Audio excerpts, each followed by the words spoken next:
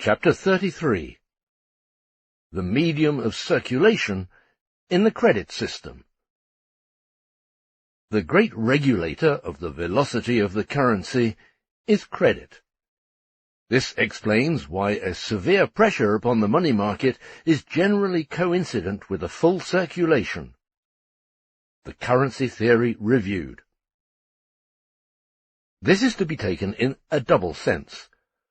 On the one hand, all methods which save on medium of circulation are based upon credit. On the other hand, however, take for example a £500 note. A gives it to B on a certain day in payment for a bill of exchange. B deposits it on the same day with his banker.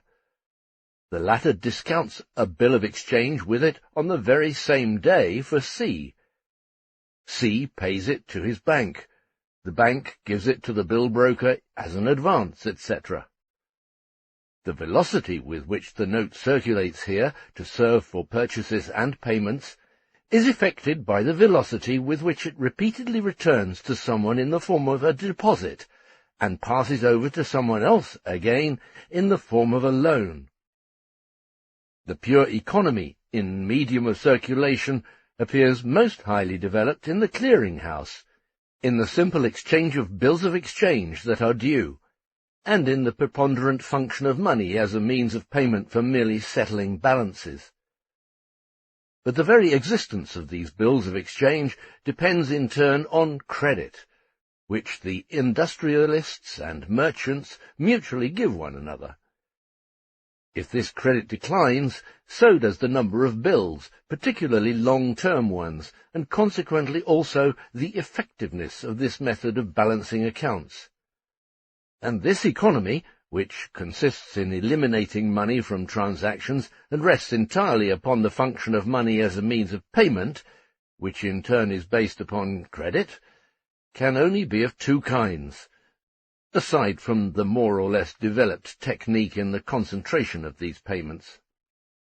Mutual claims, represented by bills of exchange or cheques, are balanced out either by the same banker, who merely transcribes the claim from the account of one to that of another, or by the various bankers among themselves. Footnote: the average number of days during which a banknote remained in circulation. In 1792, a £10 note stayed in circulation for an average of 236 days, 20 to £100 notes for an average of 209 days, 200 to £500 notes 31 days, £1,000 notes for 22 days. In 1818, a £5 note remained in circulation on average 148 days, a £10 note 137 days, 20 to £100 notes 121 days, 200 to £500 notes 18 days, £1,000 notes 13 days. In 1846, a £5 note remained on average in circulation for 79 days, a £10 note 71 days, 20 to £100 notes 34 days, 200 to £500 notes 12 days, £1,000 notes 8 days. In 1856, a £5 note on average remained in circulation for 70 days, a £10 note for 58 days, 20 to £100 notes 27 days, 200 to £500 notes 9 days, £1,000 notes 7 days. Compilation by Marshall, Cashier of the Bank of England, in Report on Bank Act 1857. End of footnote. The concentration of 8 to 40 million bills of exchange in the hands of one bill broker, such as the firm of Overend Gurney & Co., was one of the principal means of expanding the scale of such balancing locally. The effectiveness of the medium of circulation is increased through this economy insofar as a smaller quantity of it is required simply to balance accounts. On the other hand, the velocity of the money flowing as medium of circulation by which it is also economized, depends entirely upon the flow of purchases and sales, and on the chain of payments, insofar as they occur successively in money. But credit affects and thereby increases the velocity of circulation. A single piece of money, for instance, can effect only 5 moves, and remains longer in the hands of each individual as mere medium of circulation without credit mediating. When A, its original owner, buys from B, B from C, C from D, D from E, and E from F, that is, when its transition from one hand to another is due only to actual purchases and sales. But when B deposits the money received in payment from A with his banker, and the latter uses it in discounting bills of exchange for C, C in turn buys from D, D deposits it with his banker, and the latter lends it to E, who buys from F. Then even its velocity as mere medium of circulation, means of purchase, is effected by several credit operations, B's depositing with his banker, and the latter's discounting for C, D's depositing with his banker, and the latter's discounting for E. In other words, through 4 credit operations. Without these credit operations, the same piece of money would not have performed 5 purchases successively in the given period of time. The fact that it changed hands without mediation of actual sales and purchases, through depositing and discounting, has here accelerated its change of hands in the series of actual transactions. We have seen previously that one and the same banknote can constitute deposits in several banks. Similarly, it can also constitute various deposits in the same bank. The banker discounts, with the note which A has deposited, B's bill of exchange. B pays C, and C deposits the same note in the same bank that issued it. We have already demonstrated in the discussion of simple money circulation, Volume 1, Chapter 3, that the mass of actual circulating money, assuming the velocity of circulation and economy of payments as given, is determined by the prices of commodities and the quantity of transactions. The same law governs the circulation of notes. In Chapter 33, Table 1, on the accompanying PDF, the annual average number of notes of the Bank of England, insofar as they were in the hands of the public, are recorded, namely the 5 and 10 pound notes, the 20 to 100 pound notes, and the larger denominations between 200 and 1,000 pounds sterling. Also the percentages of the total circulation that each one of these groupings constitutes. The amounts are in thousands of pounds, that is, the last 3 figures are omitted. Banking Act 1858. The total sum of circulating banknotes, therefore, positively decreased from 1844 to 1857, although commercial business, as indicated by exports and imports, had more than doubled. The smaller banknotes of £5 and £10 increased, as the table shows, from £9,263,000 in 1844 to £10,659,000 in 1857, and this took place simultaneously with the particularly heavy increase in gold circulation at that time. On the other hand, there was a decrease in the notes of higher denominations, £200 to £1,000, from £5,856,000 in 1852 to £3,241,000 in 1857, that is, a decrease of more than £2.5 million.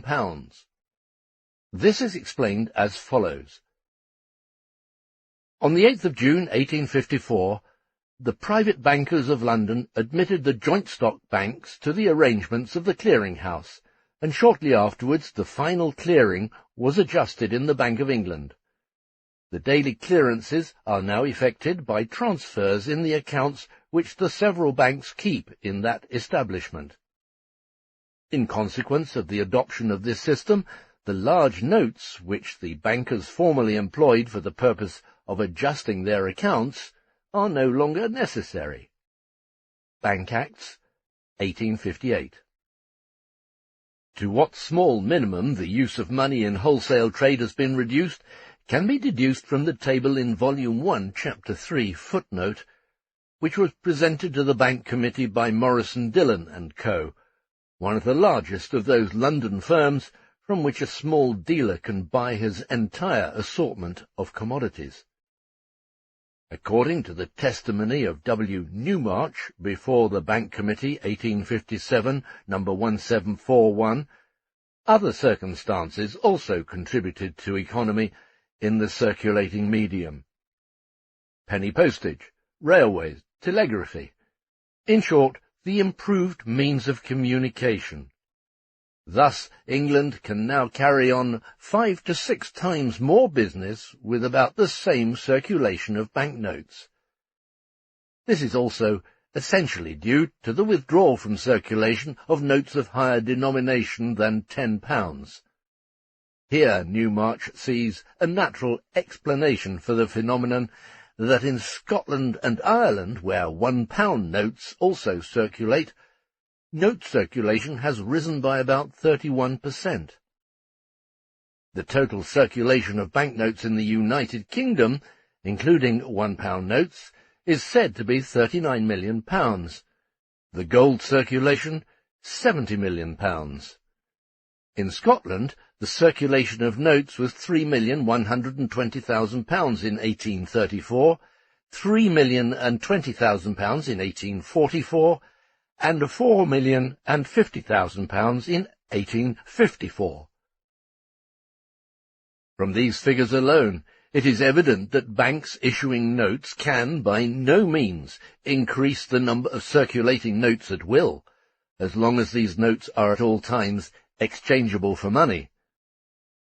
Inconvertible paper money is not considered here at all. Inconvertible banknotes can become a universal medium of circulation only where they are actually backed by state credit, as is the case in Russia at present. They then fall under the laws of inconvertible paper money issued by the state, which have already been developed in Volume 1, Chapter 3, Coin and Symbols of Value. Friedrich Engels. The quantity of circulating notes is regulated by the turnover requirements, and every superfluous note wends its way back immediately to the issuer. Since in England only the notes of the Bank of England circulate universally as legal means of payment, we can disregard at this point the insignificant and merely local note circulation of the country banks. Before the Bank Committee 1858, Mr. Neave, Governor of the Bank of England, testifies, Number 947, question. Whatever measures you resort to, the amount of notes with the public, you say, remains the same, that is, somewhere about £20 million? In ordinary times, the uses of the public seem to want about £20 million. There are special periodical moments when, through the year, they rise to another £1 million or £1.5 million. I stated that, if the public wanted more, they could always take it from the Bank of England. 948. You stated that during the panic the public would not allow you to diminish the amount of notes. I want you to account for that. In moments of panic, the public have, as I believe, the full power of helping themselves as to notes, and, of course, as long as the bank has a liability, they may use that liability to take the notes from the bank. 949. Then there seems to be required at all times somewhere about £20 million of legal tender? £20 million of notes with the public. It varies. It is 18,500,000, 19 million, or 20 million, and so on. But taking the average, you may call it from 19 million to 20 million. Testimony of Thomas Tuke before the Committee of Lords on Commercial Distress, CD 1848-57, number 3094. The bank has no power of its own volition to extend the amount of its circulation in the hands of the public, but it has the power of reducing the amount of the notes in the hands of the public, not, however, without a very violent operation. J.C. Wright, a banker for 30 years in Nottingham, having explained at length the impossibility for a country bank to be able to keep more notes in circulation than the public needs and wants, says about Notes of the Bank of England, Commercial Distress 1848-57, number 2844, I am not aware that there is any check for note issue upon the Bank of England, but any excess of circulation will go into the deposits and thus assume a different name. Unquote.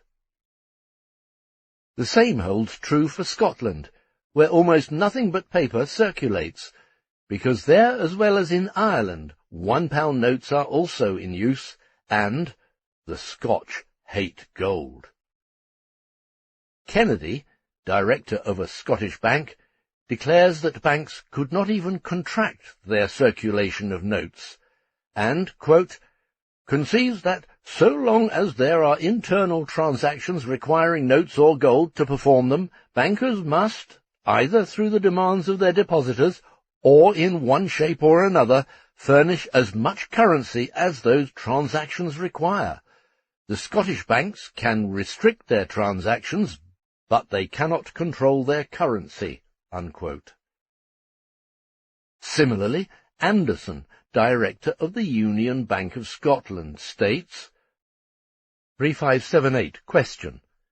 The system of exchanges between yourselves, among the Scottish banks, prevents any over-issue on the part of any one bank?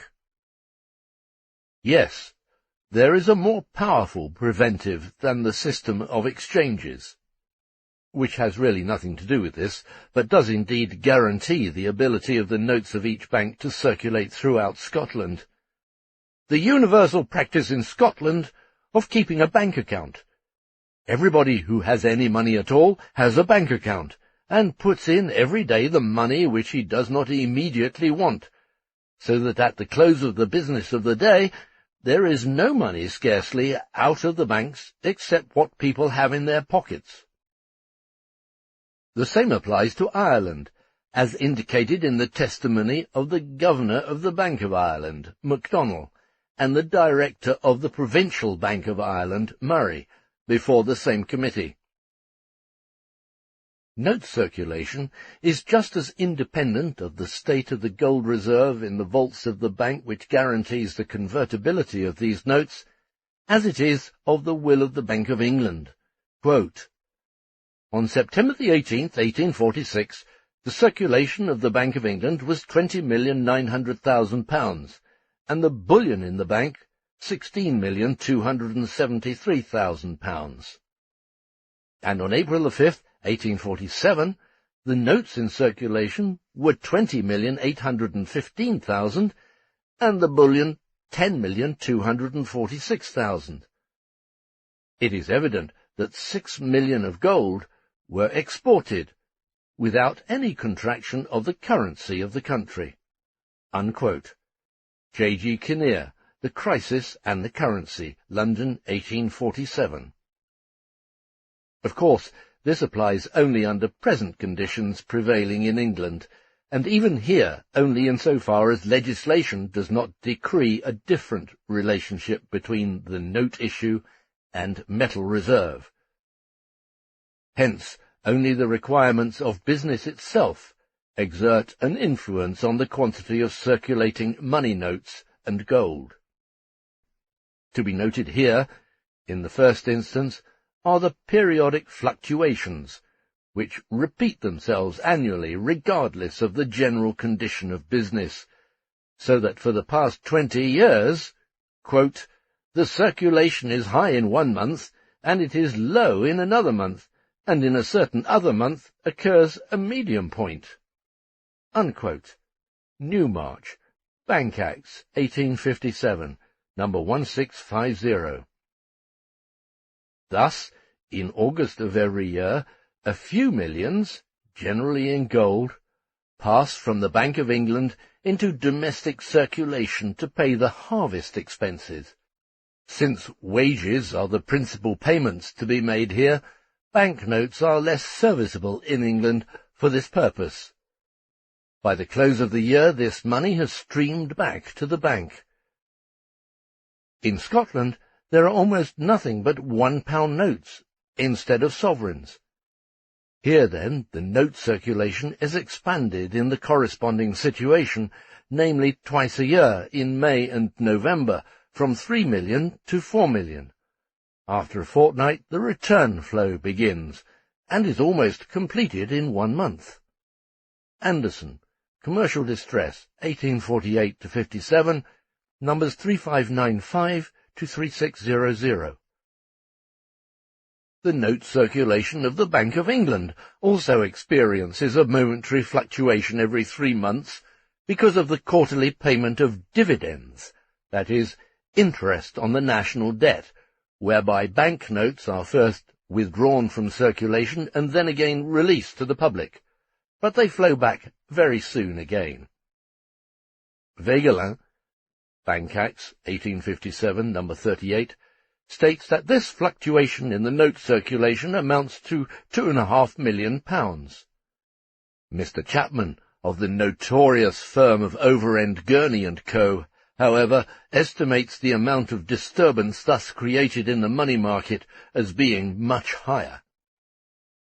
Quote, when you abstract from the circulation 6 million or 7 million pounds of revenue in anticipation of dividends, somebody must be the medium of supplying that in the intermediate times. Unquote. Bank Act 1857, number 5196. Far more significant and enduring are the fluctuations in quantity of circulating medium corresponding to the various phases of the industrial cycle. Let us listen to another partner of that firm on this question, the esteemed Quaker Samuel Gurney. Commercial Distress, 1848-57, number 2645. Quote, at the end of October 1847, the amount of banknotes in the hands of the public was £20,800,000. At that period, there was great difficulty in getting possession of banknotes in the money market. This arose from the alarm of not being able to get them in consequence of the restriction of the Act of 1844. At present, March 1848, the amount of banknotes in the hands of the public is £17,700,000, but there being now no commercial alarm whatsoever, it is much beyond what is required. There is no banking house or money dealer in London but what has a larger amount of banknotes than they can use. 2650. The amount of banknotes, out of the custody of the Bank of England, affords a totally insufficient exponent of the active state of the circulation, without taking into consideration likewise the state of the commercial world and the state of credit. 2651. The feeling of surplus that we have under the present amount of circulation in the hands of the public arises in a large degree from our present state of great stagnation. In a state of high prices and excitement of transaction, £17,700,000 would give us a feeling of restriction. Unquote. As long as the state of business is such that returns of loans made come in regularly, and credit thus remains unshaken, the expansion and contraction of circulation depends simply upon the requirements of industrialists and merchants. Since gold, at least in England, does not come into question in the wholesale trade, and the circulation of gold, aside from seasonal fluctuations, may be regarded as rather constant over a long period of time, the note circulation of the Bank of England constitutes a sufficiently accurate measure of these changes. In the period of stagnation, following a crisis, circulation is smallest. With the renewed demand, a greater need for circulating medium develops, which increases with rising prosperity. The quantity of circulating medium reaches its apex in the period of overtension and over-speculation.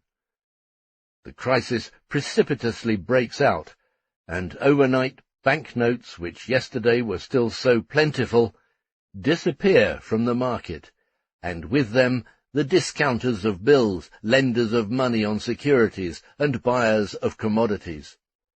The Bank of England is called upon for help, but even its powers are soon exhausted, for the Bank Act of 1844 compels it to contract its note circulation at the very moment when the whole world cries out for notes, when owners of commodities cannot sell, yet are called upon to pay and are prepared for any sacrifice, if only they can secure banknotes. During an alarm, says the earlier mentioned banker Wright, the country requires twice as much circulation as in ordinary times, because the circulation is hoarded by bankers and others. Once the crisis has broken out, it becomes from then on only a question of means of payment. But since everyone is dependent upon someone else for the receipt of these means of payment, and no one knows whether the next one will be able to meet his payments when due, a regular stampede ensues for those means of payment available on the market, that is, for banknotes. Everyone hoards as many of them as he can lay hand on, and thus the notes disappear from circulation on the very day when they are most needed. Samuel Gurney, Commercial Distress, 1848-57, number 1116, estimates the amount of banknotes brought under lock and key in October 1847, at a time of such alarm, to have reached 4 to 5 million pounds. Friedrich Engels. In this connection, the cross-examination of Chapman, Gurney's associate, who has been previously mentioned, before the Bank Committee of 1857, is especially interesting. I present here its principal contents in context, although certain points are touched upon which we shall not examine until later. Mr. Chapman has the following to say. Quote, 4963. I have also no hesitation in saying that I do not think it is a proper condition of things that the money market should be under the power of any individual capitalist, such as does exist in London, to create a tremendous scarcity and pressure when we have a very low state of circulation out. That is possible. There is more than one capitalist who can withdraw from the circulating medium 1 million or 2 million pounds of notes if they have an object to attain by it. A big speculator can sell 1 million pounds or 2 million pounds of consols, bank annuities, and thus take the money out of the market. Something similar to this has happened quite recently. It creates a very violent pressure.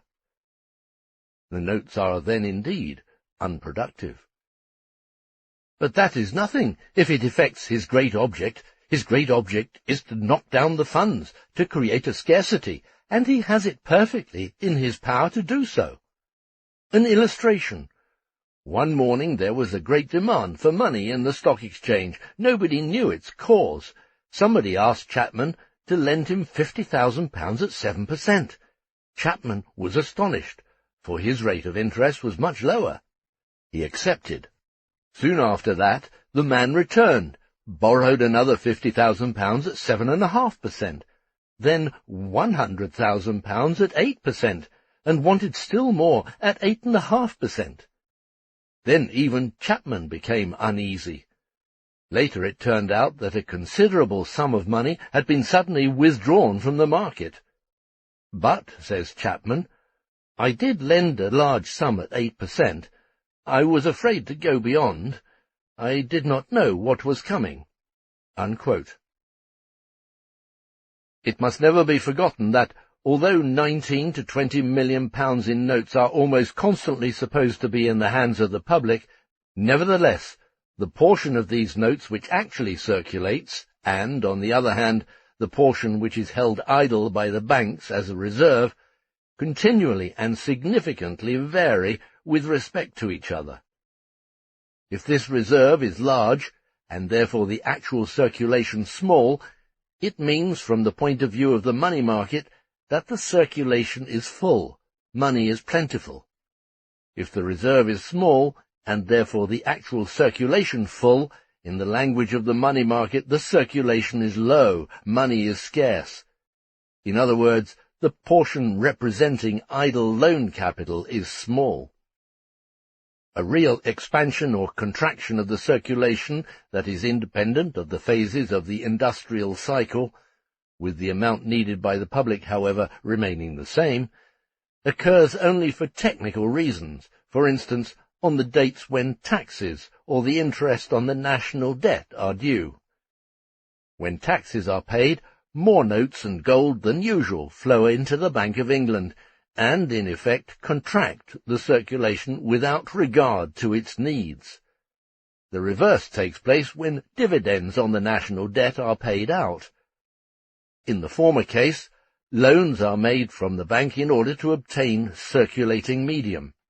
In the latter case, the rate of interest falls in private banks because of the momentary growth of their reserves. This has nothing to do with the absolute quantity of circulating medium. It does, however, concern the banking firm which sets this circulating medium in motion, and for which this process consists in the alienation of loan capital, and for which it pockets the profits thereby. In the one case, there is merely a temporary displacement of circulating medium, which the Bank of England balances by short-term loans at low interest, shortly before the quarterly taxes, and also before the quarterly dividends on the national debt become due. The issue of these supernumerary notes first fills up the gap caused by the payment of taxes, while their return payment to the bank soon thereafter brings back the excess of notes obtained by the public through the payment of dividends. In the other case, low or full circulation is always simply a matter of different distribution of the same quantity of circulating medium into active circulation and deposits, that is, an instrument of loans. On the other hand, if, for example, the number of notes issued is increased on the basis of a flow of gold into the Bank of England, these notes assist in discounting bills outside of the bank and return to it through the repayment of loans, so that the absolute quantity of circulating notes is only momentarily increased. If the circulation is full because of business expansion, which may take place even though prices are relatively low, then the rate of interest can be relatively high, because of the demand for loan capital as a result of rising profits and increased new investments. If it is low, because of business contraction, or perhaps because credit is very plentiful, the rate of interest can be low even though prices are high. Reference Hubbard, present volume, chapter 34. The absolute amount of circulation has a determining influence on the rate of interest only in times of stringency. The demand for full circulation can either reflect merely a demand for a hoarding medium, disregarding the reduced velocity of the money circulation and the continuous conversion of the same identical pieces of money into loan capital, owing to lack of credit, as was the case in 1847, when the suspension of the Bank Act did not cause any expansion of the circulation, but sufficed to draw forth the hoarded notes, and to channel them into circulation. Or it may be that more means of circulation are actually required under the circumstances, as was the case in 1857, when the circulation actually expanded for some time after the suspension of the Bank Act. Otherwise, the absolute quantity of circulation has no influence whatever upon the rate of interest, since, assuming the economy and velocity of currency to be constant, it is determined in the first place by commodity prices and the quantity of transactions, whereby one of these generally neutralizes the effect of the other, and finally by the state of credit, whereas it by no means exerts the reverse effect upon the latter. And secondly, since commodity prices and interest do not necessarily stand in any direct correlation to each other. During the life of the Bank Restriction Act, 1797 to 1819, a surplus of currency existed, and the rate of interest was always much higher than after the resumption of cash payments. Later it fell rapidly, with the restriction of the note issue and rising bill quotations. In 1822, 1823, and 1832, the general circulation was low, and so was the rate of interest. In 1824, 1825, and 1836, the circulation was full, and the rate of interest rose. In the summer of 1830, the circulation was full, and the rate of interest low. Since the gold discoveries, money circulation throughout Europe has expanded, and the rate of interest risen. Therefore, the rate of interest does not depend upon the quantity of circulating money. The difference between the issue of circulating medium and the lending of capital is best demonstrated in the actual reproduction process. We have seen, Volume 2, Part 3, in what manner the different component parts of production are exchanged for one another. For example, variable capital consists materially of the means of subsistence of the labourers, a portion of their own product. But this is paid out to them piecemeal in money. The capitalist has to advance this, and it is very greatly dependent on the credit system organization whether he can pay out the new variable capital the following week with the old money which he paid out in the previous week. The same holds for exchange among various component parts of the total social capital, for instance, between means of consumption and means of production of means of consumption. The money for their circulation, as we have seen, must be advanced by one or both of the exchanging parties. It remains thereupon in circulation, but returns after the exchange has been completed to the one who advanced it, since it had been advanced by him over and above his actually employed industrial capital. Volume 2, Chapter 20. Under a developed system of credit, with the money concentrated in the hands of bankers, it is they, at least nominally, who advance it. This advance refers only to money in circulation. It is an advance of circulation, not an advance of capitals, which it circulates. Chapman, 5062. There may be times when the notes in the hands of the public, though they may be large, are not to be had. Money also exists during a panic, but everyone takes good care not to convert it into loanable capital, that is, loanable money. Everyone holds on to it for the purpose of meeting real payment needs. 5099. Question. The country bankers in rural districts send up their unemployed balances to yourselves and other houses? Yes. 5100. On the other hand, the Lancashire and Yorkshire districts require discounts from you for the use of their trades? Yes. 5101. Then by that means, the surplus money of one part of the country is made available for the demands of another part of the country? Precisely so.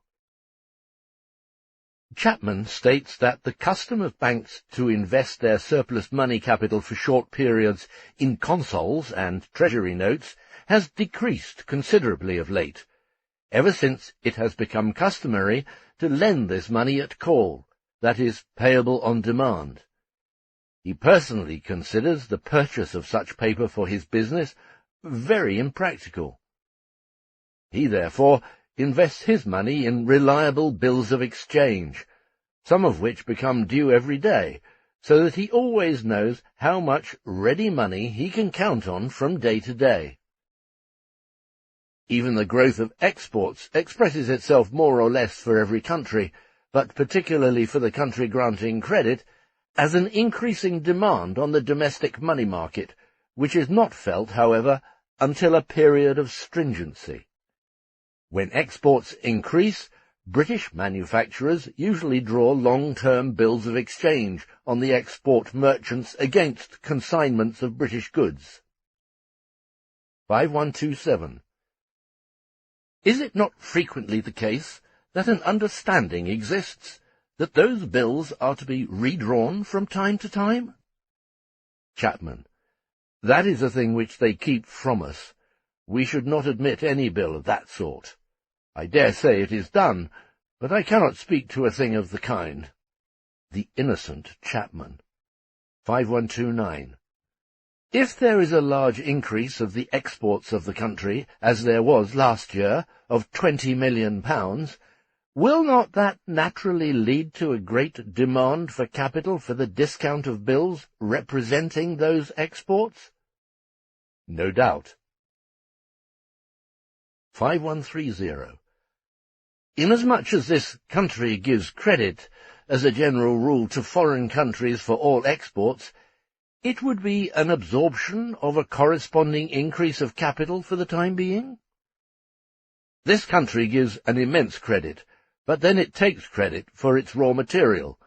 We are drawn upon from America always at 60 days, and from other parts at 90 days. On the other hand, we give credit. If we send goods to Germany, we give 2 or 3 months. Wilson inquires of Chapman, 5131, whether bills of exchange on England are not drawn simultaneously with the loading of these imported raw materials and colonial goods, and whether these bills of exchange do not arrive simultaneously with the bills of lading. Chapman believes so, but does not profess to know anything about such commercial transactions, and suggests that experts in this field be questioned. In exporting to America, remarks Chapman, the goods are symbolized in transit. This gibberish is supposed to mean that the English export merchant draws against his commodities bills of exchange with a 4-month term on one of the big American banking houses in London, and this firm receives collateral from America. 5136. As a general rule, are not the more remote transactions conducted by the merchant, who waits for his capital until the goods are sold? There may be houses of great private wealth who can afford to lay out their own capital and not take any advance upon the goods, but the most part are converted into advances by the acceptances of some well-known established houses. Those houses are resident in London or Liverpool or elsewhere. 5138. Therefore, it makes no difference whether the manufacturer lays out his money, or whether he gets a merchant in London or Liverpool to advance it. It is still an advance in this country? Precisely. The manufacturer, in few cases, has anything to do with it. But in 1847, in almost every case. A man dealing in manufactured goods, for instance, at Manchester, will buy his goods and ship them through a house of respectability in London. When the London house is satisfied that they are all packed according to the understanding, he draws upon this London house for 6 months against these goods to India or China, or wherever they are going. Then the banking world comes in and discounts that bill for him, so that by the time he has to pay for those goods, he has the money already by the discount of that bill. 5139. Question. Although he has the money, the banker is laying out of his money. The banker has the bill. The banker has bought the bill. He uses his banking capital in that form, namely, in discounting commercial bills. Hence even Chapman does not regard the discounting of bills as an advance of money, but as a purchase of commodities. Friedrich Engels. 5140. Still, that forms part of the demand upon the money market in London? No doubt. It is a substantial occupation of the money market and of the Bank of England. The Bank of England are as glad to get these bills as we are, because they know them to be good property. 5141. In that way, as the export trade increases, the demand upon the money market increases also?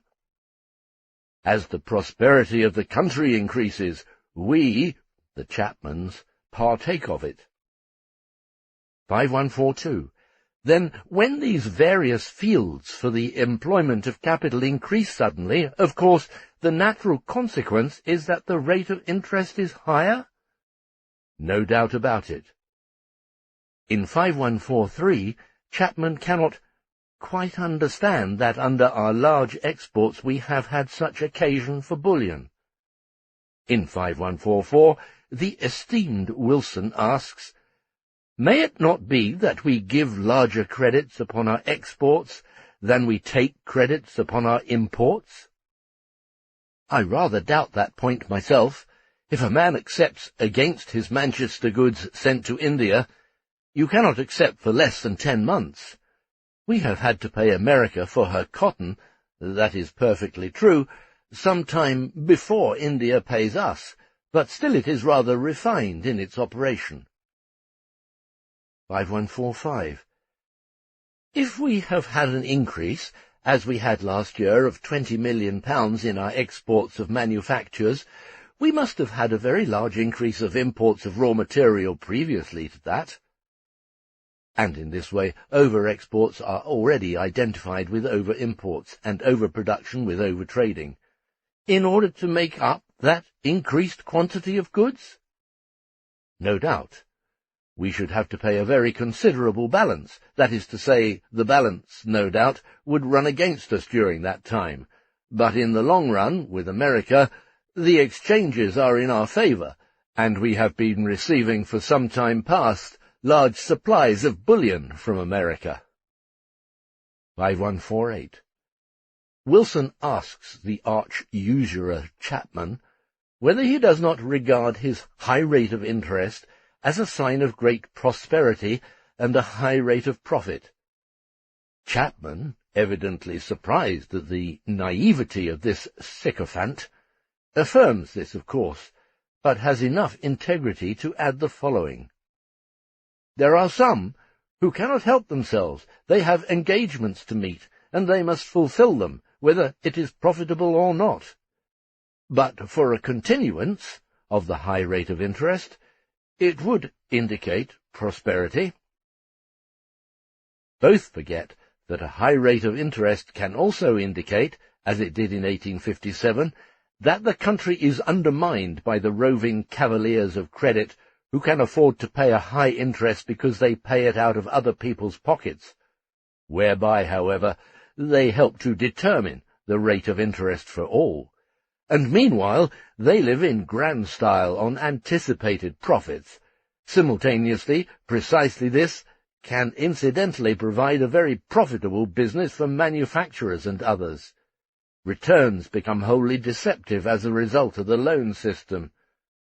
This also explains the following, which should require no explanation so far as the Bank of England is concerned, since it discounts at a lower rate than others when the interest rate is high. 5156. I should say, says Chapman, that our discounts, taking the present moment, when we have had for so long a high rate of interest, are at their maximum.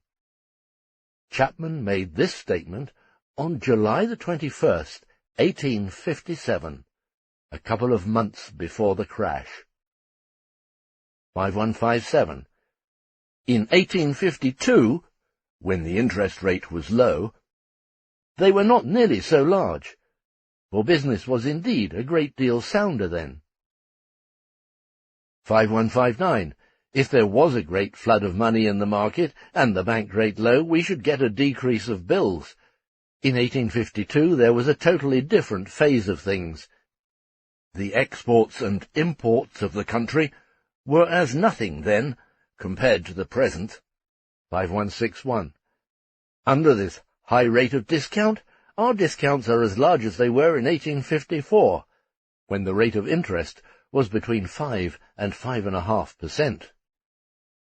A very amusing part of Chapman's testimony reveals how these people really regard public money as their own and assume for themselves the right to constant convertibility of the bills of exchange discounted by them. The questions and replies show great naivety. It becomes the obligation of legislation to make those bills which are accepted by large firms convertible at all time, to ensure that the Bank of England should under all circumstances continue to rediscount them for bill brokers, and yet 3 of such bill brokers went bankrupt in 1857, owing about £8 million, and their own infinitesimally small capital compared with these debts. 5177. Do you mean by that you think that they, that is, bills accepted by Barings or Lloyds, ought to be discountable on compulsion, in the same way that a Bank of England note is now exchangeable against gold by compulsion? I think it would be a very lamentable thing that they should not be discountable, a most extraordinary position that a man should stop payment who had the acceptances of Smith, Payne & Co. or Jones, Lloyd & Co. in his hands, because he could not get them discounted. 5178. Is not the engagement of Messrs. Baring an engagement to pay a certain sum of money when the bill is due? That is perfectly true, but Messrs. Baring, when they contract that engagement, and every other merchant who contracts an engagement, never dream that they are going to pay it in sovereigns. They expect that they are going to pay it at the clearing-house. 5180. Do you think that there should be any machinery contrived by which the public would have a right to claim money before that bill was due by calling upon somebody to discount it? No, not from the acceptor. But if you mean by that we are not to have the possibility of getting commercial bills discounted, we must alter the whole constitution of things. 5182. Then you think that it, commercial bill, ought to be convertible into money, exactly in the same way that a Bank of England note ought to be convertible into gold? Most decidedly so, under certain circumstances. 5184. Then you think that the provisions of the currency should be so shaped that a bill of exchange of undoubted character ought at all times to be as readily exchangeable against money as a banknote? I do. 5185. You do not mean to say that either the Bank of England or any individual should, by law, be compelled to exchange it? I mean to say this, that in framing a bill for the currency, we should make provision to prevent the possibility of an inconvertibility of the bills of exchange of the country arising, assuming them to be undoubtedly solid and legitimate.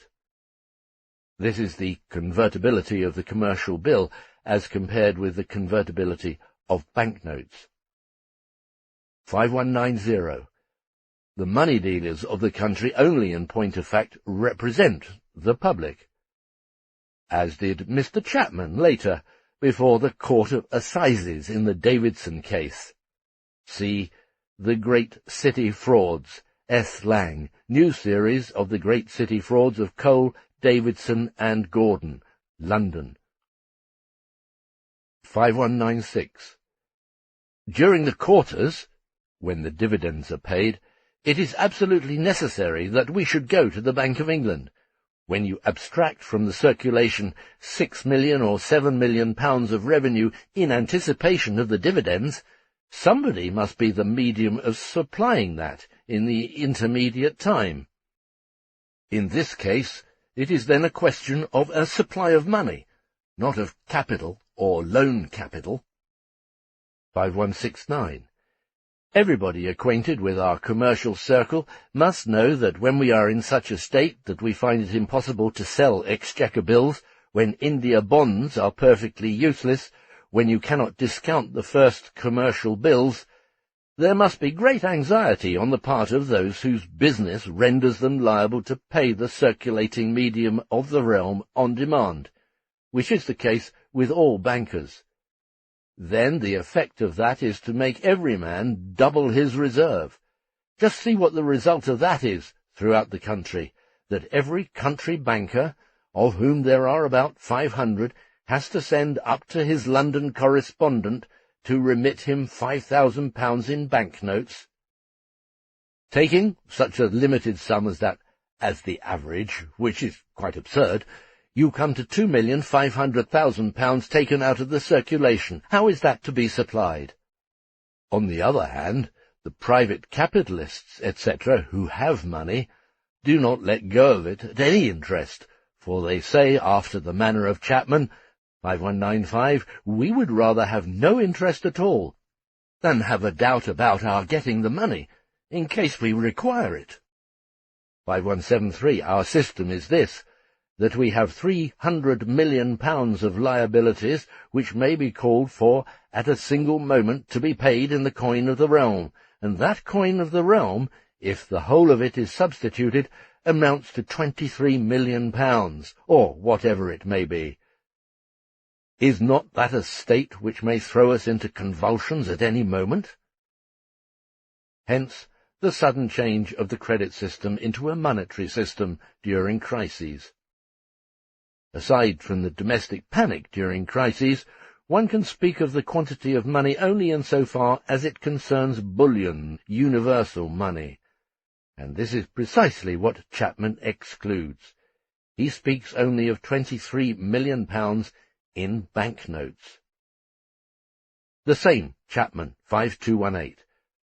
The primary cause of the derangement of the money market, in April and later in October 1847, no doubt was in the quantity of money which was required to regulate our exchanges, in consequence of the extraordinary importations of the year. In the first place, this reserve of world market money had then been reduced to its minimum. Secondly, it served at the same time as security for the convertibility of credit money, banknotes. It combined in this manner two quite different functions, both of which, however, stem from the nature of money, since real money is always world market money, and credit money always rests upon world market money. In 1847, without the suspension of the Bank Act of 1844, the clearing houses could not have been settled. That Chapman had an inkling of the imminent crisis after all, 5236, there are certain conditions of the money market, and the present is not very far from it, where money is exceedingly difficult, and recourse must be had to the bank.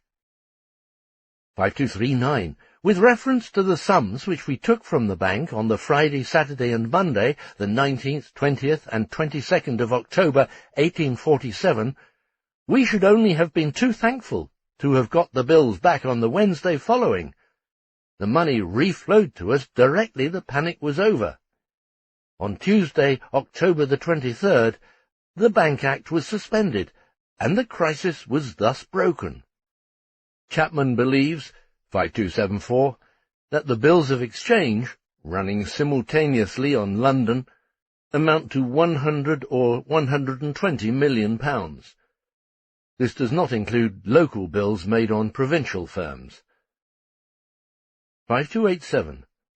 Whereas in October 1856 the amount of the notes in the hands of the public ran up to £21,155,000, there was an extraordinary difficulty in obtaining money.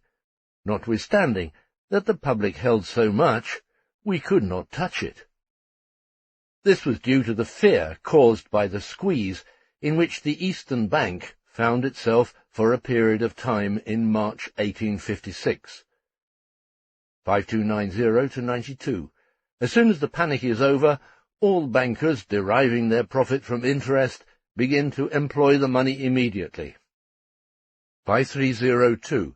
Chapman does not explain the uneasiness that exists when the bank reserve decreases as being due to apprehension concerning deposits, but rather that all those who suddenly may be compelled to pay large sums of money are well aware they may be driven to seek their last refuge in the bank when there is a stringency in the money market, and, if the banks have a very small reserve, they are not glad to receive us, but on the contrary.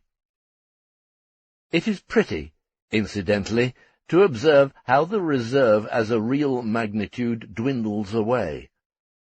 Bankers hold a minimum for current business needs, either in their own hands or the Bank of England. Bill brokers hold the loose bank money of the country without any reserve, and the Bank of England has nothing to offset its liabilities for deposits but the reserves of bankers and others, together with some public deposits, etc., which it permits to drop to a very low level, for instance to £2 million. Aside from these £2 million in paper, then, this whole swindle has absolutely no other reserve but the bullion reserve in times of stringency, and this reduces the reserve, because the notes which come in to replace outgoing bullion must be cancelled. And thus every reduction of this reserve by drain on gold increases the crisis. 5306. If there should not be currency to settle the transactions at the clearing house, the only next alternative which I can see is to meet together, and to make our payments in first-class bills, bills upon the Treasury, and Messrs. Smith, Payne, and so forth. 5307. Then, if the government failed to supply you with a circulating medium, you would create one for yourselves? What can we do? The public come in and take the circulating medium out of our hands. It does not exist. 5308. You would only then do in London what they do in Manchester every day of the week. Yes. Particularly clever is Chapman's reply to a question posed by Cayley, a Birmingham man of the Atwood School, regarding Overstone's conception of capital. 5315. It has been stated before this committee that in a pressure like that of 1847, men are not looking for money, but are looking for capital. What is your opinion in that respect? I do not understand it. We only deal in money. I do not understand what you mean by it. If you mean by commercial capital the quantity of money which a man has of his own in his business, if you call that capital, it forms in most cases a very small proportion of the money which he wields in his affairs through the credit which is given him by the public, through the mediation of the Chapmans. 5339. Is it the want of property that makes us give up our specie payments? Not at all. It is not that we want property, but it is that we are moving under a highly artificial system, and if we have an immense superincumbent demand upon our currency, circumstances may arise to prevent our obtaining that currency. Is the whole commercial industry of the country to be paralyzed? Shall we shut up all the avenues of employment? 5338. If the question should arise whether we should maintain specie payments, or whether we should maintain the industry of the country, I have no hesitation in saying which I should drop. Concerning the hoarding of banknotes, with a view to aggravate the pressure and to take advantage of the consequences, he says that this can very easily occur. 3 large banks would be sufficient. 5383. Must it not be within your knowledge, as a man conversant with the great transactions of this metropolis, that capitalists do avail themselves of these crises to make enormous profit out of the ruin of the people who fall victims to them? There can be no doubt about it. And we may well believe Mr. Chapman on this score, although he finally broke his own neck, commercially speaking, in an attempt at making enormous profit out of the ruin of victims. For while his associate Gurney says, every change in business is advantageous for one who is well informed, Chapman says, the one section of the community knows nothing of the other. One is the manufacturer, for instance, who exports to the continent or imports his raw commodity. He knows nothing of the man who deals in bullion. And thus it happened that one fine day Gurney and Chapman themselves were not well informed, and went into ill-famed bankruptcy. We have previously seen that note issue does not in all cases signify an advance of capital. The following testimony by Tuke before the Commercial Distress Committee of Lords, 1848, indicates merely that an advance of capital, even if accomplished by the bank through an issue of new notes, does not unqualifiedly signify an increase in the number of circulating notes. 3099. Do you think that the Bank of England, for instance, might enlarge its advances greatly and yet lead to no additional issue of notes? There are facts in abundance to prove it. One of the most striking instances was in 1835, when the bank made use of the West India deposits and of the loan from the East India Company in extended advances to the public. At that time the amount of notes in the hands of the public was actually rather diminished, and something like the same discrepancy is observable in 1846, at the time of the payment of the railway deposits into the bank.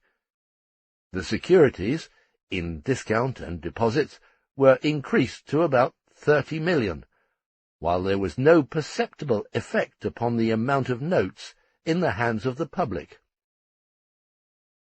Aside from banknotes, wholesale trade has another medium of circulation, which is far more important to it, namely bills of exchange. Mr. Chapman showed us how essential it is for the regular flow of business that good bills of exchange be accepted in payment everywhere and under all conditions. How are these two media of circulation related to one another? Gilbert writes on this score, "The reduction of the amount of the note circulation uniformly increases the amount of the bill circulation. These bills are of two classes, commercial bills and bankers' bills. When money becomes scarce, the moneylenders say, 'Draw upon us, and we will accept.' And when a country banker discounts a bill for his customer, instead of giving him the cash, he will give him his own draft at 21 days upon his London agent. These bills serve the purpose of a currency." J. W. Gilbert, An Inquiry into the Causes of the Pressure on the Money Market, London, 1840. This is corroborated in somewhat modified form by Newmarch, Bank Acts, 1857, No. 1426. Quote, "There is no connection between the variations in the amount of bill circulation and the variations in the banknote circulation. The only pretty uniform result is that whenever there is any pressure upon the money market, as indicated by a rise in the rate of discount, then the volume of the bill circulation is very much increased, and vice versa." Unquote. However, the bills of exchange drawn at such times are by no means only the short-term bank bills mentioned by Gilbert. On the contrary, they are largely bills of accommodation, which represent no real transaction at all, or simply transactions made for the sole purpose of drawing bills of exchange on them. We have presented sufficient illustrations of both. Hence the economist, Wilson, says in comparing the security of such bills with that of banknotes, quote, "Notes payable on demand can never be kept out in excess, because the excess would always return to the bank for payment, while bills at 2 months may be issued in great excess, there being no means of checking the issue till they have arrived at maturity, when they may have been replaced by others.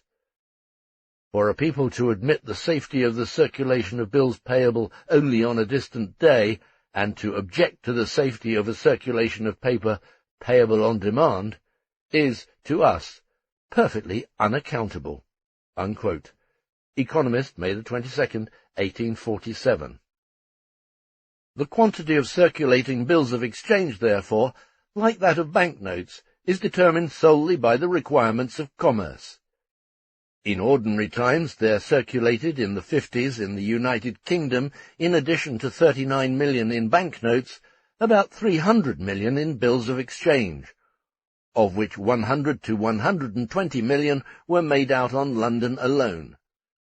The volume of circulating bills of exchange has no influence on note circulation, and is influenced by the latter only in times of money tightness, when the quantity of bills increases and their quality deteriorates.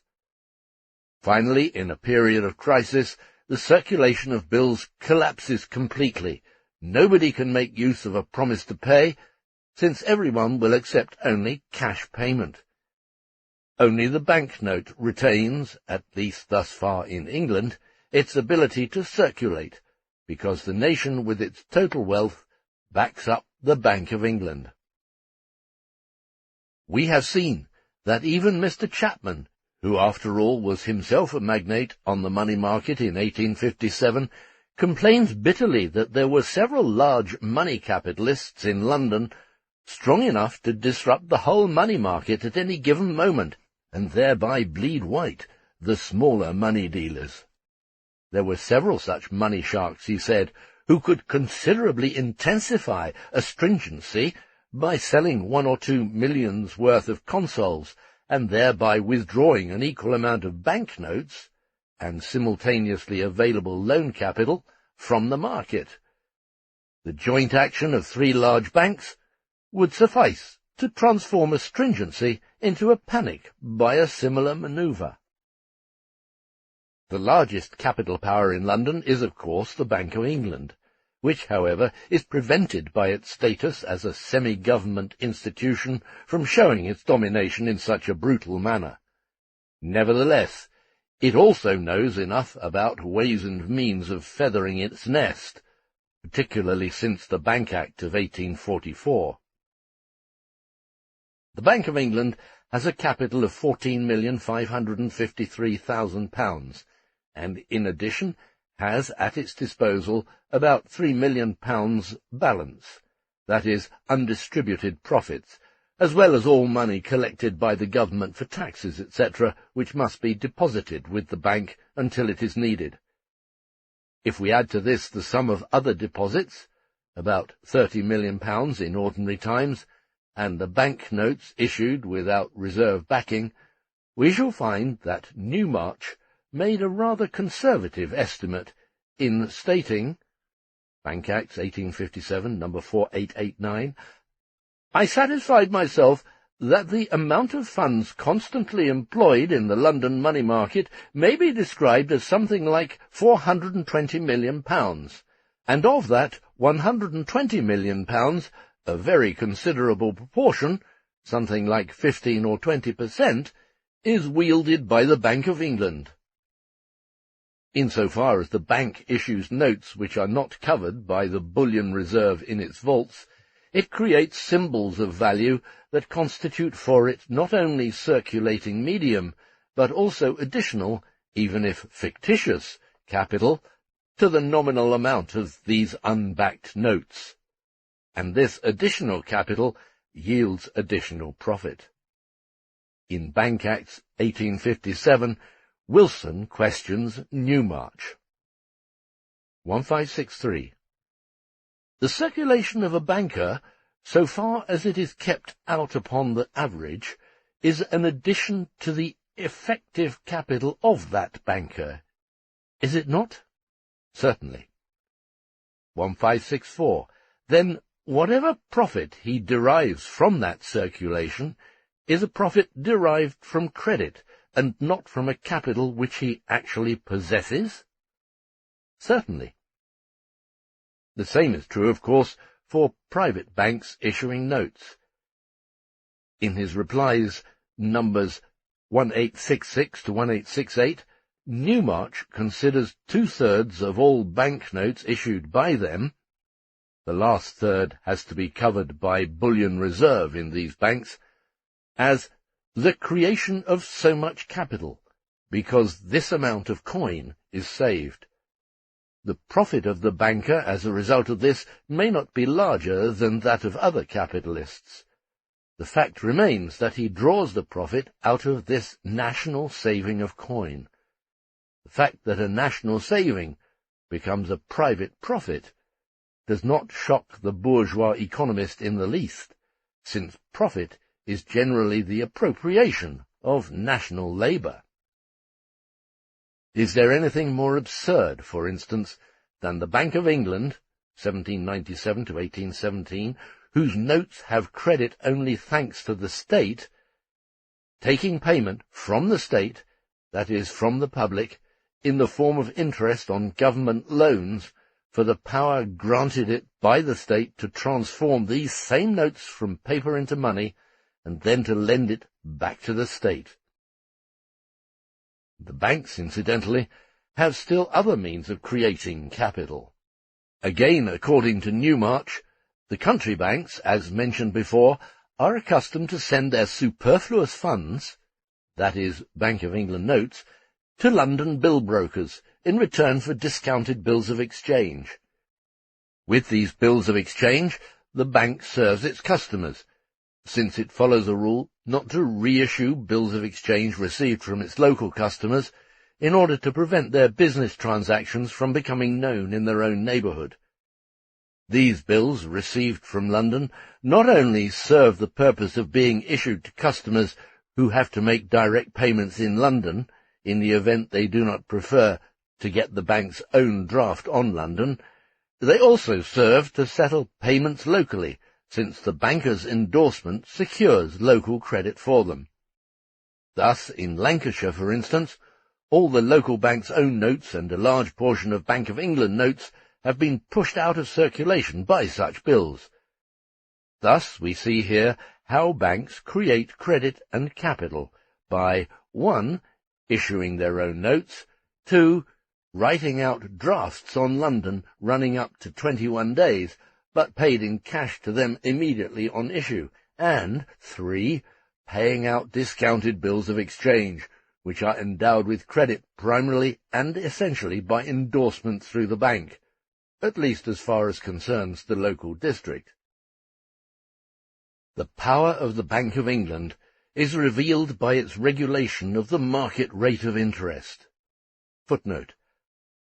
At the general meeting of stockholders of the Union Bank of London on January the 17th, 1894, President Ritchie relates that the Bank of England raised the discount in 1893 from 2.5% in July to 3 and 4% in August, and since it lost within 4 weeks fully £4.5 million in gold despite this, it raised the bank rate to 5%, whereupon gold flowed back to it, and the bank rate was reduced to 4% in September and then to 3% in October. But this bank rate was not recognized in the market. When the bank rate was 5%, the discount rate was 3.5%, and the rate for money 2.5%. When the bank rate fell to 4%, the discount rate was 2 3/8%, and the money rate 1 3/4%. When the bank rate was 3%, the discount rate fell to 1.5%, and the money rate to something below that. Daily News, January the 18th, 1894. End of footnote. In times of normal activity, it may happen that the bank cannot prevent a moderate drain of gold from its bullion reserve by raising the discount rate, because the demand for means of payment is satisfied by private banks, stock banks, and bill brokers, who have gained considerably in capital power during the last 30 years. In such case, the Bank of England must have recourse to other means. But the statement made by banker Glynn of Glynn, Mills, Curry & Co. before the Commercial Distress Committee 1848-57 still holds good for critical periods. 1709. Quote, under circumstances of great pressure upon the country, the Bank of England commands the rate of interest. In times of extraordinary pressure, Whenever the discounts of the private bankers or brokers become comparatively limited, they fall upon the Bank of England, and then it is that the Bank of England has the power of commanding the market rate." Unquote. Nevertheless, the Bank of England, being a public institution under government protection and enjoying corresponding privileges, cannot exploit its power as ruthlessly as does private business. For this reason, Hubbard remarks before the Banking Committee, Bank Acts 1857, to 844 question: "Is it not the case that when the rate of discount is highest, the bank is the cheapest place to go, and that when it is the lowest, the bill brokers are the cheapest parties?" Hubbard: "That will always be the case, because the Bank of England never goes quite so low as its competitors, and when the rate is highest, it is never quite as high. But it is a serious event in business life, nevertheless, when, in time of stringency, the Bank of England puts on the screw, as the saying goes, that is, when it raises still higher the interest rate, which is already above average. As soon as the bank puts on the screw, all purchases for foreign exportation immediately cease. The exporters wait until prices have reached the lowest point of depression, and then, and not till then, they make their purchases. But when this point has arrived, the exchanges have been rectified. Gold ceases to be exported before the lowest point of depression has arrived. Purchases of goods for exportation may have the effect of bringing back some of the gold which has been sent abroad, but they come too late to prevent the drain. Another effect of regulating the currency by the foreign exchanges is that it leads in seasons of pressure to an enormous rate of interest. The cost of rectifying the exchanges falls upon the productive industry of the country, while during the process the profits of the Bank of England are actually augmented in consequence of carrying on her business with a less amount of treasure." J. W. Gilbert, An Inquiry into the Causes of the Pressure on the Money Market, London, 1840. "But," says friend Samuel Gurney, "the great fluctuations in the rate of interest are advantageous to bankers and dealers in money. All fluctuations in trade are advantageous to the knowing man." And even though the Gurneys skim off the cream by ruthlessly exploiting the precarious state of business, whereas the Bank of England cannot do so with the same liberty, nevertheless it also makes a very pretty profit, not to mention the personal profits falling into the laps of its directors, as a result of their exceptional opportunity for ascertaining the general state of business. According to data submitted to the Lords Committee of 1817, when cash payments were resumed, these profits accruing to the Bank of England for the entire period from 1797 to 1817 were as follows: bonuses and increased dividends, £7,451,136. New stock divided among proprietors, £7,276,500. Increased value of capital, £14,553,000. Total, £29,280,636. This, on a capital of £11,642,400 over a period of 19 years. D. Hardcastle, Banks and Bankers, 2nd edition, London, 1843.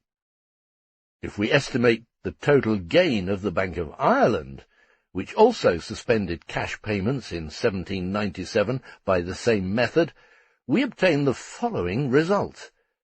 Dividends as by returns due 1821, £4,736,085. Declared bonus, £1,225,000.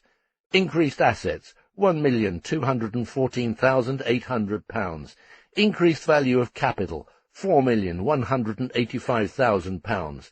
total 11,360,885 pounds. This on a capital of £3 million. Talk about centralisation.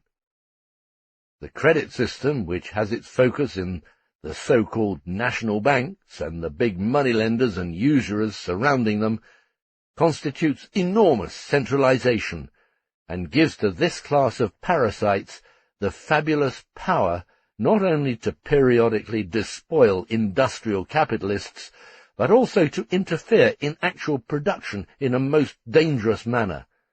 And this gang knows nothing about production and has nothing to do with it. The Acts of 1844 and 1845 are proof of the growing power of these bandits, who are augmented by financiers and stock jobbers. Should anyone still doubt that these esteemed bandits exploit the national and world production solely in the interests of production and the exploited themselves, he will surely learn better from the following homily on the high moral worth of bankers. Banking establishments are moral and religious institutions. How often has the fear of being seen by the watchful and reproving eye of his banker deterred the young tradesman from joining the company of riotous and extravagant friends? What has been his anxiety to stand well in the estimation of his banker? Has not the frown of his banker been of more influence with him than the jeers and discouragements of his friends? Has he not trembled to be supposed guilty of deceit or the slightest misstatement, lest it should give rise to suspicion, and his accommodation be in consequence restricted or discontinued? And has not that friendly advice been of more value to him than that of a priest? G. M. Bell, a Scottish bank director, in The Philosophy of Joint Stock Banking, London, 1840. Chapter 34. The Currency Principle and the English Bank Legislation of 1844. In a former work, Ricardo's theory on the value of money as related to commodity prices has been analysed. We can, therefore, confine ourselves here to the indispensable. According to Ricardo, the value of metallic money is determined by the labour time incorporated in it, but only as long as the quantity of money stands in correct relationship to the amount and price of commodities to be exchanged. If the quantity of money rises above this ratio, its value falls and commodity prices rise. If it falls below the correct ratio, its value rises and commodity prices fall, assuming all other conditions equal. In the first case, the country in which this excess gold exists will export the gold whose value has depreciated and import commodities. In the second case, gold will flow to those countries in which it is assessed above its value, while the under-assessed commodities flow from these countries to other markets, where they command normal prices. Since, under these circumstances, gold itself may become either as coin or bullion a token of metallic value of greater or smaller magnitude than its own value, it is self-evident that convertible banknotes in circulation must share the same fate. Although banknotes are convertible, and therefore their real value corresponds to their nominal value, the aggregate currency, consisting of metal and of convertible notes, may appreciate or depreciate in accordance with its aggregate quantity, for reasons already stated, rising above or falling below the level determined by the exchange value of circulating commodities and the metallic value of gold. This depreciation, not of paper as compared with gold, but of gold and paper taken together, or of the aggregate currency of a country, is one of Ricardo's principal discoveries, which Lord Overstone and Co. pressed into their service and made a fundamental principle of Sir Robert Peel's bank legislation of 1844 and 1845, zur Kritik der politischen Ökonomie. We need not here repeat a demonstration of the incorrectness of this Ricardian theory which is given in the cited work. We are merely interested in the way Ricardo's theses were elaborated by that school of bank theorists who dictated Peel's aforementioned Bank Acts. The commercial crises of the 19th century, especially the great crises of 1825 and 1836, did not result in any new developments in the Ricardian theory of money, but they did furnish new applications for it. These were no longer isolated economic phenomena, such as the depreciation of precious metals in the 16th and 17th centuries, according to Hume, or the depreciation of paper money in the 18th and early 19th centuries, according to Ricardo. These were instead the violent storms in the world market, wherein the conflict of all elements of the capitalist production process discharges itself, and whose origin and cure were sought in the most superficial and abstract sphere of this process, the sphere of money circulation. The actual theoretical assumption from which the school of economic weather prophets proceeds is actually reduced to the dogma that Ricardo discovered the laws governing the purely metallic currency. The only thing remaining for them to do was to subordinate credit and banknote circulation to these laws. The most general and palpable phenomenon in commercial crises is the sudden general decline in prices following a prolonged overall rise. The general decline in commodity prices may be expressed as a rise in the relative value of money with respect to all commodities, and the general price rise as a decline in the relative value of money. In either expression the phenomenon is described, but not explained. The different wording leaves the problem as little changed as would its translation from German into English. Ricardo's theory of money was therefore exceedingly opportune, because it lends to a tautology the semblance of a statement of causal relationship. Whence comes the periodic general fall in commodity prices? From the periodic rise of the relative value of money. Whence the general periodic rise in prices?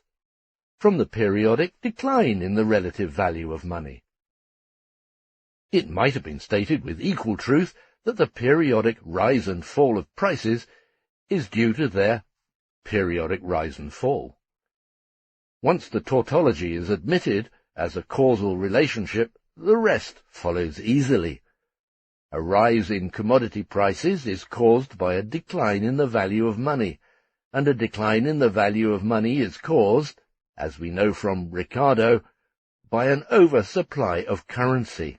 That is, a rise in the volume of currency over the level determined by its own intrinsic value and the intrinsic value of commodities.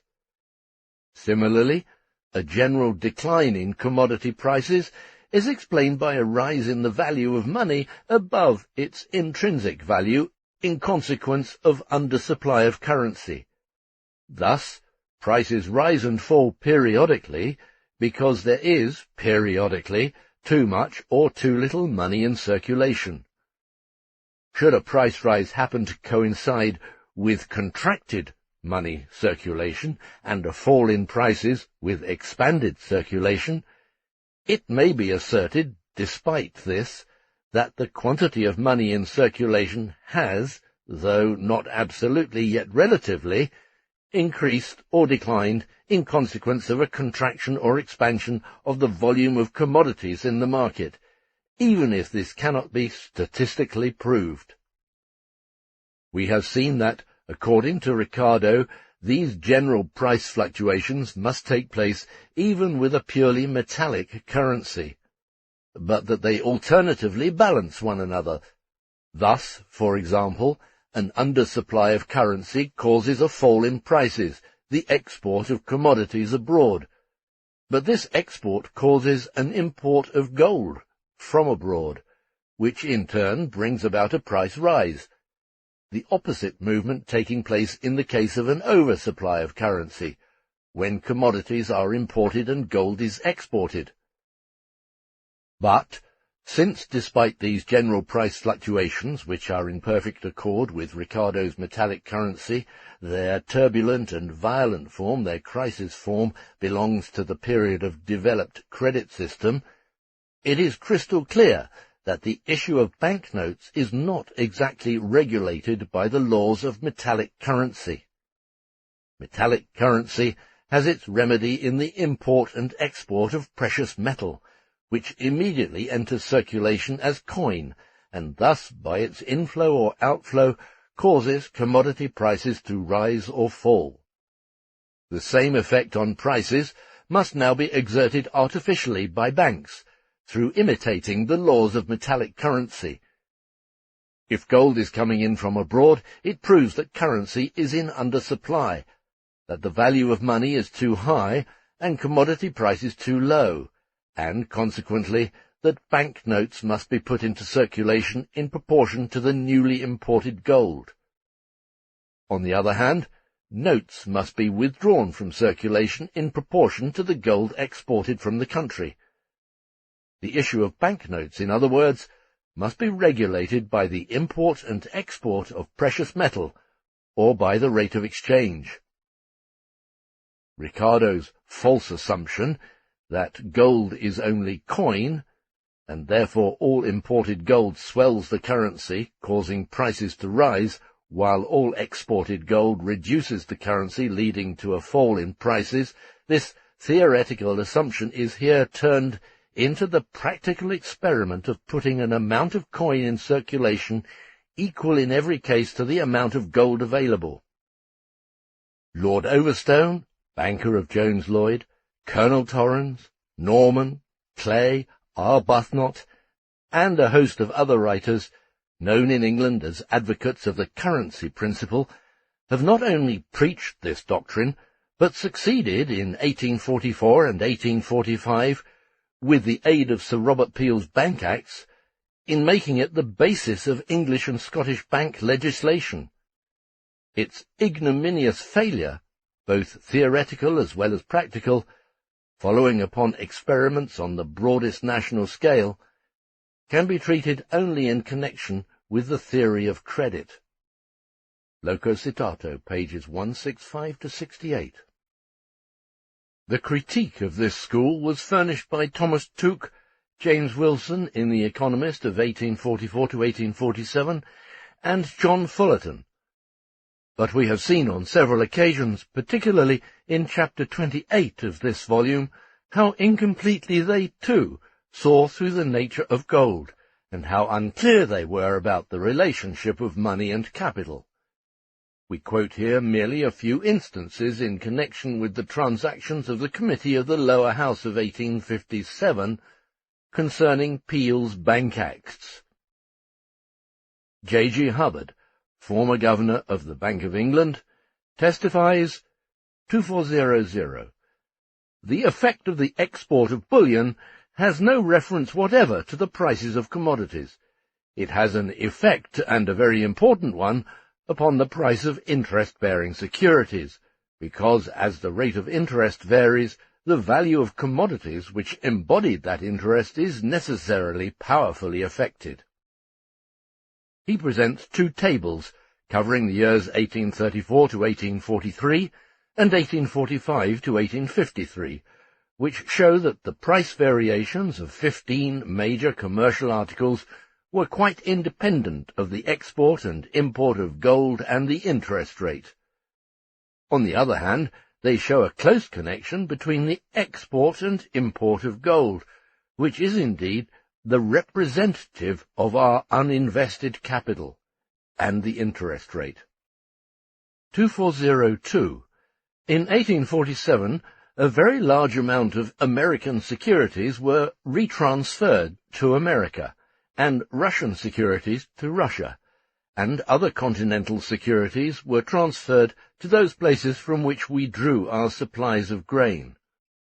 The 15 major articles on which the tables of Hubbard, Chapter 34, Tables 1 and 2 on the accompanying PDF, are based, include cotton, cotton yarn, cotton fabrics, wool, woolen cloth, flax, linen, indigo, pig iron, tin, copper, tallow, sugar, coffee, and silk. Hubbard comments in this regard in the Bank Acts Report 1857. As in the 10 years 1834 to 43, so in 1844 to 53, movements in the bullion of the bank were invariably accompanied by a decrease or increase in the loanable value of money advanced on discount, and the variations in the prices of commodities in this country exhibit an entire independence of the amount of circulation as shown in the fluctuations in bullion at the Bank of England. Since the demand and supply of commodities regulate their market prices, it becomes evident here how wrong Overstone is in identifying the demand for loanable money capital, or rather the deviations of supply therefrom, as expressed by the discount rate, with the demand for actual capital. The contention that commodity prices are regulated by fluctuations in the quantity of currency is now concealed by the phrase that discount rate fluctuations express fluctuations in the demand for actual material capital, as distinct from money capital. We have seen that before the same committee, both Norman and Overstone actually contended this, and that the latter especially was compelled to resort to very lame subterfuges until he was finally cornered. Chapter 26. It is indeed an old humbug that changes in the existing quantity of gold in a particular country must raise or lower commodity prices within this country by increasing or decreasing the quantity of the medium of circulation. If gold is exported, then, according to this currency theory, commodity prices must rise in the country importing this gold, and thereby the value of exports from the gold exporting country on the gold importing country's market. On the other hand, the value of the gold importing country's exports would fall on the gold exporting country's market, while it would rise on the domestic market, that is, the country receiving the gold. But, in fact, a decrease in the quantity of gold raises only the interest rate, whereas an increase in the quantity of gold lowers the interest rate. And if not for the fact that the fluctuations in the interest rate enter into the determination of cost prices or in the determination of demand and supply, commodity prices would be wholly unaffected by them. In the same report, N. Alexander, head of a large firm doing business with India, expresses the following views on the heavy drain of silver to India and China in the mid-50s. This was partly due to the Chinese Civil War, which checked the sale of English fabrics in China, and partly due to the disease among silkworms in Europe, which sharply reduced silkworm breeding in Italy and France. 4337. Question. Is the drain for China or for India? You send the silver to India, and you buy opium with a great deal of it, all of which goes on to China to lay down funds for the purchase of the silk. And the state of the markets in India, in spite of the accumulation of silver there, makes it a more profitable investment for the merchant to lay down silver than to send piece goods or English manufactures. 4338. In order to obtain the silver, has there not been a great drain from France? Yes, very large. Instead of bringing in silk from France and Italy, we are sending it there in large quantities, both from Bengal and from China. In other words, silver, the money metal of that continent, was sent to Asia instead of commodities, not because commodity prices had risen in the country which produced them, England, but because prices had fallen as a result of over-imports in the country which imported them, and this despite the fact that the silver was received by England from France and had to be paid for partly in gold. According to the currency theory, prices should have fallen in England and risen in India and China as a result of such imports. Another illustration. Before the Lords Committee, Commercial Distress, 1848-57, Wiley, one of the first Liverpool merchants, testifies as follows. 1994. At the close of 1845, there was no trade that was more remunerating and in which there were such large profits than cotton spinning. The stock of cotton was large and good. Useful cotton could be bought at 4d. per pound, and from such cotton good secunda mule twist No. 40 was made at an expense not exceeding a like amount, say at a cost of 8d. per pound in all to the spinner.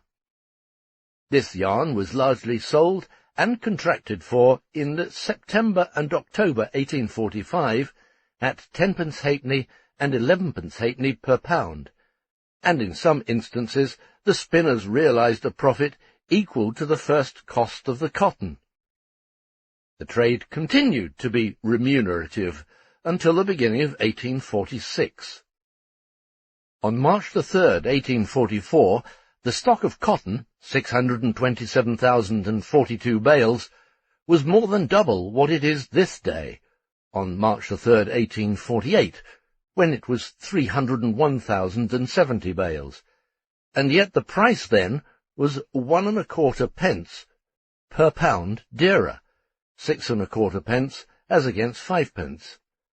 At the same time, yarn, good secunda mule twist No. 40, had fallen from 11d. halfpenny to 12d. to 9d. halfpenny per pound in October, and to 7d. 3/4 at the end of December 1847. Yarn was sold at the purchase price of the cotton from which it had been spun.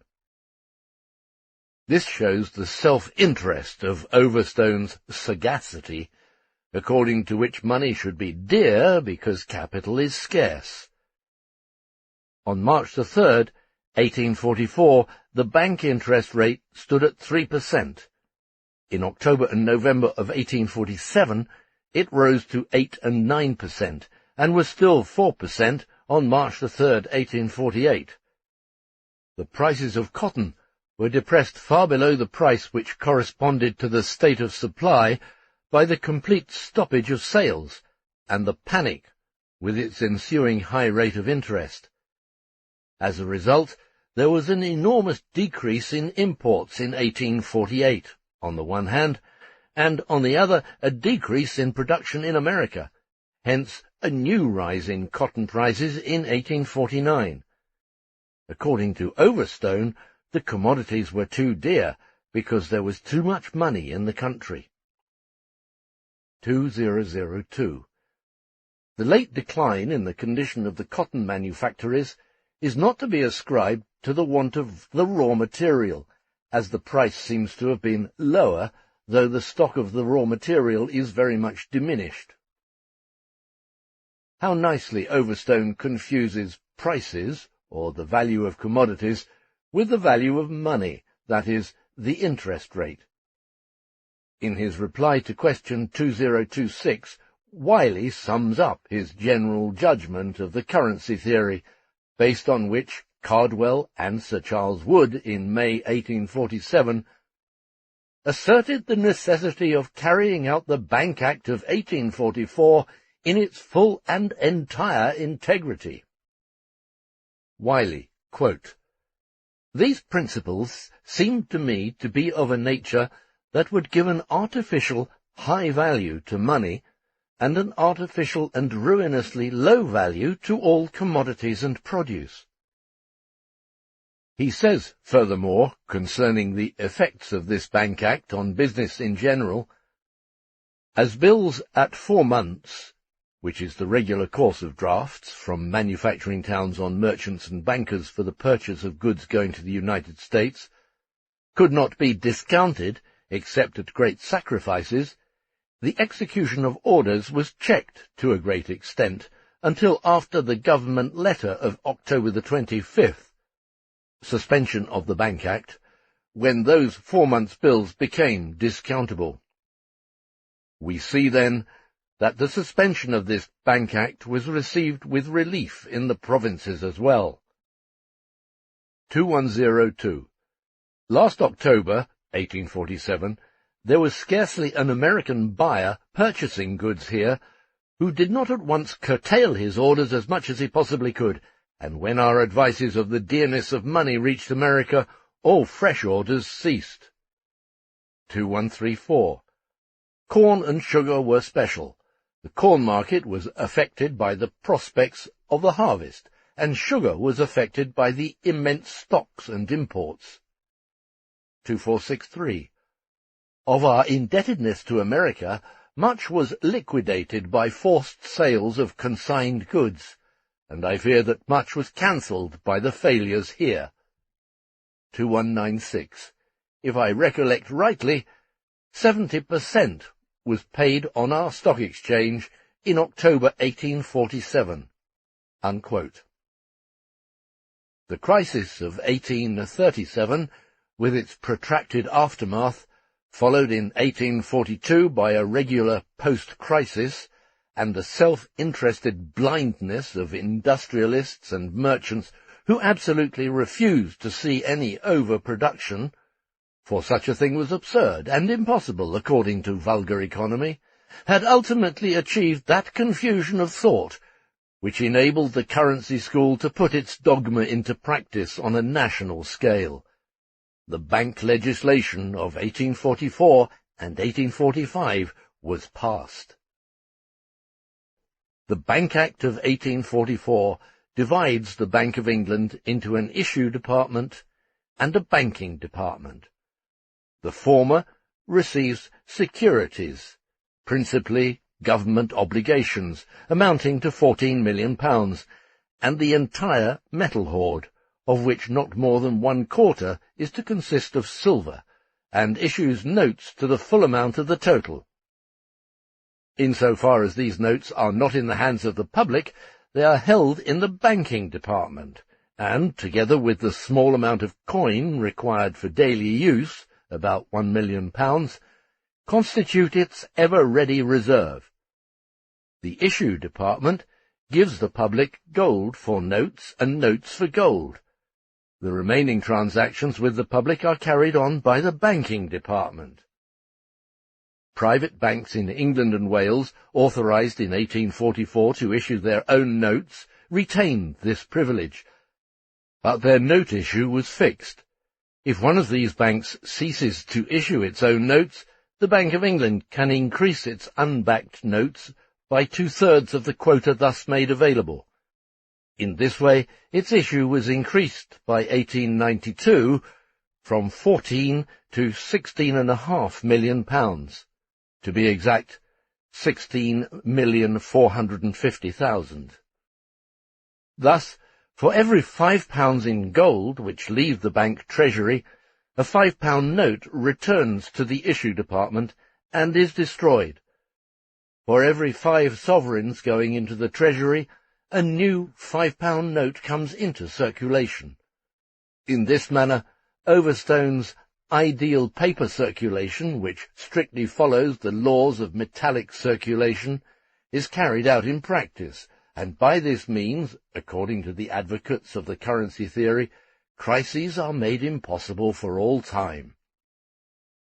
But in reality, the separation of the bank into 2 independent departments deprived its management of the possibility of freely utilizing its entire available means at critical times, so that situations could arise in which the banking department might be on the verge of bankruptcy, while the issue department still had intact several millions in gold, and in addition its entire £14 million in securities.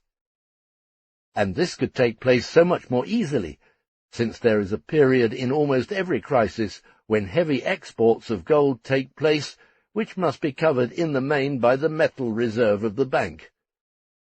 But for every £5 in gold which then go abroad, the domestic circulation is deprived of a £5 note, so that the quantity of circulating medium is reduced precisely at a time when the largest quantity is most needed.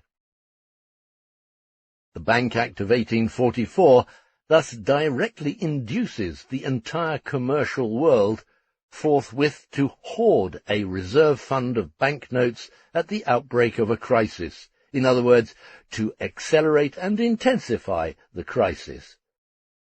By such artificial intensification of demand for money accommodation, that is, for means of payment at the decisive moment, and the simultaneous restriction of the supply, the Bank Act drives the rate of interest to a hitherto unknown height during a crisis. Hence, instead of eliminating crises, the Act, on the contrary, intensifies them to a point where either the entire industrial world must go to pieces, or else the Bank Act. Both on October the 25th, 1847, and on November the 12th, 1857, the crisis reached such a point.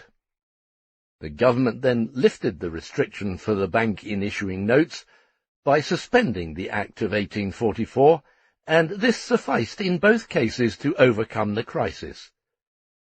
In 1847, the assurance that banknotes would again be issued for first-class securities sufficed to bring to light the £4 to £5 million of hoarded notes, and put them back into circulation. In 1857, the issue of notes exceeding the legal amount reached almost 1 million, but this lasted only for a very short time. It should also be mentioned that the 1844 legislation still shows traces recalling the first 20 years of the 19th century, the period when coin payments were suspended and notes devaluated. The fear that notes may lose their credit is still plainly in evidence. But this fear is quite groundless, since even in 1825 the issue of a discovered old supply of £1 notes, which had been taken out of circulation, broke the crisis, and proved thereby that the credit of the notes remained unshaken, even in times of the most general and deepest mistrust. And this is quite understandable, for, after all, the entire nation backs up these symbols of value with its credit. Friedrich Engels.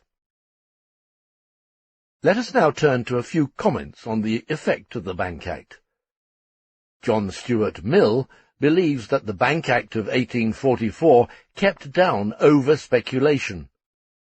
Happily, this sage spoke on June the 12th, 1857. 4 months later, the crisis broke out. He literally congratulated the bank directors and the commercial public generally on the fact that they understand much better than they did the nature of a commercial crisis and the extreme mischief which they do both to themselves and to the public by upholding over-speculation. Banking Committee, 1857, number 2031. The sagacious Mr. Mill thinks that if £1 notes are issued, quote, as advances to manufacturers and others who pay wages, the notes may get into the hands of others who expend them for consumption, and in that case the notes do constitute in themselves a demand for commodities, and may for some time tend to promote a rise of prices, unquote. Does Mr. Mill assume, then, that manufacturers will pay higher wages because they pay them in paper instead of gold? Or does he believe that if a manufacturer receives his loan in £100 notes and exchanges them for gold, these wages would constitute less demand than if paid immediately in £1 notes? And does he not know that, for instance, in certain mining districts, wages were paid in the notes of local banks, so that several labourers together received one £5 note? Does this increase their demand, or will bankers advance money to manufacturers more easily and in larger quantities in small notes than in large ones?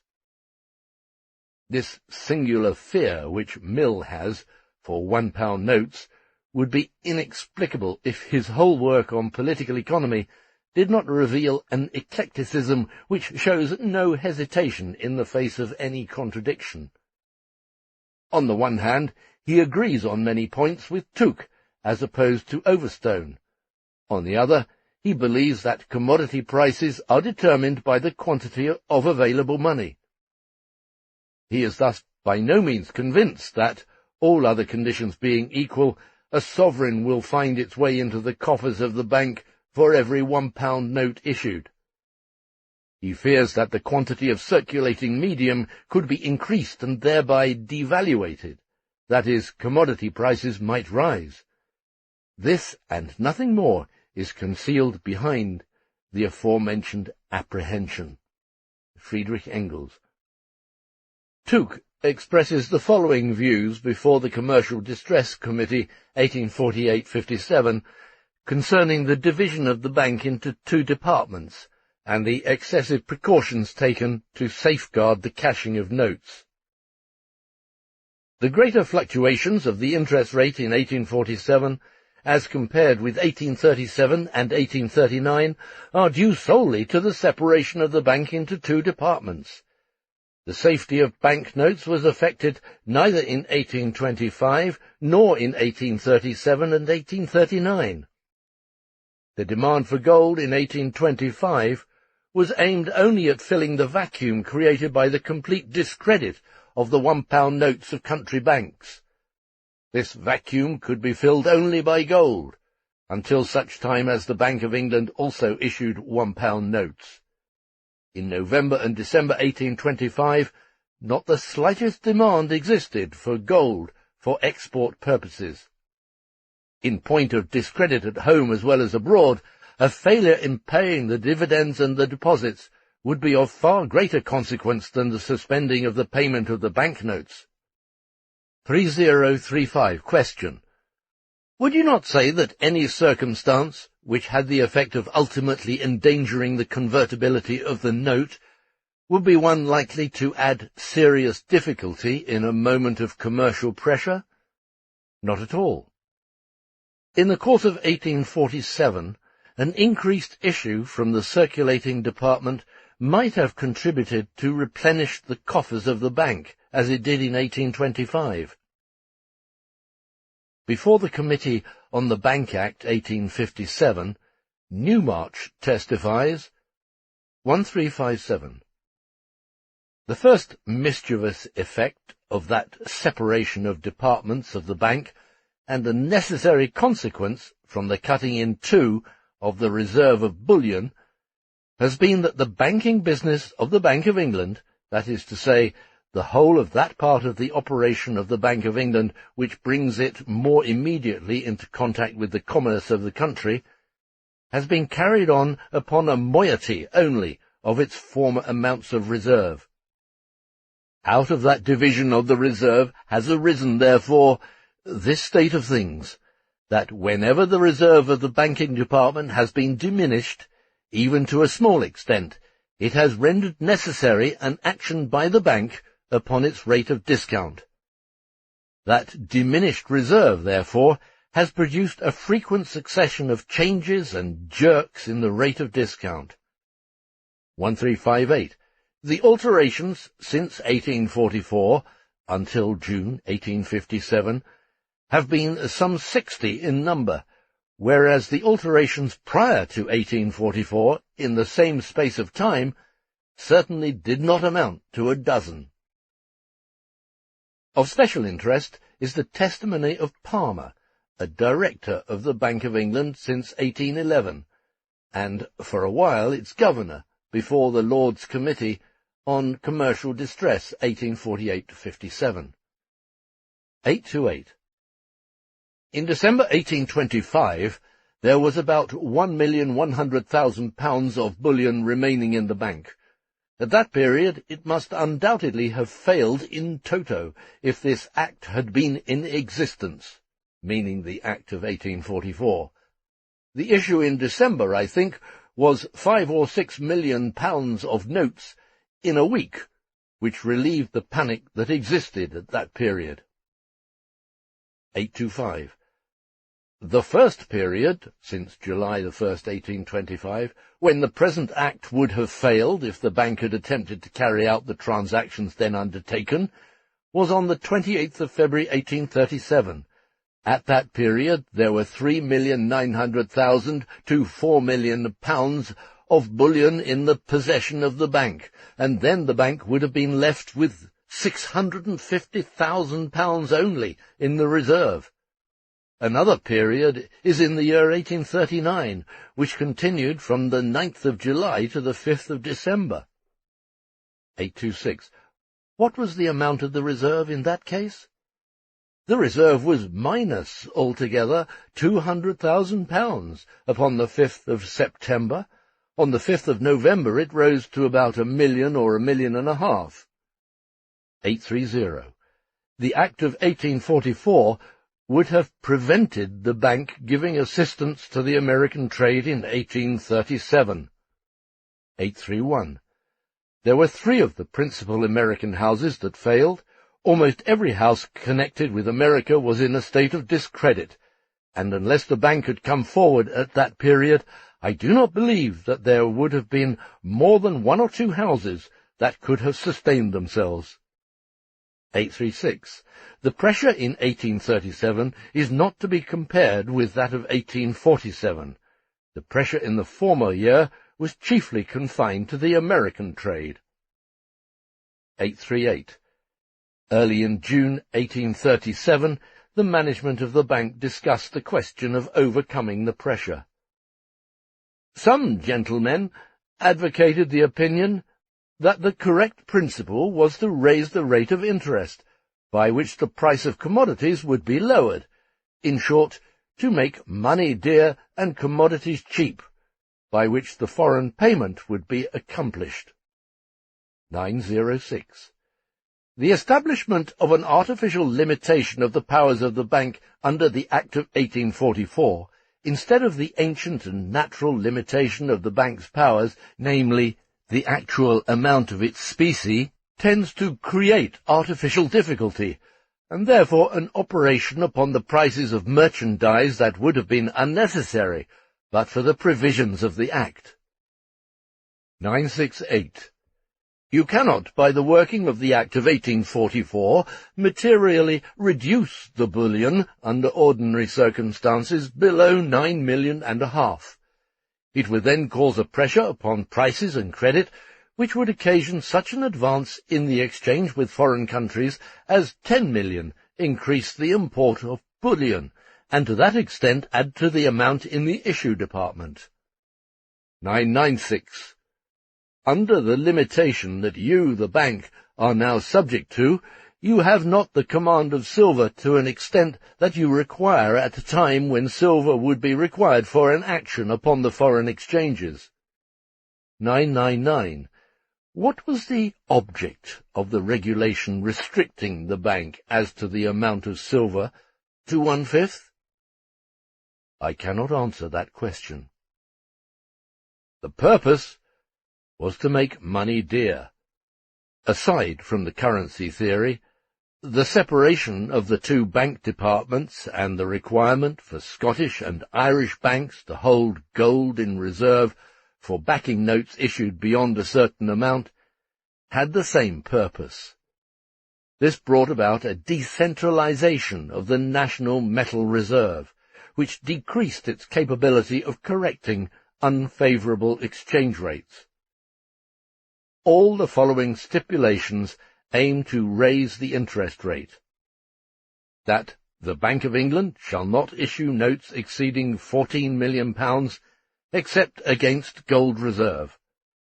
That the banking department shall be administered as an ordinary bank, forcing the interest rate down when money is plentiful and driving it up when money is scarce. Limiting the silver reserve, the principal means of rectifying the rates of exchange with the continent and Asia. The regulations concerning the Scottish and Irish banks, which never require gold for export, but must now keep it under the pretence of ensuring an actually illusory convertibility of their notes. The fact is that the Act of 1844 caused a run on the Scottish banks for gold in 1857 for the first time, nor does the new bank legislation make any distinction between a drain of gold abroad or for domestic purposes, although it goes without saying that their effects are quite different. Hence the continual large fluctuations in the market rate of interest. With reference to silver, Palmer says on 2 separate occasions that the bank can buy silver for notes only when the rate of exchange is favourable for England, that is, silver is superfluous. For 1003, the only object in holding a considerable amount of bullion in silver is to facilitate making the foreign payment, so long as the exchanges are against the country. 1004. Silver is a commodity which, being money in every other part of the world, is therefore the most direct commodity for the purpose. Payments abroad. The United States latterly have taken gold alone. In his opinion, the bank did not have to raise the interest rate above its old level of 5% in times of stringency, so long as unfavourable exchange rates do not drain gold to foreign countries. Were it not for the Act of 1844, the bank would be able to discount all first-class bills presented to it without difficulty. But under the Act of 1844, and in the state in which the bank found itself in October 1847, there was no rate of interest which the bank could have charged to houses of credit which they would not have been willing to pay to carry on their payments. And this high interest rate was precisely the purpose of the Act. 1029. Great distinction which I wish to draw between the action of the rate of interest upon a foreign demand for precious metal, and an advance in the rate for the object of checking a demand upon the bank during a period of internal discredit. 4023. Previously to the Act of 1844, when the exchanges were in favour of the country, and positive panic and alarm existed through the country, there was no limit put upon the issue, by which alone that state of distress could be relieved. So speaks a man who has occupied a post for 39 years in the administration of the Bank of England. Let us now listen to a private banker, Twells, an associate of Spooner, Atwood & Co. since 1801. He is alone among the witnesses before the Banking Committee, 1857, who provides us with an insight into the country's actual state of affairs, and who sees the crisis approaching. In other respects, however, he is a sort of little shilling man from Birmingham, like his associates, the Atwood brothers, who are the founders of this school. See Zur Kritik der politischer Ökonomie. He testifies. 4488 question. How do you think that the Act of 1844 has operated? If I were to answer you as a banker, I should say that it has operated exceedingly well, for it has afforded a rich harvest to bankers and money capitalists of all kinds. But it has operated very badly to the honest, industrious tradesman, who requires steadiness in the rate of discount, that he may be enabled to make his arrangements with confidence. It has made money-lending a most profitable pursuit. 4489. It, the Bank Act, enables the London joint stock banks to return from 20 to 22% to their proprietors? The other day, one of them was paying 18%, and I think another 20%. They ought to support the Act of 1844 very strongly. 4490. The little tradesman and respectable merchants who have not a large capital, it pinches them very much indeed. The only means that I have of knowing is that I observe such an amazing quantity of their acceptances unpaid. They are always small, perhaps ranging from £20 to £400. A great many of them are unpaid, and go back unpaid to all parts of the country, which is always an indication of suffering amongst little shopkeepers. 4494. He declares that business is not profitable now. The following remarks of his are important because they show that he saw the latent existence of the crisis when none of the others had even an inkling of it. 4494. Things keep their prices in Mincing Lane, but we sell nothing. We cannot sell upon any terms. We keep the nominal price. 4495. He relates the following case.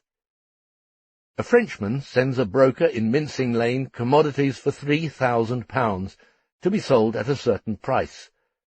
The broker cannot obtain the requested price, and the Frenchman cannot sell below this price. The commodities remain unsold, but the Frenchman needs money. The broker therefore makes him an advance of £1,000 and has the Frenchman draw a bill of exchange of £1,000 for 3 months on the broker against his commodities as security. At the end of the 3 months, the bill becomes due, but the commodities still remain unsold. The broker must then pay the bill, and although he possesses security for £3,000, he cannot convert it into cash, and as a result faces difficulties. In this manner, one person drags another down with him. 4496. With regard to the large exports, where there is a depressed state of trade at home, it necessarily forces large exportation. 4497. Question. Do you think that the home consumption has been diminished? Very much indeed. Immensely. The shopkeepers are the best authorities. 4498. Still, the importations are very large. Does not that indicate a large consumption? It does, if you can sell, but many of the warehouses are full of these things. In this very instance which I have been relating, there is £3,000 worth imported, which cannot be sold. 4514. When money is dear, would you say that capital would be cheap? Yes. This man, then, is by no means of Overstone's opinion that a high rate of interest is the same as dear capital. The following shows how business is now conducted. 4616. Others are going to a very great extent, carrying on a prodigious trade in exports and imports, to an extent far beyond what their capital justifies them in doing. There can be no doubt of all that. These men may succeed. They may, by some lucky venture, get large fortunes and put themselves right. That is very much the system in which a great deal of trade is now carried on. Persons will consent to lose 20, 30, and 40% upon a shipment. The next venture may bring it back to them. If they fail in one after another, then they are broken up. And that is just the case which we have often seen recently. Mercantile houses have broken up, without 1 shilling of property being left. 4791. The low rate of interest during the last 10 years operates against bankers, it's true, but I should have very great difficulty in explaining to you, unless I could show you the books, how much higher the profits, his own, are now than they used to be formerly. When interest is low, from excessive issues, we have large deposits. When interest is high, we get the advantage in that way. 4794. When money is at a moderate rate, we have more demand for it. We lend more. It operates in that way, for us, the bankers. When it gets higher, We get more than a fair proportion for it. We get more than we ought to do. We have seen that the credit of Bank of England notes is considered beyond question by all experts. Nevertheless, the Bank Act completely ties up 9 to 10 million in gold for the convertibility of these notes. The sacredness and inviolability of this reserve is thereby carried much farther than among hoarders of olden times. Mr. Brown, Liverpool, testifies, Commercial Distress, 1847-57, 2311.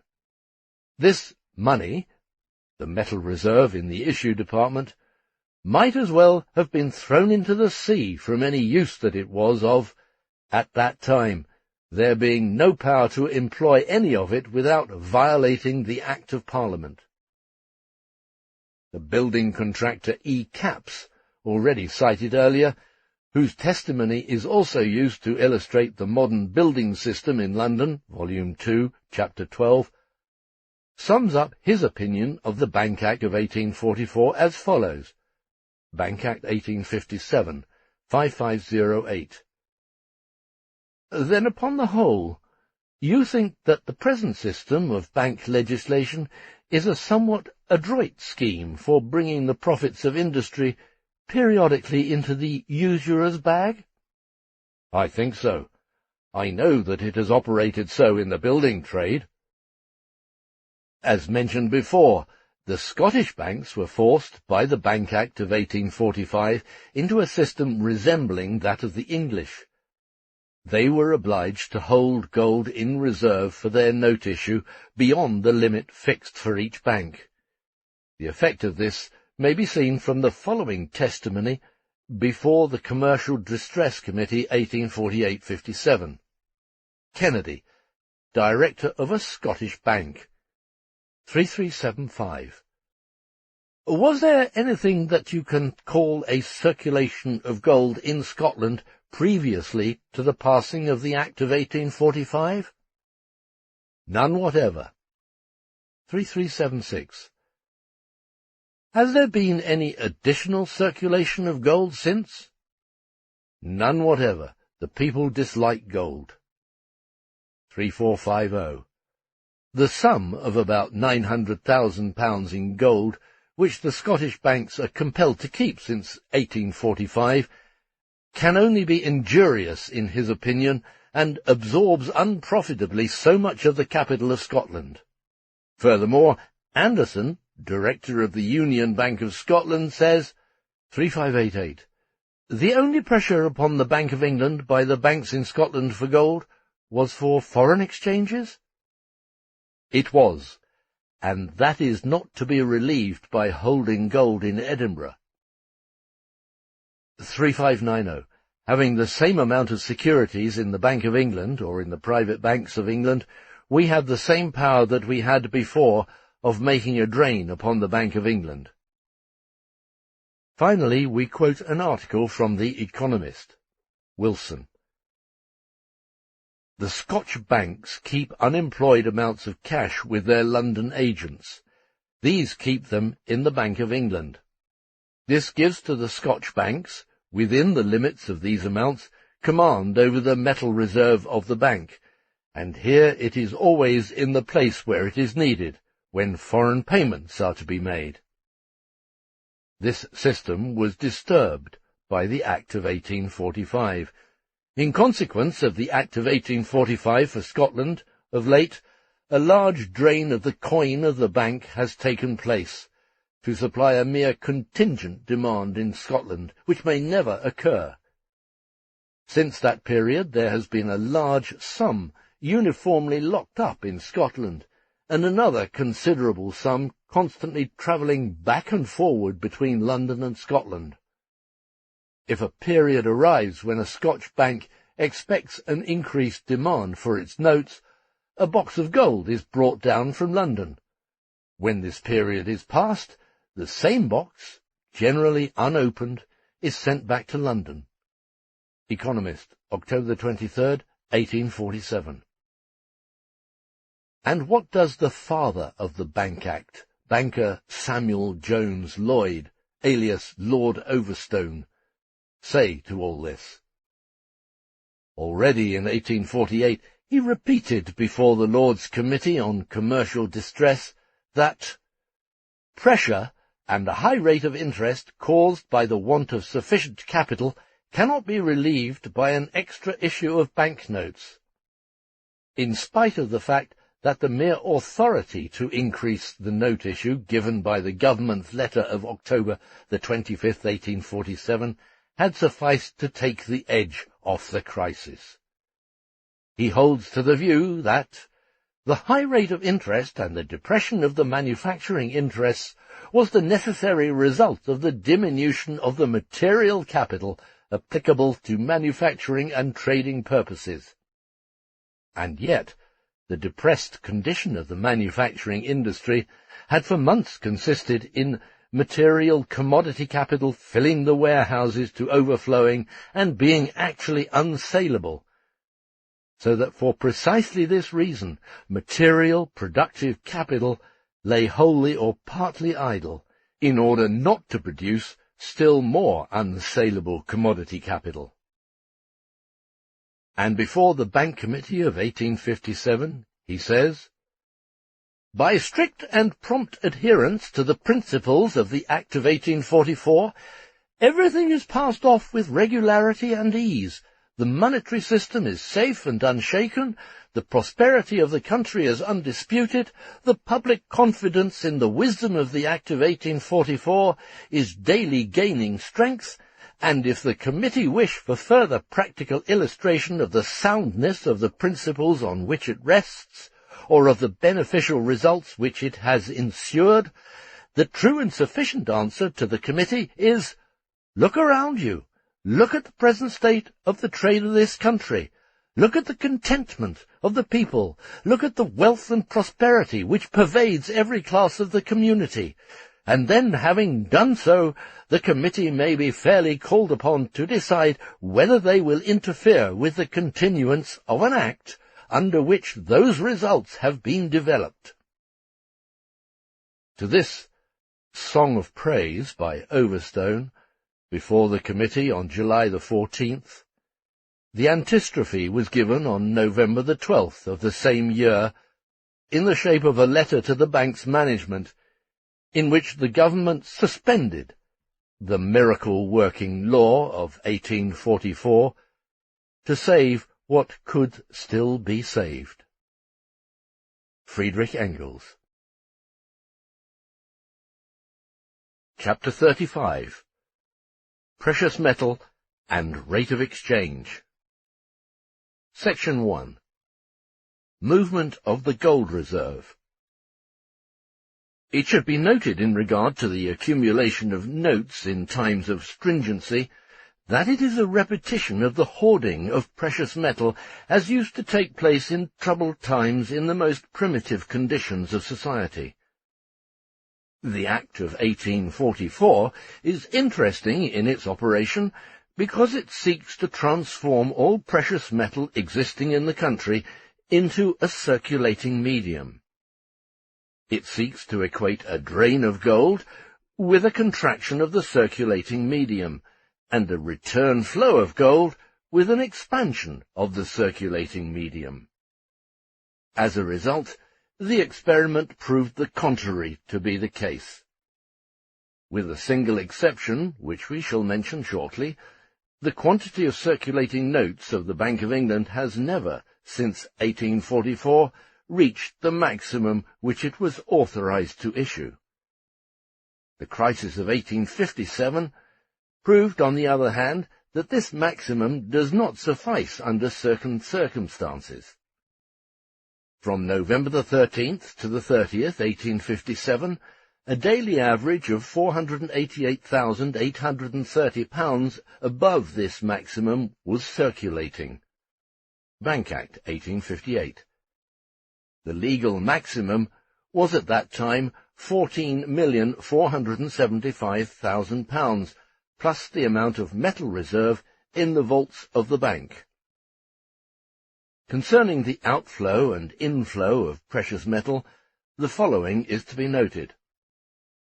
First, a distinction should be made between the back-and-forth movement of metal within a region which does not produce any gold and silver on the one hand, and on the other, the flow of gold and silver from their sources of production to various other countries and the distribution of this additional metal among them.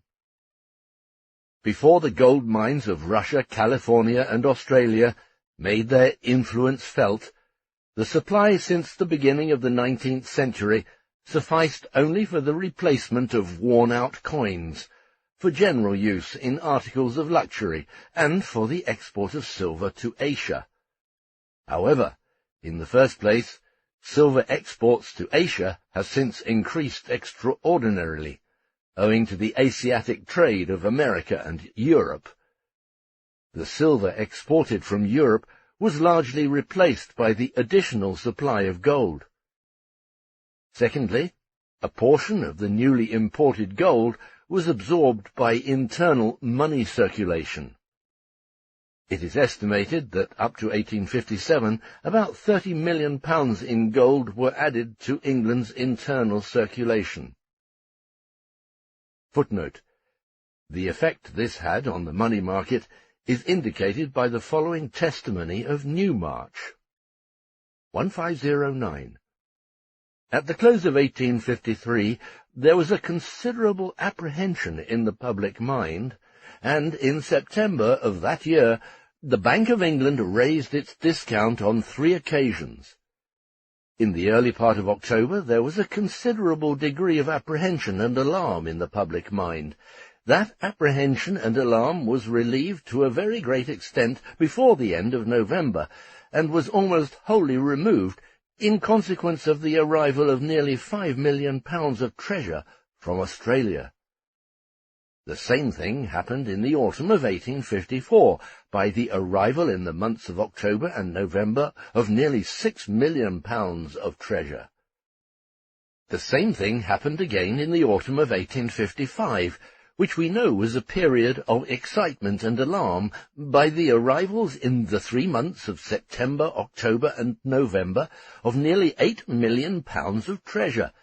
And then, at the close of last year, 1856, we find exactly the same occurrence.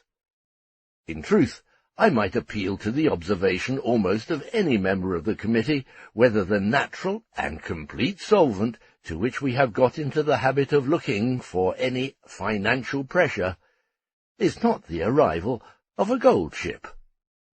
Bank Acts, 1857, end of footnote. Furthermore, the average level of metal reserves in all the central banks of Europe and America increased since 1844. The expansion of domestic money circulation resulted at the same time in bank reserves growing more rapidly in the period of stagnation following upon the panic, because of the larger quantity of gold coins thrust out of domestic circulation and immobilized. Finally, the consumption of precious metal for luxury articles increased since the discovery of new gold deposits as a consequence of the increased wealth. Secondly, precious metal flows back and forth between countries which do not produce any gold or silver, the same country continually importing and also exporting. It is only the preponderance of this movement in one or other direction which, in the final analysis, determines whether a drain or an augmentation has taken place, since the mere oscillations and frequently parallel movements largely neutralize one another. But for this reason, in so far as the result is concerned, the continuity and, in the main, the parallel course of both movements is overlooked. A greater import or a greater export of precious metal is always interpreted to be solely the effect and expression of the relation between the imports and exports of commodities, whereas it is simultaneously indicative of the relation between exports and imports of precious metal itself, quite independent of commodity trade. Thirdly, the preponderance of imports over exports, and vice versa, is measured on the whole by the increase or decrease in metal reserves of the central banks. The greater or lesser precision of this criterion naturally depends primarily on the degree of centralization of the banking business in general. For on this depends the extent that precious metal in general, accumulated in these so-called national banks, represents the national metal reserve. But assuming this to be the case, the criterion is not accurate, because an additional import may be absorbed under certain circumstances by domestic circulation and the growing consumption of gold and silver in producing luxury articles. Furthermore, because without additional import a withdrawal of gold coin for domestic circulation could take place, and thus the metal reserve could decrease even without a simultaneous increase in exports. Fourthly, an export of metal assumes the aspect of a drain when the movement of decrease continues for a long time, so that the decrease represents a tendency of movement and depresses the metal reserve of the bank considerably below its average level, down to approximately its average minimum. The minimum is more or less arbitrarily fixed, insofar as it is differently determined in every individual case by legislation concerning backing for the cashing of notes, etc. Concerning the quantitative limits which such a drain can reach in England, Newmarch testified before the Committee on Bank Acts 1857, evidence number 1494. Judging from experience, it is very unlikely that the efflux of treasure arising from any oscillation in the foreign trade will proceed beyond 3 or 4 million pounds. In 1847, the lowest gold reserve level of the Bank of England, occurring on October the 23rd, showed a decrease of £5,198,156, as compared with that of December the 26th, 1846, and a decrease of £6,453,748, as compared with the highest level of 1846, August the 29th. Fifthly, the determination of the metal reserve of the so-called national banks, a determination, however, which does not by itself regulate the magnitude of this metal hoard, for it can grow solely by the paralysis of domestic and foreign trade, is threefold. 1. Reserve Fund for International Payments, in other words, Reserve Fund of World Money. 2.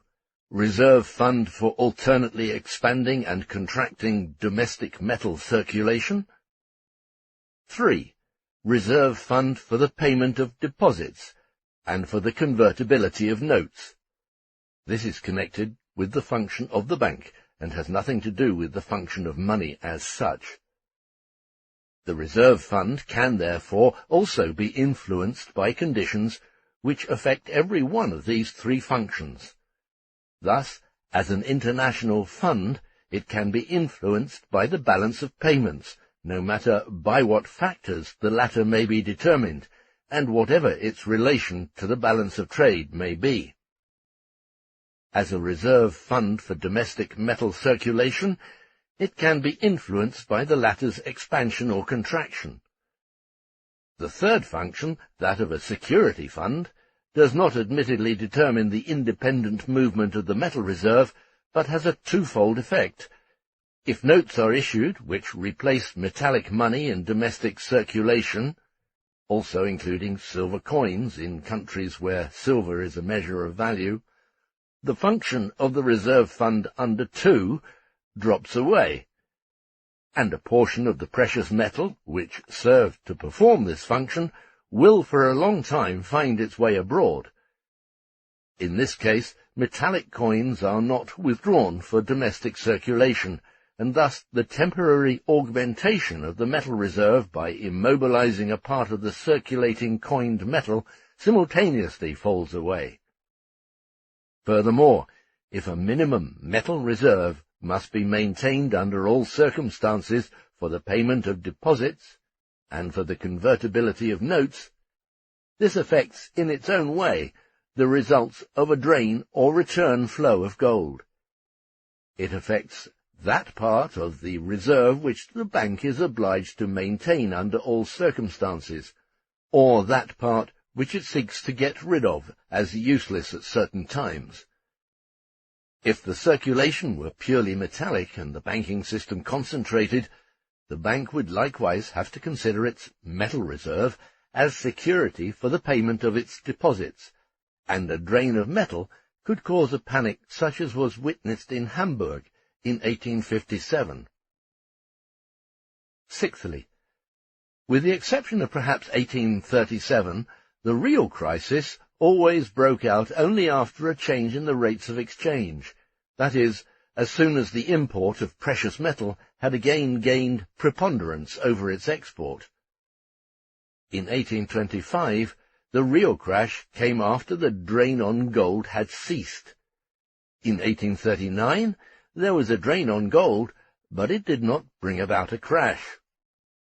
In 1847, the drain on gold ceased in April, and the crash came in October. In 1857, the drain on gold to foreign countries had ceased in early November, and the crash did not come until later that same month. This is particularly evident in the crisis of 1847, when the drain on gold ceased in April after causing a slight preliminary crisis, and the real business crisis did not come until October.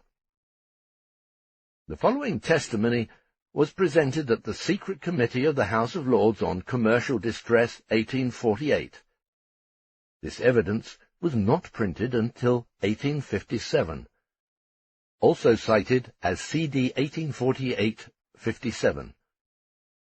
Evidence of Tuch.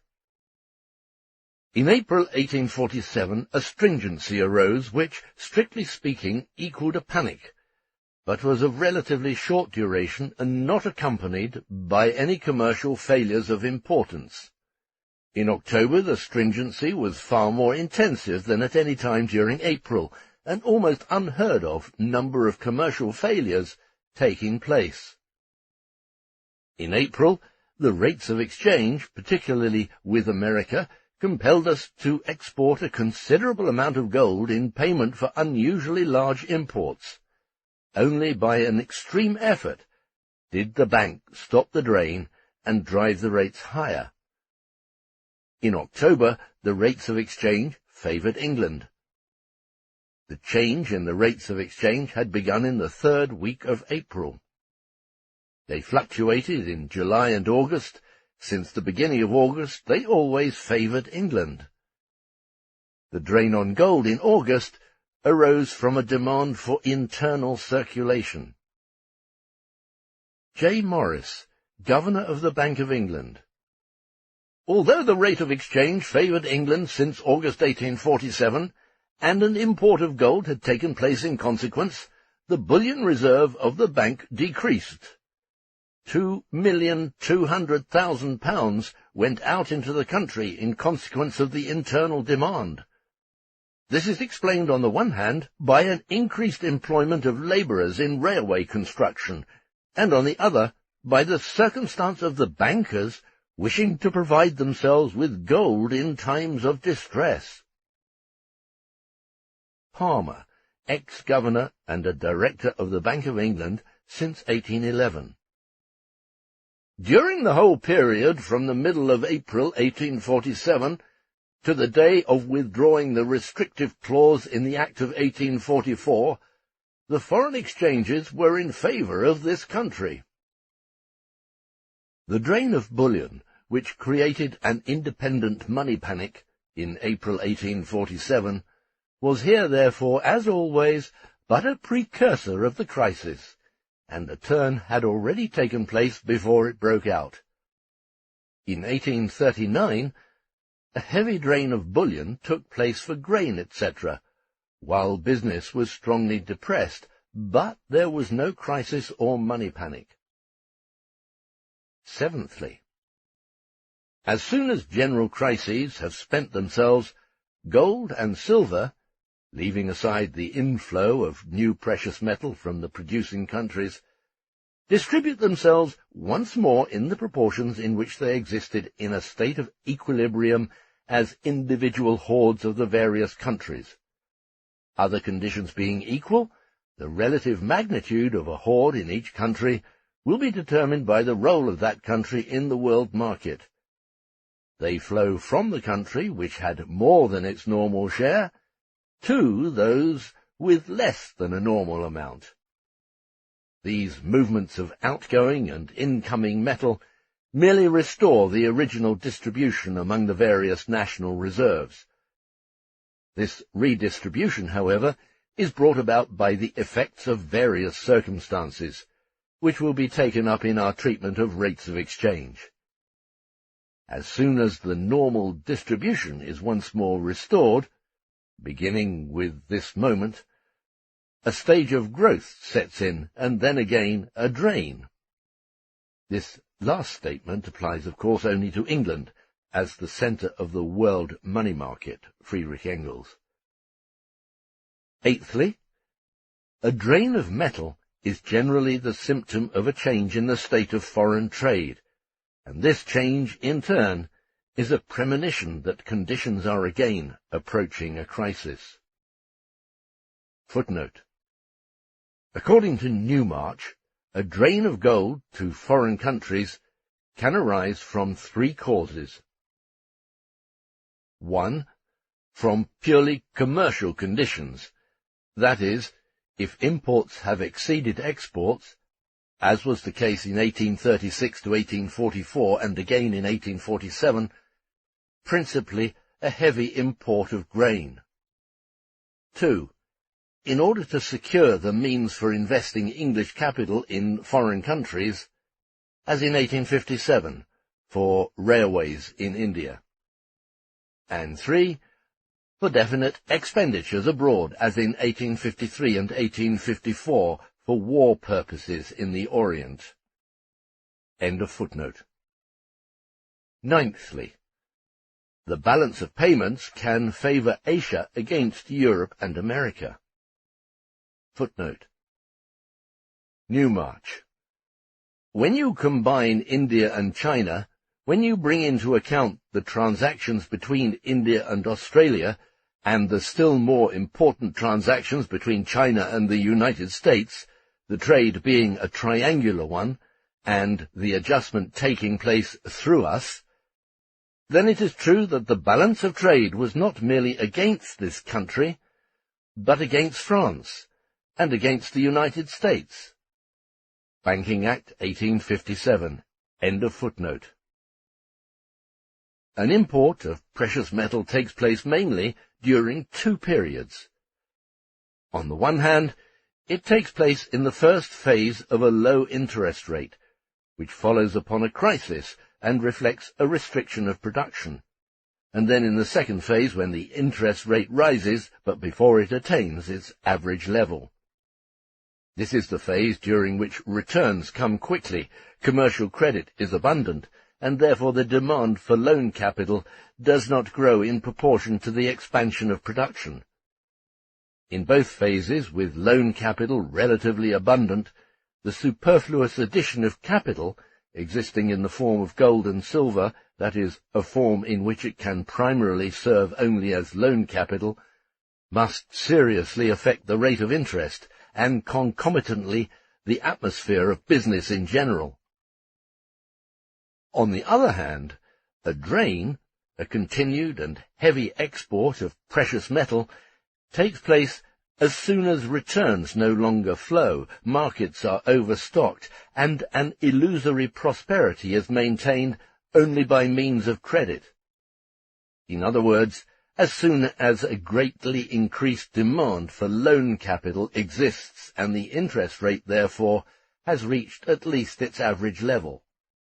Under such circumstances, which are reflected precisely in a drain of precious metal, the effect of continued withdrawal of capital, in a form in which it exists directly as loanable money capital, is considerably intensified. This must have a direct influence on the interest rate. But instead of restricting credit transactions, the rise in interest rate extends them and leads to an overstraining of all their resources. This period, therefore, precedes the crash. Newmarch is asked, Bank Acts 1857, 1520.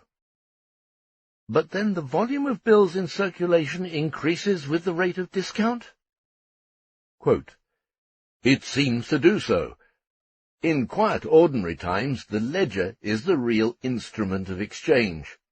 But when any difficulty arises, when, for example, under such circumstances as I have suggested, there is a rise in the bank rate of discount, then the transactions naturally resolve themselves into drawing bills of exchange, those bills of exchange being not only more convenient as regards legal proof of the transaction which has taken place, but also being more convenient in order to effect purchases elsewhere, and being preeminently convenient as a means of credit by which capital can be raised."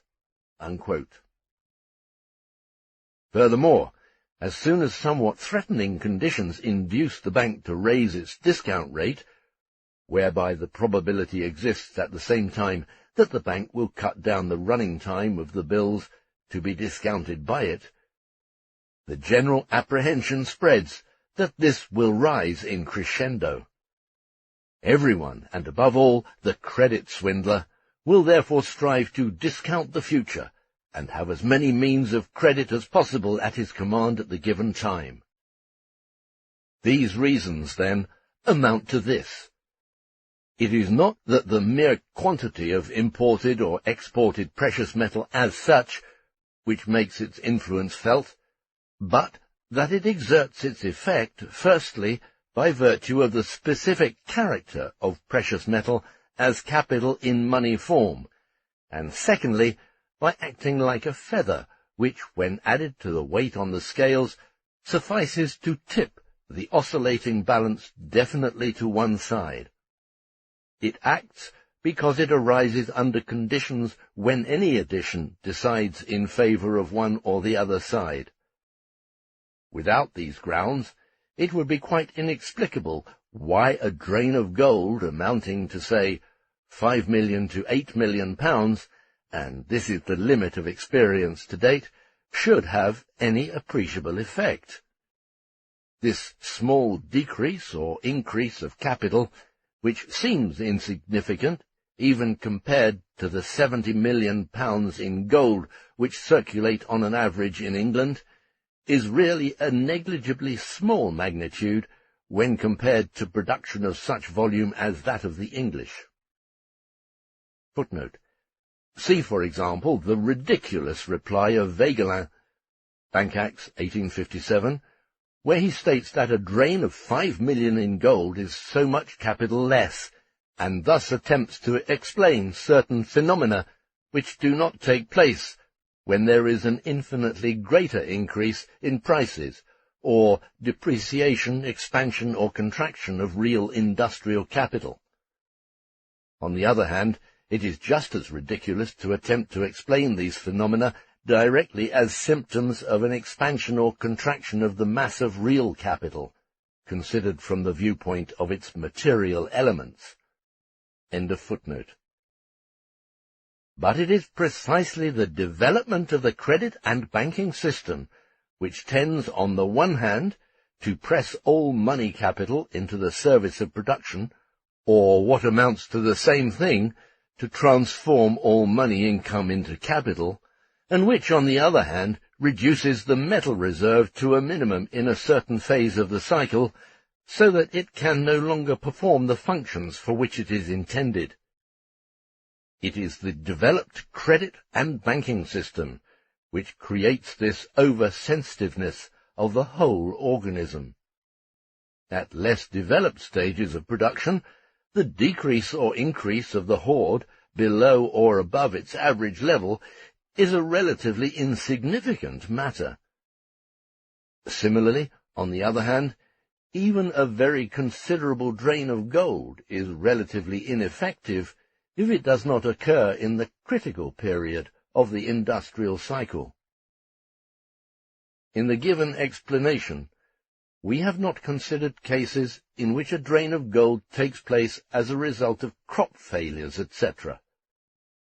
In such cases, the large and sudden disturbance of the equilibrium of production, which is expressed by this drain, requires no further explanation as to its effect. The effect is that much greater the more such a disturbance occurs in a period when production is in full swing. We have also omitted from consideration the function of the metal reserve as a security for banknote convertibility and as the pivot of the entire credit system. The central bank is the pivot of the credit system, and the metal reserve, in turn, is the pivot of the bank. Footnote: Newmarch, Bank Acts 1857, 1364. The reserve of bullion in the Bank of England is, in truth, the central reserve or hoard of treasure upon which the whole trade of the country is made to turn. All the other banks in the country look to the Bank of England as the central hoard or reservoir from which they are to draw their reserve of coin, and it is upon that hoard or reservoir that the action of the foreign exchanges always falls. End of footnote. The changeover from the credit system to the monetary system is necessary, as I have already shown in Volume 1, Chapter 3, in discussing means of payment. That the greatest sacrifices of real wealth are necessary to maintain the metallic basis in a critical moment has been admitted by both Tooke and Lloyd Overstone. The controversy revolves merely round a plus or a minus, and round the more or less rational treatment of the inevitable. Quote, practically, then, both Mr. Tooke and Mr. Lloyd would meet an additional demand for gold by an early contraction of credit by raising the rate of interest and restricting advances of capital. But the principles of Mr. Lloyd lead to certain legal restrictions and regulations which produce the most serious inconvenience. Unquote. Economist, December the 11th, 1847. A certain quantity of metal, insignificant compared with the total production, is admitted to be the pivotal point of the system. Hence the superb theoretical dualism, aside from the appalling manifestation of this characteristic that it possesses, as the pivotal point during crises. So long as enlightened economy treats of capital ex professo, it looks down upon gold and silver with the greatest disdain, considering them as the most indifferent and useless form of capital. But as soon as it treats of the banking system, everything is reversed, and gold and silver become capital par excellence, for whose preservation every other form of capital and labour is to be sacrificed.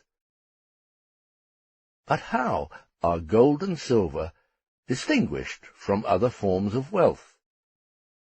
Not by the magnitude of their value, for this is determined by the quantity of labour incorporated in them, but by the fact that they represent independent incarnations, expressions of the social character of wealth. The wealth of society exists only as the wealth of private individuals, who are its private owners. It preserves its social character only in that these individuals mutually exchange qualitatively different use values for the satisfaction of their wants. Under capitalist production, they can do so only by means of money. Thus, the wealth of the individual is realized as social wealth only through the medium of money. It is in money, in this thing, that the social nature of this wealth is incarnated. Friedrich Engels. This social existence of wealth therefore assumes the aspect of a world beyond, of a thing, matter, commodity, alongside of and external to the real elements of social wealth. So long as production is in a state of flux, this is forgotten. Credit, likewise a social form of wealth, crowds out money and usurps its place.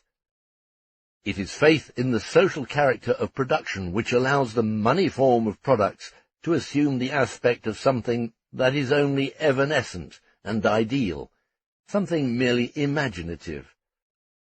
But as soon as credit is shaken, and this phase of necessity always appears in the modern industrial cycle, all the real wealth is to be actually and suddenly transformed into money, into gold and silver, a mad demand, which, however, grows necessarily out of the system itself. And all the gold and silver which is supposed to satisfy these enormous demands amounts to but a few millions in the vaults of the bank. Quote, "You quite agree that there is no mode by which you can modify the demand for bullion except by raising the rate of interest?" Chapman, associate member of the great bill-brokers' firm of Overend Gurney and Co. "I should say so. When our bullion falls to a certain point, we had better sound the tocsin at once, and say we are drooping, and every man sending money abroad must do it at his own peril." Unquote. Bank Acts 1857. Among the effects of the gold drain, then, the fact that production as social production is not really subject to social control is strikingly emphasized by the existence of the social form of wealth as a thing external to it. The capitalist system of production, in fact, has this feature in common with former systems of production, insofar as they are based on trade in commodities and private exchange.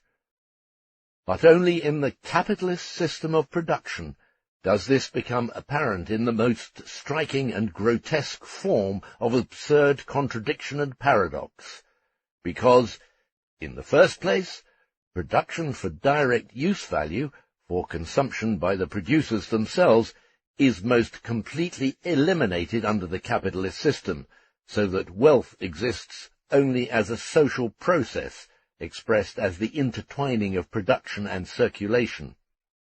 And secondly, with the development of the credit system, capitalist production continually strives to overcome the metal barrier, which is simultaneously a material and imaginative barrier of wealth and its movement.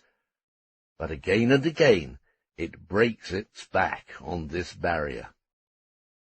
In the crisis, the demand is made that all bills of exchange, securities and commodities shall be simultaneously convertible into bank money, and all this bank money, in turn, into gold.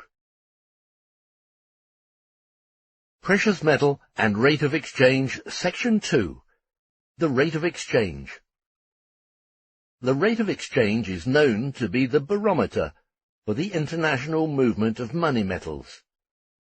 If England has more payments to make to Germany than Germany to England, the price of marks expressed in sterling rises in London, and the price of sterling expressed in marks falls in Hamburg and Berlin. If this preponderance of England's payment obligations towards Germany is not balanced again, for instance, by a preponderance of purchases by Germany in England, the sterling price of bills of exchange in marks on Germany must rise to the point where it will pay to send metal, gold coin or bullion, from England to Germany in payment of obligations, instead of sending bills of exchange. This is the typical course of events. If this export of precious metal assumes a larger scope, and lasts for a longer period, then the English bank reserve is affected, and the English money market, particularly the Bank of England, must take protective measures.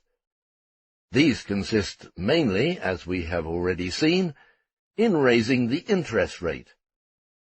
When the drain on gold is considerable, the money market as a rule becomes tight, that is, the demand for loan capital in the form of money significantly exceeds the supply, and the higher interest rate follows quite naturally from this.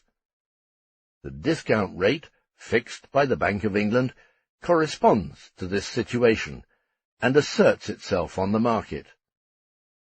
However, there are cases when the drain on bullion is due to other than ordinary combinations of business transactions, for instance, loans to foreign states, investment of capital in foreign countries, etc., and the London money market as such does not justify an effective rise in the interest rate. The Bank of England must then first make money scarce, as the phrase goes, through heavy loans in the open market, and thus artificially create a situation which justifies, or renders necessary, a rise in the interest rate. Such a manoeuvre becomes more difficult from year to year. Friedrich Engels. How this raising of the interest rate affects the rates of exchange is shown by the following testimony before the Committee of the Lower House concerning bank legislation in 1857, quoted as B.A. or B.C., 1857. John Stuart Mill, quote, 2176. When there is a state of commercial difficulty, there is always a considerable fall in the price of securities. Foreigners send over to buy railway shares in this country, or English holders of foreign railway shares sell their foreign railway shares abroad. There is so much transfer of bullion prevented. 2182. A large and rich class of bankers and dealers in securities, through whom the equalization of the rate of interest and the equalization of commercial pressure between different countries usually takes place, are always on the lookout to buy securities which are likely to rise. The place for them to buy securities will be the country which is sending bullion away. 2184. These investments of capital took place to a very considerable extent in 1847, to a sufficient extent to have relieved the drain considerably. Unquote. J.G. Hubbard, ex-governor and a director of the Bank of England since 1838. 2545. Quote, there are great quantities of European securities which have a European currency in all the different money markets, and those bonds, as soon as their value is reduced by 1 or 2% in one market, are immediately purchased for transmission to those markets where their value is still unimpaired. 2565 question. Are not foreign countries considerably in debt to the merchants of this country? Very largely. 2566 question. Therefore, the cashment of those debts might be sufficient to account for a very large accumulation of capital in this country? In 1847, the ultimate restoration of our position was effected by our striking off so many millions previously due by America, and so many millions due by Russia to this country. Unquote. At the same time, England owed these same countries so-and-so many millions for grain, and also did not fail to draw a line through the greater portion of these millions via the bankruptcy of the English debtors. See the report on Bank Acts 1857, this volume, Chapter 30, Friedrich Engels. 2572. In 1847, the exchange between this country and St. Petersburg was very high, When the government letter came out authorizing the bank to issue irrespectively of the limitation of £14 million above and beyond the gold reserve, the stipulation was that the rate of discount should be 8%.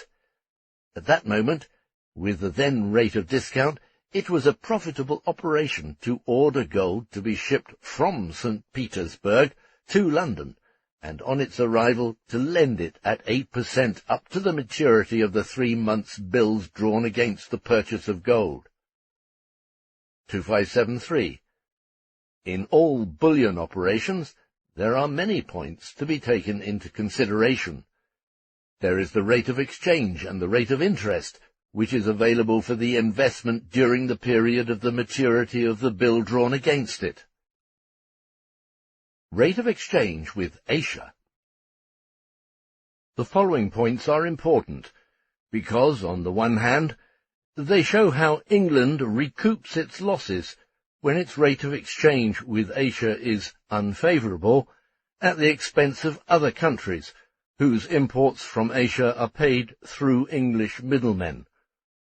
On the other hand, they are important because Mr. Wilson once again makes the foolish attempt here to identify the effects of the export of precious metal on the rates of exchange with the effect of the export of capital in general upon these rates, the export being in both cases not as a means of paying or buying, but for capital investment.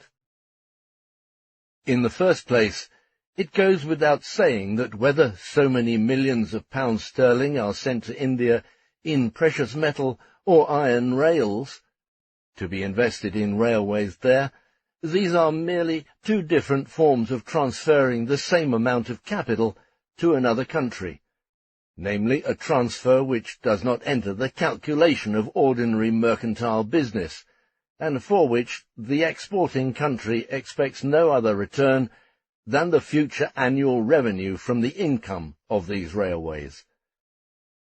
If this export is made in the form of precious metal, it will exert a direct influence upon the money market, and with it upon the interest rate of the country exporting this precious metal.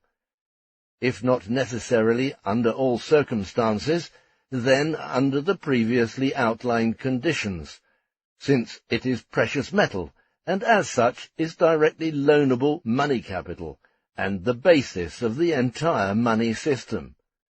Similarly, this export also directly affects the rate of exchange. Precious metal is exported only for the reason, and to the extent, that bills of exchange, say on India, which are offered in the London money market, do not suffice to make these extra remittances. In other words, there is a demand for Indian bills of exchange which exceeds their supply, and so the rates turn for a time against England, not because it is in debt to India, but because it has to send extraordinary sums to India. In the long run, such a shipment of precious metal to India must have the effect of increasing the Indian demand for English commodities, because it indirectly increases the consuming power of India for European goods. But if the capital is shipped in the form of rails, etc., it cannot have any influence on the rates of exchange, since India has no return payment to make for it. Precisely for this reason, it need not have any influence on the money market. Wilson seeks to establish the existence of such an influence by declaring that such an extra expenditure would bring about an additional demand for money accommodation, and would thus influence the interest rate. This may be the case, but to maintain that it must take place under all circumstances is totally wrong. No matter where the rails are shipped, and whether laid on English or Indian soil, they represent nothing but a definite expansion of English production in a particular sphere. To contend that an expansion of production, even within very broad limits, cannot take place without driving up the interest rate, is absurd. Money accommodation, that is, the amount of business transacted which includes credit operations, may grow, but these credit operations can increase while the interest rate remains unchanged. This was actually the case during the railway mania in England in the 40s. The interest rate did not rise, and it is evident that so far as actual capital is concerned, in this case commodities, the effect on the money market will be just the same whether these commodities are destined for foreign countries or for domestic consumption. It could only make a difference when capital investments by England in foreign countries exerted a restraining influence upon its commercial exports, that is, exports for which payment must be made, thus giving rise to a return flow, or to the extent that these capital investments are already general symptoms indicating the over-expansion of credit and the initiation of swindling operations. In the following, Wilson puts the questions, and Newmarch replies. 1786. On a former day you stated, with reference to the demand for silver for the East, that you believed that the exchanges with India were in favour of this country, notwithstanding the large amount of bullion that is continually transmitted to the East. Have you any ground for supposing the exchanges to be in favour of this country? Yes, I have. I find that the real value of the exports from the United Kingdom to India in 1851 was £7,420,000. To that is to be added the amount of India House drafts, that is, the funds drawn from India by the East India Company for the purpose of their own expenditure. Those drafts in that year amounted to £3,200,000, making, therefore, the total export from the United Kingdom to India £10,620,000. In 1855, the actual value of the export of goods from the United Kingdom had risen to £10,350,000, and the India House drafts were £3,700,000, making, therefore, the total export from this country £14,050,000.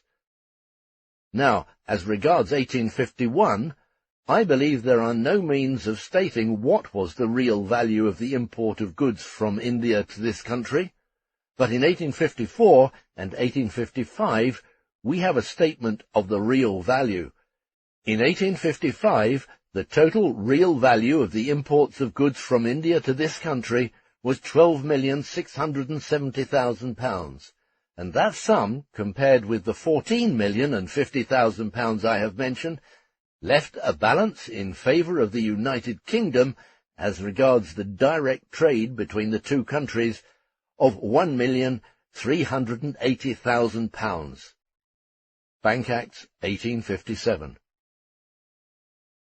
Thereupon Wilson remarks that the rates of exchange are also affected by indirect commerce. For instance, exports from India to Australia and North America are covered by drafts on London, and therefore affect the rate of exchange just as though the commodities had gone directly from India to England. Furthermore, when India and China are considered together, the balance is against England, since China has constantly to make heavy payments to India for opium, and England has to make payments to China, so that the sums go by this circuitous route to India. 1791. Wilson now asks if the effect on the rates of exchange will not be the same whether capital went in the form of iron rails and locomotives, or whether it went in the form of coin. Newmarch correctly answers, the £12 million which have been sent during the last few years to India for railway construction serve to purchase an annuity, which India has to pay at regular intervals to England. But as far as regards the immediate operation on the bullion market, the investments of the £12 million would only be operative as far as bullion was required to be sent out for actual money disbursements. 1797. Wegelin asks, if no return is made for this iron, rails, how can it be said to affect the exchanges? I do not think that that part of the expenditure which is sent out in the form of commodities affects the computation of the exchange. The computation of the exchange between two countries is affected, one might say, solely by the quantity of obligations or bills offering in one country, as compared with the quantity offering in the other country against it. That is the rationale of the exchange.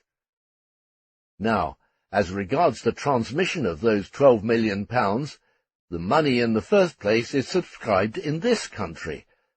Now, if the nature of the transaction was such that the whole of that £12 million was required to be laid down in Calcutta, Bombay, and Madras in treasure, a sudden demand would very violently operate upon the price of silver and upon the exchange, just the same as if the India Company were to give notice tomorrow that their drafts were to be raised from £3 million to £12 million.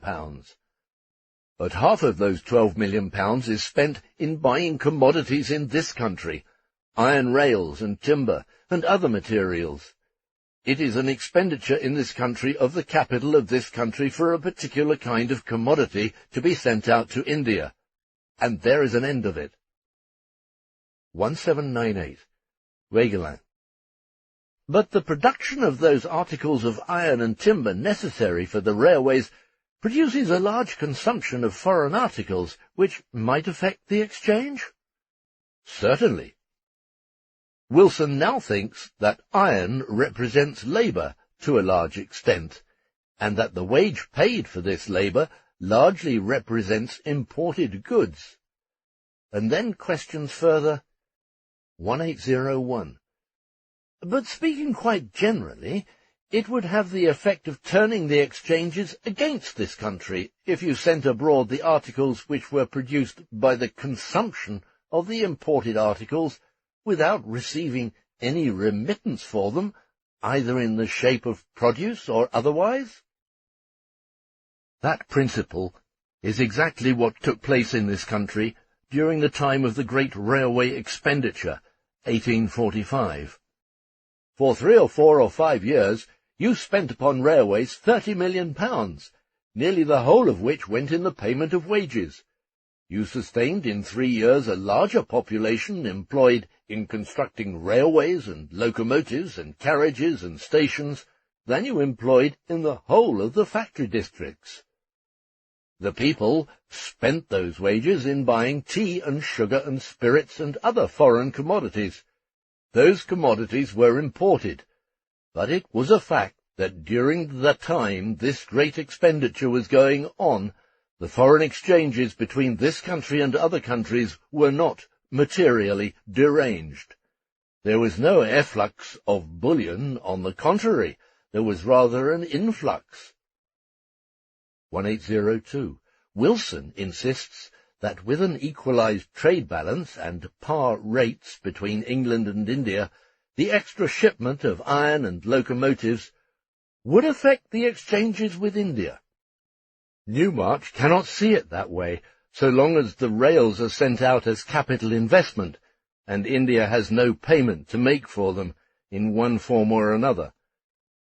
He adds, I agree with the principle that no one country can have permanently against itself an adverse state of exchange with all the other countries with which it deals. An adverse exchange with one country necessarily produces a favourable exchange with another. Wilson retorts with this triviality. 1803. But would not a transfer of capital be the same whether it was sent in one form or another? As regards the obligation, it would. 1804.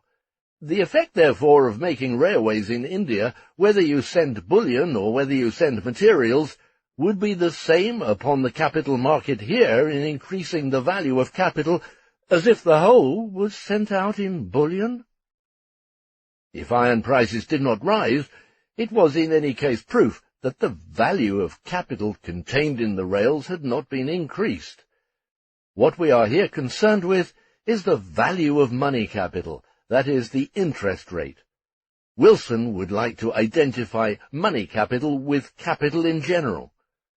The simple fact is essentially that £12 million were subscribed in England for Indian railways. This is a matter which has nothing directly to do with the rates of exchange, and the designation of the £12 million is also the same to the money market. If the money market is in good shape, it need not produce any effect at all on it, just as the English railway subscriptions in 1844 and 1845 left the money market unaffected.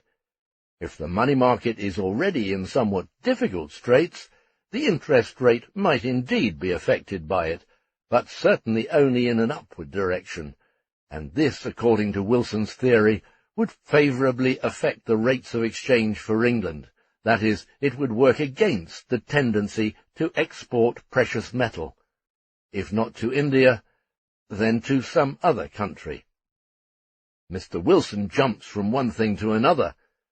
In question 1802 it is the rates of exchange that are supposed to be affected, and in question 1804 the value of capital, which are two very different things.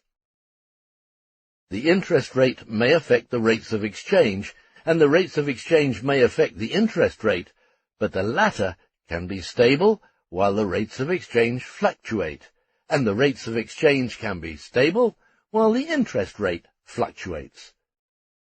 Wilson cannot get it through his head that the mere form in which capital is shipped abroad makes such a difference in the effect.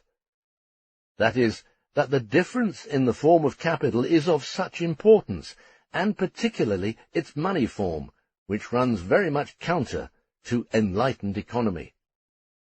Newmarch replies to Wilson one-sidedly in that he does not indicate that he has jumped so suddenly and without reason from rate of exchange to interest rate.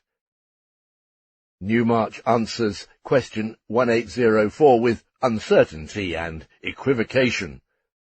No doubt, if there is a demand for £12 million to be raised, it is immaterial as regards the general rate of interest whether that £12 million is required to be sent in bullion or in materials. I think, however— a fine transition, this, however, when he intends to say the exact opposite.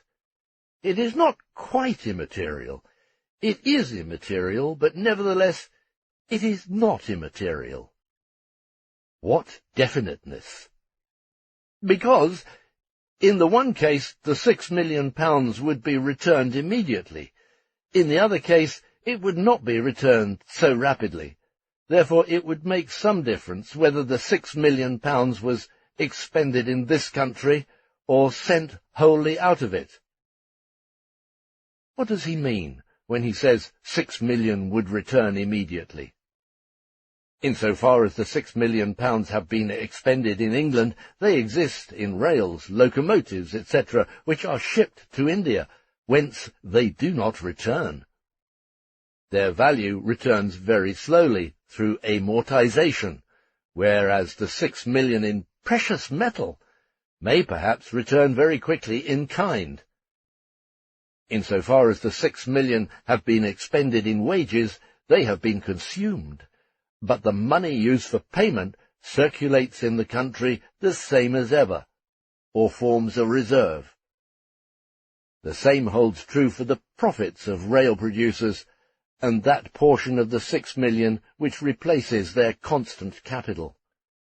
Thus, this ambiguous statement about returns is used by Newmarch only to avoid saying directly that the money has remained in the country, and insofar as it serves as loanable money capital, the difference for the money market, aside from the possibility that circulation could have absorbed more coin, is only that it is charged to the account of A instead of B. An investment of this kind, where capital is transferred to other countries in commodities, not in precious metal, can affect the rate of exchange, but not the rate of exchange with the country in which the exported capital is invested, only insofar as the production of these exported commodities requires an additional import of other foreign commodities. This production then cannot balance out the additional import.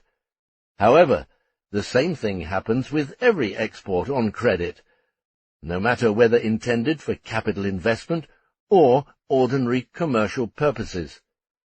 Moreover, this additional import can also call forth, by way of reaction, an additional demand for English goods, for instance on the part of the colonies or the United States.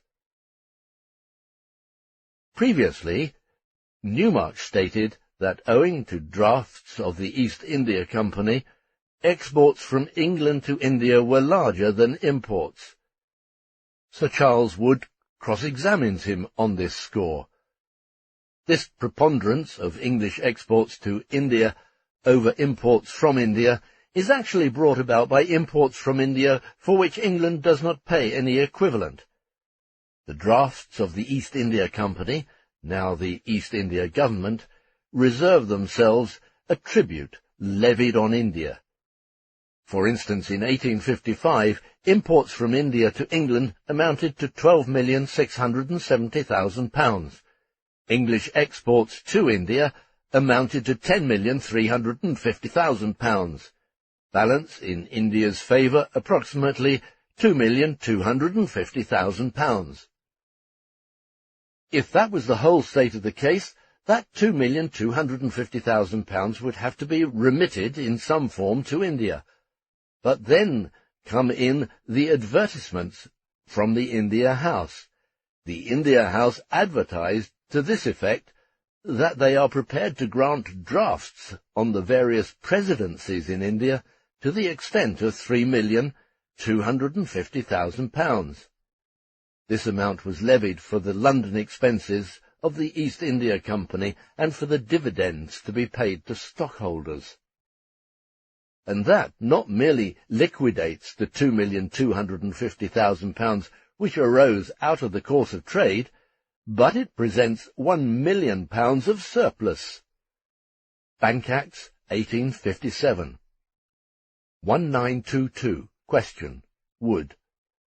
Then the effect of those India House drafts is not to increase the exports to India, but, by the same amount, to diminish them? This should read, to reduce the necessity of covering the imports from India by exports to that country to the same amount. Mr. Newmarch explains this by saying that the British import good government into India for these £3,700,000. Wood, as a former minister for India, knows full well the kind of good government which the British import to India, and correctly replies with irony. 1926. Then the export which you state is caused by the East India drafts is an export of good government and not of produce? Since England exports a good deal in this way for good government and as capital investment in foreign countries, thus obtaining imports which are completely independent of the ordinary run of business, tribute partly for exported good government and partly in the form of revenues from capital invested in the colonies or elsewhere, that is, tribute for which it does not have to pay any equivalent, it is evident that the rates of exchange are not affected when England simply consumes this tribute without exporting anything in return. Hence, it is also evident that the rates of exchange are not affected when it reinvests this tribute, not in England, but productively or unproductively in foreign countries, for instance, when it sends munitions for it to the Crimea. Moreover, to the extent that imports from abroad enter into the revenue of England, of course they must be paid for in the form of tribute, for which no equivalent return is necessary, or paid for by exchange for this unpaid tribute, or in the ordinary course of commerce, England can either consume them or reinvest them as capital. In neither case are the rates of exchange affected, and this is overlooked by the sage Wilson. whether a domestic or a foreign product constitutes a part of the revenue, whereby the latter case merely requires an exchange of domestic for foreign products, the consumption of this revenue, be it productive or unproductive, alters nothing in the rates of exchange, even though it may alter the scale of production. The following should be understood with the foregoing in mind. 1934. Wood asks Newmarch how the shipment of war supplies to the Crimea would affect the rate of exchange with Turkey. Newmarch replies, I do not see that the mere transmission of warlike stores would necessarily affect the exchange, but certainly the transmission of treasure would affect the exchange. In this case, he thus distinguishes capital in the form of money from capital in other forms. But now Wilson asks, 1935, if you make an export of any article to a great extent for which there is to be no corresponding import, you do not discharge the foreign debt you have created by your imports, and therefore you must by that transaction affect the exchanges by not discharging the foreign debt, by reason of your export having no corresponding imports? Newmarch replies, that is true as regards countries generally. Mr. Wilson forgets that there are very considerable imports into England for which corresponding exports have never taken place, except in the form of good government, or of previously exported investment capital. In any case, imports which do not enter into normal commercial movement. But these imports are again exchanged, for instance, for American products, and the circumstance that American goods are exported without corresponding imports does not alter the fact that the value of these imports can be consumed without an equivalent flow abroad. They have been received without reciprocal exports, and can therefore be consumed without entering into the balance of trade. But if you have previously paid for these imports, for instance, by credit given abroad, then no debt is contracted thereby, and the question has nothing to do with the international balance. It resolves itself into productive and unproductive expenditures, no matter whether the products so consumed are domestic or foreign. This lecture by Wilson amounts to saying that every export with no corresponding import is simultaneously an import with no corresponding export, because foreign, that is imported, commodities enter into the production of the exported article. The assumption is that every export of this kind is based on, or creates, an unpaid import, and thus presupposes a debt abroad. This is wrong, even when the following two circumstances are disregarded. 1. England receives certain imports free of charge for which it pays no equivalent, for example, a portion of its Indian imports. It can exchange these for American imports, and export the latter without importing in return. In any case, so far as the value is concerned, it has only exported something that has cost it nothing. 2.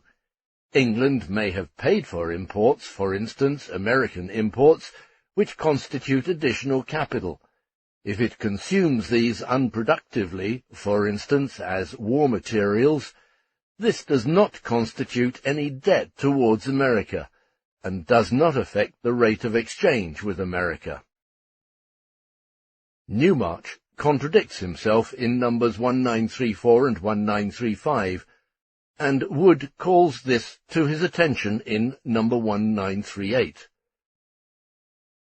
If no portion of the goods which are employed in the manufacture of the articles exported without return, war materials, came from the country to which those articles are sent, how is the exchange with that country affected? Supposing the trade with Turkey to be in an ordinary state of equilibrium, how is the exchange between this country and Turkey affected by the export of warlike stores to the Crimea. Here Newmarch loses his equanimity.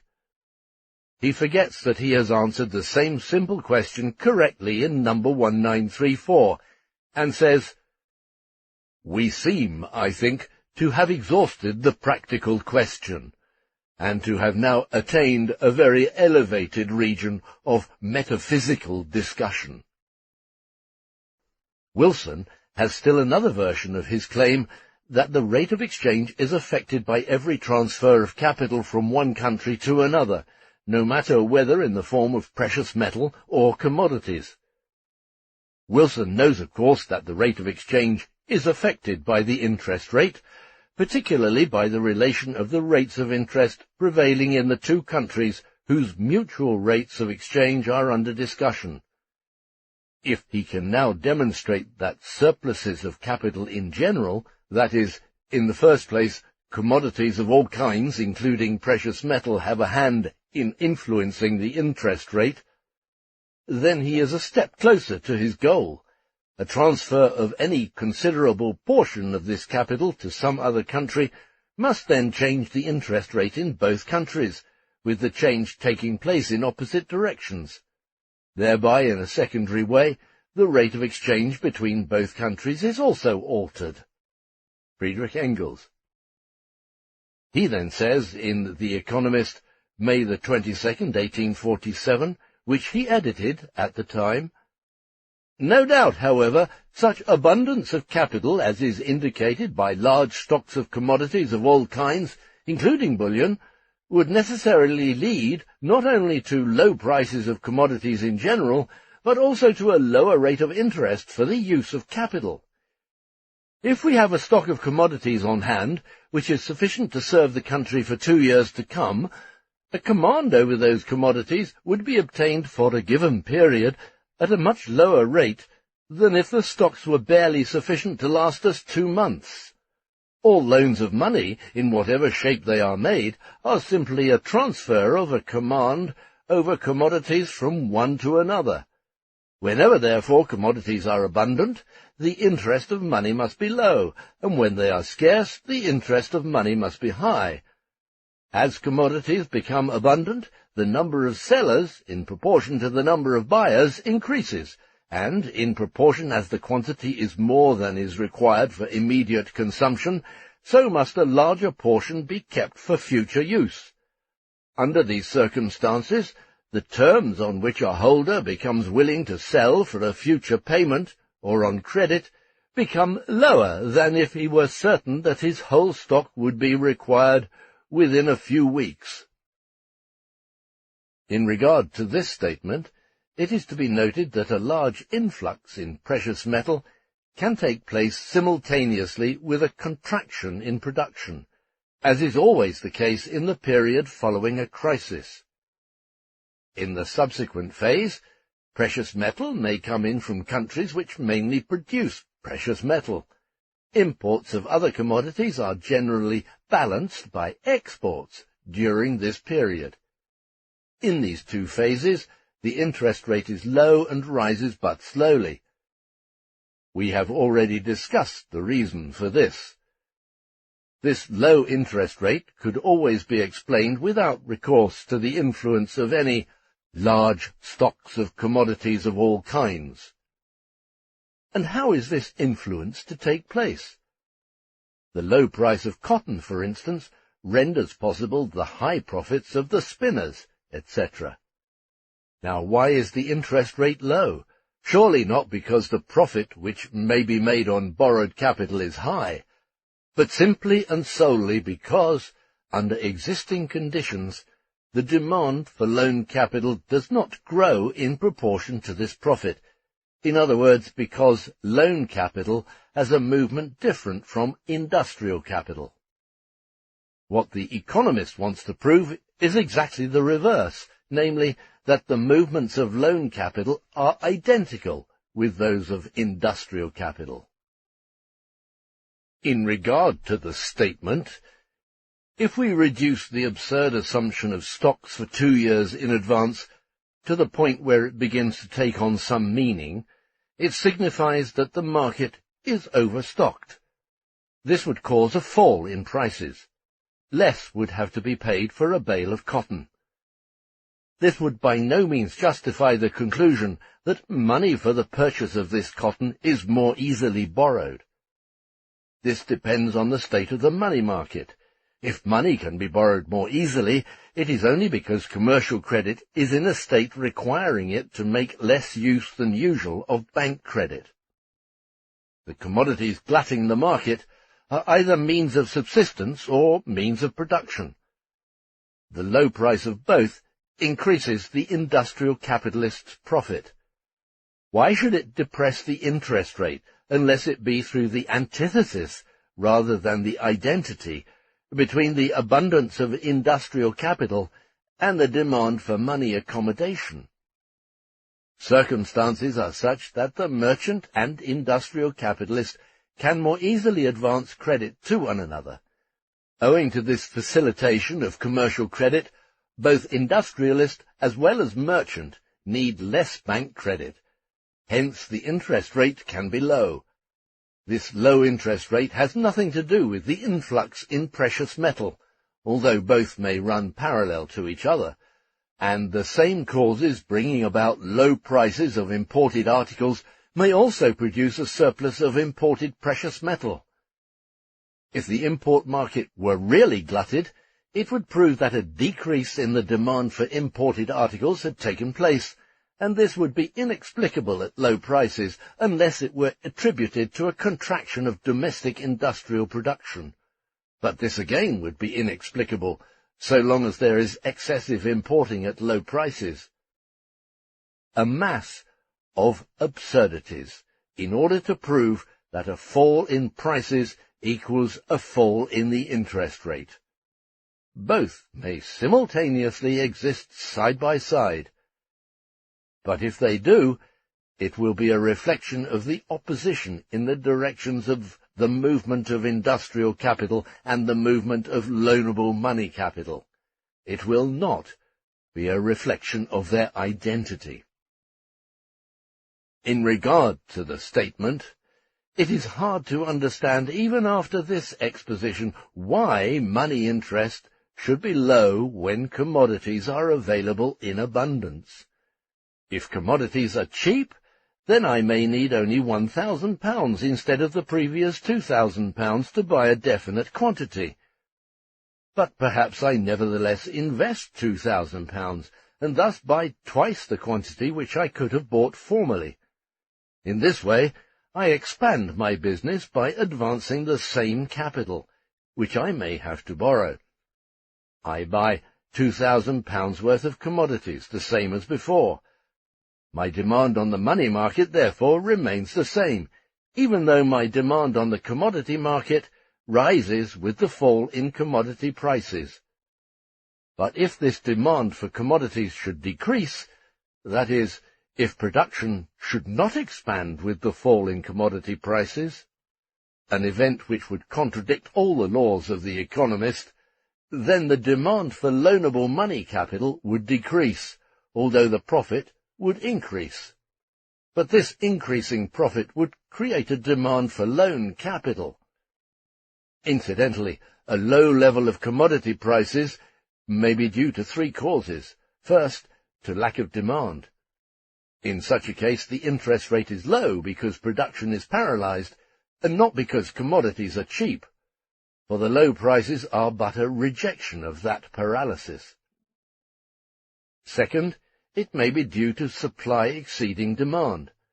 This may be the result of a glut on the market, etc., which may lead to a crisis and coincide with a high interest rate during the crisis itself. Or thirdly, it may be the result of a fall in the value of commodities, so that the same demand can be satisfied at lower prices. Why should the interest rate fall in the last case? Because profits increase? If this were due to less money capital being required for obtaining the same productive or commodity capital, it would merely prove that profit and interest are inversely proportional to each other. In any case, the general statement of the economist is false. Low money prices for commodities and a low interest rate do not necessarily go together.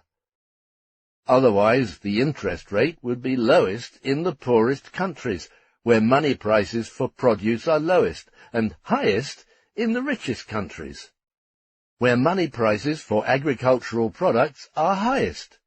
In general, the economist admits, if the value of money falls, it exerts no influence on the interest rate. £100 bring £105 the same as ever. If the £100 are worth less, so are the £5 interest.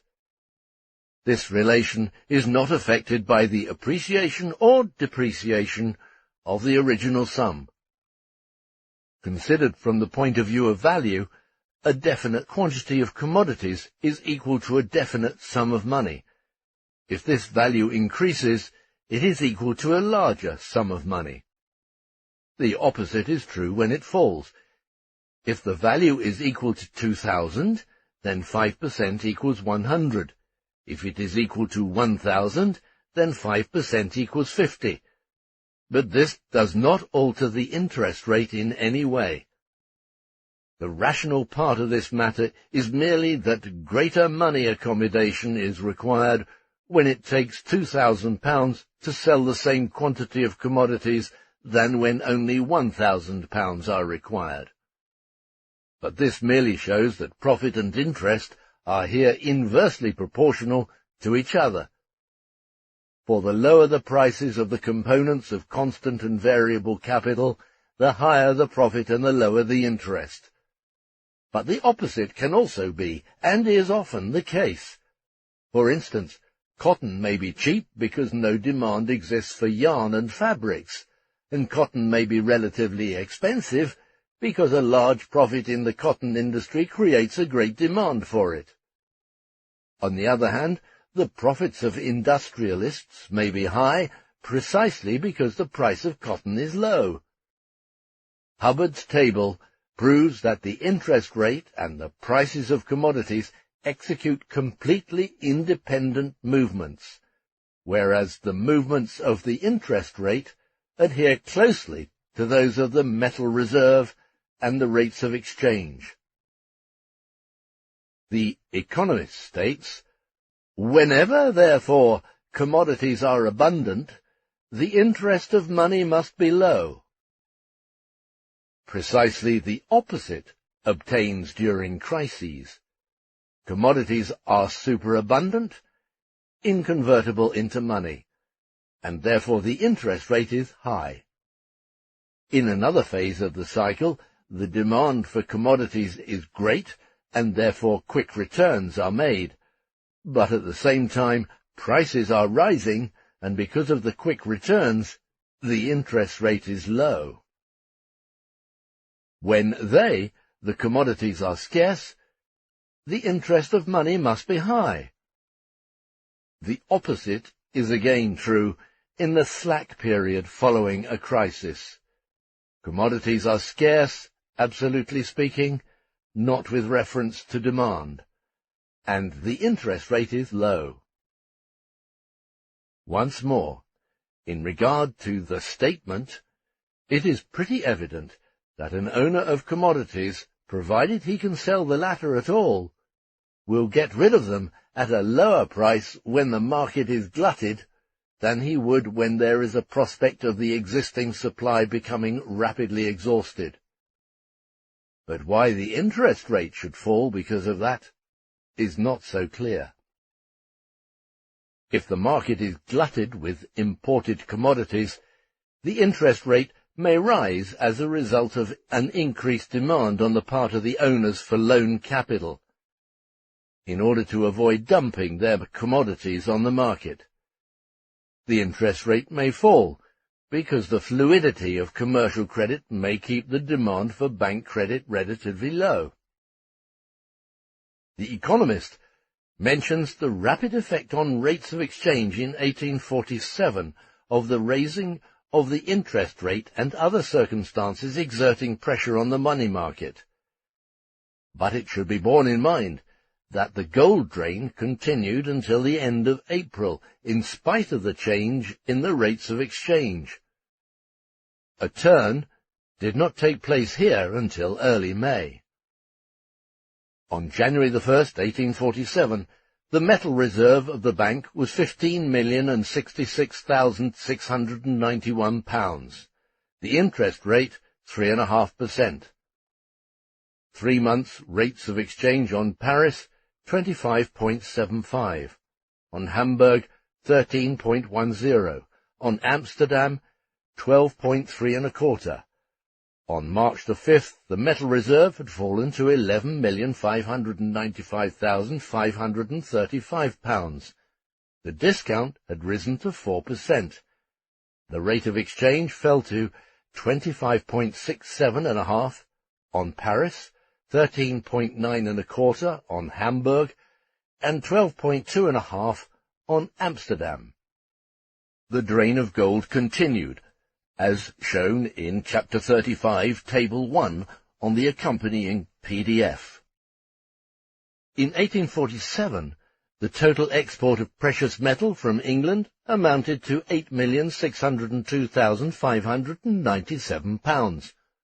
Of this, to the United States, £3,226,411, to France, £2,479,892, to the Hanse Towns, £958,781, to Holland, £247,743. In spite of the change in the rates at the end of March, the drain of gold continued for another full month, probably to the United States. We thus see, says the economist August 2nd, 1847, how rapid and striking was the effect of a rise in the rate of interest, and the pressure which ensued in correcting an adverse exchange, and in turning the tide of bullion back to this country. This effect was produced entirely independent of the balance of trade. A higher rate of interest caused a lower price of securities, both foreign and English, and induced large purchases to be made on foreign account, which increased the amount of bills to be drawn from this country, while on the other hand the high rate of interest and the difficulty of obtaining money was such that the demand of those bills fell off, while their amount increased.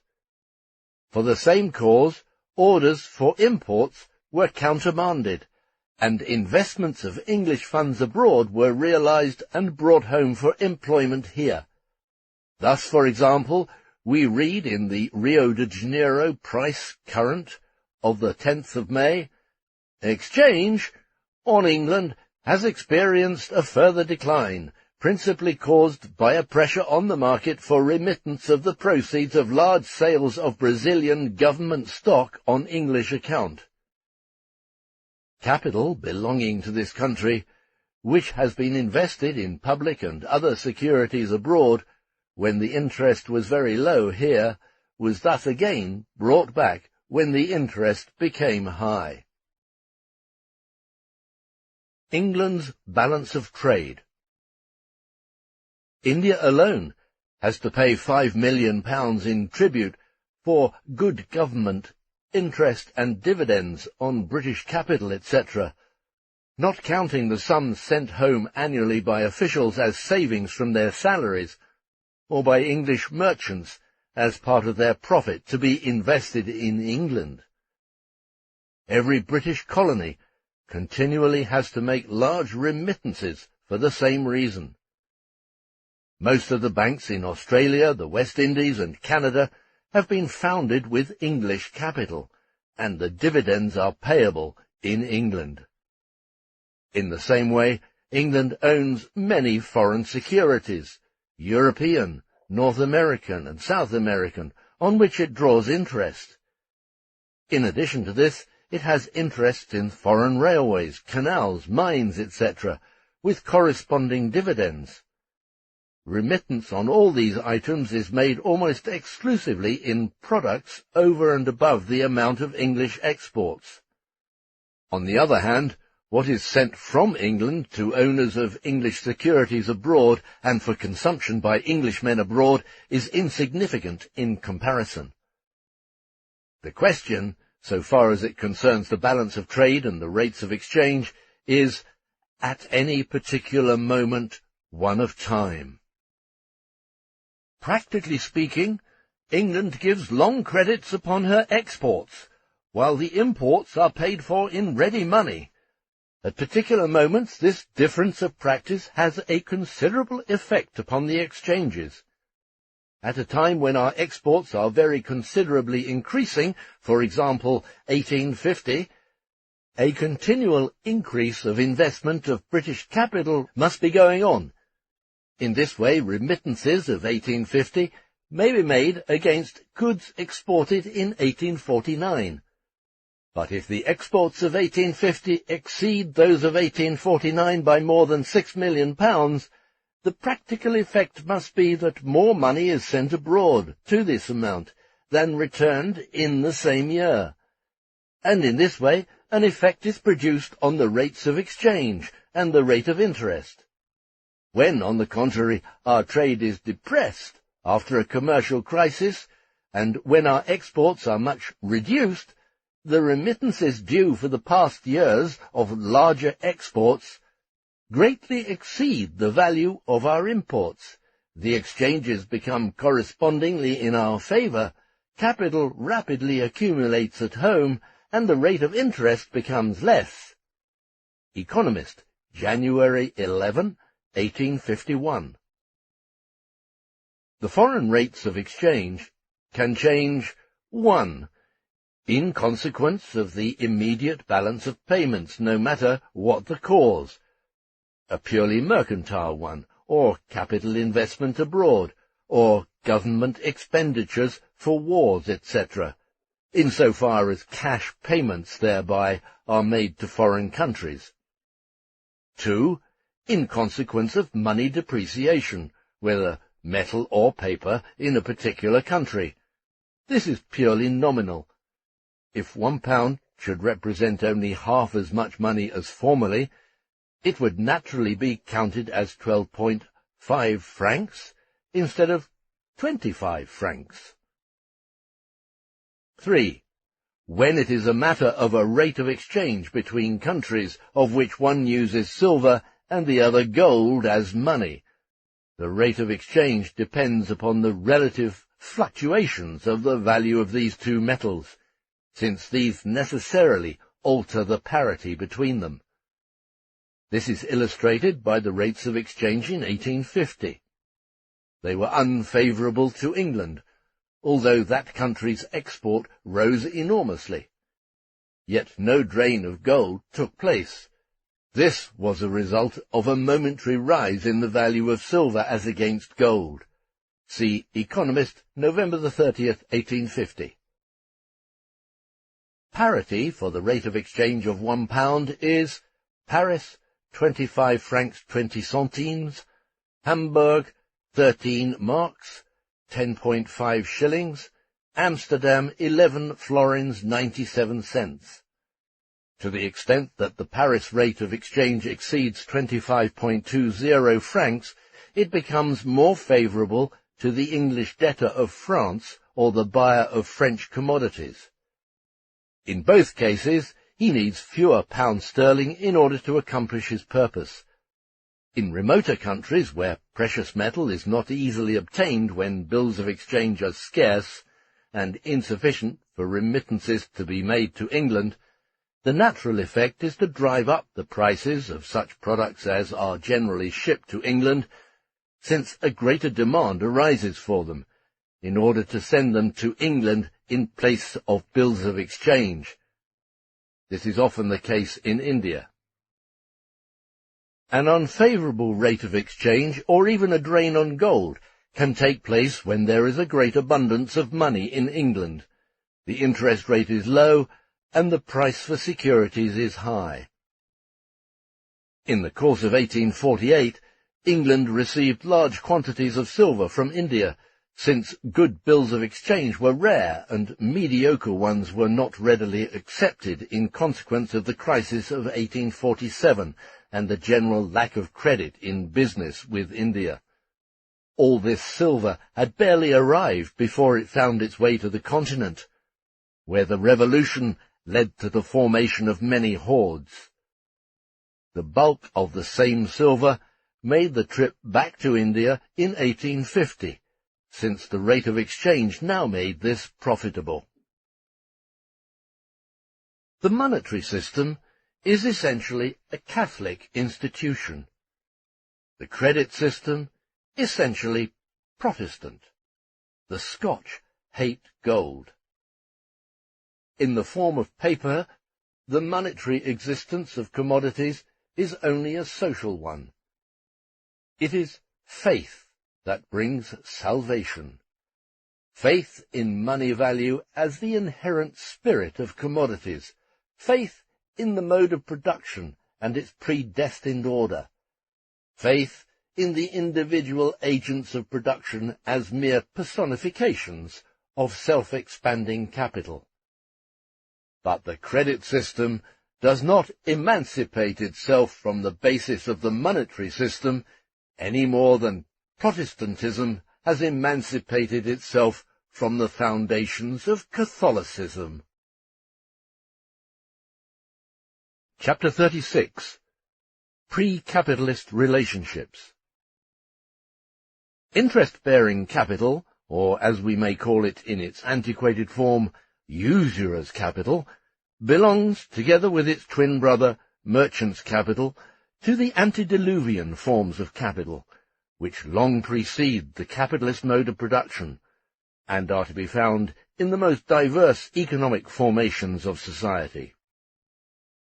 The existence of usurer's capital merely requires that at least a portion of products should be transformed into commodities, and that money should have developed in its various functions along with trade in commodities.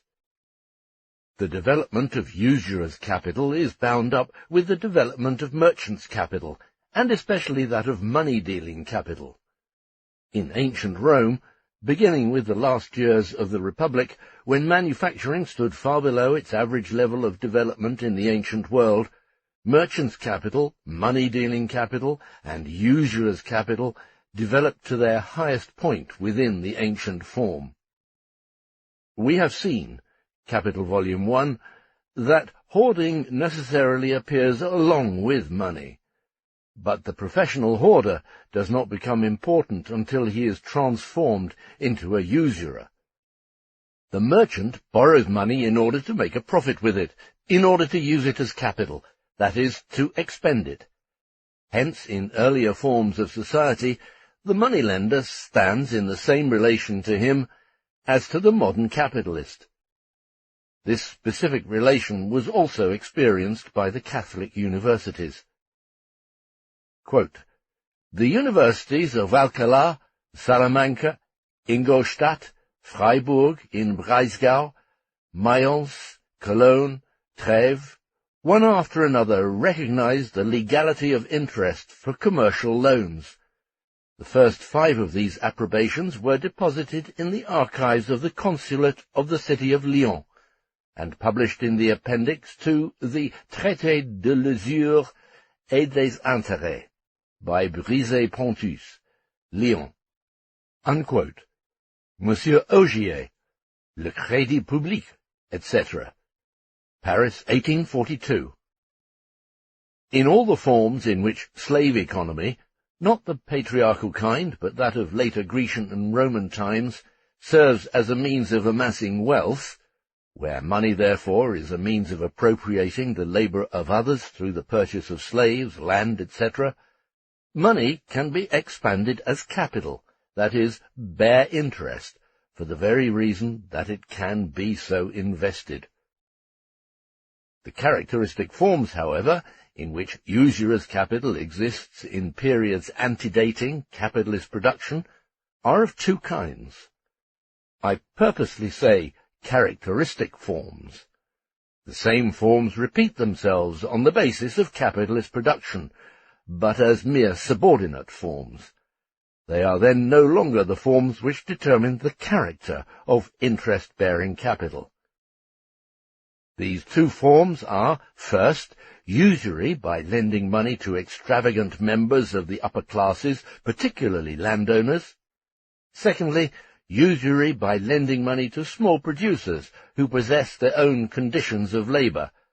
This includes the artisan, but mainly the peasant, since particularly under pre-capitalist conditions, insofar as they permit of small independent individual producers, the peasant class necessarily constitutes the overwhelming majority of them.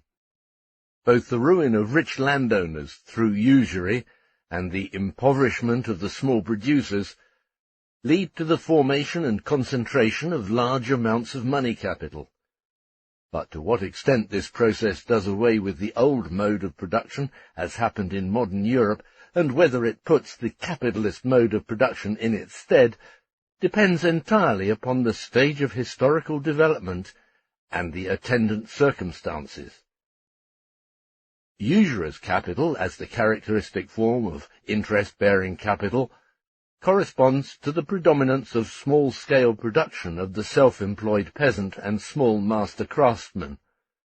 When the labourer is confronted by the conditions of labour and by the product of labour in the shape of capital, as under the developed capitalist mode of production, he has no occasion to borrow any money as a producer.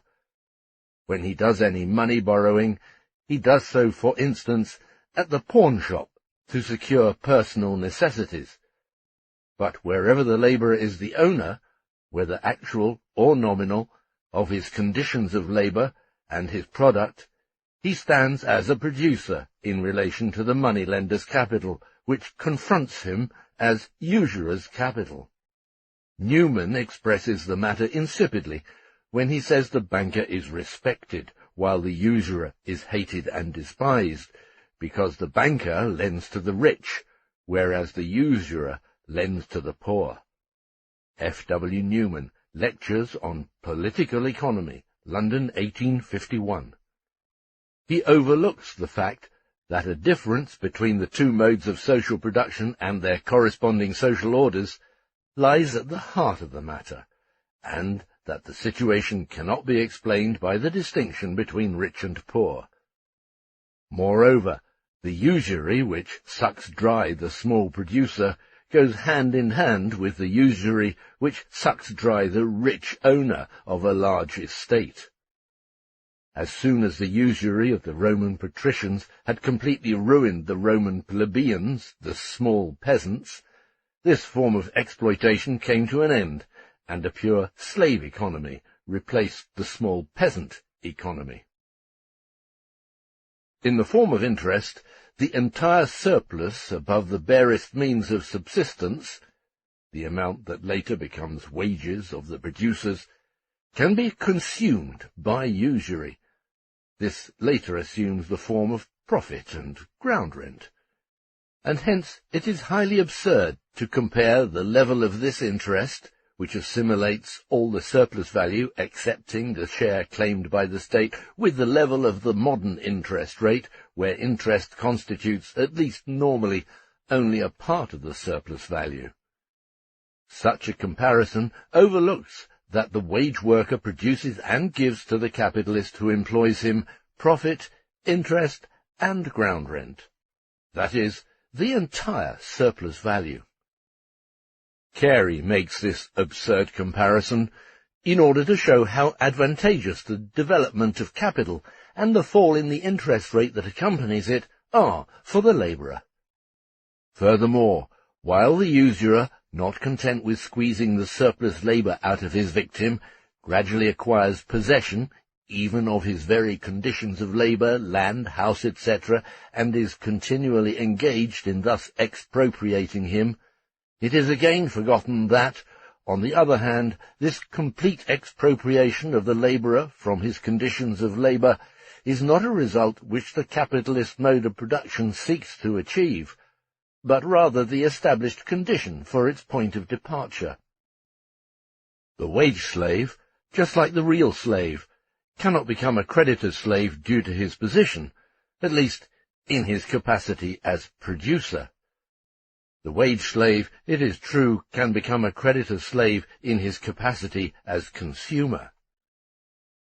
Usurer's capital, in the form whereby it indeed appropriates all of the surplus labour of the direct producers without altering the mode of production, whereby the ownership or possession by the producers of the conditions of labour and small-scale production corresponding to this is its essential prerequisite, whereby, in other words, capital does not directly subordinate labour to itself, and does not therefore confront it as industrial capital, this usurer's capital impoverishes the mode of production, paralyzes the productive forces instead of developing them, and at the same time perpetuates the miserable conditions in which the social productivity of labour is not developed at the expense of labour itself, as in the capitalist mode of production. Usury thus exerts, on the one hand, an undermining and destructive influence on ancient and feudal wealth and ancient and feudal property. On the other hand, it undermines and ruins small peasant and small burgher production. In short, all forms in which the producer still appears as the owner of his means of production. Under the developed capitalist mode of production, the labourer is not the owner of the means of production, that is, the field which he cultivates, the raw materials which he processes, etc. But under this system, separation of the producer from the means of production reflects an actual revolution in the mode of production itself. The isolated labourers are brought together in large workshops for the purpose of carrying out separate but interconnected activities. A tool becomes a machine. The mode of production itself no longer permits the dispersion of the instruments of production associated with small property, nor does it permit the isolation of the labourer himself. Under the capitalist mode of production, usury can no longer separate the producer from his means of production, for they have already been separated. Usury centralizes money wealth where the means of production are dispersed. It does not alter the mode of production, but attaches itself firmly to it like a parasite and makes it wretched. It sucks out its blood, enervates it, and compels reproduction to proceed under ever more pitiable conditions. Hence the popular hatred against usurers, which was most pronounced in the ancient world, where ownership of means of production by the producer himself was at the same time the basis for political status, the independence of the citizen. To the extent that slavery prevails, or insofar as the surplus product is consumed by the feudal lord and his retinue, while either the slave owner or the feudal lord fall into the clutches of the usurer, the mode of production still remains the same. It only becomes harder on the labourer. The indebted slaveholder or feudal lord becomes more oppressive because he is himself more oppressed. Or he finally makes way for the usurer, who becomes a landed proprietor or slaveholder himself, like the knights in ancient Rome.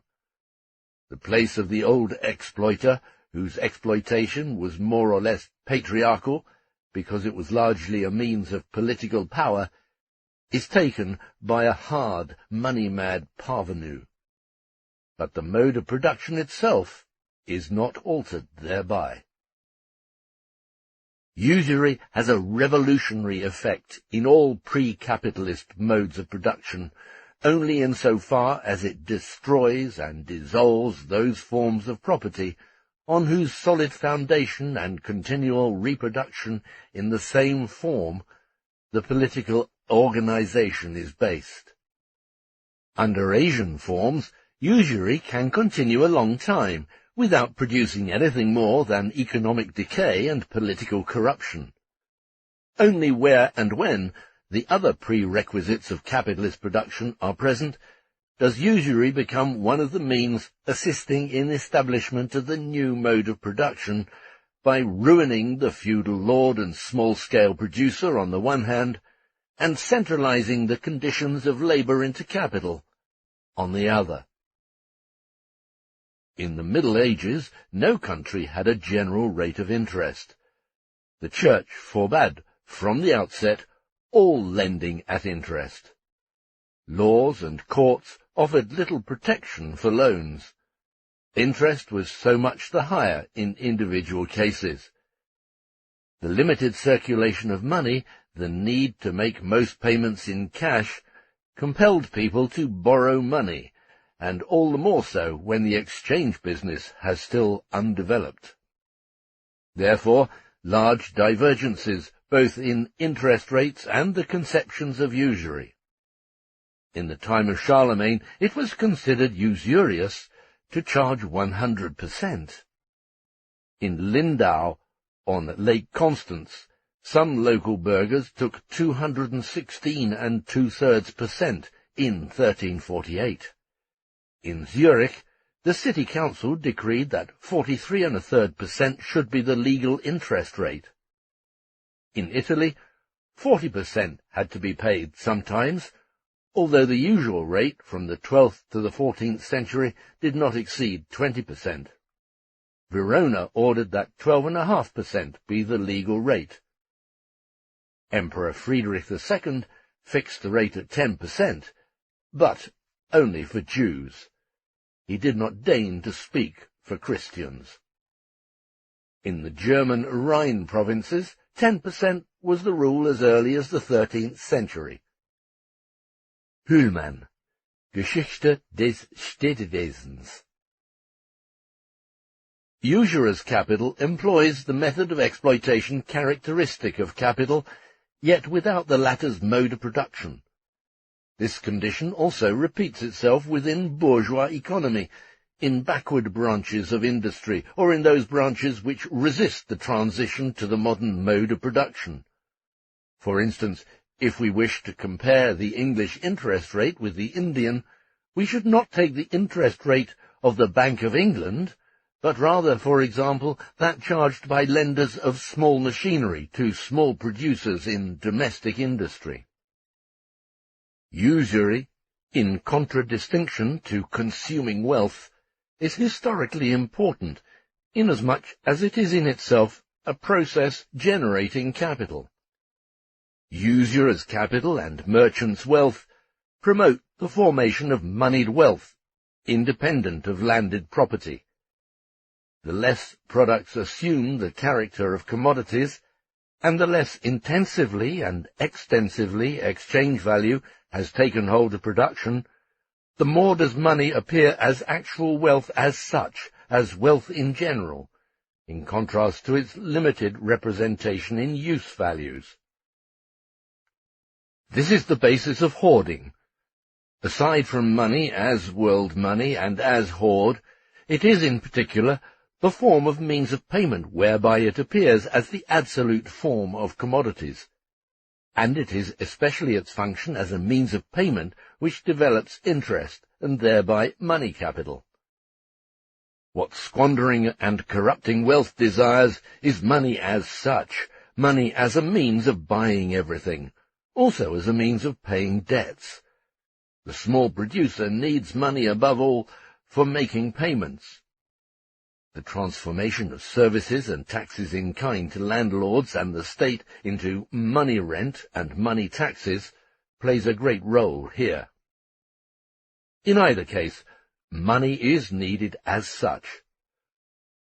On the other hand, it is in usury that hoarding first becomes reality, and that the hoarder fulfills his dream. What is sought from the owner of a hoard is not capital, but money as such.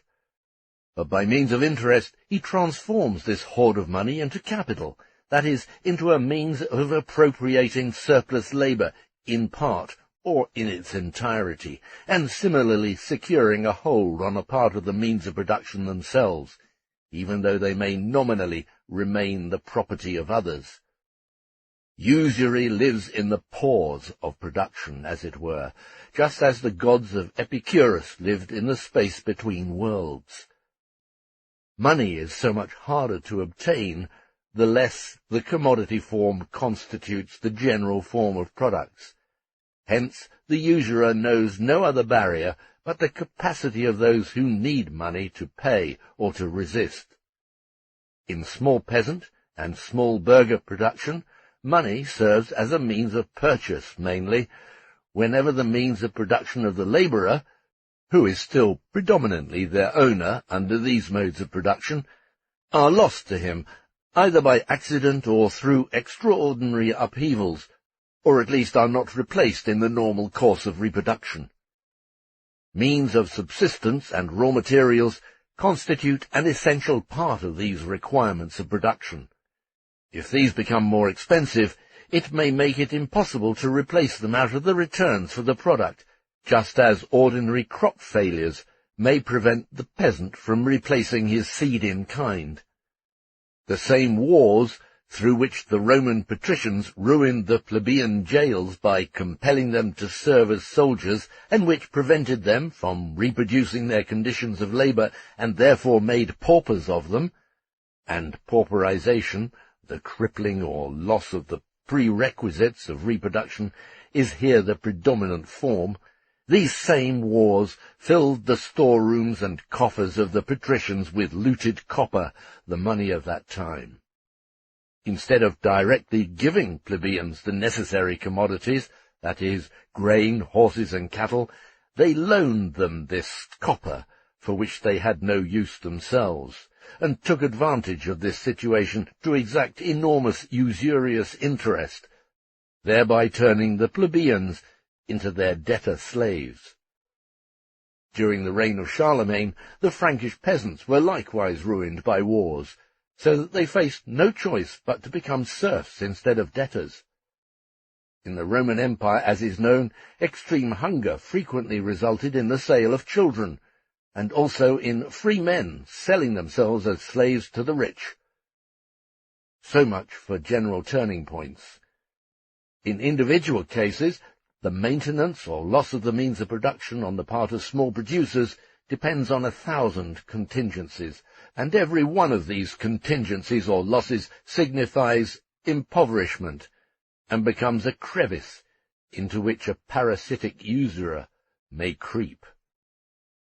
The mere death of his cow may render the small peasant incapable of renewing his reproduction on its former scale.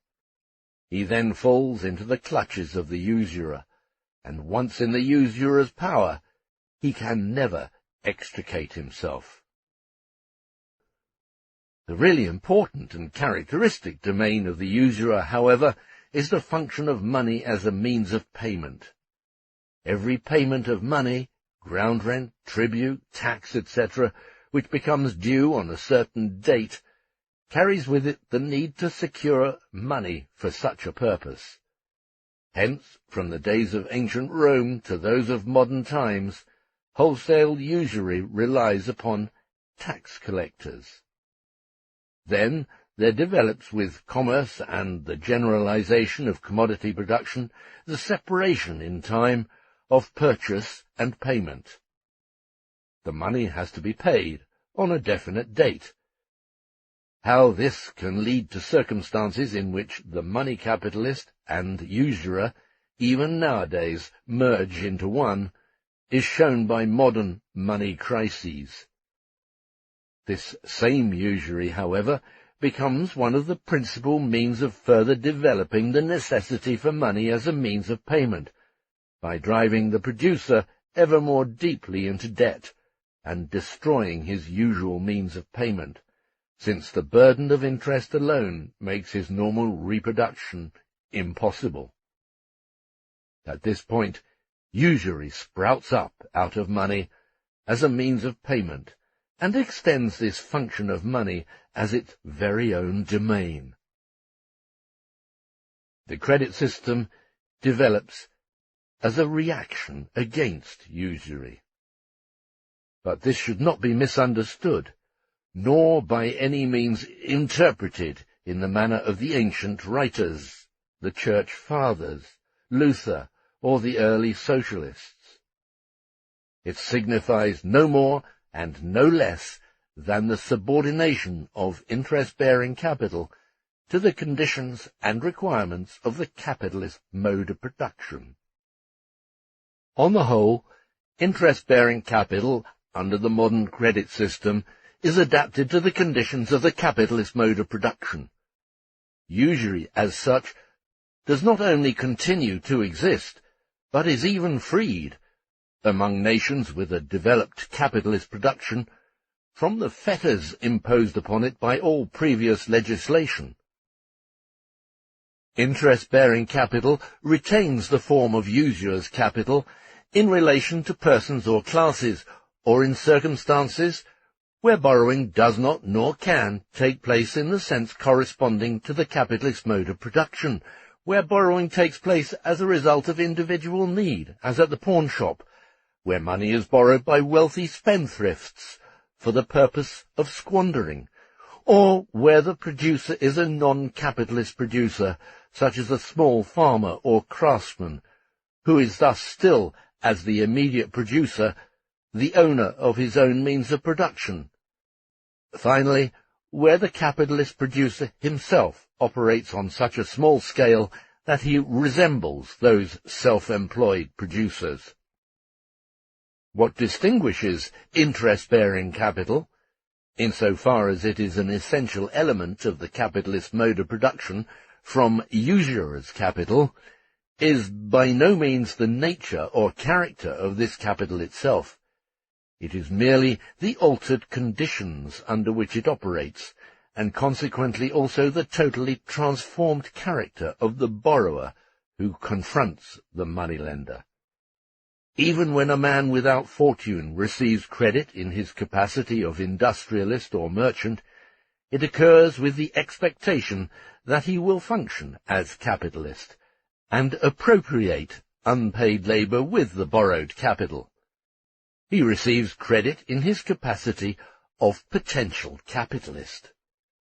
The circumstance that a man without fortune, but possessing energy, solidity, ability, and business acumen, may become a capitalist in this manner, and the commercial value of each individual is pretty accurately estimated under the capitalist mode of production, is greatly admired by apologists of the capitalist system. Although this circumstance continually brings an unwelcome number of new soldiers of fortune into the field, and into competition with the already existing individual capitalists, it also reinforces the supremacy of capital itself, expands its base, and enables it to recruit ever new forces for itself out of the substratum of society. In a similar way, the circumstance that the Catholic Church in the Middle Ages formed its hierarchy out of the best brains in the land, regardless of their estate, birth, or fortune, was one of the principal means of consolidating ecclesiastical rule and suppressing the laity. The more a ruling class is able to assimilate the foremost minds of a ruled class, the more stable and dangerous becomes its rule. The initiators of the modern credit system take as their point of departure not an anathema against interest-bearing capital in general, but, on the contrary, its explicit recognition. We are not referring here to such reactions against usury which attempted to protect the poor against it, like the Mont de Piété, 1350, in Salins, in Franche-Comté, later in Perugia and Savona in Italy, 1400 and 1479. These are noteworthy mainly because they reveal the irony of history, which turns pious wishes into their very opposite during the process of realization. According to a moderate estimate, the English working class pays 100% to the pawnshops, the modern successors of Mont de Piété. Footnote. Quote, "It is by frequent fluctuations within the month, and by pawning one article to relieve another, where a small sum is obtained, that the premium for money becomes so excessive. There are about 240 licensed pawnbrokers in the metropolis, and nearly 1,450 in the country. The capital employed is supposed somewhat to exceed £1,000,000 sterling, and this capital is turned round thrice in the course of the year, and yields each time about 33.5% on an average, according to which calculation the inferior orders of society in England pay about 1 million a year for the use of a temporary loan, exclusive of what they lose by goods being forfeited." Unquote. J.D. Tuckett, A History of the Past and Present State of the Labouring Population, London, 1846. End of footnote. We are also not referring to the credit fantasies of such men as Dr. Hugh Chamberlain or John Briscoe, who attempted during the last decade of the 17th century to emancipate the English aristocracy from usury by means of a farmer's bank, using paper money based on real estate. Footnote.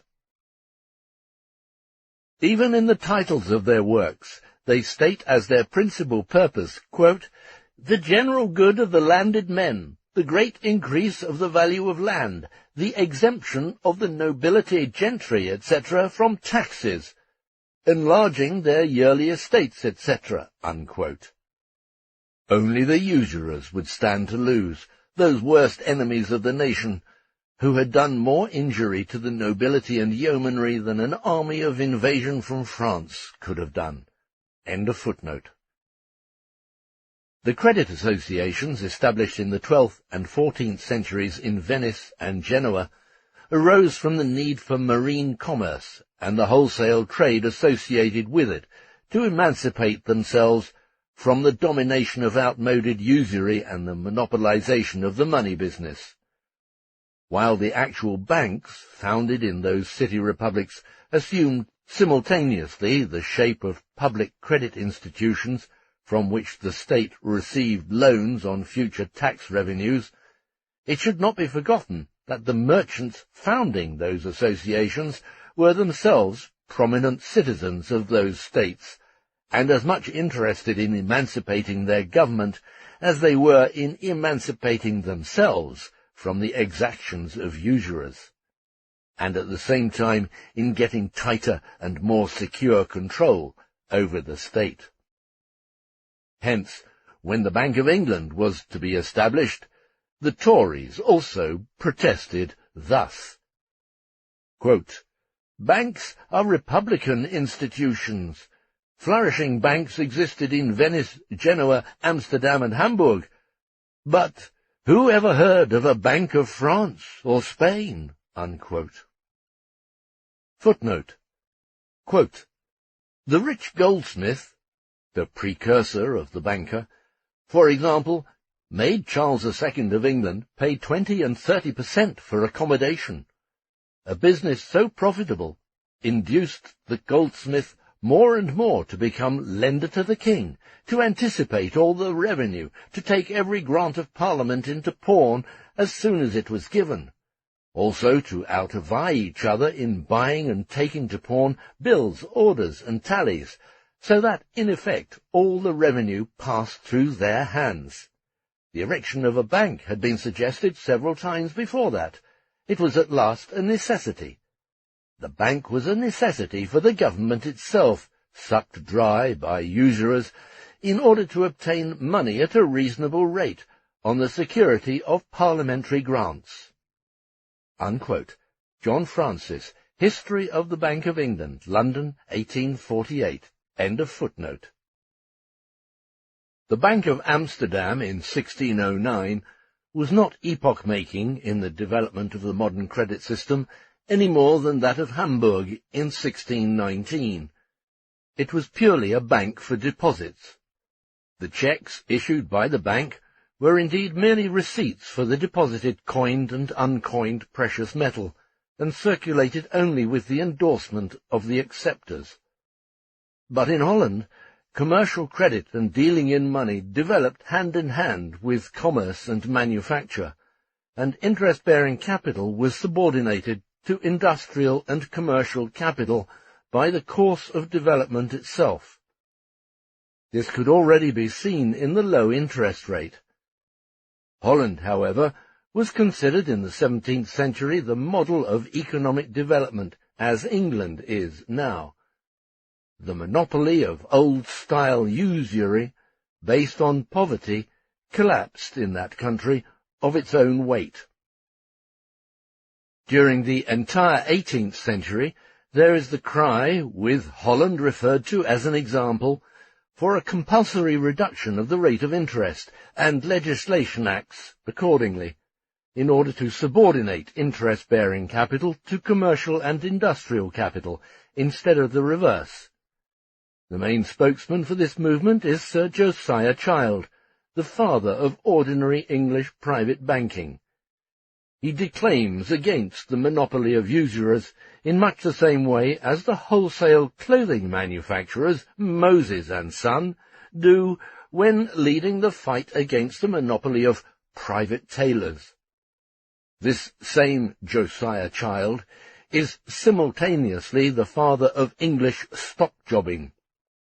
Thus, as autocrat of the East India Company, he defends its monopoly in the name of free trade.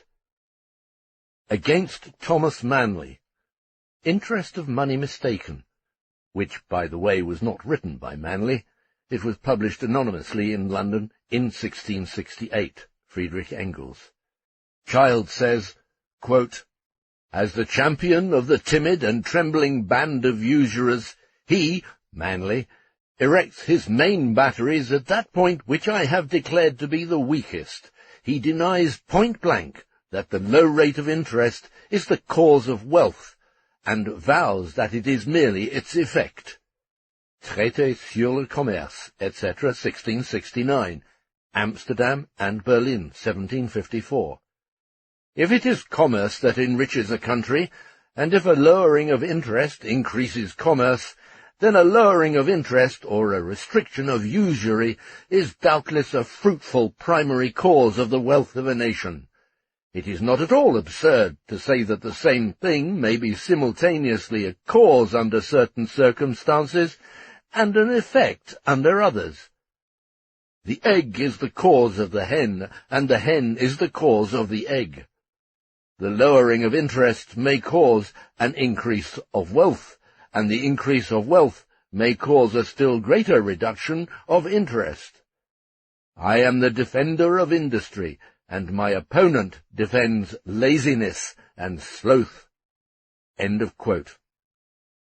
This violent battle against usury, this demand for the subordination of interest-bearing capital to industrial capital, is but the herald of the organic creations that establish these prerequisites of capitalist production in the modern banking system, which on the one hand robs usurers' capital of its monopoly by concentrating all idle money reserves and throwing them on the money market, and on the other hand limits the monopoly of the precious metal itself by creating credit money. The same opposition to usury, the demand for the emancipation of commerce, industry, and the state from usury, which are observed here in the case of Child, will be found in all writings on banking in England during the last third of the 17th and the early 18th centuries. We also find colossal illusions about the miraculous effects of credit, abolition of the monopoly of precious metal, its displacement by paper, etc.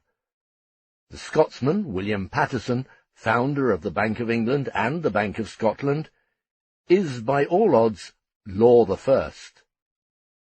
Against the Bank of England, all goldsmiths and pawnbrokers set up a howl of rage.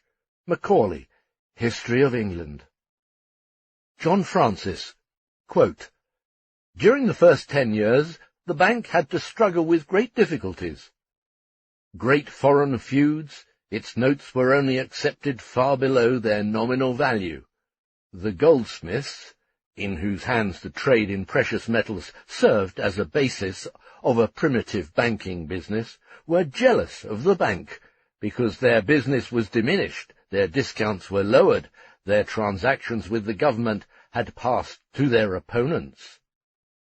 Even before the establishment of the Bank of England, a plan was proposed in 1683 for a national bank of credit, which had for its purpose, among others, that tradesmen, when they have a considerable quantity of goods, may, by the help of this bank, deposit their goods, by raising a credit on their own dead stock, employ their servants, and increase their trade, till they get a good market, instead of selling them at a loss."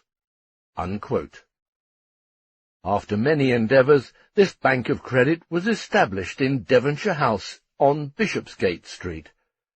It made loans to industrialists and merchants on the security of deposited goods to the amount of 3/4 of their value in the form of bills of exchange. In order to make these bills of exchange capable of circulating, a number of people in each branch of business were organized into a society, from which every possessor of such bills would be able to obtain goods with the same facility as if he were to offer them cash payment. This bank's business did not flourish. Its machinery was too complicated, and the risk too great in case of a commodity depreciation. If we go by the actual content of those records which accompany and theoretically promote the formation of the modern credit system in England, we shall not find anything in them but, as one of its conditions, the demand for a subordination of interest-bearing capital, and of loanable means of production in general, to the capitalist mode of production. On the other hand, if we simply cling to the phraseology, we shall be frequently surprised by the agreement, including the mode of expression, with the illusions of the followers of Saint-Simon about banking and credit. Just as in the writings of the physiocrats, the cultivateur does not stand for the actual tiller of the soil, but for the big farmer, so the travailleur with Saint-Simon, and continuing on through his disciples, does not stand for the labourer, but for the industrial and commercial capitalist. Quote, "A travailleur needs helpers, supporters, labourers. He looks for such as are intelligent, able, devoted. He puts them to work, and their labour is productive." Unquote. Religion saint-simonienne, économie politique et politique. Enfantin, Paris, 1831. In fact, one should bear in mind that only his last work, Le Nouveau Christianisme, Saint-Simon speaks directly for the working class and declares their emancipation to be the goal of his efforts. All his former writings are indeed mere encomiums of modern bourgeois society in contrast to the feudal order, or of industrialists and bankers in contrast to marshals and juristic law manufacturers of the Napoleonic era. What a difference compared with the contemporaneous writings of Owen! Footnote. Marx would surely have modified this passage considerably had he reworked his manuscript. It was inspired by the role of the ex-followers of Saint-Simon under France's Second Empire, where just at the time that Marx wrote the preceding, the world-redeeming credit fantasies of this school, through the irony of history, were being realized in the form of a tremendous swindle on a scale never seen before. Later, Marx spoke only with admiration of the genius and encyclopedic mind of Saint-Simon. When, in his earlier works, the latter ignores the antithesis between the bourgeoisie and the proletariat, which was just then coming into existence in France, when he includes among the travailleurs that part of the bourgeoisie which was active in production, this corresponds to Fourier's conception of attempting to reconcile capital and labour, and is explained by the economic and political situation of France in those days. The fact that Owen was more far-sighted in this respect is due to his different environment, for he lived in a period of industrial revolution and of acutely sharpening class antagonisms. Friedrich Engels, end of footnote. For the followers of Saint-Simon, the industrial capitalist likewise remains the travailleur par excellence, as the aforequoted passage indicates. After reading their writings critically, one will not be surprised that their credit and bank fantasies materialized in the Crédit Mobilier, founded by an ex-follower of Saint-Simon, Émile Pereire. This form, incidentally, could become dominant only in a country like France, where neither the credit system nor large-scale industry had reached the modern level of development. This was not at all possible in England and America. The embryo of Crédit Mobilier is already contained in the following passages from Doctrine de Saint-Simon, Exposition, Première année 1828-29, Troisième édition, Paris 1831. It is understandable that bankers can lend money more cheaply than the capitalists and private usurers. These bankers are, therefore, quote, able to supply tools to the industrialists far more cheaply, that is, at lower interest, than the real estate owners and capitalists who may be more easily mistaken in their choice of borrowers. But the authors themselves add in a footnote, the advantage that would accrue from the mediation of bankers between the idle rich and the travailleurs is often counterbalanced or even cancelled by the opportunities offered in our disorganized society to egoism, which may manifest itself in various forms of fraud and charlatanism. The bankers often worm their way between the travailleur and idle rich for the purpose of exploiting both to the detriment of society. Unquote. Travailleur here means capitaliste industriel. Indeed, it is wrong to regard the means at the command of the modern banking system merely as the means of idle people.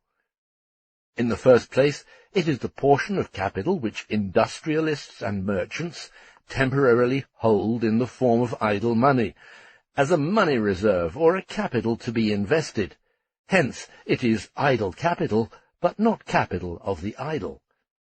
In the second place, it is the portion of all revenue and savings in general, which is to be temporarily or permanently accumulated. Both are essential to the nature of the banking system. But it should always be borne in mind that, in the first place, money, in the form of precious metal, remains the foundation from which the credit system, by its very nature, can never detach itself. Secondly, that the credit system presupposes the monopoly of social means of production by private persons in the form of capital and landed property, that it is itself, on the one hand, an inherent form of the capitalist mode of production, and on the other a driving force in its development to its highest and ultimate form. The banking system, so far as its formal organization and centralization is concerned, is the most artificial and most developed product turned out by the capitalist mode of production, a fact already expressed in 1697 in Some Thoughts of the Interests of England. This accounts for the immense power of an institution such as the Bank of England over commerce and industry, although their actual movements remain completely beyond its province, and it is passive toward them. The banking system possesses indeed the form of universal bookkeeping and distribution of means of production on a social scale, but solely the form. We have seen that the average profit of the individual capitalist, or of every individual capital, is determined not by the surplus labour appropriated at first hand by each capital, but by the quantity of total surplus labour appropriated by the total capital, from which each individual capital receives its dividend only proportional to its aliquot part of the total capital. This social character of capital is first promoted and wholly realized through the full development of the credit and banking system. On the other hand, this goes farther. It places all the available and even potential capital of society that is not already actively employed at the disposal of the industrial and commercial capitalists, so that neither the lenders nor users of this capital are its real owners or producers. It thus does away with the private character of capital, and thus contains in itself, but only in itself, the abolition of capital itself. By means of the banking system, the distribution of capital as a special business, a social function, is taken out of the hands of the private capitalists and usurers. But at the same time, banking and credit thus become the most potent means of driving capitalist production beyond its own limits, and one of the most effective vehicles of crises and swindle. The banking system shows furthermore, by substituting various forms of circulating credit in place of money, that money is in reality nothing but a particular expression of the social character of labour and its products, which, however, as antithetical to the basis of private production, must always appear in the last analysis as a thing, a special commodity, alongside other commodities. Finally, there is no doubt that the credit system will serve as a powerful lever during the transition from the capitalist mode of production to the mode of production of associated labour, but only as one element in connection with other great organic revolutions of the mode of production itself. On the other hand, the illusions concerning the miraculous power of the credit and banking system, in the socialist sense, arise from a complete lack of familiarity with the capitalist mode of production and the credit system as one of its forms. As soon as the means of production cease being transformed into capital, which also includes the abolition of private property in land, credit as such no longer has any meaning. This, incidentally, was even understood by the followers of Saint-Simon. On the other hand, as long as the capitalist mode of production continues to exist, interest-bearing capital, as one of its forms, also continues to exist, and constitutes, in fact, the basis of its credit system. Only that sensational writer, Proudhon, who wanted to perpetuate commodity production and abolish money, was capable of dreaming up the monstrous crédit gratuit, the ostensible realization of the pious wish of the petty bourgeois estate. Karl Marx, Misère de la philosophie, Brussels and Paris, 1847. Zur Kritik der politischen Ökonomie. In Religion Saint-Simonienne, Économie politique et politique, we read on page 45, quote, "Credit serves the purpose, in a society in which some own the instruments of industry without the ability or will to employ them, and where other industrious people have no instruments of labour, of transferring these instruments in the easiest manner possible from the hands of the former, their owners, to the hands of the others who know how to use them." Note that this definition regards credit as a result of the way in which property is constituted. Therefore, credit disappears with this constitution of property.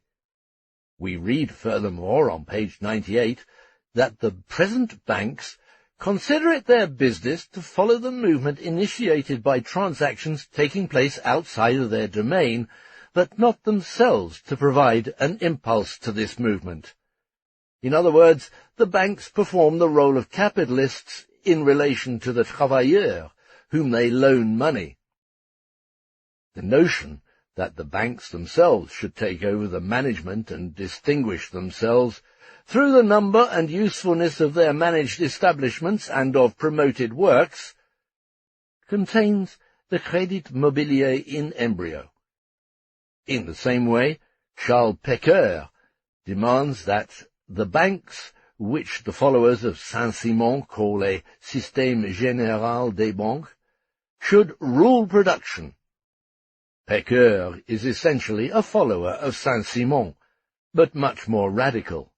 He wants, quote, the credit institution to control the entire movement of national production. Try to create a national credit institution which shall advance the wherewithal to needy people of talent and merit, without, however, forcibly tying these borrowers together through close solidarity in production and consumption, but on the contrary, enabling them to determine their own exchange and production. In this way you will only accomplish what the private banks already accomplish now, that is, anarchy, disproportion between production and consumption, the sudden ruin of one person and the sudden enrichment of another, so that your institution will never get any farther than producing a certain amount of benefits for one person corresponding to an equivalent amount of misfortune to be endured by another. And you will have only provided the wage labourers assisted by you with the means to compete with one another, just as their capitalist masters now do. Unquote. Charles Pecqueur, Théorie nouvelle économie sociale et politique, Paris 1842. We have seen that merchants' capital and interest-bearing capital are the oldest forms of capital. But it is in the nature of things that interest-bearing capital assumes in popular conception the form of capital par excellence. In merchants' capital there takes place the work of the middleman, no matter whether considered as cheating, labour, or anything else. But in the case of interest-bearing capital, the self-reproducing character of capital, the self-expanding value, the production of surplus value, appears purely as an occult property. This accounts for the fact that even some political economists, particularly in countries where industrial capital is not yet fully developed, as in France, cling to interest-bearing capital as the fundamental form of capital, and regard ground rent, for example, merely as a modified form of it, since the loan form also predominates here. In this way, the internal organization of the capitalist mode of production is completely misunderstood, and the fact is entirely overlooked that land, like capital, is only loaned to capitalists. Of course, means of production in kind, such as machines and business offices, can also be loaned instead of money, but they then represent a definite sum of money, and the fact that in addition to interest a part is paid for wear and tear is due to their use value, that is, the specific natural form of these elements of capital. The decisive factor here is again whether they are loaned to direct producers, which would presuppose the non-existence of the capitalist mode of production, at least in the sphere in which this occurs, or whether they are loaned to industrial capitalists, which is precisely the assumption based upon the capitalist mode of production. It is still more irrelevant and meaningless to drag the lending of houses, etc., for individual use into this discussion. That the working class is also swindled in this form, and to an enormous extent, is self-evident, but this is also done by the retail dealer, who sells means of subsistence to the worker. This is secondary exploitation, which runs parallel to the primary exploitation taking place in the production process itself. The distinction between selling and loaning is quite immaterial in this case, and merely formal, and, as already indicated, this volume cannot appear as essential to anyone, unless he be wholly unfamiliar with the actual nature of the problem. Usury like commerce, exploits a given mode of production. It does not create it, but is related to it outwardly. Usury tries to maintain it directly, so as to exploit it ever anew. It is conservative, and makes this mode of production only more pitiable. The less elements of production enter into the production process as commodities, and emerge from it as commodities, the more does their origination from money appear as a separate act. The more insignificant the role played by circulation in the social reproduction, the more usury flourishes. That money wealth develops as a special kind of wealth means in respect to usurer's capital that it possesses all its claims in the form of money claims. It develops that much more in a given country, the more the main body of production is limited to natural services, etc., that is, to use values. Usury is a powerful lever in developing the preconditions for industrial capital, insofar as it plays the following double role. First, building up, in general, an independent money wealth alongside that of the merchant, and secondly, appropriating the conditions of labour, that is, ruining the owners of the old conditions of labour. Interest in the Middle Ages. Quote, in the Middle Ages, the population was purely agricultural. Under such a government, as was the feudal system, there can be but little traffic, and hence but little profit. Hence the laws against usury were justified in the Middle Ages. Besides, in an agricultural country, a person seldom wants to borrow money except he be reduced to poverty or distress. In the reign of Henry VIII, interest was limited to 10%. James I reduced it to 8%. Charles II reduced it to 6%. In the reign of Queen Anne, it was reduced to 5%. In those times, the lenders had in fact, though not a legal, yet an actual monopoly, and hence it was necessary that they, like other monopolists, should be placed under restraint. In our times, it is the rate of profit which regulates the rate of interest. In those times, it was the rate of interest which regulated the rate of profit. If the moneylender charged a high rate of interest to the merchant must have charged a higher rate of profit on his goods. Hence, a large sum of money would be taken from the pockets of the purchasers to be put into the pockets of the moneylenders. Unquote. Gilbert, History and Principles of Banking. Quote, I have been told that 10 gulden are now taken annually at every Leipzig fair. The author has in mind the loan of 100 gulden with interest payable in 3 installments at the Leipzig fair, held 3 times annually, Easter and St. Michael's Day, that is, 30 on each 100. Some add the Neuenberg fair, thus making 40 per 100. Whether that is so, I don't know. For shame!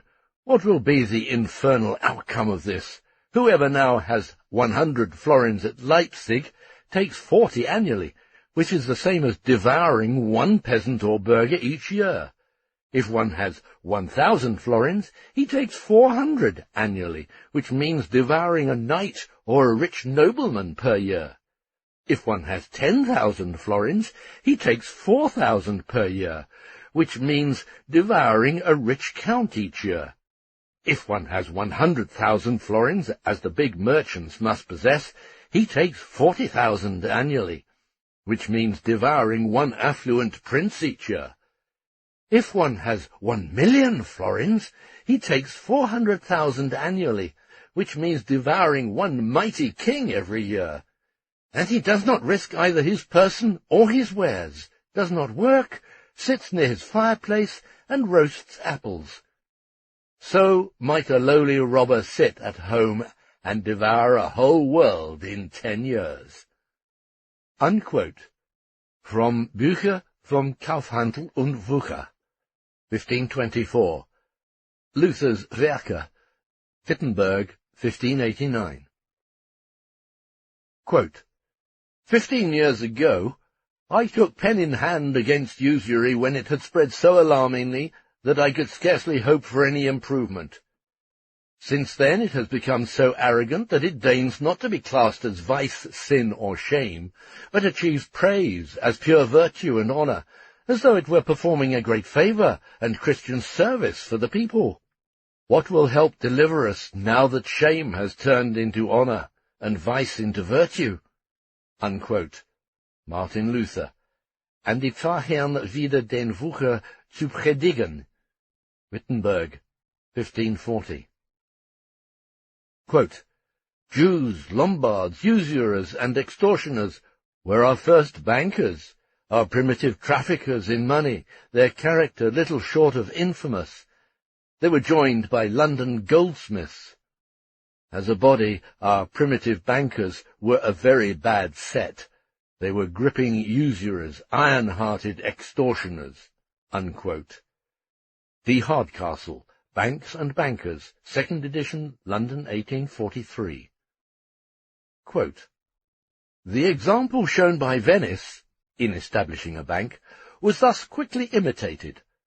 All seacoast towns, and in general all towns which had earned fame through their independence and commerce, founded their first banks. The return voyage of their ships, which often was of long duration, inevitably led to the custom of lending on credit. This was further intensified by the discovery of America and the ensuing trade with that continent. This is the main point. The chartering of ships made large loans necessary, a procedure already obtaining in ancient Athens and Greece.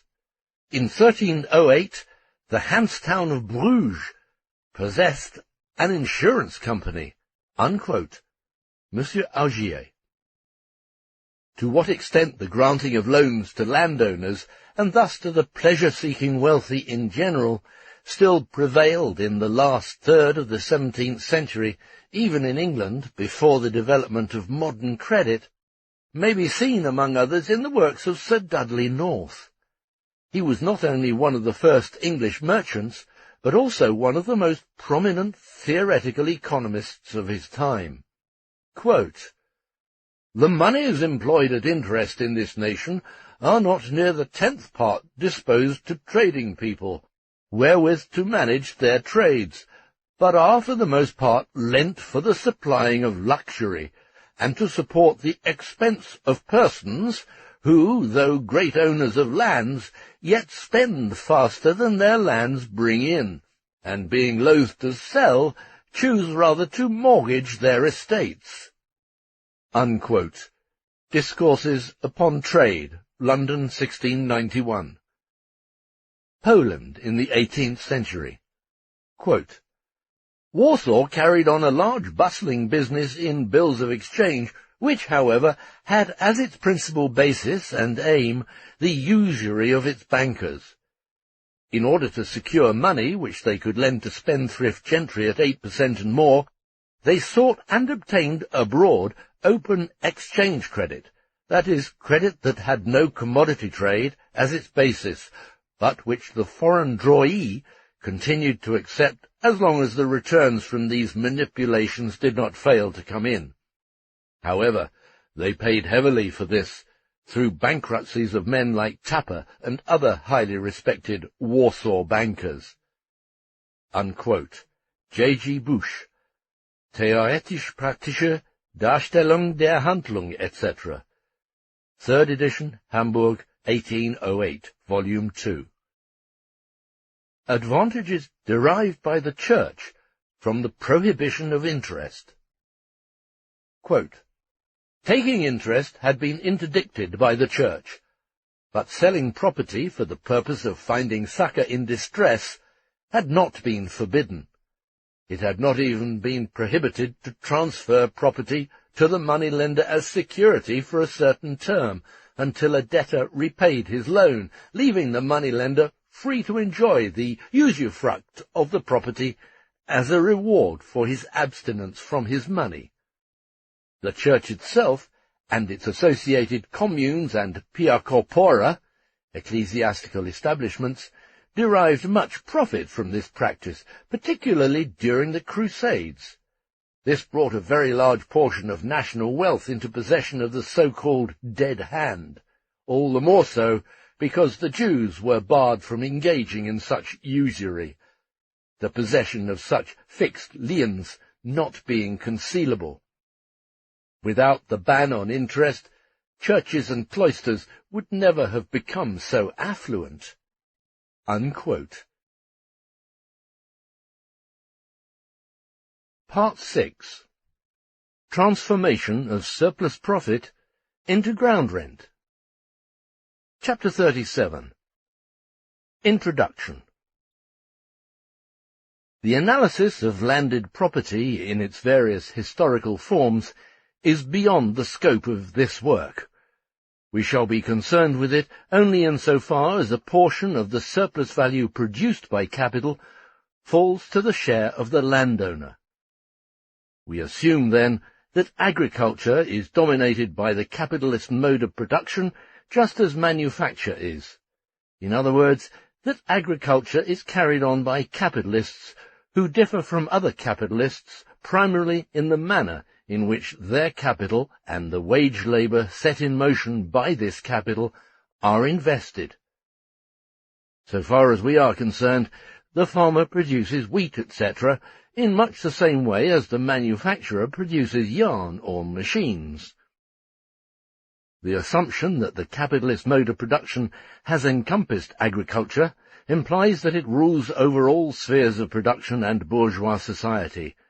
That is, that its prerequisites, such as free competition among capitals, the possibility of transferring the latter from one production sphere to another, and a uniform level of the average profit, etc., are fully matured. The form of landed property which we shall consider here is a specifically historical one, a form transformed through the influence of capital and of the capitalist mode of production, either of feudal land ownership or of small peasant agriculture as a means of livelihood, in which the possession of the land and the soil constitutes one of the prerequisites of production for the direct producer, and in which his ownership of land appears as the most advantageous condition for the prosperity of his mode of production.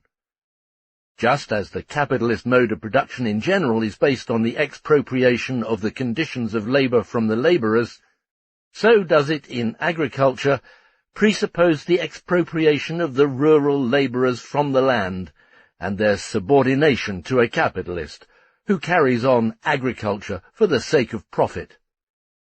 Thus, for the purpose of our analysis, the objection that other forms of landed property and of agriculture have existed, or still exist, is quite irrelevant. Such an objection can only apply to those economists who treat the capitalist mode of production in agriculture and the form of landed property corresponding to it not as historical, but rather as eternal categories. For our purposes, it is necessary to study the modern form of landed property because our task is to consider the specific conditions of production and circulation which arise from the investment of capital in agriculture.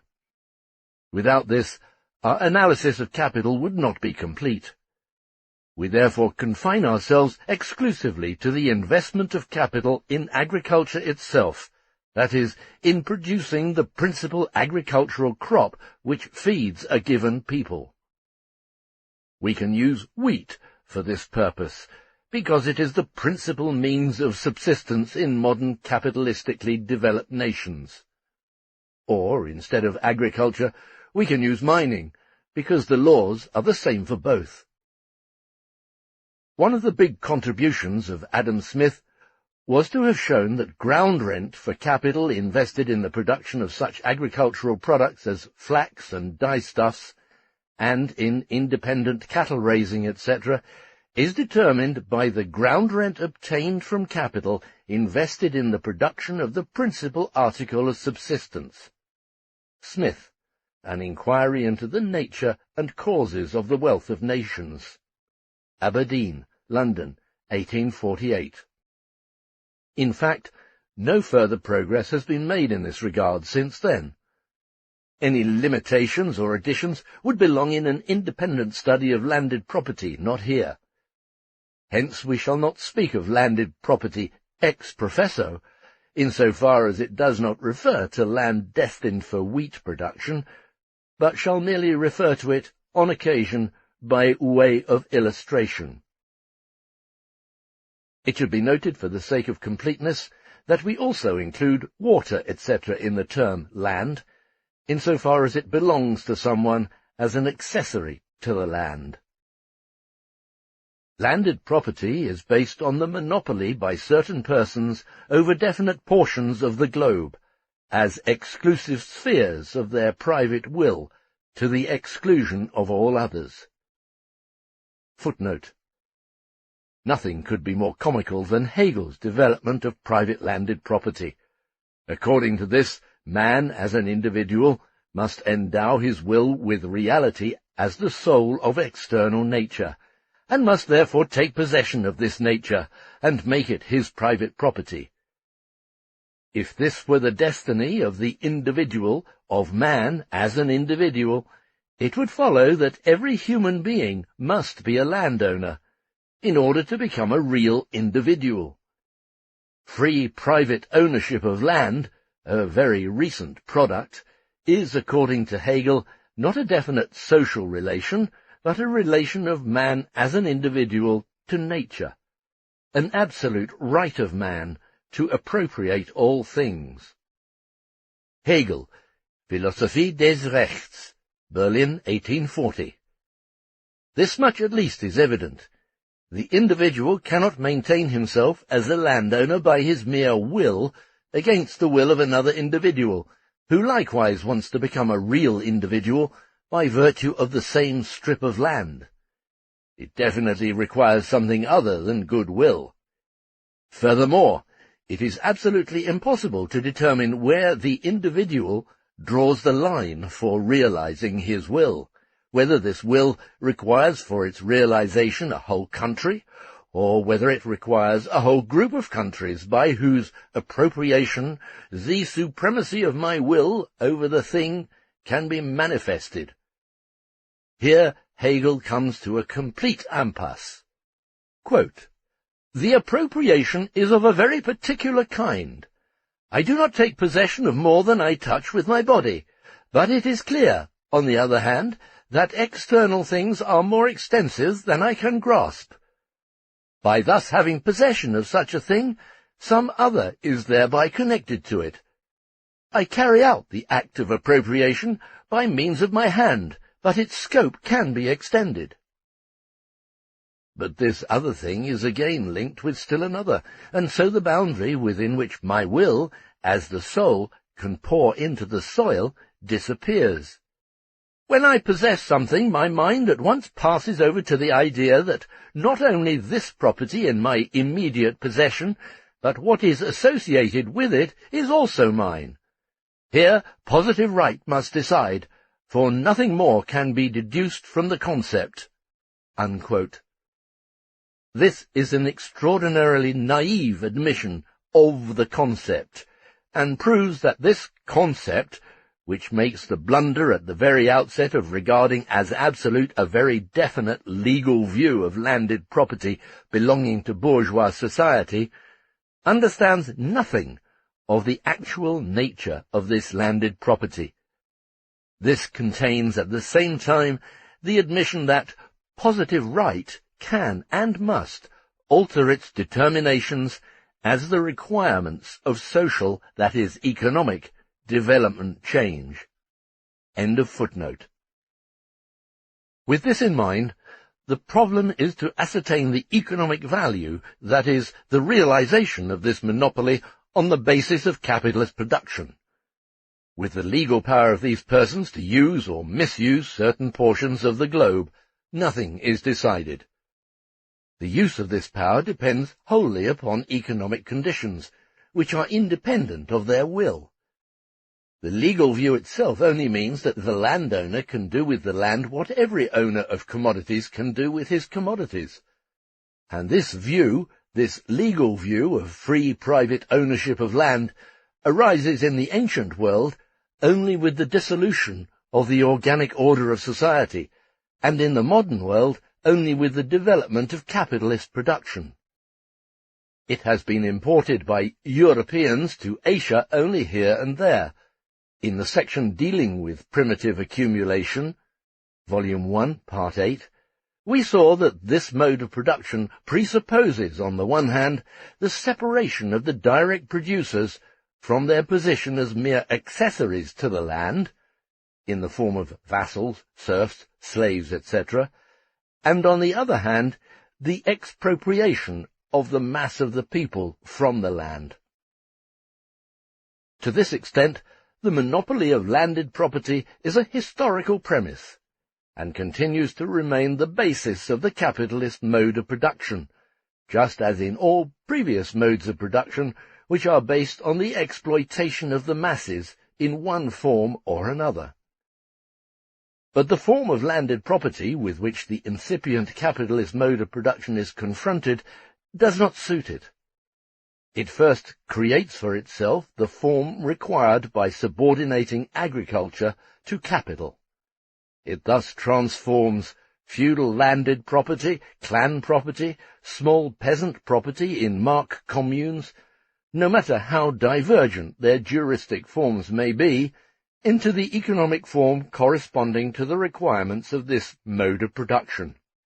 One of the major results of the capitalist mode of production is that, on the one hand, it transforms agriculture from a mere empirical and mechanical self-perpetuating process employed by the least developed part of society into the conscious scientific application of agronomy, insofar as this is at all feasible under conditions of private property, that it divorces landed property from the relations of dominion and servitude, and, on the other, totally separates land as an instrument of production from landed property and landowner, for whom the land merely represents a certain money assessment, which he collects by virtue of his monopoly from the industrial capitalist, the capitalist farmer.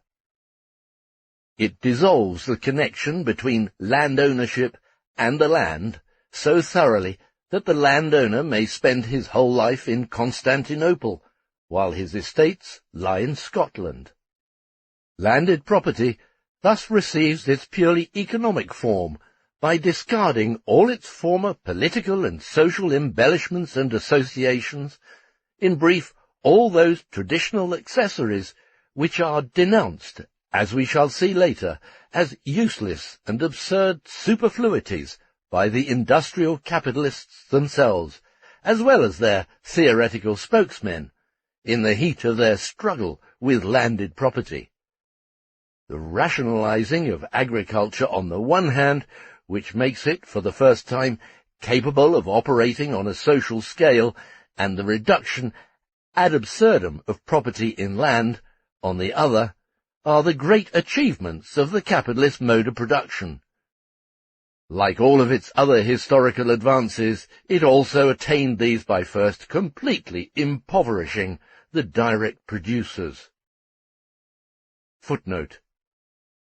Very conservative agricultural chemists, such as Johnston, admit that a really rational agriculture is confronted everywhere with insurmountable barriers stemming from private property. So do writers who are ex professo, avowedly advocates of the monopoly of private property in the world, for instance, Charles Comte, in his 2-volume work, which has as its special aim the defense of private property. A nation, he says, cannot attain to the degree of prosperity and power compatible with its nature unless every portion of the soil nourishing it is assigned to that purpose which agrees best with the general interest. In order to give to its wealth a strong development, one sole and above all highly enlightened will should, if possible, take it upon itself to assign each piece of its domain its task, and make every piece contribute to the prosperity of all others. But the existence of such a will would be incompatible with the division of the land into private plots, and with the authority guaranteed each owner to dispose of his property in an almost absolute manner. Traité de la Propriété, Volume 1, Paris, 1834. Johnston, Comte, and others only have in mind the necessity of tilling the land of a certain country as a whole when they speak of a contradiction between property and a rational system of agronomy. But the dependence of the cultivation of particular agricultural products upon the fluctuations of market prices, and the continual changes in this cultivation with these price fluctuations, the whole spirit of capitalist production, which is directed toward the immediate gain of money, are in contradiction to agriculture, which has to minister to the entire range of permanent necessities of life required by the chain of successive generations. A striking illustration of this is furnished by the forests, which are only rarely managed in a way more or less corresponding to the interests of society as a whole, that is, when they are not private property, but subject to the control of the state. End of footnote. Before we proceed to the problem itself, several more preliminary remarks are necessary to avoid misunderstanding. The prerequisites for the capitalist mode of production, therefore, are the following. The actual tillers of the soil are wage labourers, employed by a capitalist, the capitalist farmer, who is engaged in agriculture merely as a particular field of exploitation for capital, as investment for his capital in a particular sphere of production. This capitalist farmer pays the landowner, the owner of the land exploited by him, a sum of money at definite periods fixed by contract, for instance annually, just as the borrower of money capital pays a fixed interest, for the right to invest his capital in this specific sphere of production. This sum of money is called ground rent, no matter whether it is paid for agricultural land, building lots, mines, fishing grounds, or forests, etc. It is paid for the entire time for which the landowner has contracted to rent his land to the capitalist farmer.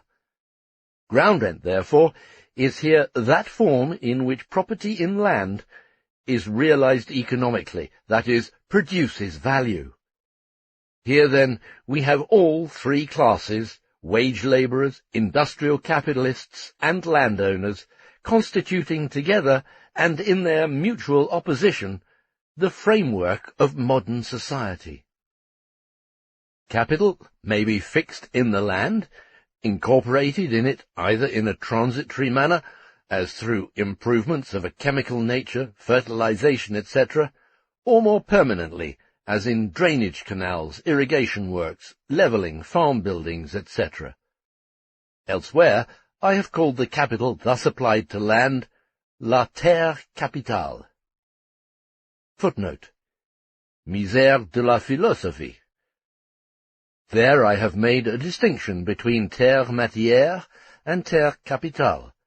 The mere application of further outlays of capital to land already transformed into means of production increases land as capital, without adding anything to land as matter, that is, to the extent of the land. Land as capital is no more eternal than any other capital. Land as capital is fixed capital, but fixed capital gets used up just as much as circulating capital. End of footnote. La terre capitale belongs to the category of fixed capital. The interest on capital incorporated in the land and the improvements thus made in it as an instrument of production can constitute a part of the rent paid by the capitalist farmer to the landowner. Footnote.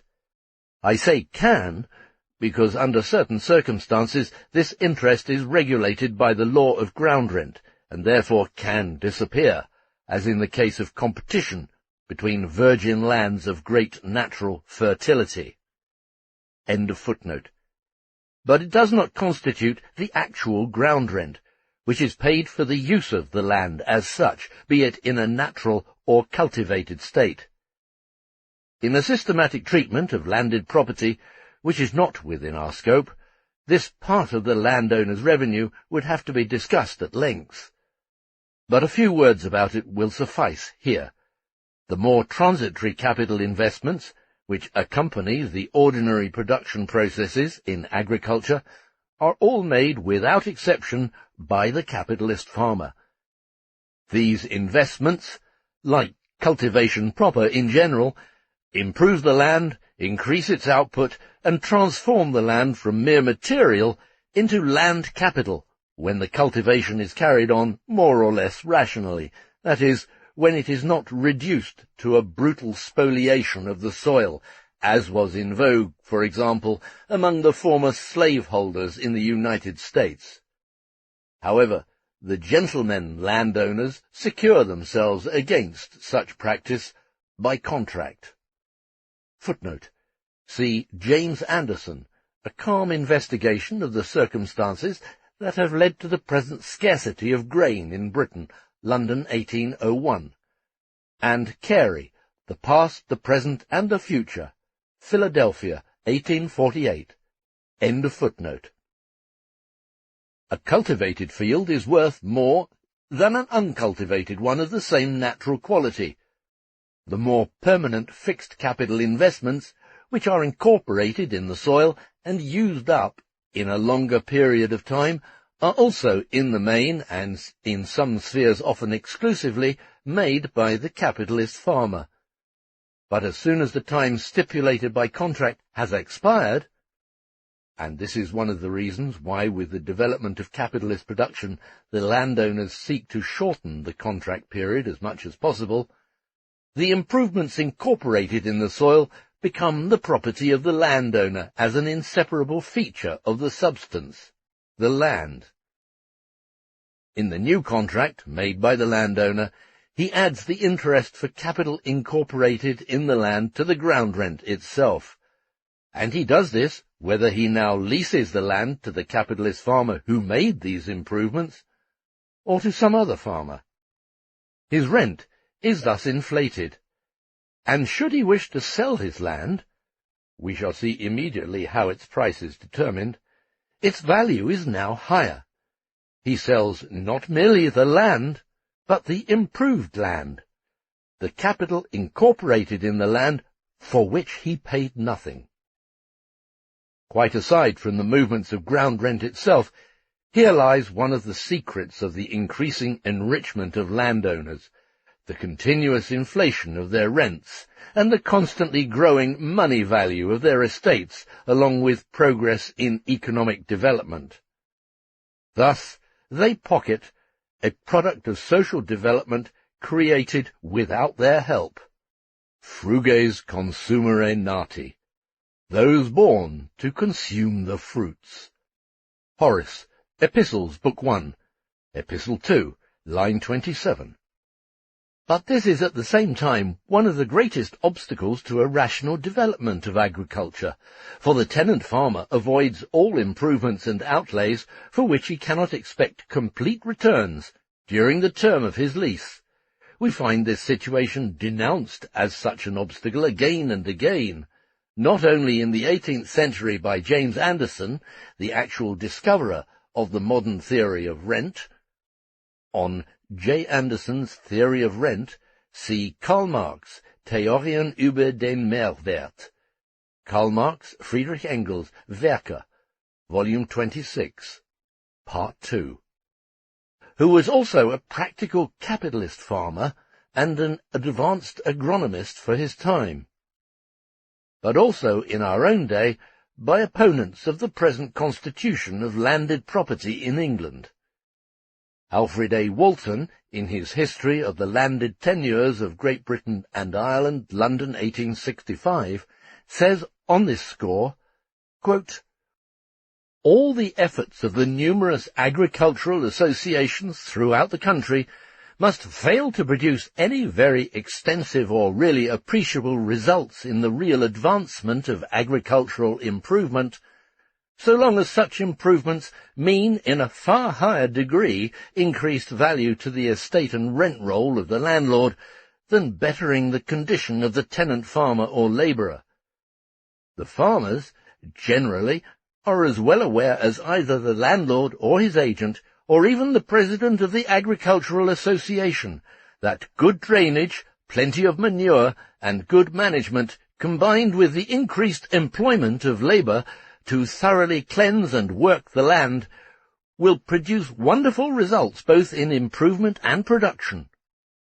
To do all this, however, considerable outlay is required, and the farmers are also aware that however much they may improve the land or enhance its value, the landlords will, in the long run, reap the principal benefit in higher rents and in the increased value of their estates. They are shrewd enough to observe what those orators, landowners and their agents speaking at agricultural festivities, by some singular inadvertence omit to tell them, namely, that the lion's share of any improvements they may make is sure to go into the pockets of the landlords in the long run. However much the former tenant may have improved the farm, his successor will find that the landlord will always increase the rent in proportion to the increased value of the land from former improvements." Unquote. In agriculture proper, this process does not yet appear quite as plainly as when the land is used for building purposes. By far the largest portion of land used in England for building purposes, but not sold as a freehold, is leased by the landowners for 99 years, or, if possible, for a shorter term. After the lapse of this period, the buildings fall into the hands of the landowner together with the land itself. Walton continues, quote, "They, the tenants, are bound to deliver up the house at the expiration of the lease, in good tenantable condition, to the great landlord, after having paid an exorbitant ground rent up to the expiration of the lease. No sooner is the lease expired than the agent or surveyor will come and examine your house, and see that you put it into good repair, and then take possession of it, and annex it to his lord's domain. The fact is, if this system is permitted to be in full operation for any considerable period longer, the whole of the house property in the kingdom will be in the hands of the great landlords, as well as the land. The whole of the West End of London, north and south from Temple Bar, may be said to belong to about half a dozen great landlords, all let at enormous rents, and where the leases have not quite expired, they are fast falling due. The same may be said either more or less of every town in the kingdom, nor does this grasping system of exclusion and monopoly stop even here. Nearly the whole of the dock accommodation in our seaport towns is by the same process of usurpation in the hands of the great leviathans of the land." Unquote. Under these conditions, it is clear that when the 1861 census for England and Wales gives the total population as 20,066,224, and the number of landlords as 36,032, the proportion of owners to the number of houses and to population would look completely different if the large landlords were placed on one side and the small ones on the other. This illustration of ownership in buildings is important.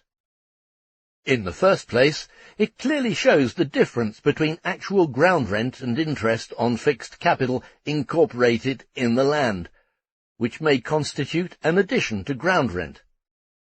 Interest on buildings, like that on capital incorporated in the land by the tenant in agriculture, falls into the hands of the industrial capitalist, the building speculator, or the tenant, so long as the lease lasts, and has in itself nothing to do with ground rent, which must be paid on stated dates annually for the use of the land.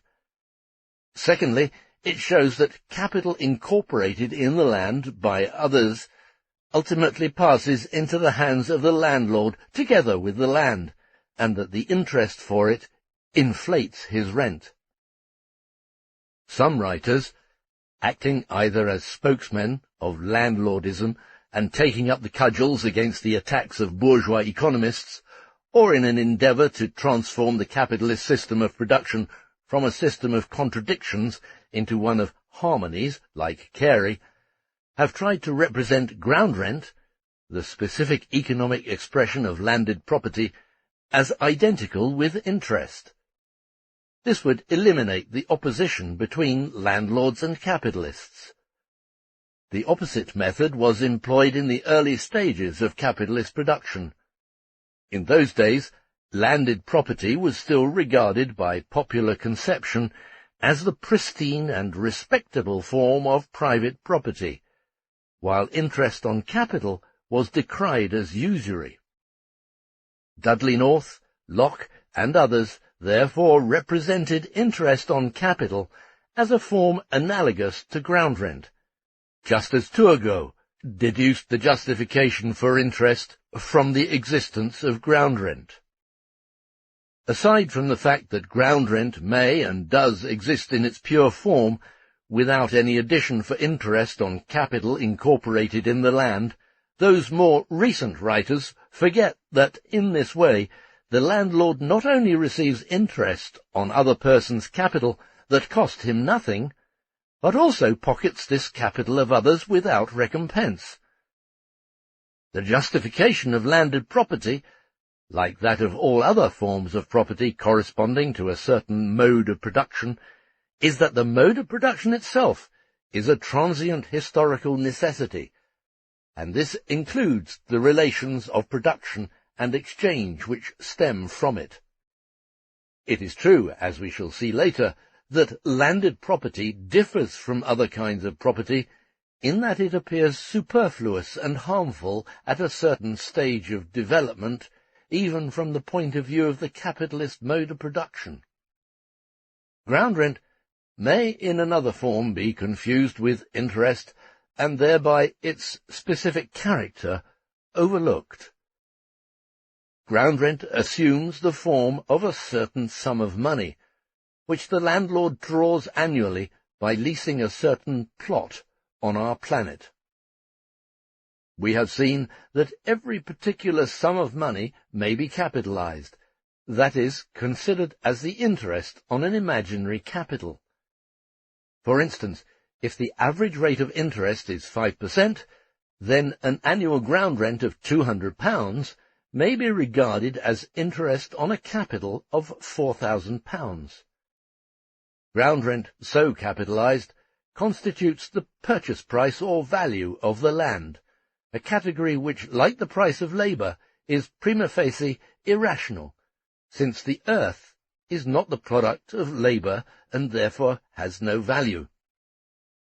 But on the other hand, a real relation in production is concealed behind this irrational form. If a capitalist buys land yielding a rent of £200 annually and pays £4,000 for it, then he draws the average annual interest of 5% on his capital of £4,000, just as if he had invested this capital in interest-bearing papers or loaned it directly at 5% interest. It is the expansion of a capital of £4,000 at 5%. On this assumption, he would recover the purchase price of his estate through its revenues in 20 years. In England, therefore, the purchase price of land is calculated in so many years' purchase, which is merely another way of expressing the capitalization of ground rent. It is, in fact, the purchase price, not of the land, but of the ground rent yielded by it, calculated in accordance with the usual interest rate. But this capitalization of rent assumes the existence of rent, while rent cannot inversely be derived and explained from its own capitalization. Its existence independent of its sale, is rather the starting point for the inquiry. It follows, then, that the price of land may rise or fall inversely as the interest rate rises or falls if we assume ground rent to be a constant magnitude. If the ordinary interest rate should fall from 5% to 4%, then the annual ground rent of £200 would represent the annual realization from a capital of £5,000 instead of £4,000. The price of the same piece of land would thus have risen from £4,000 to £5,000, or from 20 years to 25 years purchase. The converse would take place in the opposite case. This is a movement of the price of land which is independent of the movement of ground rent itself and regulated only by the interest rate. But as we have seen that the rate of profit has a tendency to fall in the course of social progress, and therefore the interest rate has the same tendency so far as it is regulated by the rate of profit, and that furthermore the interest rate shows a tendency to fall in consequence of the growth of loanable capital, apart from the influence of the rate of profit, it follows that the price of land has a tendency to rise, even independently of the movement of ground rent and the prices of the products of the land, of which rent constitutes a part. The confusion of ground rent itself with the interest form which it assumes for the buyer of the land, a confusion resulting from complete lack of familiarity with the nature of ground rent, must necessarily lead to the most absurd conclusions. Since landed property is considered in all ancient countries as a particularly genteel form of property, and its purchase also as an eminently safe capital investment, the interest rate at which ground rent is bought is generally lower than that of other long-term investments of capital, so that a buyer of real estate draws, for instance, only 4% on his purchase price, whereas he would draw 5% for the same capital in other investments. In other words, he pays more capital for ground rent than he would for the same annual amount of income from other investments. This leads Mr. Thiers to conclude in his generally very poor work on La Propriété that ground rent is low, whereas it merely proves that its purchase price is high. A reprint of his speech in the French National Assembly in 1849, directed against Proudhon. Proudhon's speech was published in Compte rendu des séances de l'Assemblée nationale, Report of the Sittings of the National Assembly, Volume 2, Paris, 1849. The fact that capitalized ground rent appears as the price or value of land, so that land, therefore, is bought and sold like any other commodity, serves some apologists as a justification for landed property, since the buyer pays an equivalent for it, the same as for other commodities, and the major portion of landed property has changed hands in this way.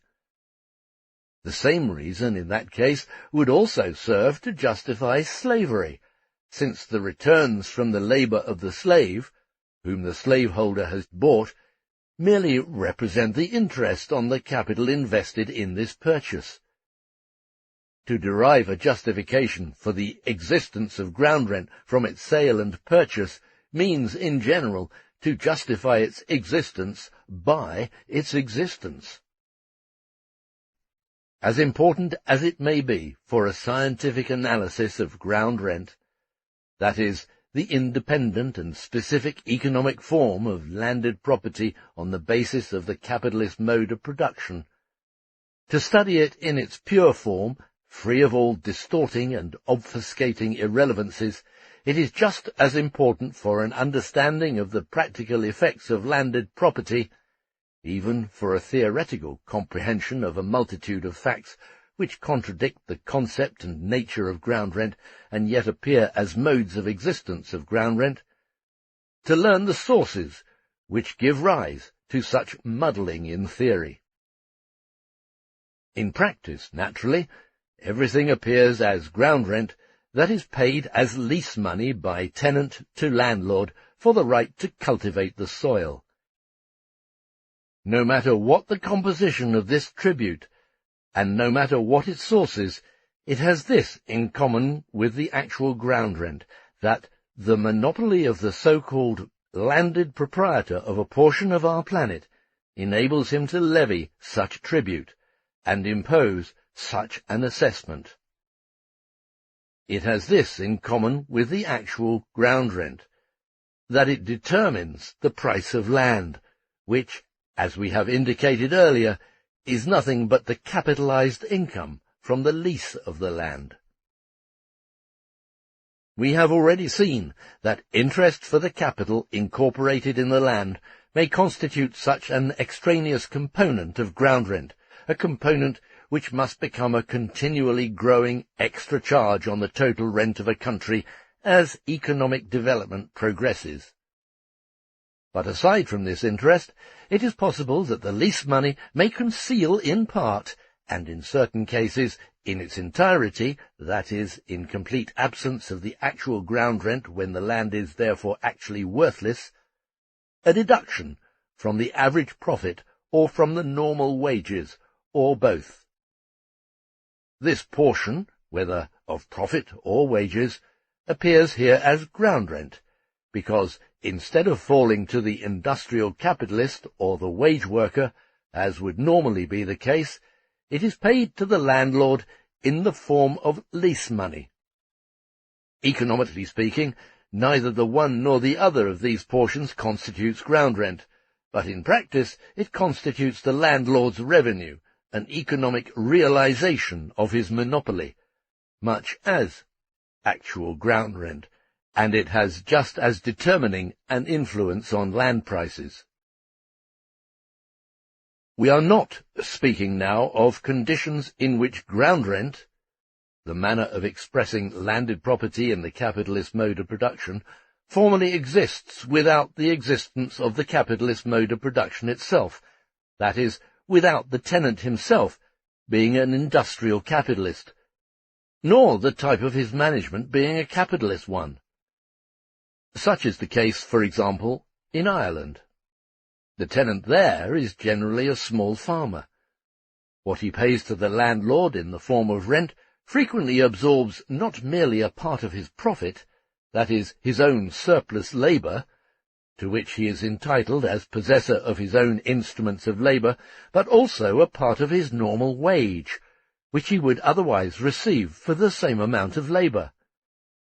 Besides, the landlord, who does nothing at all for the improvement of the land, also expropriates his small capital, which the tenant for the most part incorporates in the land through his own labour.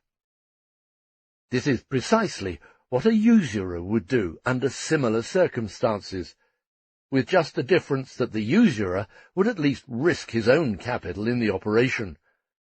This continual plunder is the core of the dispute over the Irish Tenancy Rights Bill.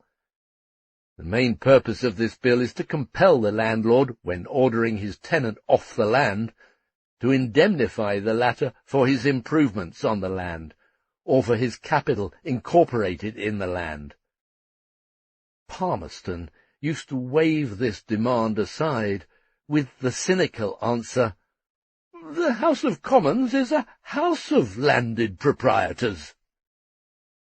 Nor are we referring to exceptional circumstances in which the landlord may enforce a high rental, even in countries with capitalist production that stands in no relation to the yield from the soil.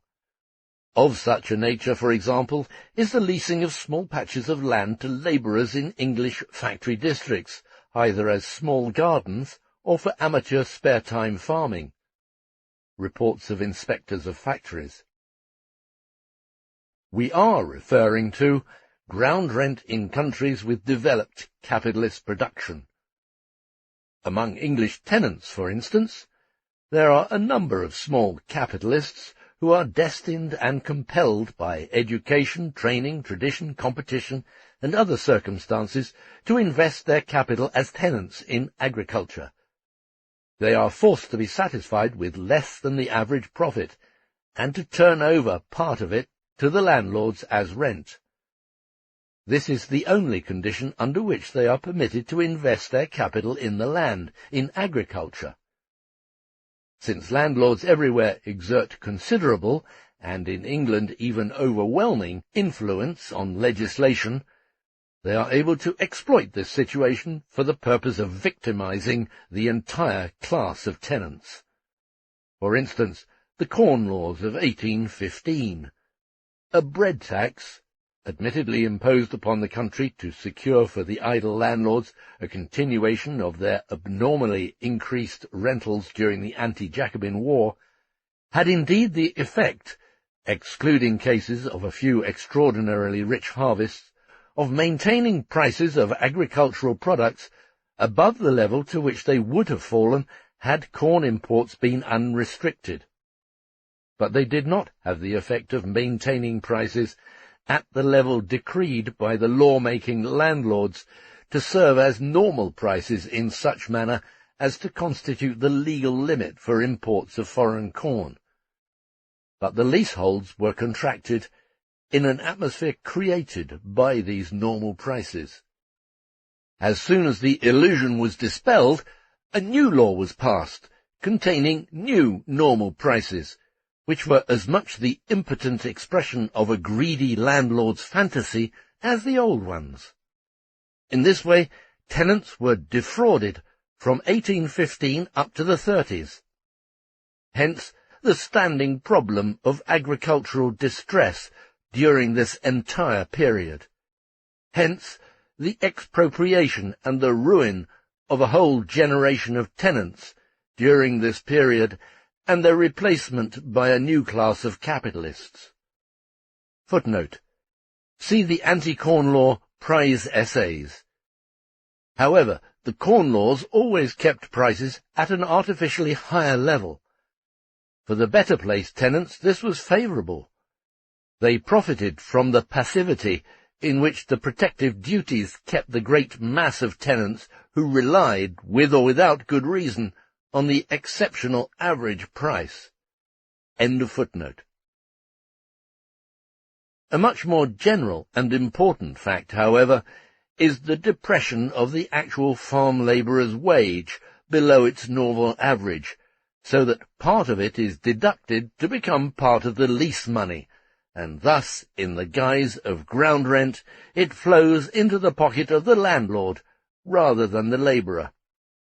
This is, for example, quite generally the case in England and Scotland, with the exception of a few favourably situated counties.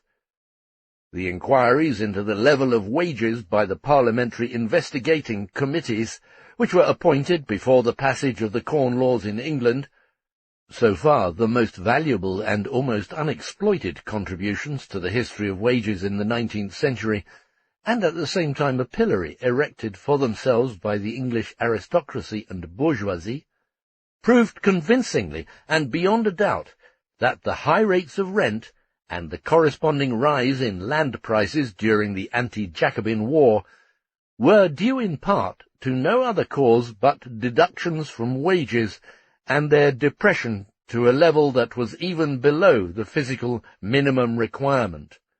In other words, to part of the normal wage being handed over to the landlords.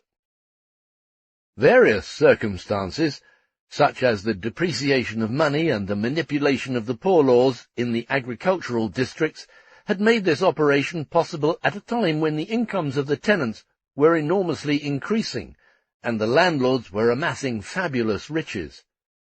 Indeed, one of the main arguments of both tenants and landlords for the introduction of duties on corn was that it was physically impossible to depress farm labourers' wages any lower. This state of affairs has not significantly changed, and in England, as in all European countries, a portion of the normal wage is absorbed by ground rent just as ever. when Count Shaftesbury, then Lord Ashley, one of the philanthropic aristocrats, was so extraordinarily moved by the condition of English factory operatives and acted as their spokesman in Parliament during the agitation for a 10-hour day, the spokesman of the industrialists took their revenge by publishing wage statistics of agricultural labourers in the villages belonging to him. See Capital Volume 1, Chapter 25, The British Agricultural Proletariat, which clearly showed that a portion of the ground rent of this philanthropist consisted of loot filched for him by his tenants out of the wages of agricultural labourers. This publication is also interesting for the fact that its revelations may bravely take their place beside the worst exposures made by the committees in 1814 and 1815.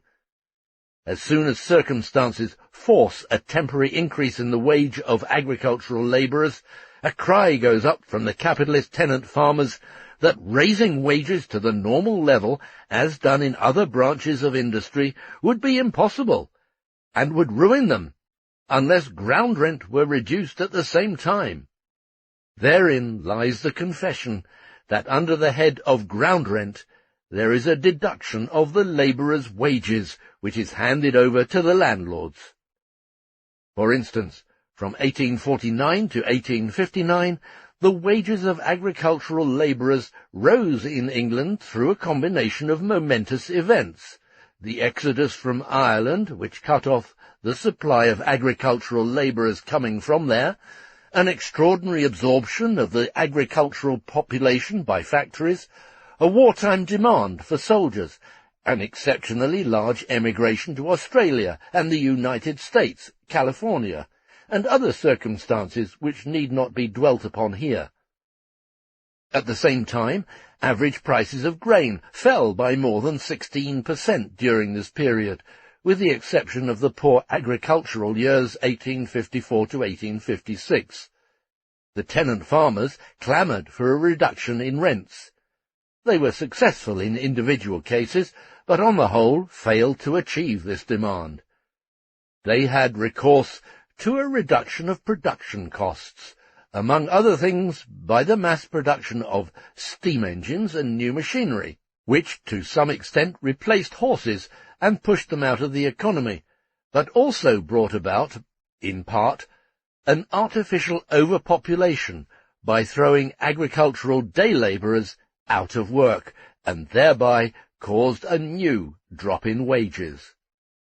And this took place in spite of the overall relative decrease in agricultural population during that decade as compared with the growth of total population, and in spite of an absolute decrease in agricultural population in some purely agricultural districts.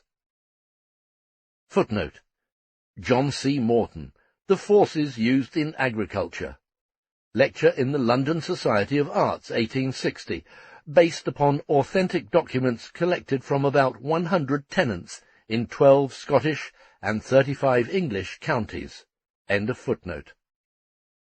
Thus Fawcett, then Professor of Political Economy at Cambridge, who died in 1884 while Postmaster General, stated at the Social Science Congress on October 12, 1865, quote, "The labourers were beginning to emigrate, and the farmers were already beginning to complain that they would not be able to pay such high rents as they have been accustomed to pay, because labour was becoming dearer in consequence of emigration." Unquote. Here, then, high ground rent is directly identified with low wages. And insofar as the level of land prices is determined by this circumstance, increasing rent, a rise in the value of land is identical with a depreciation of labour. The high price of land is identical with the low price of labour. The same is true of France. Quote, "The rental rises because the prices of bread, wine, meat, vegetables, and fruit rise, on the one hand, while on the other hand the price of labour remains unchanged. if the older people examine the accounts of their fathers, taking us back about 100 years, they will find that the price of a day's labour in rural France was the same as it is now. The price of meat has trebled since then. Who is the victim of this revolution? Is it the rich man, who is the proprietor of an estate, or the poor man who works it? The increase in rental is evidence of a public disaster." Unquote. Du mécanisme de la société en France et en Angleterre, by Monsieur Rubichon, 2nd edition, Paris, 1837. Illustrations of rent representing deductions on the one hand from average profit and on the other from average wages. Morton.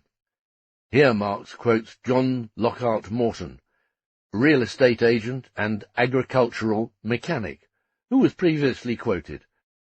It states that it has been observed in many localities that rent for large estates is lower than for small ones, because, quote, "the competition is usually greater for the latter than for the former, and as few small farmers are able to turn their attention to any other business than that of farming, their anxiety to get a suitable occupation leads them in many instances to give more rent than their judgment can approve of." Unquote. John L. Morton, The Resources of Estates, London, 1858. However, this difference is supposed to be gradually disappearing in England. This he attributes largely to the emigration, precisely of the class of small tenants. The same Morton illustrates with an example in which clearly the wage of the tenant himself, and even more surely that of his labourers, suffers a deduction for ground rent. This takes place in the case of leaseholds with less than 70 to 80 acres, 30 to 34 hectares, where a 2-horse plough cannot be maintained. Morton continues, "Unless the tenant works with his own hands as laboriously as any labourer, his farm will not keep him. If he entrusts the performance of his work to workmen, while he continues merely to observe them, the chances are that at no distant period he will find he is unable to pay his rent." Unquote. Morton concludes, therefore, that unless the tenants of a certain locality are very poor, the leaseholds should not be smaller than 70 acres, so that the tenants may keep 2 or 3 horses. Extraordinary sagacity on the part of Monsieur Léonce de Laverne, membre de l'Institut et de la Société Centrale d'Agriculture. In his Économie rurale de l'Angleterre, quoted from the English translation, London, 1855, he makes the following comparison of the annual advantage derived from cattle, which are employed in France, but not in England, where they are replaced by horses. France: milk, £4 million, meat, £16 million, labour, £8 million, total, £28 million. England: milk, £16 million, meat, £20 million, labour, nothing. Total, £36 million. But the greater total for England is obtained here because, according to his own testimony, milk is twice as expensive in England as in France, whereas he assumes the same prices for meat in both countries. Therefore, English milk production shrinks to £8 million, and the total to £28 million, which is the same as in France. It is indeed rather too much when Monsieur Laverne allows the quantities and price differences to enter simultaneously into his calculations, so that when England produces certain articles more dearly than France, this appears to be an advantage of English agriculture, whereas at best it signifies a larger profit for the tenants and landlords. Mr. Laverne is not only familiar with the economic achievements of English agriculture, but also subscribes to the prejudices of the English tenants and landlords. He says, quote, One great drawback attends cereals generally. They exhaust the soil which bears them." Unquote. Not only does Mr. Laverne believe that other plants do not do so, but also believes that fodder crops and root crops enrich the soil. Quote, "Forage plants derive from the atmosphere the principal elements of their growth, while they give to the soil more than they take from it, thus both directly and by their conversion into animal manure contributing in two ways to repair the mischief done by cereals and exhausting crops generally. One principle, therefore, is that they should at least alternate with these crops. In this consists the Norfolk rotation." Unquote. No wonder that Mr. Laverne, who believes these English rustic fairy tales, also believes that wages of English farm labourers have lost their former abnormality since the duties on corn have been lifted. See what has been previously said on this point, Capital, Volume 1, Chapter 25. But let us also listen to Mr. John Bright's speech in Birmingham, December the 14th, 1865. After mentioning the 5 million families entirely unrepresented in Parliament, he continues, quote, "There is among them 1 million, or rather more than 1 million, in the United Kingdom, who are classed in the unfortunate list of paupers. There is another million just above pauperism, but always in peril lest they should become paupers.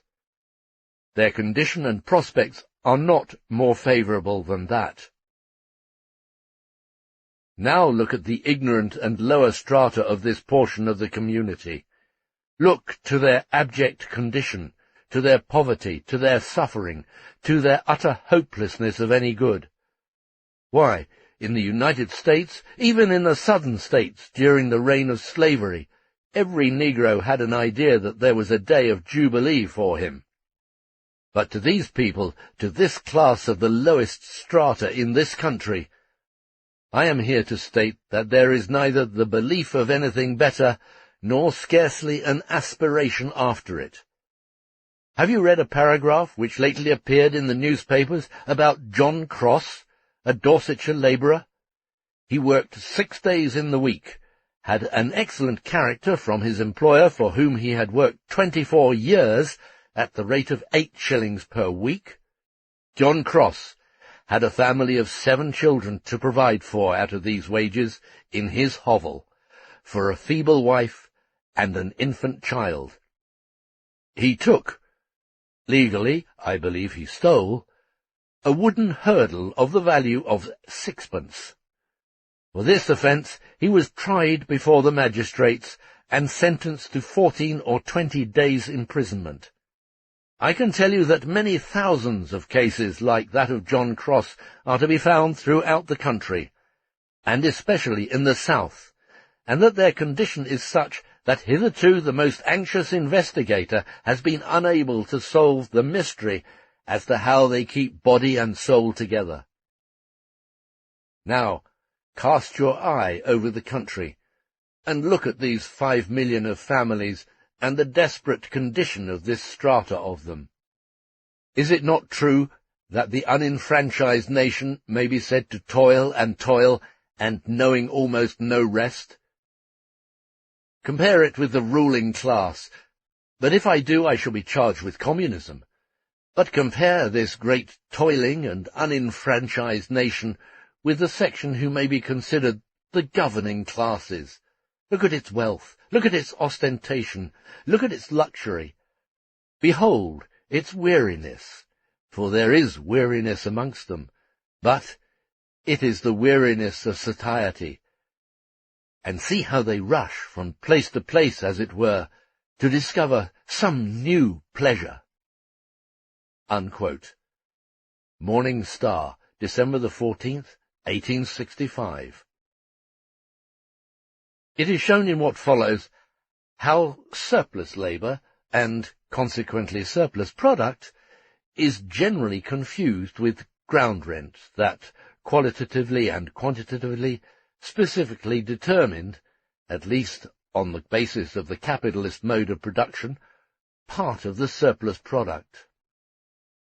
The natural basis of surplus labour in general, that is, a natural prerequisite without which such labour cannot be performed, is that nature must supply, in the form of animal or vegetable products of the land, in fisheries, etc., the necessary means of subsistence under conditions of an expenditure of labour which does not consume the entire working day. This natural productivity of agricultural labour, which includes here the labour of simple gathering, hunting, fishing, and cattle raising, is the basis of all surplus labour, as all labour is primarily and initially directed toward the appropriation and production of food. Animals also supply at the same time skins for warmth in colder climates, also cave dwellings, etc. The same confusion between surplus product and ground rent is found differently expressed by Mr. Dove, P. Dove, The Elements of Political Science, Edinburgh, 1854. Originally, agricultural and industrial labour were not separated. The latter was an adjunct of the former. The surplus labour and the surplus product of the land-cultivating tribe, house commune, or family included both agricultural and industrial labour. Both went hand in hand. Hunting, fishing, and agriculture were impossible without suitable tools. Weaving, spinning, etc.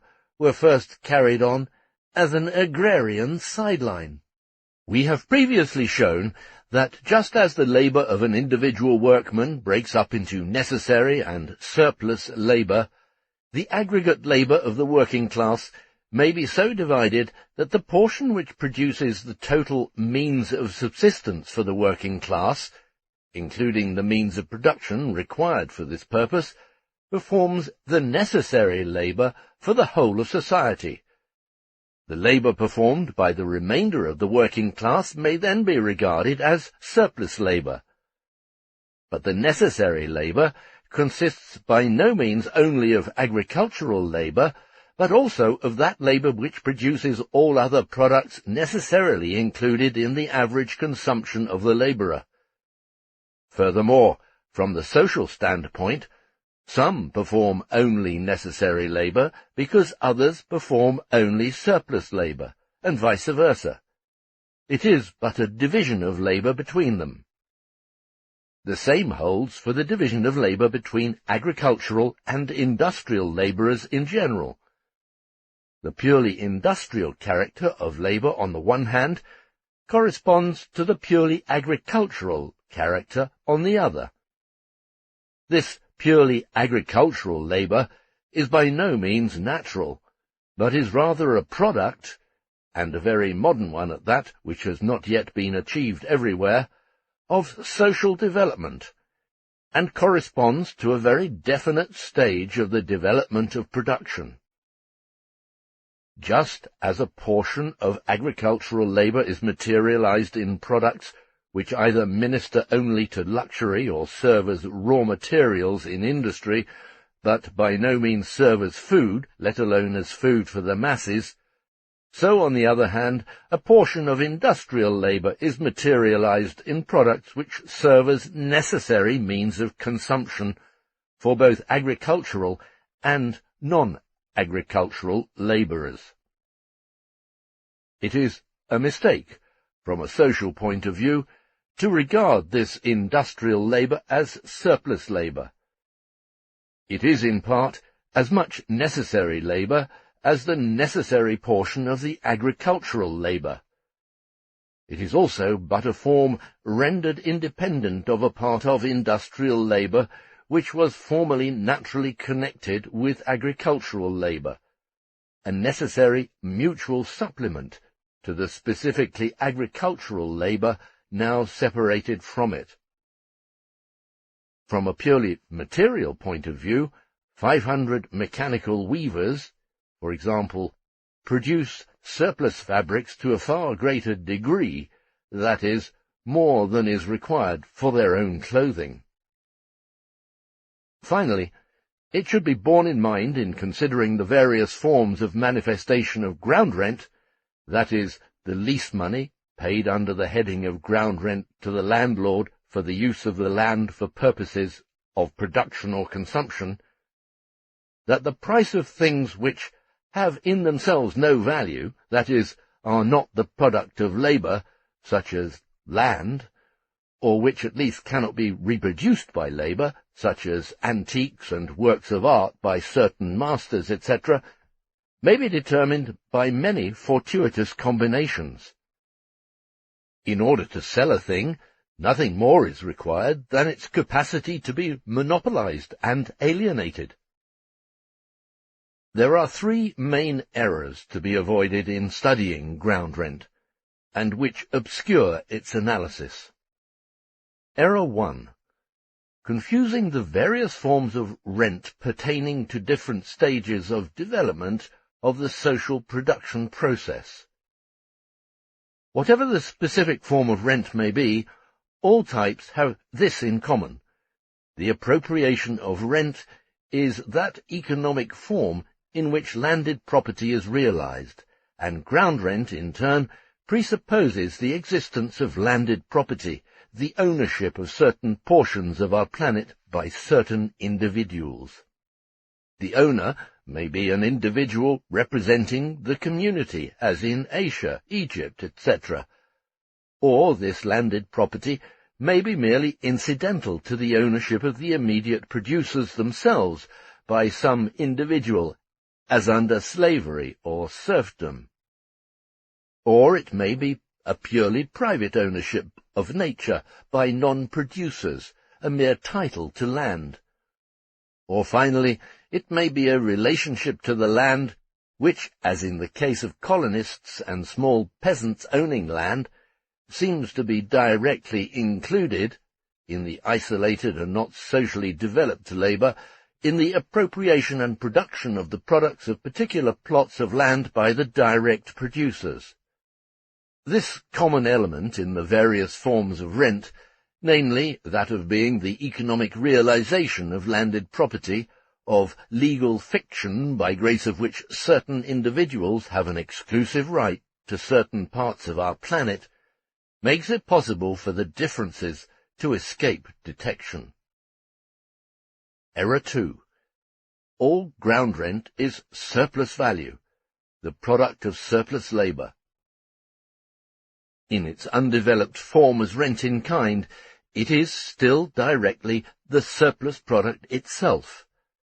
Hence the mistaken idea that the rent corresponding to the capitalist mode of production, which is always a surplus over and above profit, that is, above a value portion of commodities which itself consists of surplus value, surplus labour, that this special and specific component of surplus value is explained by merely explaining the general conditions for the existence of surplus value and profit in general. These conditions are: the direct producers must work beyond the time necessary for reproducing their own labour power for their own reproduction. They must perform surplus labour in general. This is the subjective condition. The objective condition is that they must be able to perform surplus labour. The natural conditions must be such that a part of their available labour time suffices for their reproduction and self-maintenance as producers, that the production of their necessary means of subsistence shall not consume their whole labour power. The fertility of nature establishes a limit here, a starting point, a basis. On the other hand, the development of the social productive power of their labour forms the other limit.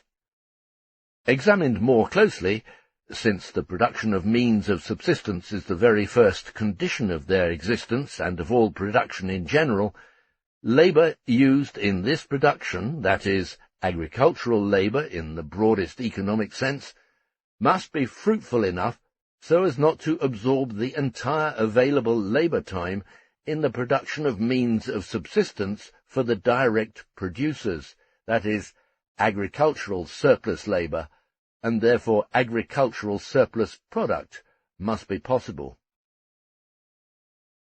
Developed further, the total agricultural labour, both necessary and surplus labour, of a segment of society must suffice to produce the necessary subsistence for the whole of society, that is, for non-agricultural labourers too.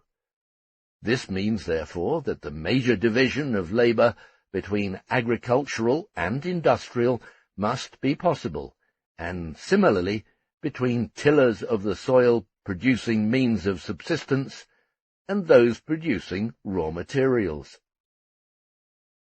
Although the labour of the direct producers of means of subsistence breaks up into necessary and surplus labour as far as they themselves are concerned, it represents from the social standpoint only the necessary labour required to produce the means of subsistence.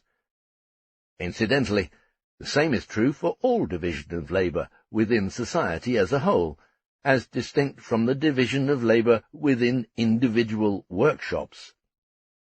It is the labour necessary for the production of particular articles, for the satisfaction of some particular need of society for these particular articles. If this division is proportional, then the products of various groups are sold at their values. At a later stage of development they are sold at their prices of production, or at prices which are certain modifications of these values, or prices of production determined by general laws. It is indeed the effect of the law of value, not with reference to individual commodities or articles, but to each total product of the particular social spheres of production made independent by the division of labour, so that not only is no more than the necessary labour time used up for each specific commodity, but only the necessary proportional quantity of the total social labour time is used up in the various groups. For the condition remains that the commodity represents use value. But if the use value of individual commodities depends on whether they satisfy a particular need, then the use value of the mass of the social product depends on whether it satisfies the quantitatively definite social need for each particular kind of product in an adequate manner, and whether the labour is therefore proportionately distributed among the different spheres in keeping with these social needs, which are quantitatively circumscribed. This point is to be noted in the distribution of capital among the various spheres of production. The social need, that is, the use value on a social scale, appears here as a determining factor for the amount of total social labour time which is expended in various specific spheres of production.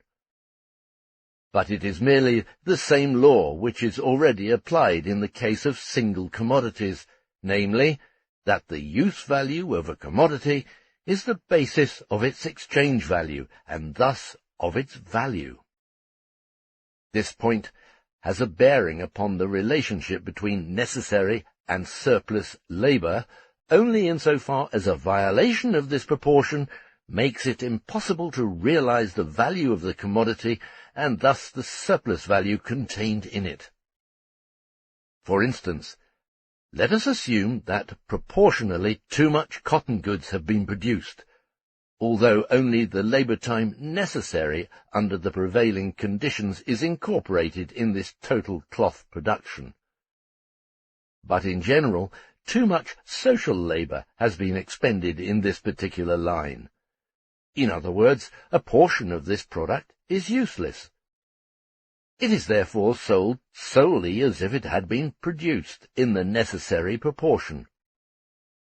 This quantitative limit to the quota of social labour time available for the various particular spheres of production is but a more developed expression of the law of value in general, although the necessary labour time assumes a different meaning here. Only just so much of it is required for the satisfaction of social needs. The limitation occurring here is due to the use value. Society can use only so much of its total labour time for this particular kind of product under prevailing conditions of production. But the subjective and objective conditions of surplus labour and surplus value in general have nothing to do with the particular form of either the profit or the rent. These conditions apply to surplus value as such, no matter what special form it may assume. Hence, they do not explain ground rent. Error 3. It is precisely in the economic realization of landed property, in the development of ground rent, that the following characteristic peculiarity comes to the fore, namely, that its amount is by no means determined by the actions of its recipient, but is determined rather by the independent development of social labour in which the recipient takes no part. It may easily happen, therefore, that something is regarded as a peculiarity of rent, and of the products of agriculture in general, which is really a common feature of all branches of production, and all their products, where the basis is commodity production, and in particular capitalist production, which is, in its entirety, commodity production. The amount of ground rent, and with it the value of land, grows with social development as a result of the total social labour. On the one hand, this leads to an expansion of the market and of the demand for products of the soil, and on the other, it stimulates the demand for land itself, which is a prerequisite of competitive production in all lines of business activity, even those which are not agricultural. More exactly, if one considers only the actual agricultural rent, and thereby the value of the land, develops with the market for the products of the soil, and thus with the increase in the non-agricultural population, with its need and demand for means of subsistence and raw materials. It is in the nature of capitalist production to continually reduce the agricultural population as compared with the non-agricultural, because in industry, in the strict sense, the increase of constant capital in relation to variable capital goes hand in hand with an absolute increase, though relative decrease, in variable capital. On the other hand, in agriculture, the variable capital required for the exploitation of a certain plot of land decreases absolutely. It can thus only increase to the extent that new land is taken into cultivation, but this again requires as a prerequisite a still greater growth of the non-agricultural population. In fact, we are not dealing here with a characteristic peculiarity of agriculture and its products. On the contrary, the same applies to all other branches of production and products where the basis is commodity production and its absolute form, capitalist production. These products are commodities or use values which have an exchange value that is to be realized, to be converted into money, only in so far as other commodities form an equivalent for them.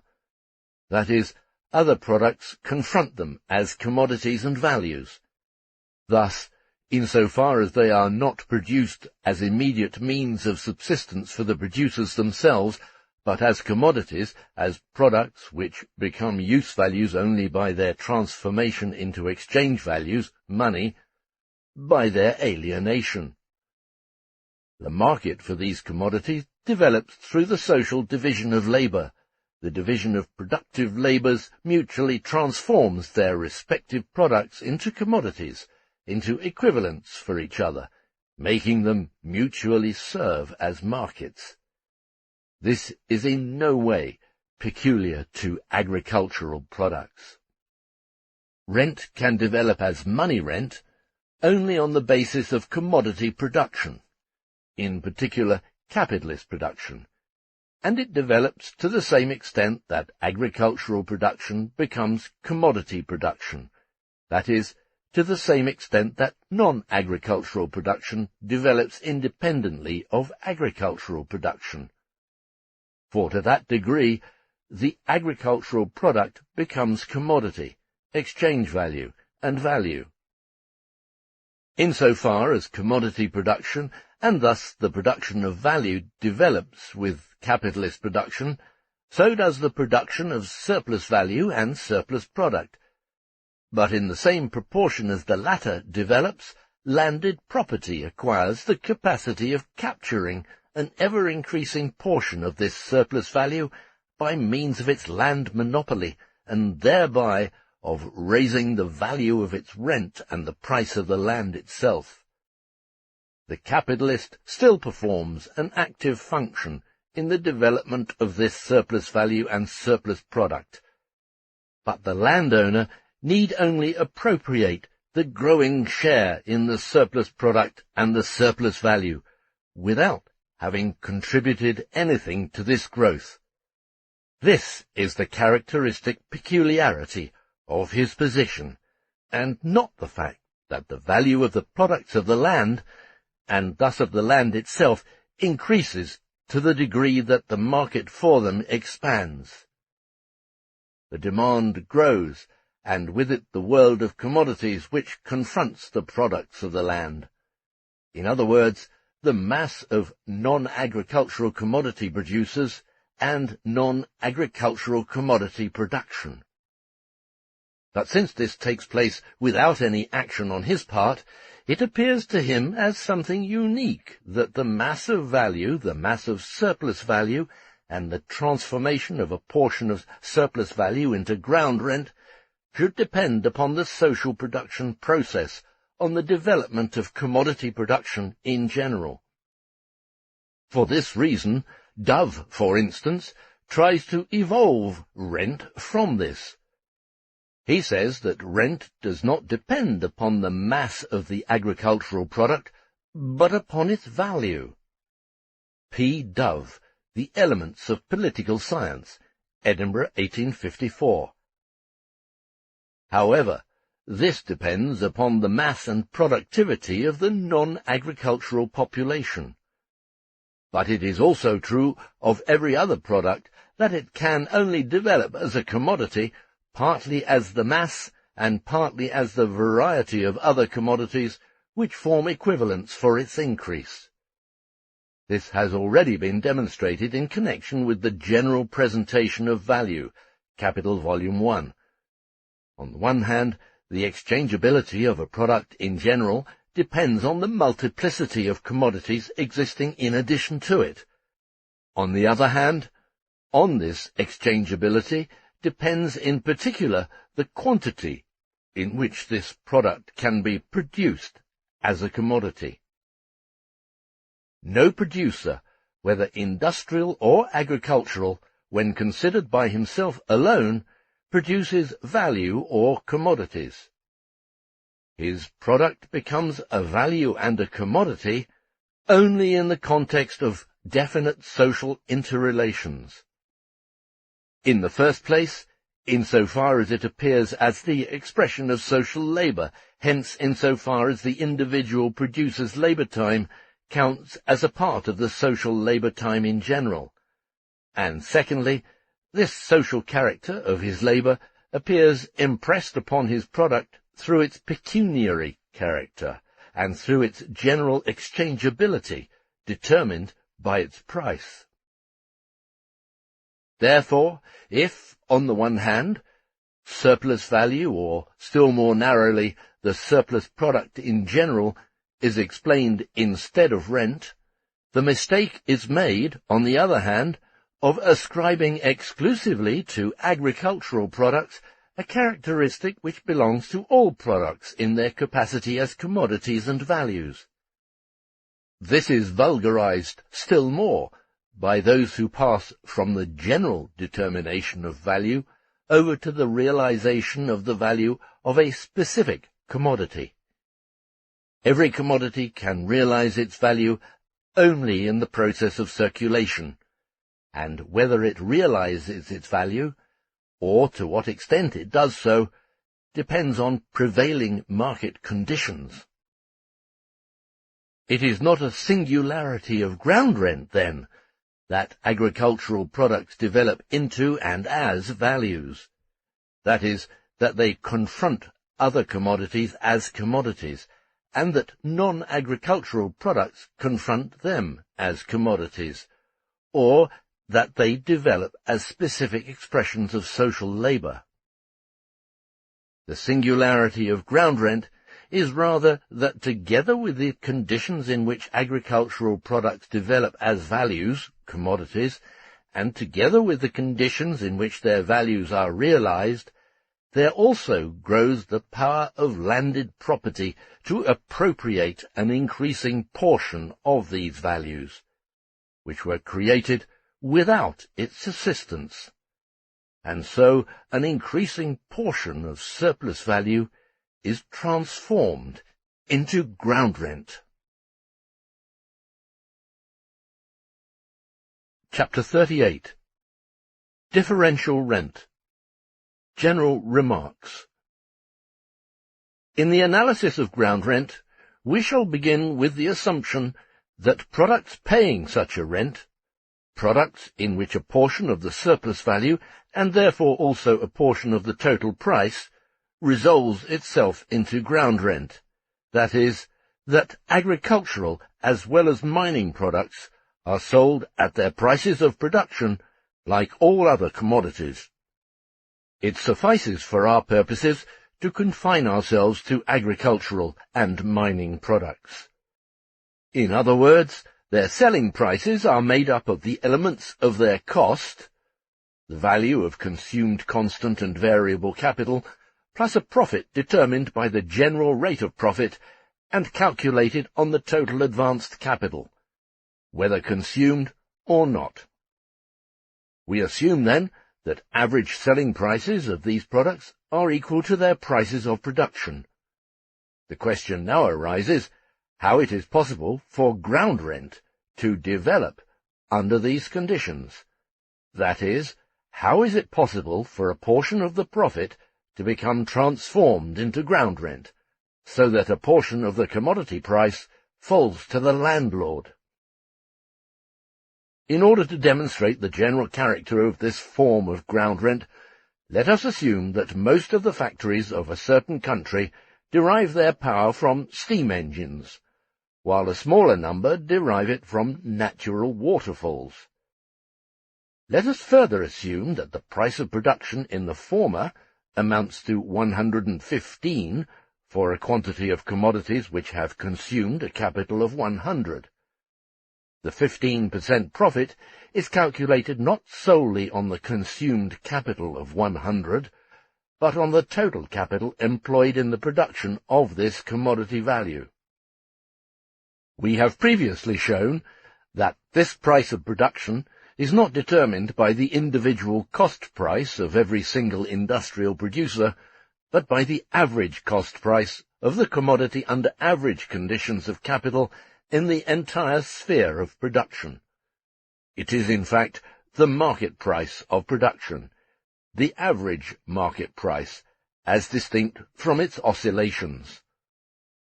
It is in general in the form of the market price, and furthermore in the form of the regulating market price, or market price of production, that the nature of the value of commodities asserts itself, its determination not by the labor time necessary in the case of any individual producer for the production of a certain quantity of commodities or of some individual commodity, but by the socially necessary labor time, that is, by the labor time required for the production of the socially necessary total quantity of commodity varieties on the market under the existing average conditions of social production.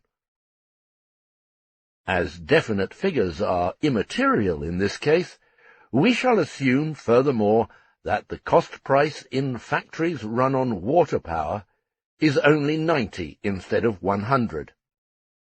Since the regulating market price of production of this quantity of commodities equals 115, with a profit of 15%, the manufacturers who operate their machines on water power will also sell their commodities at 115, that is, the average price regulating the market price.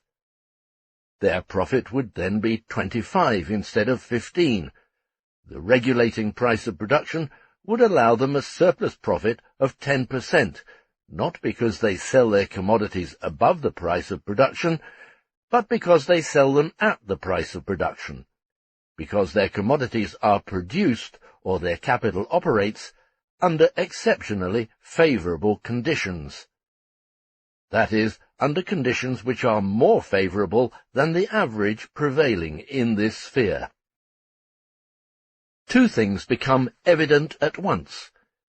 First, the surplus profit of the producers who use a natural waterfall as motive power is, to begin with, in the same class with all surplus profit, and we have already analysed this category when discussing prices of production, which is not the fortuitous result of transactions in the circulation process, of the fortuitous fluctuations in market prices.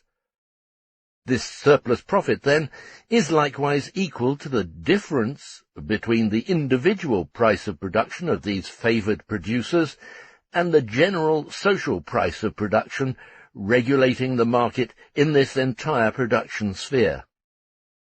This difference is equal to the excess of the general price of production of the commodities over their individual price of production.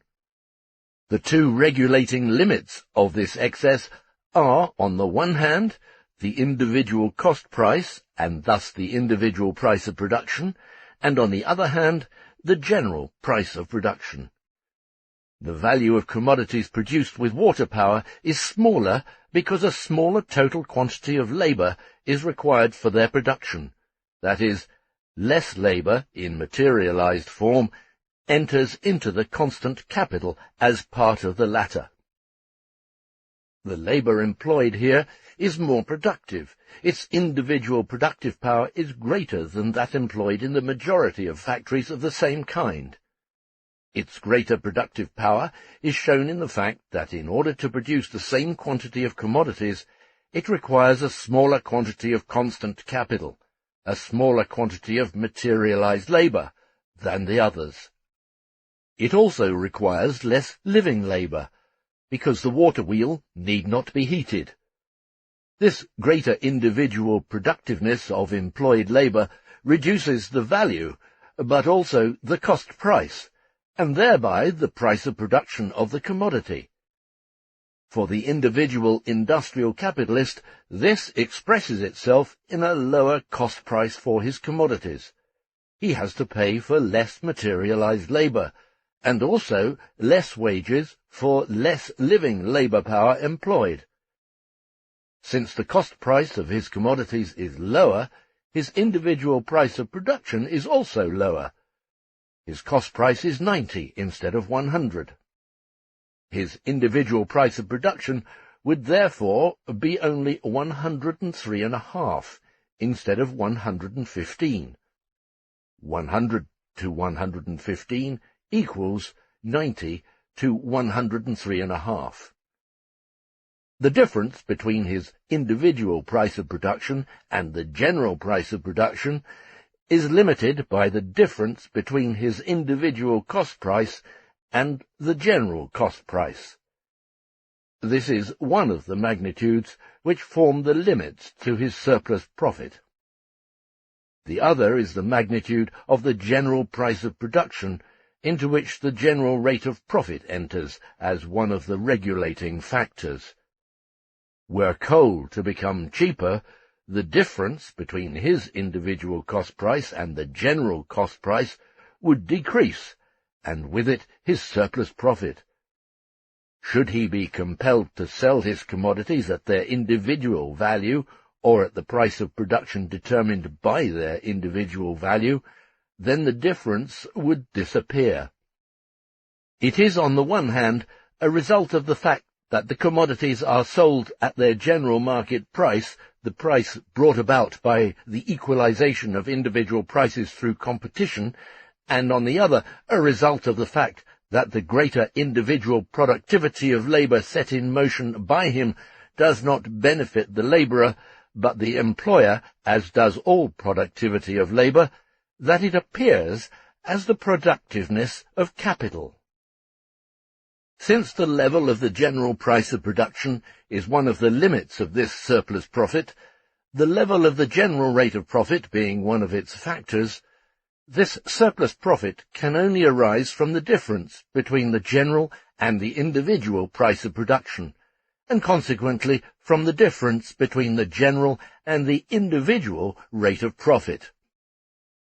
An excess above this difference presupposes the sale of products above, not at, the price of production regulated by the market.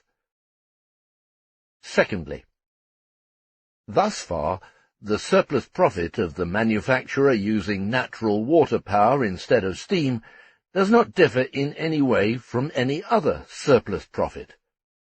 All normal surplus profit, that is, all surplus profit not due to fortuitous sales or market price fluctuations, is determined by the difference between the individual price of production of the commodities of a particular capital and the general price of production, which regulates the market prices of the commodities produced by the capital in this sphere of production in general, or, in other words, the market price of commodities of the total capital invested in this sphere of production. But now we come to the difference. To what circumstance does the industrial capitalist in the present case owe his surplus profit, the surplus resulting for him personally from the price of production regulated by the general rate of profit?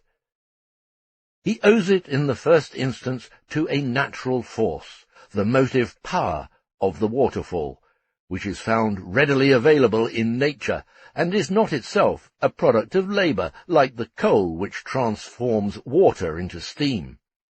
The coal, therefore, has value, must be paid for by an equivalent, and has a cost. The waterfall is a natural production agent, in the production of which no labour enters. But this is not all. The manufacturer, who operates with steam, also employs natural forces which cost him nothing, yet make the labour more productive and increase the surplus value and thereby the profit, inasmuch as they thus cheapen the manufacture of the means of subsistence required for the labourers. These natural forces are thus quite as much monopolized by capital as the social natural forces of labour arising from cooperation, division of labour, etc. The manufacturer pays for coal, but not for the capacity of water to alter its physical state, to turn into steam, not for the elasticity of the steam, etc. This monopolization of natural forces, that is, of the increase in labour power produced by them, is common to all capital operating with steam engines. It may increase that portion of the product of labour which represents surplus value in relation to that portion which is transformed into wages. Insofar as it does this, it raises the general rate of profit, but it does not create any surplus profit, for this consists of the excess of individual profit over average profit. The fact that the application of a natural force, a waterfall, creates surplus profit in this case cannot therefore be due solely to the circumstance that the increased productivity of labour here results from the application of a natural force. Other modifying circumstances are necessary. Conversely, the mere application of natural forces in industry may influence the level of the general rate of profit because it affects the quantity of labour required to produce the necessary means of subsistence. But in itself it does not create any deviation from the general rate of profit, and this is precisely the point in which we are interested here. Furthermore, the surplus profit which some individual capital otherwise realizes in a particular sphere of production, for deviations of the rates of profit in various spheres of production are continually balanced out into an average rate, is due, aside from fortuitous deviations, to a reduction in cost price in production costs. This reduction arises either from the fact that capital is used in greater than average quantities, so that the incidentals of production are reduced while the general causes increasing the productiveness of labour, cooperation, division of labour, etc., can become effective to a higher degree with more intensity because their field of activity has become larger, or it may arise from the fact that, aside from the amount of functioning capital, better methods of labour, new inventions, improved machinery, chemical manufacturing secrets, etc., in short, new and improved, better-than-average means of production and methods of production are used. The reduction in cost price and the surplus profit arising from it are here the result of the manner in which the functioning capital is invested.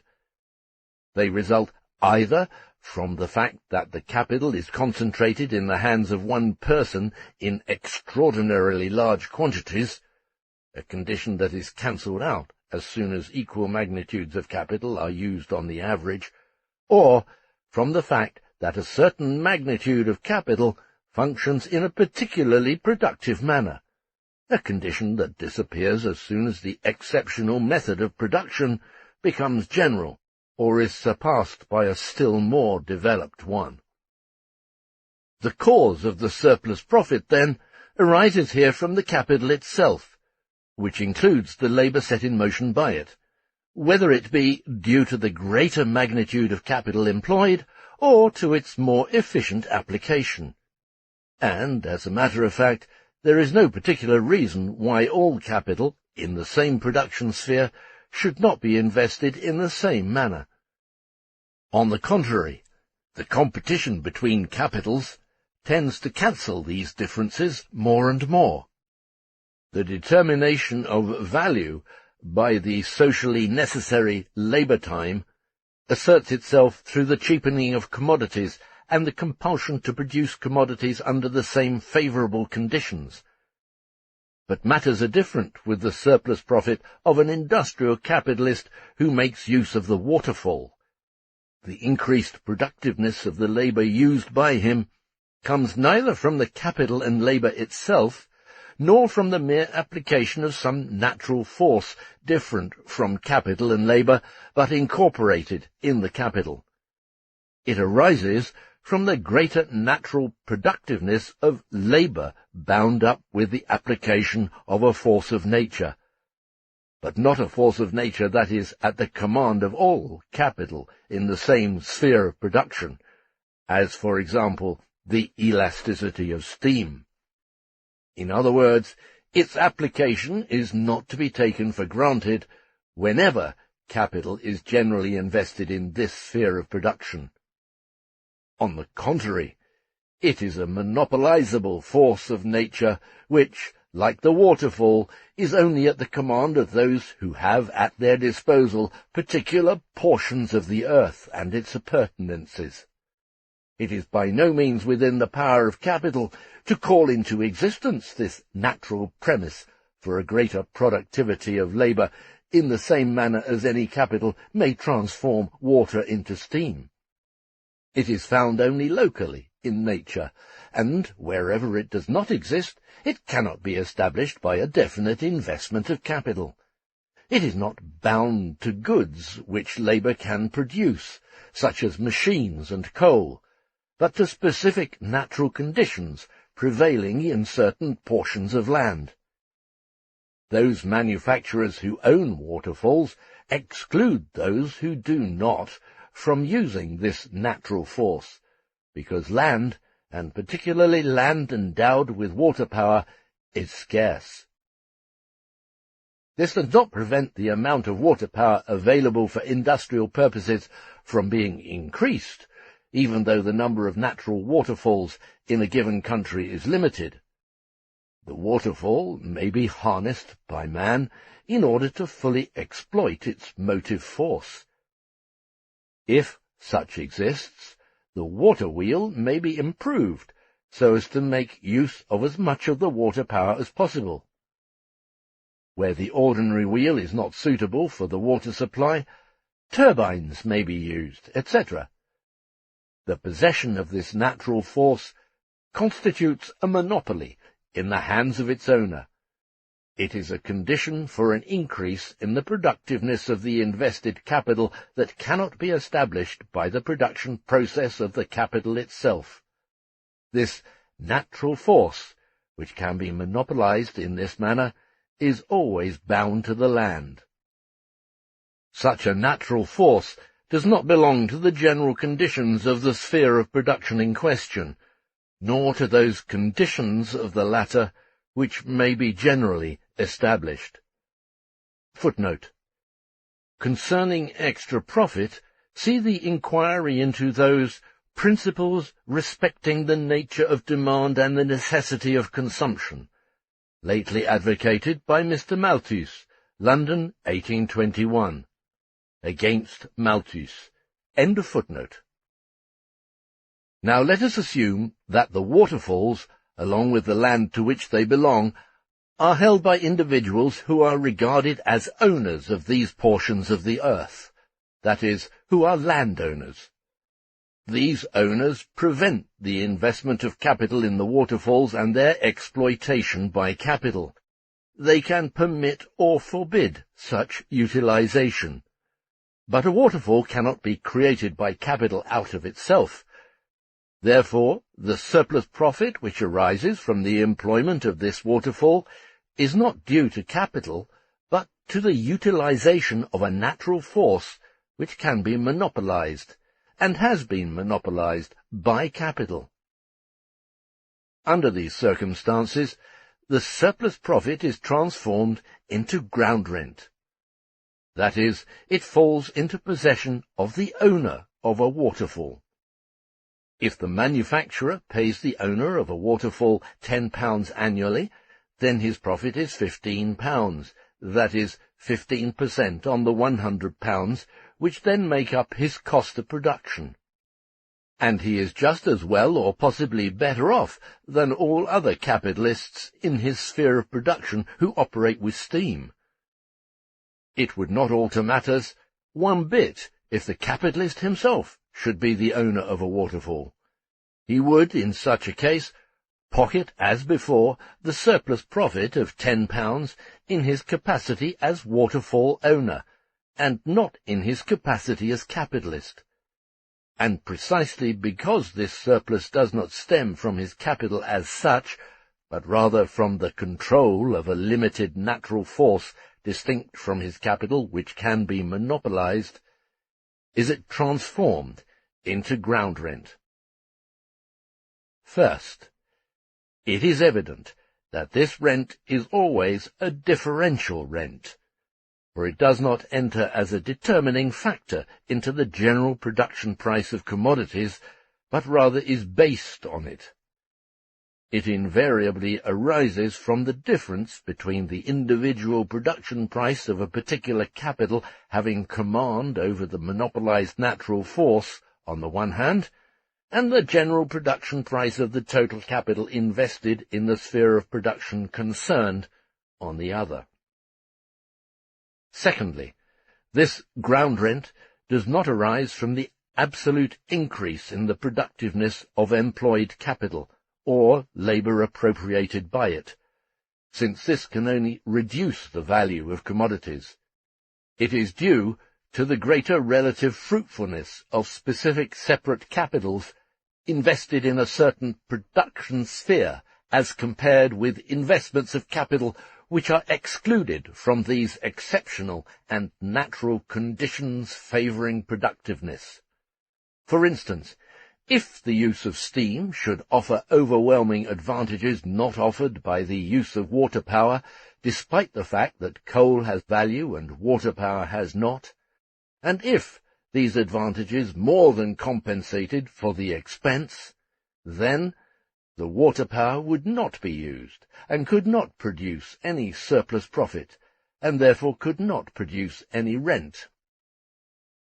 Thirdly, the natural force is not the source of surplus profit, but only its natural basis, because this natural basis permits an exceptional increase in the productiveness of labour. In the same way, use value is in general the bearer of exchange value, but not its cause. If the same use value could be obtained without labour, it would have no exchange value, yet it would retain, as before, the same natural usefulness as use value. On the other hand, nothing can have exchange value unless it has use value, that is, unless it is a natural bearer of labour. Were it not for the fact that the various values are averaged out into prices of production, and the various individual prices of production into a general price of production regulating the market, the mere increase in productivity of labour through utilization of the waterfall would merely lower the price of commodities produced with the aid of this waterfall, without increasing the share of profit contained in these commodities. Similarly, on the other hand, this increased productivity of labour itself would not be converted into surplus value were it not for the fact that capital appropriates the natural and social productivity of the labour used by it as its own. Fourthly, the private ownership of the waterfall in itself has nothing to do with the creation of the surplus value profit portion, and therefore of the price of the commodity in general, which is produced by means of the waterfall. This surplus profit would also exist if landed property did not exist. For instance, if the land on which the waterfall is situated were used by the manufacturer as unclaimed land. Hence, landed property does not create the portion of value which is transformed into surplus profit, but merely enables the landowner, the owner of the waterfall, to coax this surplus profit out of the pocket of the manufacturer and into his own. It is not the cause of the creation of such surplus profit, but is the cause of its transformation into the form of ground rent, and therefore of the appropriation of this portion of the profit or commodity price by the owner of the land or waterfall. Fifthly, it is evident that the price of the waterfall, that is, the price which the landowner would receive were he to sell it to a third party, or even to the manufacturer himself, does not immediately enter into the production price of the commodities, although it does enter into the individual cost price of the manufacturer, because the rent arises here from the price of production of similar commodities produced by steam machinery, and this price is regulated independently of the waterfall. Furthermore, this price of the waterfall, on the whole, is an irrational expression, but behind it is hidden a real economic relationship. The waterfall, like land in general, and like any natural force, has no value because it does not represent any materialized labor, and therefore it has no price, which is normally no more than the expression of value in money terms. Where there is no value, there is also thereby nothing to be expressed in money. This price is nothing more than the capitalized rent. Land ownership enables the landowner to appropriate the difference between the individual profit and average profit. The profit thus acquired, which is renewed every year, may be capitalized, and appears then as the price of the natural force itself. If the surplus profit realized by the manufacturer using the waterfall amounts to £10 per year, and the average interest is 5%, then these £10 represent the annual interest on a capital of £200, and the capitalization of the annual £10, which the waterfall enables its owner to appropriate from the manufacturer, appears then as the capital value of the waterfall itself. That it is not the waterfall itself which has value, but that its price is a mere reflection of the appropriated surplus profit capitalistically calculated, becomes at once evident from the fact that the price of £200 represents merely the product obtained by multiplying a surplus profit of £10 by 20 years, whereas, other conditions remaining equal, the same waterfall will enable its owner to appropriate these £10 every year for an indefinite number of years, 30 years, 100 years, or X years. And whereas, on the other hand, should some new method of production not applicable with water power reduce the cost price of commodities produced by steam machinery from £100 to £90, the surplus profit, and thereby the rent, and thus the price of the waterfall, would disappear. Now that we have described the general concept of differential rent, we shall pass on to its consideration in agriculture proper. What applies to agriculture will also apply, on the whole, to mining. Chapter 39. First form of differential rent. Differential rent 1. The tables referenced in this chapter are to be found under the heading of Chapter 39. The assumptions, content, context, and conclusions relevant to each table are largely covered in the audio, but with detailed text reproduced on the PDF where appropriate. The PDF, therefore, can be used as a supplement to the audio for additional understanding. Ricardo is quite right in the following observations. Quote, "Rent is always the difference between the produce obtained by the employment of two equal quantities of capital and labour." Unquote. Ricardo, Principles, etc. He means differential rent, for he assumes that no other rent but differential rent exists. He should have added, on equal areas of land, insofar as it is a matter of ground rent, and not surplus profit in general. In other words, surplus profit, if normal and not due to accidental occurrences in the circulation process, is always produced as a difference between the products of two equal quantities of capital and labour, and this surplus profit is transformed into ground rent when two equal quantities of capital and labour are employed on equal areas of land with unequal results. Moreover, it is by no means absolutely necessary for this surplus profit to arise from the unequal results of equal quantities of invested capital. The various investments may also employ unequal quantities of capital. Indeed, this is generally the case. But equal proportions, for instance, £100 of each, produce unequal results.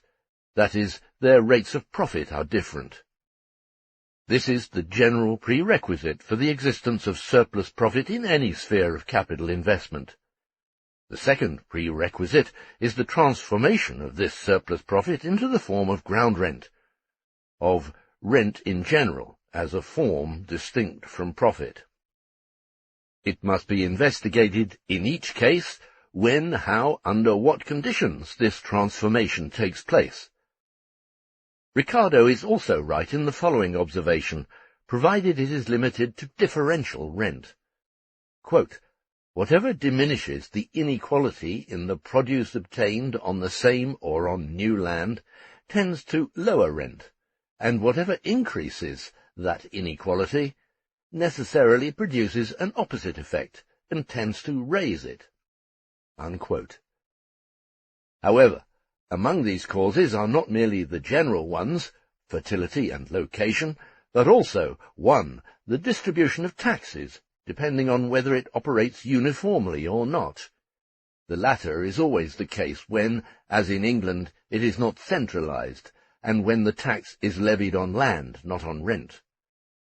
2, the inequalities arising from a difference in agricultural development in different parts of the country, since this line of production, owing to its traditional character, evens out with more difficulty than manufacture. And 3, the inequality in distribution of capital among capitalist tenants. Since the invasion of agriculture by the capitalist mode of production, transformation of independently producing peasants into wage workers is in fact the last conquest of this mode of production, so these inequalities are greater here than in any other line of production. Having made these preliminary remarks, I will first present a brief summary of the characteristic features of my analysis in contradistinction to that of Ricardo, etc. We shall first consider the unequal results of equal quantities of capital applied to different plots of land of equal size, or, in the case of unequal size, results calculated on the basis of equal areas. The two general causes of these unequal results, quite independent of capital, are 1, fertility. With reference to this first point, it will be necessary to discuss what is meant by natural fertility of land, and what factors are involved. 2, the location of the land. This is a decisive factor in the case of colonies, and in general determines the sequence in which plots of land can be cultivated.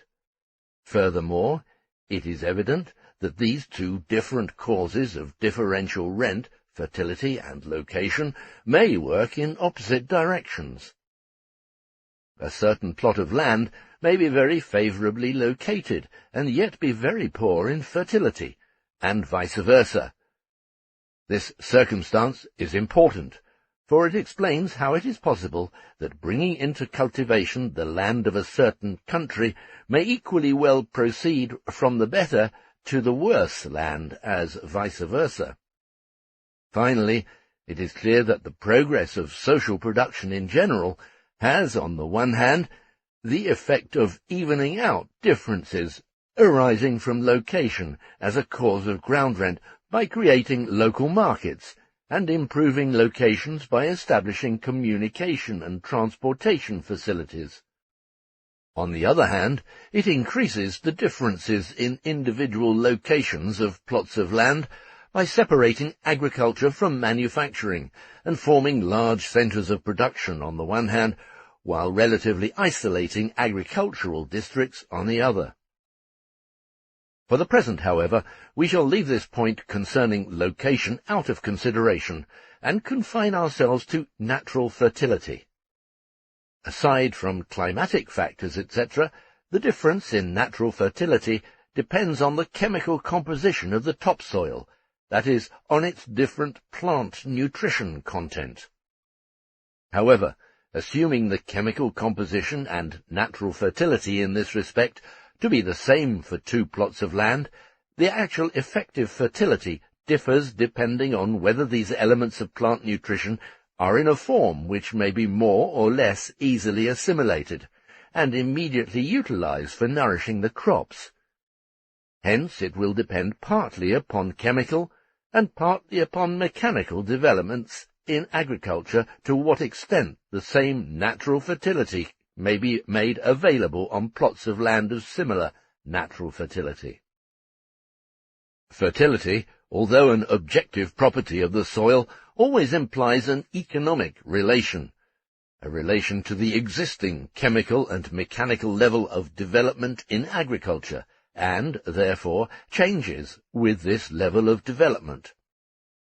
whether by chemical means, such as the use of certain liquid fertilizers on stiff clay soil and calcination of heavy clayey soils, or mechanical means, such as special ploughs for heavy soils, the obstacles which made a soil of equal fertility actually less fertile can be eliminated.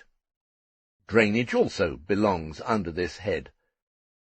Or even the sequence in types of soils taken under cultivation may be changed thereby, as was the case, for instance, with light sandy soil and heavy clayey soil at a certain period of development in English agriculture. This shows once again that historically, in the sequence of soils taken under cultivation, one may pass over from more fertile to less fertile soils, as well as vice versa. The same results may be obtained by an artificially created improvement in soil composition, or by a mere change in agricultural methods. Finally, the same result may be brought about by a change in the hierarchical arrangement of the soil types due to different conditions of the subsoil, as soon as the latter likewise begins to be tilled and turned over into top layers.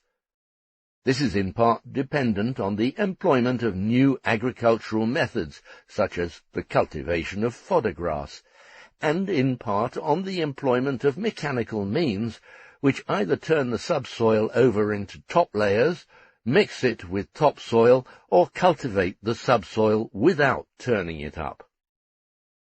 All these influences upon the differential fertility of various plots of land are such that from the standpoint of economic fertility, the level of labor productivity, in this case the capacity of agriculture to make the natural soil fertility immediately exploitable, a capacity which differs in various periods of development, is as much a factor in so-called natural soil fertility as its chemical composition and other natural properties.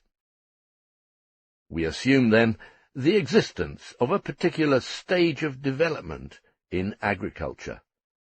We assume, furthermore, that the hierarchical arrangement of soil types accords with this stage of development, as is, of course, always the case for simultaneous capital investments on different plots of land. Differential rent may then form either an ascending or a descending sequence. For although the sequence is given for the totality of actually cultivated plots of land, a series of movements leading to its formation has invariably taken place. Let us assume the existence of 4 kinds of soil, A, B, C, and D. Let us furthermore assume the price of 1 quarter of wheat equals £3, or 60 shillings. Since the rent is solely differential rent, this price of 60 shillings per quarter for the worst soil is equal to the price of production. That is, equal to the capital plus average profit.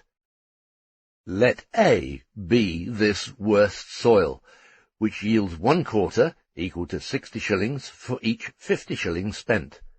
Hence the profit amounts to 10 shillings, or 20%.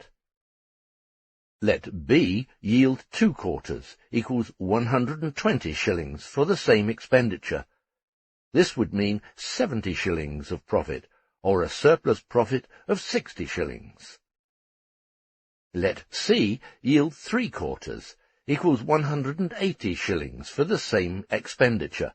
Total profit equals 130 shillings. Surplus profit equals 120 shillings.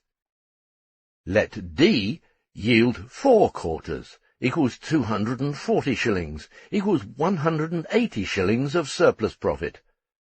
We would then have the sequence shown in Chapter 39, Table 1 in the accompanying PDF. The respective rents are D equals 190 shillings minus 10 shillings, or the difference between D and A. C equals 130 shillings minus 10 shillings, or the difference between C and A. B equals 70 shillings minus 10 shillings, or the difference between B and A, and the total rent for B, C, and D equals 6 quarters, equals 360 shillings, equal to the sum of the differences between D and A, C and A, and B and A. This sequence, which represents a given product in a given condition, may, considered abstractly, we have already offered the reasons why this may be the case in reality, descend from D to A, from fertile to less and less fertile soil, or rise from A to D, from relatively poor to more and more fertile soil, or finally may fluctuate, that is, now rising, now descending, for instance from D to C, from C to A, and from A to B. The process in the case of a descending sequence was as follows. The price of a quarter of wheat rose gradually from, say, 15 shillings to 60 shillings. As soon as the 4 quarters produced by D, we may consider these 4 quarters as so many million quarters, no longer sufficed, the price of wheat rose to a point where the supply shortage could be produced by C. That is to say, the price of wheat must have risen to 20 shillings per quarter. When it had risen to 30 shillings per quarter, B could be taken under cultivation, and when it reached 60 shillings, A could be taken under cultivation, and the capital invested did not have to content itself with a rate of profit lower than 20%. In this manner, a rent was established for D, first of 5 shillings per quarter equals 20 shillings for the 4 quarters produced by it, then of 15 shillings per quarter equals 60 shillings, then of 45 shillings per quarter equals 180 shillings for 4 quarters. If the rate of profit of D originally was similarly equal to 20%, then its total profit on 4 quarters of wheat was also but 10 shillings. But this represented more grain when the price was 15 shillings than it does when the price is 60 shillings. But since the grain enters into the reproduction of labour power, and part of each quarter has to make good some portion of wages and another part constant capital, the surplus value under these conditions was higher, and thus, other things being equal, the rate of profit too. On the other hand, if the sequence were in the reverse order, that is, if the process initiated from A, then the price of wheat at first would rise above 60 shillings per quarter, when new land would have to be taken under cultivation. But since the necessary supply would be produced by B, a supply of 2 quarters, the price would fall to 60 shillings again, for B produced wheat at a cost of 30 shillings per quarter, but sold it at 60 shillings, because the supply just sufficed to cover the demand. Thus, a rent was formed, first of 60 shillings for B, and in the same way for C and D.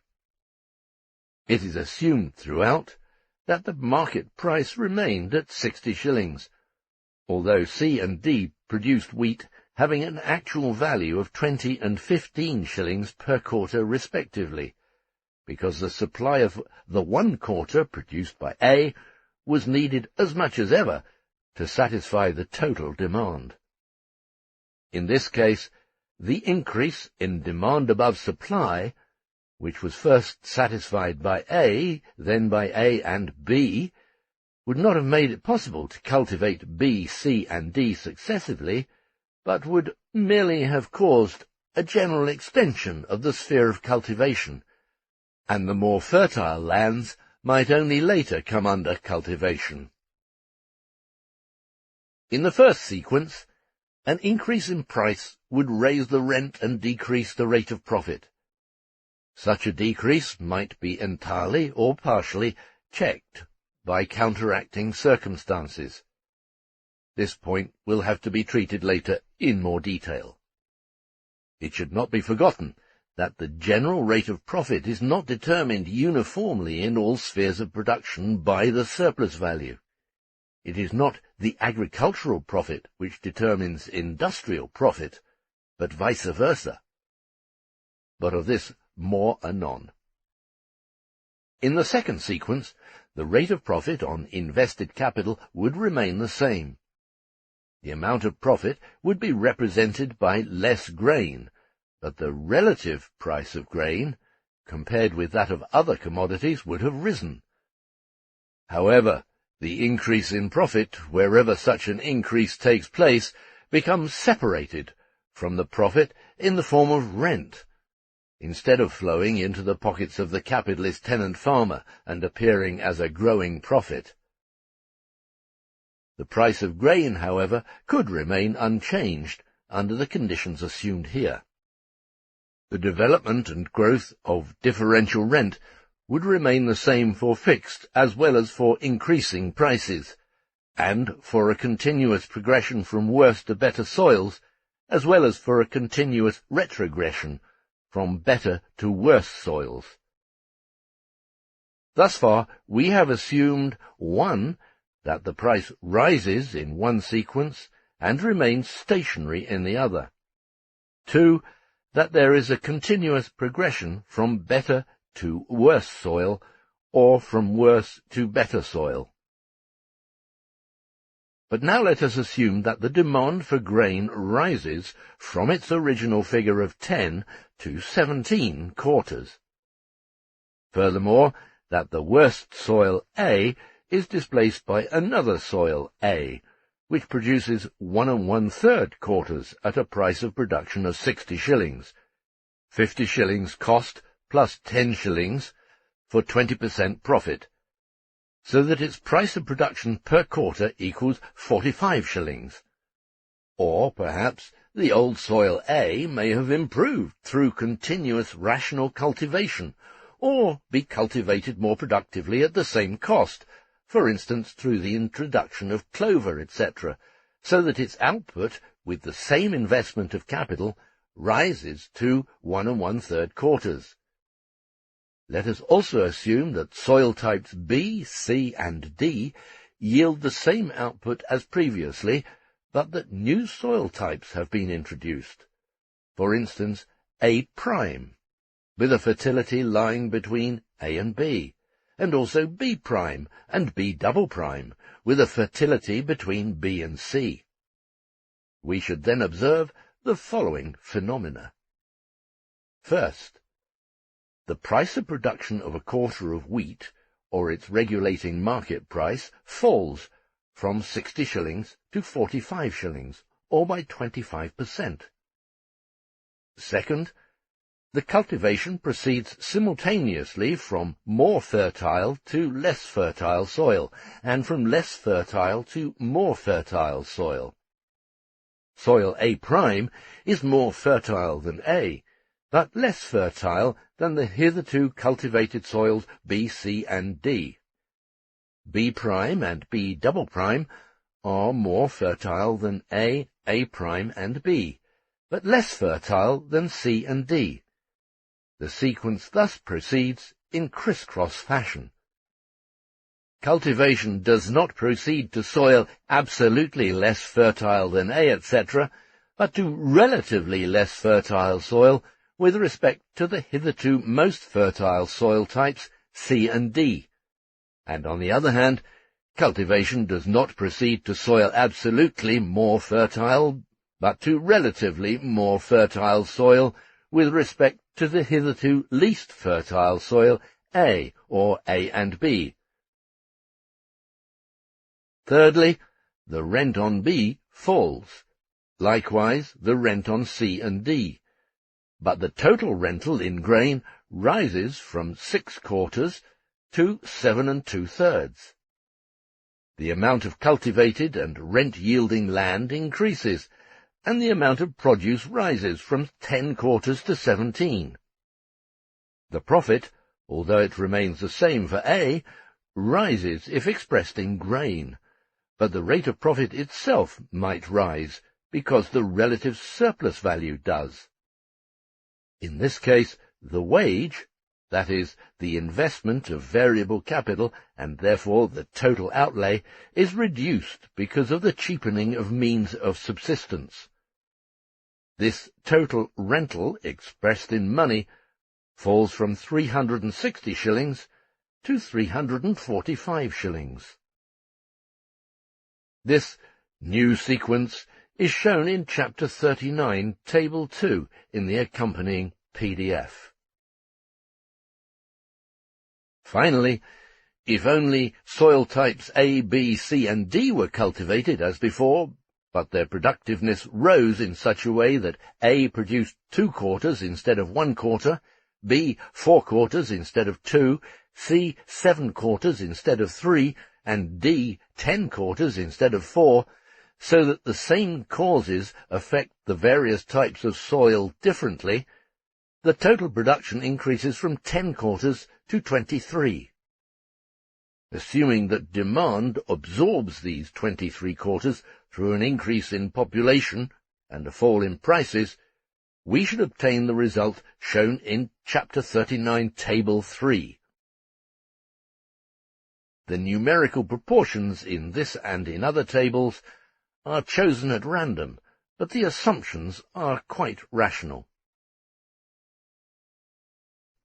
The first and principal assumption is that an improvement in agriculture acts differently upon different soils, and in this case affects the best types of soil, C and D, more than types A and B. Experience has shown that this is generally the case, although the opposite may also take place. If the improvement affected the poorer soils more than the better ones, rent on the latter would have fallen instead of risen. But in our table, we have assumed that the absolute growth in fertility of all soil types is simultaneously accompanied by an increase in greater relative fertility of the better soil types, C and D. This means an increase in the difference between the product at the same capital investment, and thus an increase in differential rent. The second assumption is that total demand keeps pace with the increase in the total product. First, one need not imagine such an increase coming about abruptly, but rather gradually, until the sequence shown in Table 3 in the PDF is established. Secondly, it is not true that the consumption of necessities of life does not increase as they become cheaper. The abolition of the Corn Laws in England proved the reverse to be the case. F. Newman, Lectures on Political Economy, London, 1851. The opposite view stems solely from the fact that large and sudden differences in harvests, which are mere results of the weather, bring about, at one time an extraordinary fall, at another an extraordinary rise in grain prices. While in such a case the sudden and short-lived reduction in price does not have time to exert its full effect upon the extension of consumption, the opposite is true when a reduction arises from the lowering of the regulating price of production itself, that is of a long-term nature. Thirdly, a part of the grain may be consumed in the form of brandy or beer, and the increasing consumption of both of these items is by no means confined within narrow limits. Fourthly, the matter depends in part upon the increase in population, and in part on the fact that the country may be grain exporting, as England still was long after the middle of the 18th century, so that the demand is not solely regulated within the confines of national consumption. Finally, the increase and price reduction in wheat production may result in making wheat instead of rye or oats the principal article of consumption for the masses, so that the demand for it may grow, if only for this reason, just as the opposite may take place when production decreases and prices rise. Thus, under these assumptions, and with the previously selected ratios, the sequence shown in Table 3 yields the result that the price per quarter falls from 60 to 30 shillings, that is, by 50%, that production compared to the sequence in Table 1, increases from 10 to 23/4, that is, by 130%, that the rent remains fixed for soil B, increases by 25% for C, and by 33⅓% for D, and that the total rental increases from £18 to £22.50 by 25%.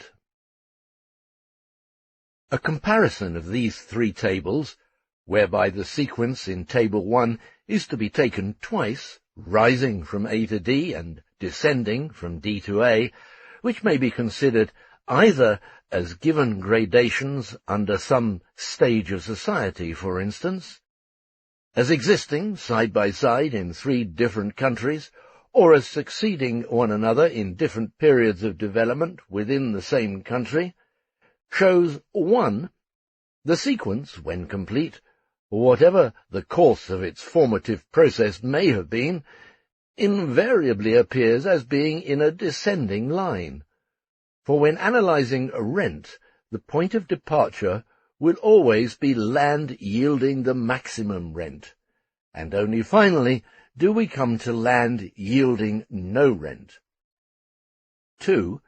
The price of production on the worst soil, that is, which yields no rent, is always the one regulating the market price, although the latter in Table 1, if its sequence were formed in an ascending line, only remained fixed because better and better soil was constantly drawn into cultivation.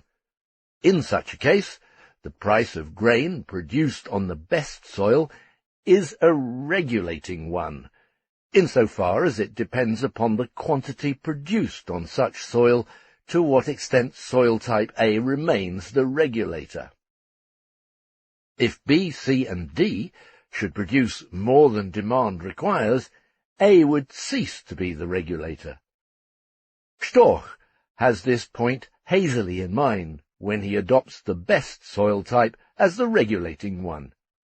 H. Storch, Cours d'économie politique, ou exposition des principes qui déterminent la prospérité des nations. Volume 2, St. Petersburg, 1815.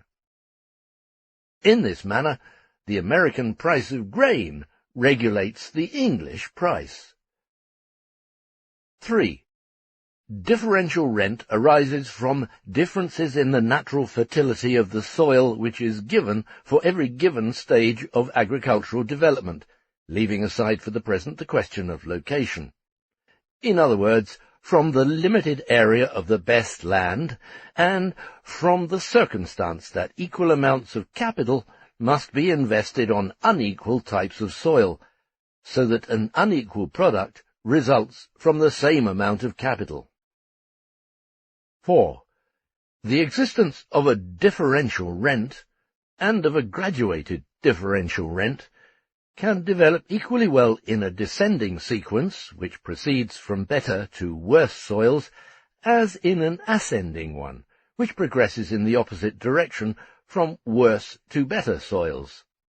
Or it may be brought about in checkered fashion, by alternating movements. The sequence in Table 1 may be formed by proceeding from D to A, or from A to D. The sequence in Table 2 comprises both types of movement. 5. Depending on its mode of formation, differential rent may develop along with a stationary, rising or falling price of the products of the land.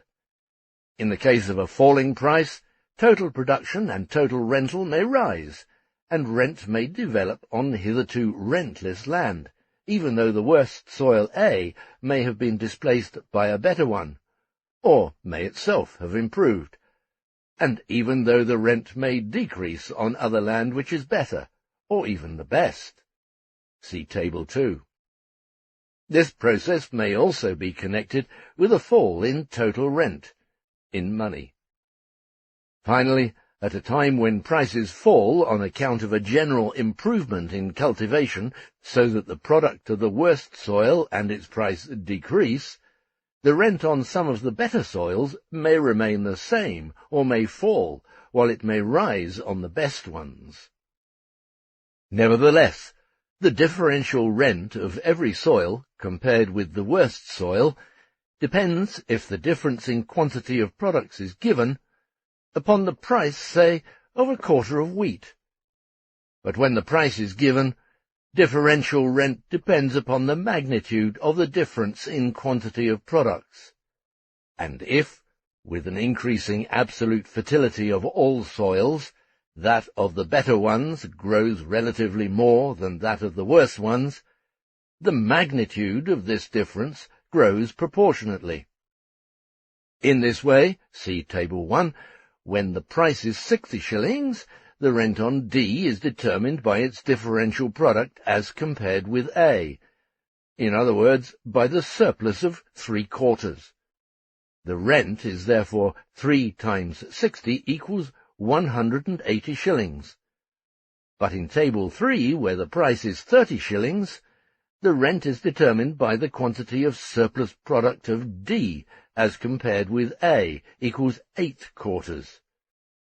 We therefore obtain 8 times 30 equals 240 shillings. This takes care of the first false assumption regarding differential rent, still found among West, Malthus, and Ricardo, namely, that it necessarily presupposes a movement toward worse and worse soil, or an ever-decreasing fertility of the soil. West, Essay on the Application of Capital to Land, London, 1815. Malthus, Principles of Political Economy, London, 1836. Malthus, An Inquiry into the Nature and Progress of Rent, and the Principles by which it is regulated, London, 1815. Ricardo, On the Principles of Political Economy and Taxation, 3rd edition, London, 1824, Chapter 11. Differential rent can be formed, as we have seen, with a movement toward better and better soil.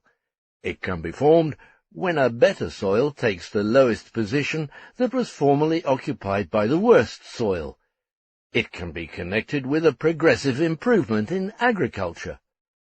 The precondition is merely the inequality of different kinds of soil. So far as the increase in productivity is concerned, it assumes that the increase in absolute fertility of the total area does not eliminate this inequality, but either increases it, leaves it unchanged, or merely reduces it. From the beginning to the middle of the 18th century, England's grain prices constantly fell, in spite of the falling prices of gold and silver, while at the same time, viewing this entire period as a whole, there was an increase in rent, in the overall amount of rent, in the area of cultivated land, in agricultural production, and in population.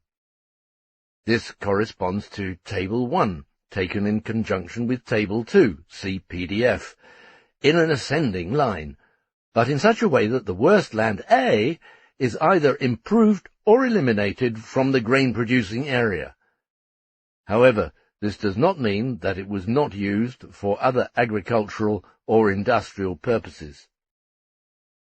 From the early 19th century until 1815, there is a constant rise in grain prices, accompanied by a steady increase in rent, in the overall amount of rent, in the area of cultivated land, in agricultural production, and in population.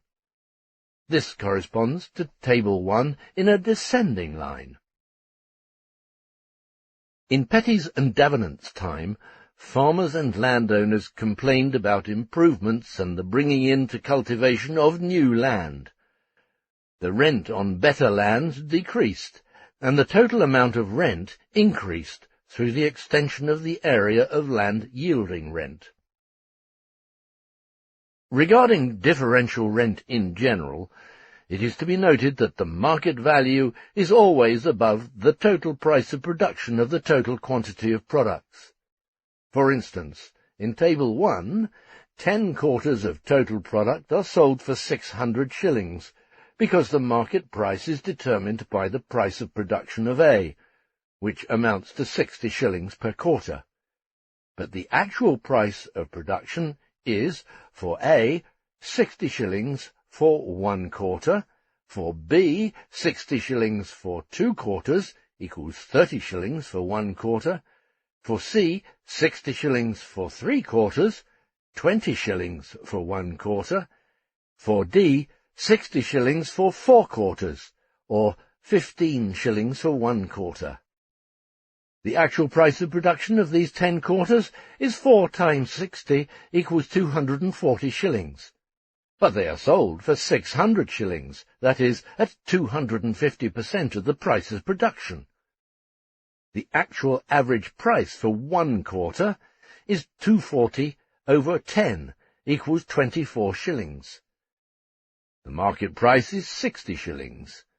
That is also 250% of the production price. This is determination by market value, as it asserts itself on the basis of capitalist production through competition. The latter creates a false social value. This arises from the law of market value, to which the products of the soil are subject. The determination of the market value of products, including therefore agricultural products, is a social act, albeit a socially unconscious and unintentional one. It is based necessarily upon the exchange value of the product, not upon the soil and the differences in its fertility. If we suppose the capitalist form of society to be abolished, and society organized as a conscious and planned association, then the 10 quarters would represent a quantity of independent labour time equal to that contained in 240 shillings. Society would not then buy this agricultural product at 2.5 times the actual labour time embodied in it, and the basis for a class of landowners would thus be destroyed. This would have the same effect as a reduction in price of the product to the same amount resulting from foreign imports. While it is therefore true that by retaining the present mode of production, but assuming that the differential rent is paid to the state, prices of agricultural products would, everything else being equal, remain the same, it is equally wrong to say that the value of the products would remain the same if capitalist production were superseded by association. The identity of the market price for commodities of the same kind is the manner whereby the social character of value asserts itself on the basis of capitalist production, and in general any production based on the exchange of commodities between individuals. What society overpays for agricultural products in its capacity of consumer, what is a minus in the realization of its labour time in agricultural production, is now a plus for a portion of society, for the landlords. A second circumstance, important for the analysis of differential rent 2 in the next chapter, is the following. It is not merely a matter of rent per acre or per hectare, nor generally of a difference between the price of production and market price, nor between the individual and the general price of production per acre, but it is also a question of how many acres of each type of soil are under cultivation. The point of importance here relates directly only to the magnitude of the rental, that is, the total rent of the entire cultivated area, but it serves us at the same time as a stepping stone to the consideration of a rise in the rate of rent, although there is no rise in prices, nor increase in the differences in relative fertility of the various types of soil if prices fall. These variations are based around Chapter 39, Table 1, and are shown in the accompanying PDF, in Chapter 39, Tables 1a, 1b and 1c with commentary. In Table 1a, we assume that the number of cultivated acres is doubled in all four categories A, B, C and D. In Table 1b, we assume production expands on the two poorest types of soil, A and B. In Table 1c, we assume an unequal expansion of production and cultivated area for the four soil categories A, B, C and D. No matter whether we regard the various conditions in Tables 1a, 1b and 1c as existing simultaneously side by side in different countries, or as existing successively in the same country, we come to the following conclusions. So long as the price of grain remains unchanged because the yield on the worst rentless soil remains the same, so long as the difference in the fertility of the various cultivated types of soil remains the same, so long as the respective outputs remain the same, hence given equal capital investments on equal aliquot parts or acres of cultivated area in every type of soil, so long as the ratio, therefore, between the rents per acre on each category of soil is constant, and the rate of rent on the capital invested in each plot of the same kind of soil is constant. First, the rental constantly increases with the extension of cultivated area, and with the consequent increased capital investment, except for the case where the entire increase is accounted for by rentless land. Secondly, the average rent per acre, total rental divided by the total number of cultivated acres, as well as the average rate of rent, total rental divided by the invested total capital, may vary considerably. And indeed, both change in the same direction, but in different proportions to each other.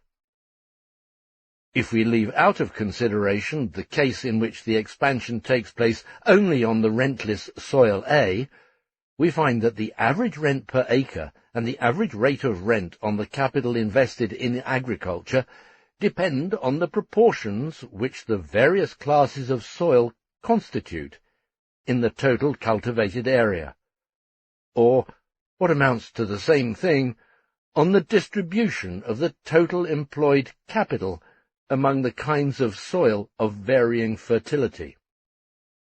Whether much or little land is cultivated, and whether the total rental is therefore larger or smaller, with the exception of the case in which the expansion is confined to A, the average rent per acre, or the average rate of rent on invested capital, remains the same, as long as the proportions of the various categories of soil in the total cultivated area remain unchanged. In spite of an increase, even a very considerable one, in the total rental with the extension of cultivation and expansion of capital investment, the average rent per acre and the average rate of rent on capital decrease when the extension of rentless land, and land yielding only a little differential rent, is greater than the extension of the superior one, yielding greater rent. Conversely, the average rent per acre and the average rate of rent on capital increase proportionately to the extent that better land constitutes a relatively greater part of the total area and therefore employs a relatively greater share of the invested capital. Hence, if we consider the average rent per acre or hectare of the total cultivated land, as is generally done in statistical works, in comparing either different countries in the same period or different periods in the same country, we find that the average level of rent per acre, and consequently total rental, corresponds to a certain extent, although by no means identical, but rather a more rapidly increasing extent, to the absolute, not the relative, fertility of the soil in a given country. That is, to the average amount of produce which it yields from the same area. For the larger the share of superior soils in the total cultivated area, the greater the output for equal capital investments on equally large areas of land, and the higher the average rent per acre. In the reverse case, the opposite takes place. Thus, rent does not appear to be determined by the ratio of differential fertility, but by the absolute fertility, and the law of differential rent appears invalid.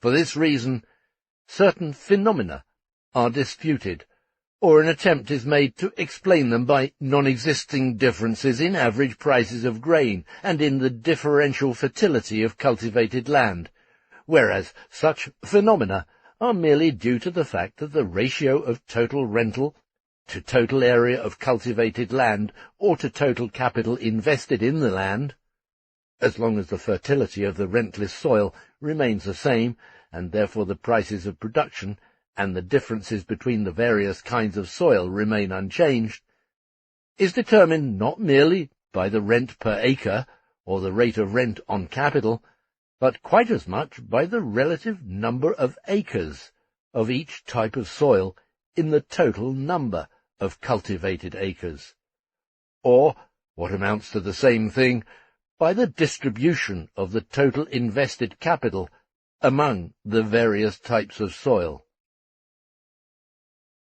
Curiously enough, this fact has been completely overlooked thus far.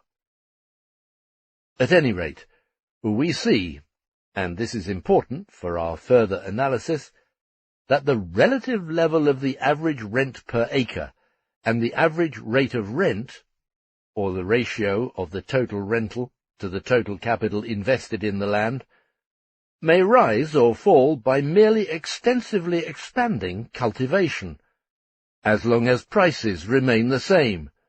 The differential fertilities of the various soils remain unaltered, and the rent per acre, or rate of rent for capital invested per acre in every type of soil actually yielding rent, that is, for all capital actually yielding rent, remains unchanged. It is necessary to make the following additional points with reference to the first form of differential rent 1. They also apply in part to the second form of differential rent 2. First, it was seen that the average rent per acre, or the average rate of rent on capital, may increase with an extension of cultivation, when prices are stationary and the differential fertility of the cultivated plots of land remains unaltered.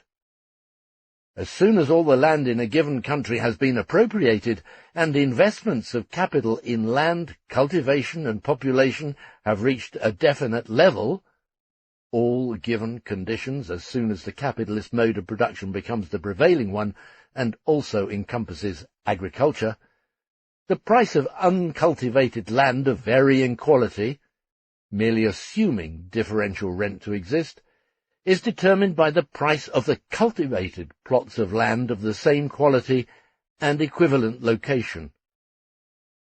The price is the same after deducting the cost of bringing the new land into cultivation, even though this land does not yield any rent. The price of the land is indeed nothing but the capitalized rent. But even in the case of cultivated land, the price pays only for future rents, as for instance when the prevalent interest rate is 5% and the rent for 20 years is paid at one time in advance. When land is sold, it is sold as land yielding rent, and the prospective character of the rent, which is here considered as a product of the soil, but it only seems to be that, does not distinguish the uncultivated from the cultivated land. The price of the uncultivated land, like its rent, the price of which represents the contracted form of the latter, is quite illusory as long as the land is not actually used. but it is thus determined a priori, and is realized as soon as a purchaser is found. Hence, while the actual average rent in a given country is determined by its actual average annual rental, and the relation of the latter to the total cultivated area, the price of the uncultivated land is determined by the price of the cultivated land, and is therefore but a reflection of the capital invested in the cultivated land, and the results obtained therefrom. Since all land, with the exception of the worst, yields rent, and this rent, as we shall see under the head of differential rent type 2, increases with the quantity of capital and corresponding intensity of cultivation, the nominal price of uncultivated plots of land is thus formed, and they thus become commodities, a source of wealth for their owners. This explains at the same time why the price of land increases in a whole region, even in the uncultivated part. Opdyke. Land speculation, for instance, in the United States is based solely on this reflection thrown by capital and labor on uncultivated land. Secondly, progress in extending cultivated land generally takes place either toward inferior soil or on the various given types of soil in varying proportions, depending on the manner in which they are met. Extension on inferior soil is naturally never made voluntarily, but can only result from rising prices, assuming a capitalist mode of production, and can only result from necessity under any other mode of production. However, this is not absolutely so. Poor soil may be preferred to a relatively better soil on account of location, which is of decisive importance for every extension of cultivation in young countries. Furthermore, even though the soil formation in a certain region may generally be classified as fertile, it may nevertheless consist of a motley confusion of better and worse soils, so that the inferior soil may have to be cultivated if only because it is found in the immediate vicinity of the superior soil. If inferior soil is surrounded by superior soil, then the latter gives it the advantage of location in comparison with more fertile soil, which is not yet, or is about to become, part of the cultivated area. Thus the state of Michigan was one of the first Western states to become an exporter of grain, yet its soil on the whole is poor. But its proximity to the state of New York and its waterways via the lakes and Erie Canal initially gave it the advantage over the states endowed by nature with more fertile soil, but situated farther to the west. The example of this state, as compared with the state of New York, also demonstrates the transition from superior to inferior soil. The soil of the state of New York, particularly its western part, is incomparably more fertile, especially for the cultivation of wheat. This fertile soil was transformed into infertile soil by rapacious methods of cultivation, and now the soil of Michigan appears as the more fertile. Quote, in 1838, wheat and flour was shipped at Buffalo for the West, and the wheat region of New York, with that of Upper Canada, were the main sources of its supply. Now, after only 12 years, an enormous supply of wheat and flour is brought from the West, along Lake Erie, and shipped upon the Erie Canal for the East, at Buffalo, and the adjoining port of Black Rock.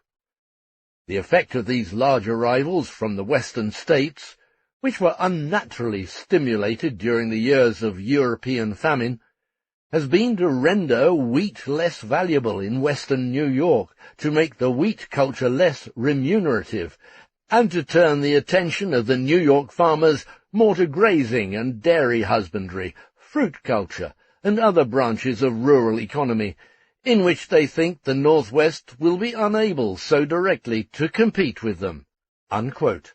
I. W. Johnston, Notes on North America, London, 1851.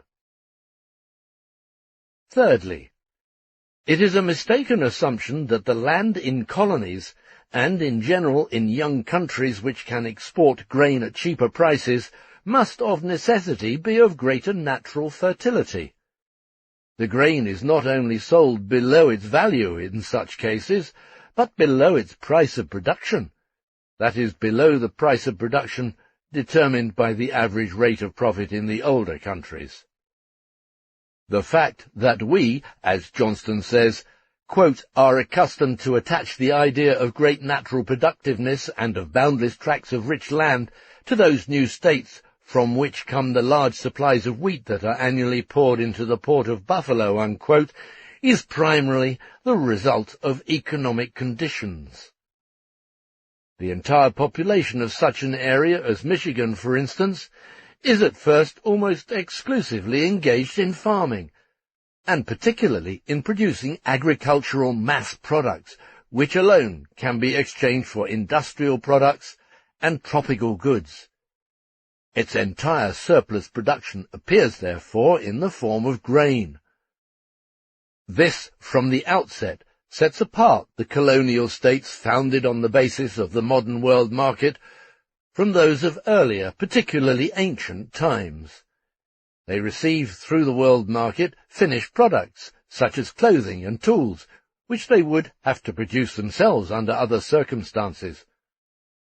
Only on such a basis were the southern states of the Union enabled to make cotton their staple crop.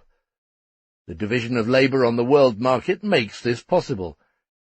Hence, if they seem to have a large surplus production, considering their youth and relatively small population, this is not so much due to the fertility of their soil, nor the fruitfulness of their labor, but rather to the one-sided form of their labor, and therefore of the surplus produce in which such labor is incorporated. Furthermore, a relatively inferior soil which is newly cultivated and never before touched by civilization, provided the climatic conditions are then not completely unfavorable, has accumulated a great deal of plant food that is easily assimilated, at least in the upper layers of the soil, so that it will yield crops for a long time without the application of fertilizers, and even with very superficial cultivation. The western prairies have the additional advantage of hardly requiring any clearing expenses, since nature has made them arable. Footnote. It is precisely the rapidly growing cultivation of such prairie or steppe regions which of late turns the renowned statement of Malthus that "the population is a burden upon the means of subsistence" into ridicule, and produced in its stead the agrarian lament that agriculture, and with it Germany, will be ruined, unless the means of subsistence which are a burden upon the population are forcibly kept away from them. The cultivation of these steppes, prairies, pampas, llanos, etc., is nevertheless only in its beginning. Its revolutionizing effect on European agriculture will therefore make itself felt in the future even more so than hitherto. Friedrich Engels. End of footnote. In less fertile areas of this kind, the surplus is not produced as a result of the high fertility of the soil, that is, the yield per acre, but as a result of the large acreage which may be superficially cultivated, since such land costs the cultivator nothing, or next to nothing, as compared with older countries. This is the case, for instance, where sharecropping exists, as in parts of New York, Michigan, Canada, etc. A family superficially cultivates, say, 100 acres, and although the output per acre is not large, the output from 100 acres yields a considerable surplus for sale. In addition to this, Cattle may be grazed on natural pastures at almost no cost, without requiring artificial grass meadows. It is the quantity of the land, not its quality, which is decisive here. The possibility of such superficial cultivation is naturally more or less rapidly exhausted, namely in inverse proportion to the fertility of the new soil, and in direct proportion to the export of its products. Quote, "And yet such a country will give excellent first crops, even of wheat, and will supply to those who skim the first cream off the country a large surplus of this grain to send to market." Unquote. Johnston. Property relations in countries with maturer civilizations, with their determination of the price of uncultivated soil by that of the cultivated, etc., make such an extensive economy impossible. That this soil, therefore, need not be exceedingly rich, as Ricardo imagines, nor that soils of equal fertility need be cultivated, may be seen from the following. In the state of Michigan, 465,900 acres were planted in 1848 to wheat, which yielded 4,739,300 bushels, or an average of 10 1/5 bushels per acre. After deducting seed grain, this leaves less than 9 bushels per acre. Of the 29 counties of this state, 2 produced an average of 7 bushels, 3 an average of 8 bushels, 2 9 bushels, 7 10 bushels, 6 11 bushels, 3 12 bushels, 4 13 bushels, and only 1 county produced an average of 16 bushels, and another 18 bushels per acre. For practical cultivation, higher soil fertility coincides with greater capability of immediate exploitation of such fertility. The latter may be greater in a naturally poor soil than in a naturally rich one, but it is the kind of soil which a colonist will take up first, and must take up when capital is wanting. Finally, the extension of cultivation to larger areas, aside from the case just mentioned, in which recourse must be had to soil inferior than that cultivated hitherto, to the various kinds of soil from A to D, thus, for instance, the cultivation of larger tracts of B and C, does not by any means presuppose a previous rise in grain prices, any more than the preceding annual expansion of cotton spinning, for instance, requires a constant rise in yarn prices. Although considerable rise or fall in market prices affects the volume of production, regardless of it, there is in agriculture, just as in all other capitalistically operated lines of production, nevertheless a continuous relative overproduction, in itself identical with accumulation, even at those average prices whose level has neither a retarding nor exceptionally stimulating effect on production. Under other modes of production, this relative overproduction is effected directly by the population increase, and in colonies by steady immigration. The demand increases constantly, and in anticipation of this, new capital is continually invested in new land, although this varies with the circumstances for different agricultural products. It is the formation of new capitals which in itself brings this about. But so far as the individual capitalist is concerned, he measures the volume of his production by that of his available capital, to the extent that he can still control it himself. His aim is to capture as big a portion as possible of the market. Should there be any overproduction, he will not take the blame upon himself, but places it upon his competitors. The individual capitalist may expand his production by appropriating a larger aliquot share of the existing market, or by expanding the market itself. Chapter 40. Second form of differential rent. Differential rent 2. Table 1 referenced in this chapter is to be found on the accompanying PDF under Chapter 39, Table 1. The assumptions, content, context, and conclusions relevant to this table are covered in the audio and are also included on the PDF. The PDF, therefore, can be used as a supplement to the audio for additional clarity.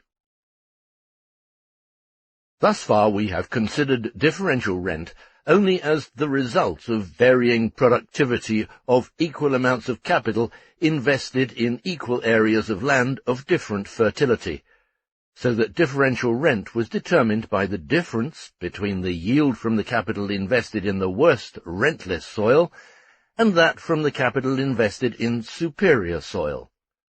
We had side-by-side capitals invested in different plots of land, so that every new investment of capital signified a more extensive cultivation of the soil, an expansion of cultivated area.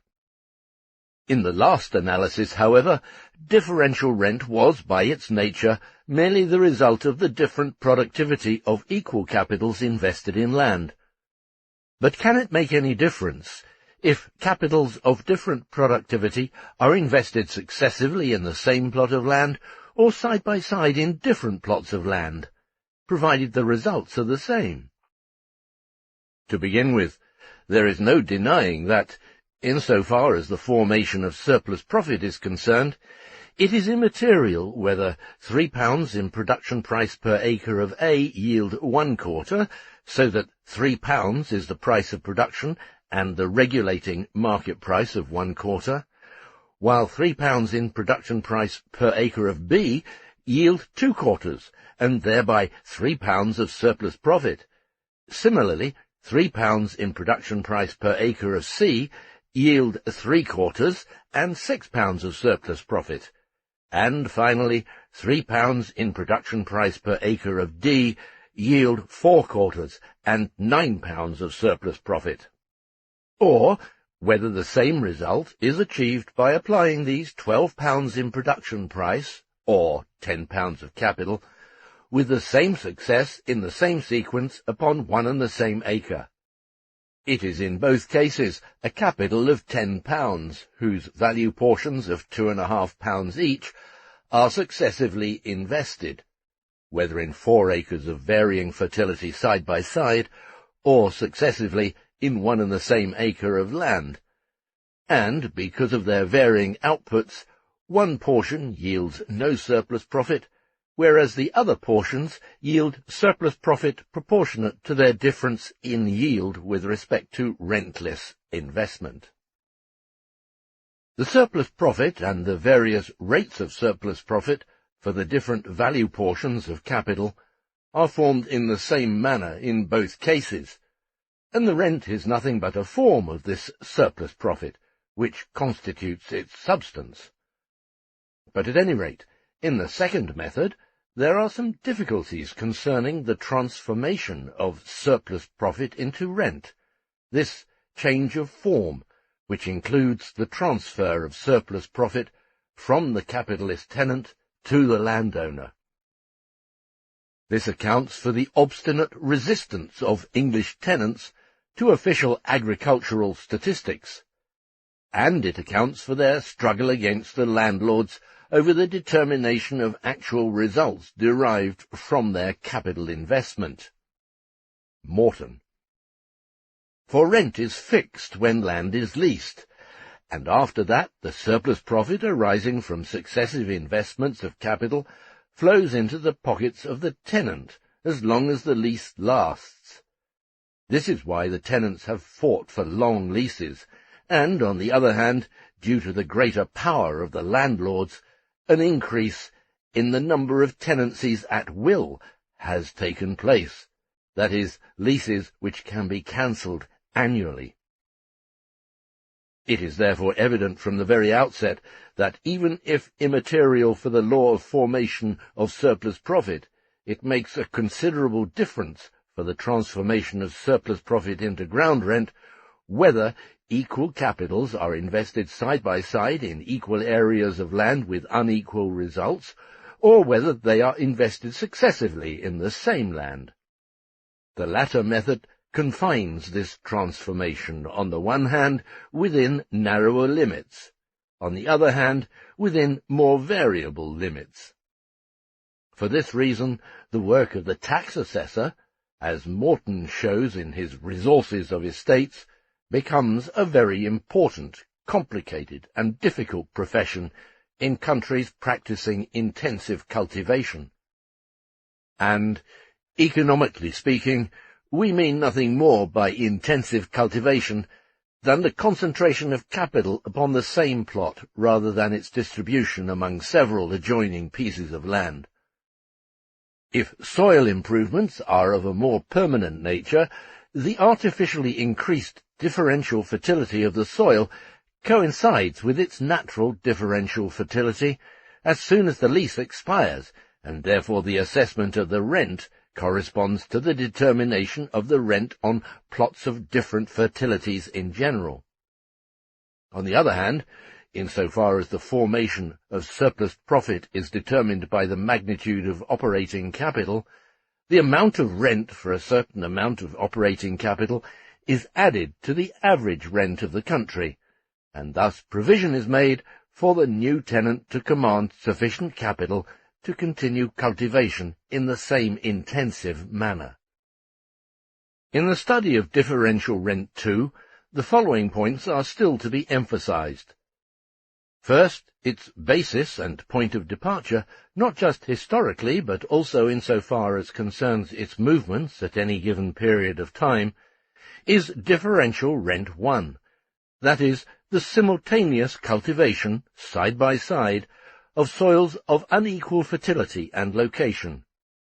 In other words, the simultaneous application, side by side, of unequal portions of the total agricultural capital upon plots of land of unequal quality. Historically, this is self-evident. In the colonies, colonists have but little capital to invest. The principal production agents are labour and land. Every individual head of family seeks for himself and his kin an independent field of employment alongside his fellow colonists. This must generally be the case in agriculture proper, even under pre-capitalist modes of production. In the case of sheep herding and cattle raising in general, as independent lines of production, exploitation of the soil is more or less common and extensive from the very outset. The capitalist mode of production has for its point of departure former modes of production in which the means of production were, in fact or legally, the property of the tiller himself. In a word, from a handicraft-like pursuit of agriculture. It is in the nature of things that the latter gives way but gradually to the concentration of means of production and their transformation into capital, as against direct producers transformed into wage labourers. Insofar as the capitalist mode of production is manifested here typically, it occurs at first particularly in sheep herding and cattle raising. But it is thus not manifested in a concentration of capital upon a relatively small area of land, but in production on a larger scale, economizing in the expense of keeping horses and in other production costs, but, in fact, not by investing more capital in the same land. Furthermore, in accordance with the natural laws of field husbandry, capital, used here at the same time in the sense of means of production already produced, becomes the decisive element in soil cultivation when cultivation has reached a certain level of development and the soil has been correspondingly exhausted. So long as the tilled area is small in comparison with the untilled, and so long as the soil strength has not been exhausted, and this is the case when cattle raising and meat consumption prevail in the period before agriculture proper and plant nutrition have become dominant, the new developing mode of production is opposed to peasant production, mainly in the extensiveness of the land being tilled for a capitalist. In other words, again, in the extensive application of capital to larger areas of land. It should therefore be remembered from the outset that differential rent 1 is the historical basis which serves as a point of departure. On the other hand, the movement of differential rent 2 at any given moment occurs only within a sphere which is itself but the variegated basis of differential rent 1. Secondly, in the differential rent in Form 2, the differences in distribution of capital and ability to obtain credit among tenants are added to the differences in fertility. In manufacturing proper, each line of business rapidly develops its own minimum volume of business and a corresponding minimum of capital, below which no individual business can be conducted successfully. In the same way, each line of business develops a normal average amount of capital above this minimum, which the bulk of producers should and do command.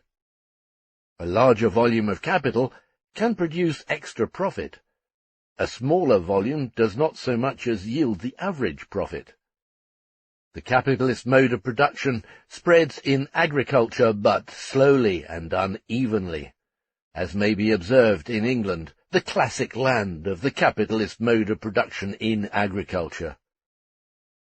Insofar as the free importation of grain does not exist, or its effect is but limited because the volume is small, producers working inferior soil, and thus under worse than average conditions of production, determine the market price.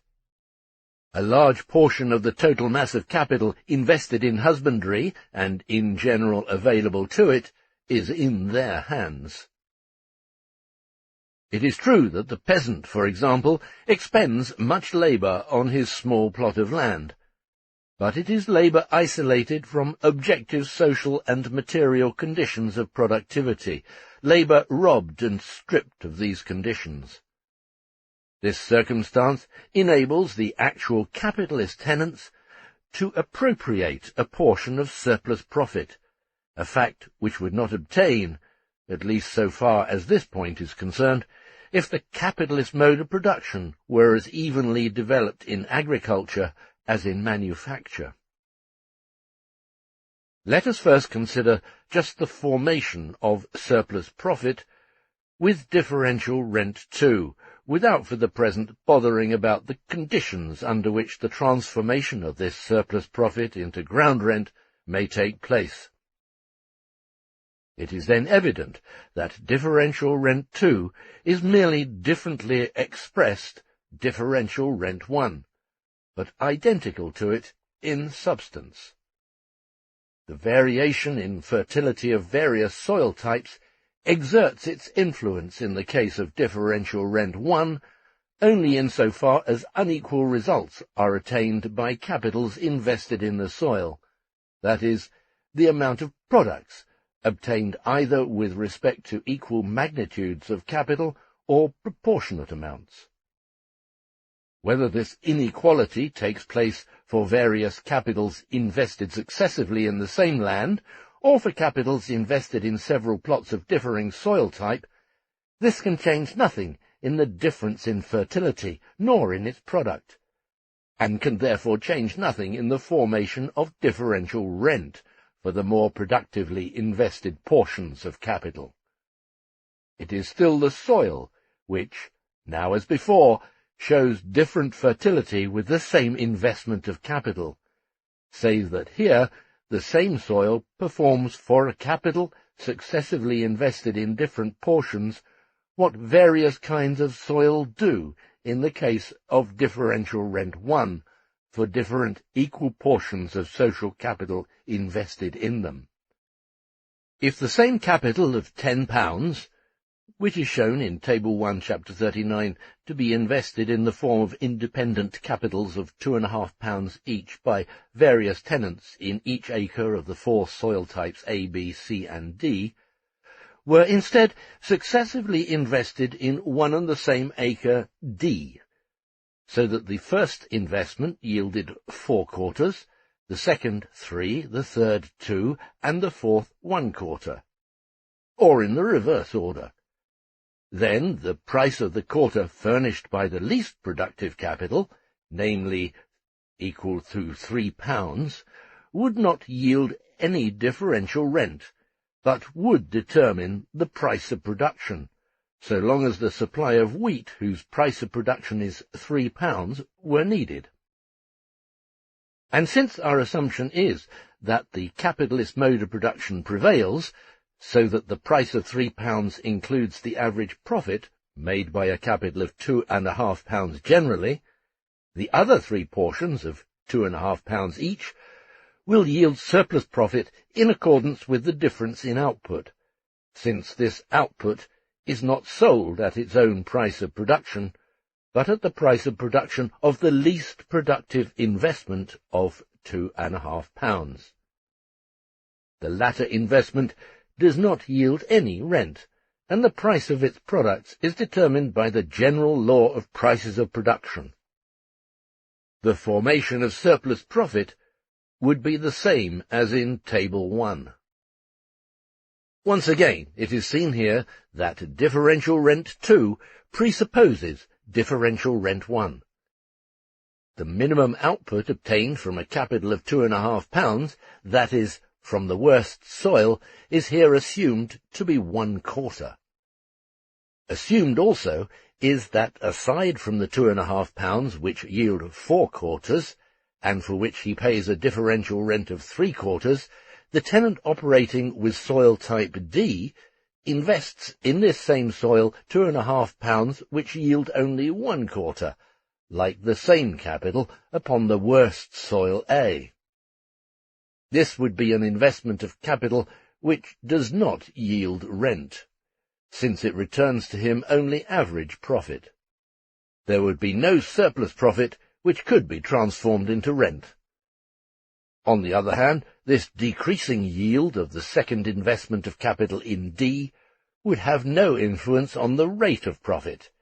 It would be the same as though £2.50 had been invested anew in an additional acre of soil type A, a circumstance which would in no way affect the surplus profit, and therefore the differential rent, of soils A, B, C, and D. But for the tenant, this additional investment of £2.50 in D would have been quite as profitable as, in accordance with our assumption, the investment of the original £2.50 per acre of D, although the latter yields 4 quarters. Furthermore, if 2 other investments of £2.50 each should yield an additional output of 3 quarters and 2 quarters respectively, a decrease would have taken place again, compared with the output from the first investment of £2.50 in D, which yielded 4 quarters, that is, a surplus profit of 3 quarters. But it would be merely a decrease in the amount of surplus profit, and would not affect either the average profit or the regulating price of production. The latter would be the case only if the additional production yielding this decreasing surplus profit made the production upon A superfluous, and threw acre A out of cultivation. In such case, the decreasing productiveness of the additional investment of capital in acre D would be accompanied by a fall in the price of production, for instance, from £3 to £1.50, if acre B would become the rentless soil and regulator of the market price. The output from D would now be 4 plus 1 plus 3 plus 2 equals 10 quarters, whereas formerly it was 4 quarters. But the price per quarter as regulated by B would have fallen to £1.50. The difference between D and B would be 10 minus 2 equals 8 quarters, at 1.5 pounds per quarter equals 12 pounds, whereas the money rent from D was previously 9 pounds. This should be noted. Calculated per acre, the magnitude of rent would have risen by 33.33%, in spite of the decreasing rate of surplus profit on the two additional capitals of £2.5 each. We see from this to what highly complicated combinations differential rent in general, and in Form 2 coupled with Form 1 in particular, may give rise, whereas Ricardo, for instance, treats it very one-sidedly and as though it were a simple matter. As in the above case, a fall in the regulating market price, and at the same time a rise in rent from fertile soils, may take place so that both the absolute product and the absolute surplus product increase. In differential rent 1, in descending order, the relative surplus product, and thus the rent per acre, may increase, although the absolute surplus product per acre remains constant or even decreases. But at the same time, productiveness of the investments of capital made successively in the same soil decreases, although a large portion of them falls to the more fertile soils.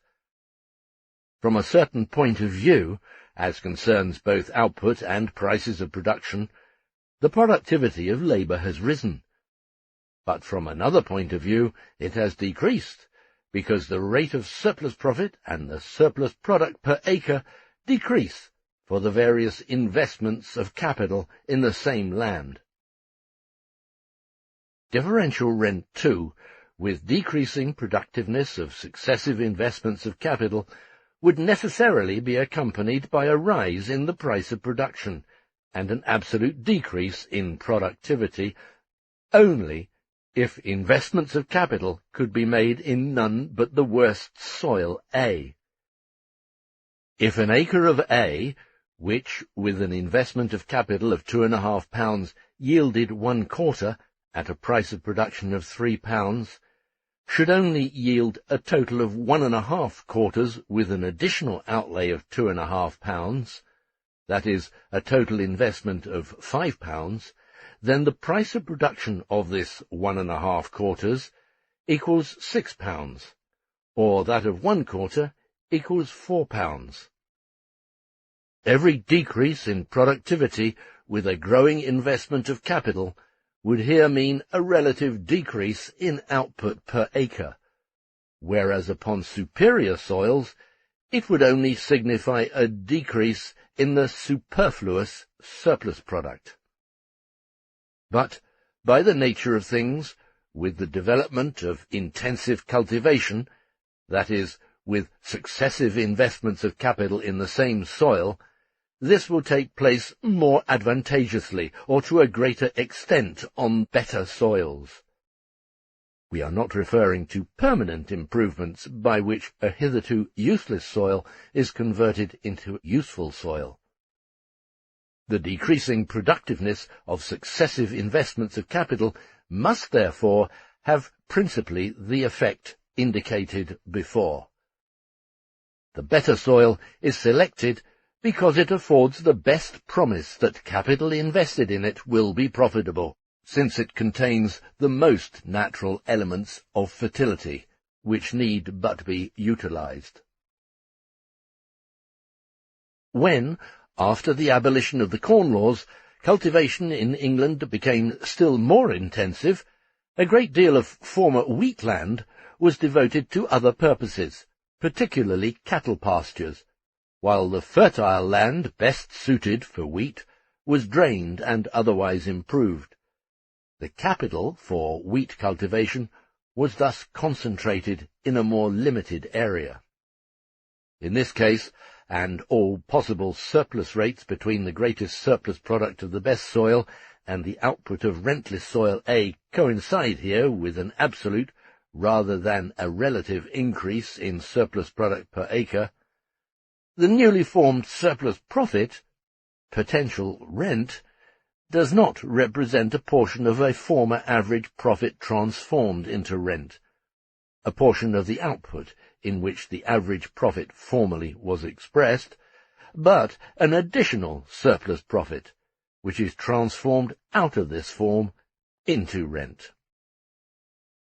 On the other hand, only in such case where the demand for grain increased to such an extent that the market price rose above the price of production of A, so that the surplus product of A, B, or any other kind of soil could be supplied only at a price higher than £3, would the decrease in yield from an additional investment of capital in any of the soil types A, B, C, and D be accompanied by a rise in price of production and the regulating market price. Insofar as this lasted for a lengthy period of time without resulting in the cultivation of additional soil A, of at least the quality of A, or without a cheaper supply resulting from other circumstances, wages would rise in consequence of the increase in the price of bread, everything else being equal, and the rate of profit would fall accordingly. In this case, it would be immaterial whether the increased demand were satisfied by bringing under cultivation soil of inferior quality than A, or by additional investments of capital in any of the four types of soil. Differential rent would then increase, together with a falling rate of profit.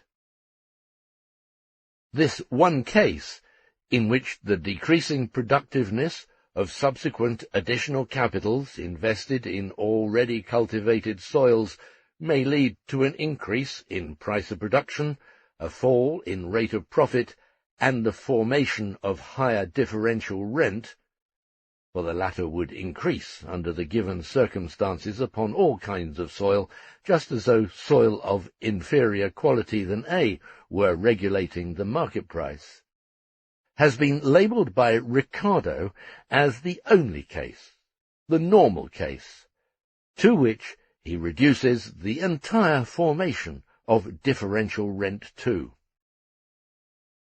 This would also be the case if only type A soil were cultivated, and successive investments of capital in it were not accompanied by a proportional increase in produce.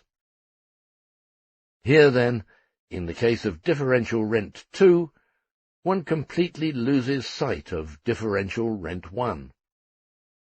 Except for this case, in which the supply from the cultivated soils is either insufficient, and the market price thus continually higher than the price of production until new additional soil of inferior quality is taken under cultivation, or until the total product from the additional capital invested in various kinds of soil can be supplied only at a higher price of production than that hitherto prevailing. Save for this case, the proportional drop in productivity of the additional capitals leaves the regulating price of production and the rate of profit unchanged. For the rest, 3 additional cases are possible. A. If the additional capital invested in any one of the types of soil A, B, C, or D yields only the rate of profit determined by the price of production of A, then no surplus profit, and therefore no potential rent, is formed, any more than there would be if additional type A soil had been cultivated. B. If the additional capital yields a larger product, new surplus profit, potential rent, is of course formed, provided the regulating price remains the same. This is not necessarily the case. It is not the case, in particular, when this additional production throws soil A out of cultivation, and thus out of the sequence of competing soils. In this case, the regulating price of production falls. If this were accompanied by a fall in wages, or if the cheaper product were to enter into the constant capital as one of its elements, the rate of profit would rise. If the increased productivity of the additional capital had taken place upon the best soils, C and D, it would depend entirely upon the degree of increased productivity and the amount of additional new capital, to what extent the formation of increased surplus profit, and thus increased rent, would be associated with the fall in prices and the rise in the rate of profit. The latter may also rise without a fall in wages, through a cheapening of the elements of constant capital. C. If the additional investment of capital takes place with decreasing surplus profit, but in such manner that the yield from the additional outlay still leaves a surplus above the yield from the same capital invested in A new formation of surplus profit takes place under all circumstances, unless the increased supply excludes soil A from cultivation. This may take place simultaneously upon D, C, B, and A. But on the other hand, if the worst soil A is squeezed out of cultivation, then the regulating price of production falls, and it will depend upon the relation between the reduced price of one quarter and the increased number of quarters forming surplus profit, whether the surplus profit expressed in money, and consequently the differential rent, rises or falls. But at any rate, it is noteworthy here that with decreasing surplus profit from successive investments of capital, the price of production may fall instead of rising, which it seemingly should do at first sight. These additional investments of capital with decreasing surplus yields correspond entirely to the case in which, for example, 4 new independent capitals of £2.50 each would be invested in soils with fertility between A and B, B and C, C and D, and yielding 1.5, 2 1/3, 2 2/3, and 3 quarters respectively. Surplus profit, potential rent, would take shape on all these soils for all 4 additional capitals, although the rate of surplus profit, compared with that for the same investment of capital on the correspondingly better soil, would have decreased, and it would be immaterial whether these 4 capitals were invested in D, etc., or distributed between D and A. We now come to an essential difference between the 2 forms of differential rent. Under differential rent 1, with constant price of production and constant differences, the average rent per acre, or the average rate of rent on capital, may increase together with the rental. But the average is a mere abstraction. The actual amount of rent, calculated per acre, or with respect to capital, remains the same here. On the other hand, under the same conditions, the amount of rent calculated per acre may increase, although the rate of rent, measured relative to invested capital, remains the same. Let us assume that production is doubled by the investment of £5 instead of £2.50 in each of the soils A, B, C, and D. That is, a total of £20 instead of £10, and that the relative fertility remains unchanged. This would be tantamount to cultivating 2 instead of 1 acre of each of these kinds of soil at the same cost. The rate of profit would remain the same, also its relation to surplus profit or rent. But if A were now to yield 2 quarters, B 4, C 6, and D 8, the price of production would nevertheless remain £3 per quarter, because this increase is not due to doubled fertility with the same capital, but to the same proportional fertility with a doubled capital. The 2 quarters of A would now cost £6, just as 1 quarter cost £3 before. The profit would have doubled on all 4 soils, but only because the invested capital was doubled. In the same proportion, however, the rent would also have been doubled. It would be 2 quarters for B instead of 1, 4 quarters for C instead of 2, and 6 for D instead of 3. And correspondingly, the money rent for B, C, and D would now be £6, £12, and £18, respectively. Like the yield per acre, the rent in money per acre would be doubled, and consequently also the price of the land whereby this money rent is capitalized. Calculated in this manner, the amount of rent in grain and money increases, and thus the price of land, because the standard used in its computation, that is, the acre, is an area of constant magnitude. On the other hand, calculated as rate of rent on invested capital, there is no change in the proportional amount of rent.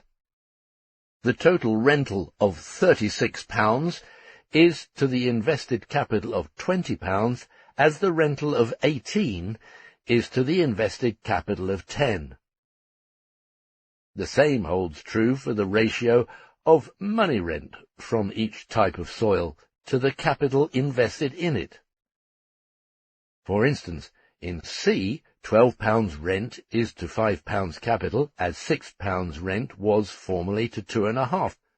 No new differences arise here between the invested capitals, but new surplus profits do, merely because the additional capital is invested in one of the rent-bearing soils, or in all of them, with the same proportional yield as previously. If this double investment took place, for example, only in C, the differential rent between C, B, and D, calculated with respect to capital, would remain the same. For when the amount of rent obtained from C is doubled, so is the invested capital. This shows that the amount of rent in produce and money per acre, and therefore the price of land, may rise, while the price of production, the rate of profit, and the differences remain unchanged, and therefore the rate of surplus profit or of rent, calculated with respect to capital, remains unchanged. The same may take place with decreasing rates of surplus profit and therefore of rent, that is, with decreasing productivity of the additional outlays of capital that still yield rent. If the second investments of capital of £2.5 had not doubled the output, but B had yielded only 3.5 quarters, C 5 quarters, and D 7 quarters, then the differential rent for the second £2.5 of capital in B would only be 1/2 a quarter, instead of 1, on C 1 quarter instead of 2, and on D 2 quarters instead of 3. Therefore, after the initial investment of £2.5, the rent would be for B £3, for C £6, and for D £9. After the second investment of £2.5, the rents would be B £1.5, C £3, and D £6. In spite of this decreased rate of relative productivity of capital, and thus of the surplus profit calculated on capital, the rent in grain and money would have increased on B from 1 to 1.5 quarters, from £3 to 4.5 £, on C from 2 to 3 quarters, from £6 to £9, and on D from 3 to 5 quarters, from £9 to £15. In this case, the differences for the additional capitals, compared with the capital invested in A, would have decreased. The price of production would have remained the same, but the rent per acre, and consequently the price of land per acre, would have risen. The combinations of differential rent 2, which presupposes differential rent 1 as its basis, will now be taken up. Chapter 41. Differential Rent 2. First case. Constant price of production. The tables referenced in chapters 41 to 43 are a sequence, and are numbered 1 to 24, and are to be found on the accompanying PDF. Tables 1, 2, and 3 referenced in this chapter are to be found on the accompanying PDF under the heading Chapter 41. The PDF, therefore, can be used as a supplement to the audio for additional understanding. The assumption here implies that the market price is regulated as before by the capital invested in the worst soil A. Assumption 1. If the additional capital invested in any one of the rent-bearing soils B, C, or D produces only as much as the same capital upon soil A, that is, if it yields only the average profit at the regulating price of production, but no surplus profit, then the effect upon the rent is nil. Everything remains as before. It is the same as though an arbitrary number of acres of A quality, that is, of the worst soil, has been added to the cultivated area. Assumption 2. The additional capitals yield additional produce proportional to their magnitude on every one of the various soils. In other words, the volume of production grows according to the specific fertility of each soil type in proportion to the magnitude of the additional capital. In Chapter 39, we started with Table 1, which is reproduced on the accompanying PDF under Chapter 41. Table 1 shows the differential rent and the surplus profit for a capital investment of £2.5 on 1 acre of each of the soil types A, B, C, and D. This table is now transformed into Table 2, see PDF, which illustrates the impact of doubling the capital investment in each case to £5. It is not necessary in this case that the investment of capital be doubled in all soils, as in the table. The law is the same so long as additional capital is invested in one or several of the rent-bearing soils, no matter in what proportion. It is only necessary that production should increase upon every soil in the same ratio as the capital. The rent increases here merely in consequence of an increased investment of capital in the soil, and in proportion to this increase.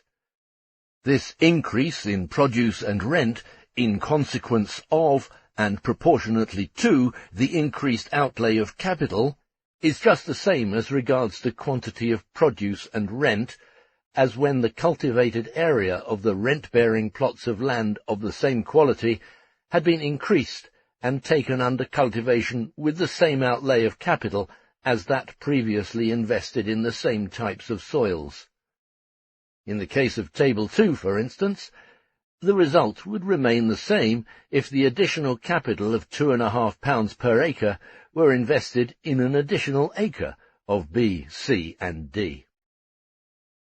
Furthermore, this assumption does not imply a more productive investment of capital, but only an outlay of more capital upon the same area with the same success as before. All relative proportions remain the same here. Of course, if we do not consider the proportional differences but consider the purely arithmetic ones, then the differential rent may change upon the various soils. Let us assume, for instance, that additional capital has been invested only in B and D. The difference between D and A is then equal to 7 quarters, whereas previously it was 3. The difference between B and A equals 3 quarters, whereas previously it was 1. That between C and B equals -1, whereas previously it was +1, etc. But this arithmetic difference, which is decisive in differential rent 1, insofar as it expresses the difference in productivity with equal outlays of capital, is here quite immaterial, because it is merely a consequence of different additional investments of capital, or of no additional investment, while the difference for each equal portion of capital upon the various plots of land remains unchanged. Assumption 3. The additional capitals yield surplus produce and thus form surplus profit, but at a decreasing rate, not in proportion to their increase. In the case of this third assumption, it is again immaterial whether the additional second investments of capital are uniformly distributed among the various soils or not, whether the decreasing production of surplus profit takes place proportionately or not, whether the additional investments of capital are all in the same rent-bearing type of soil, or whether they are distributed equally or unequally among rent-bearing plots of land of varying quality. All these circumstances are immaterial for the law that is to be developed. The only assumption is that additional investments of capital yield surplus profit upon any one of the rent-bearing soils, but in decreasing proportion to the amount of the increase in capital. The limits of this decrease, as depicted in Table 3 on the accompanying PDF, are between 4 quarters, equals £12, the output from the first outlay of capital on the best soil D, and 1 quarter equals £3, the output from the same outlay of capital in the worst soil A. The output from the best soil, in the case of the original investment of capital, constitutes the top limit, and the output from the same outlay of capital in the worst soil A, which yields neither rent nor surplus profit, is the bottom limit of output, which successive investments of capital yield upon any of the soil types producing surplus profit with decreasing productivity of successive investments of capital.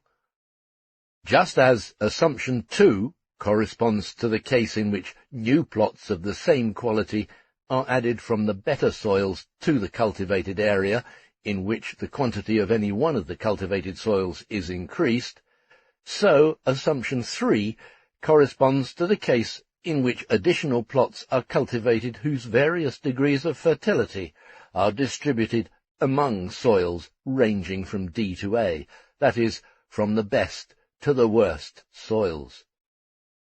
If the successive outlays of capital are made exclusively in soil D, they may include the existing differences between D and A, then differences between D and C, and likewise between D and B. If they are all made in soil C, then only differences between C and A and C and B. If exclusively in B, then only differences between B and A. But this is the law. The rent increases absolutely upon all these soils, even if not in proportion to the additional capital invested.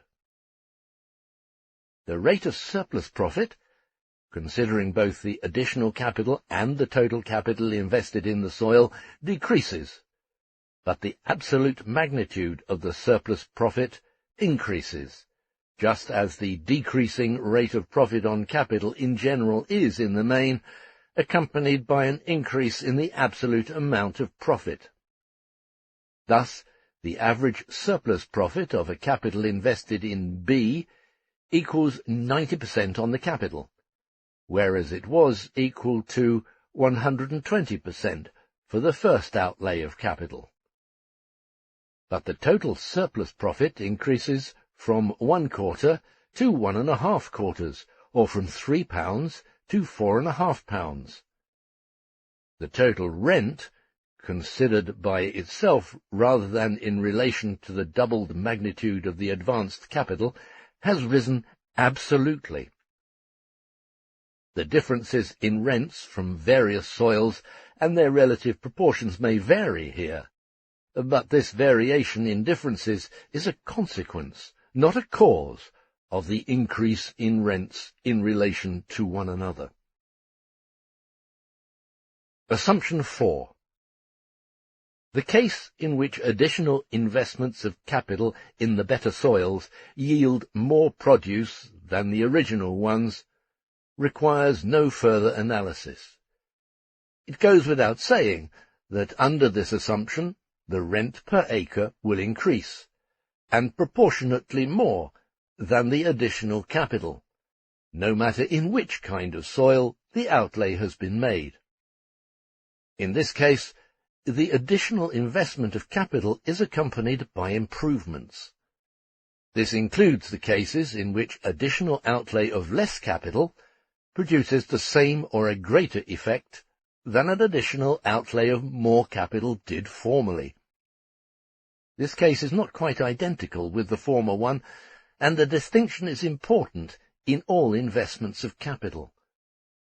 For instance, if 400 yields a profit of 40, and 200, employed in a certain form, yields a profit of 40, then the profit has risen from 10% to 20%, and to that extent it is the same as though 50, employed in a more effective form, yields a profit of 10 instead of 5. We assume here that the profit is associated with a proportional increase in output, but the difference is that I must double the capital in the one case, whereas in the other the effect I produce is doubled with the capital employed hitherto.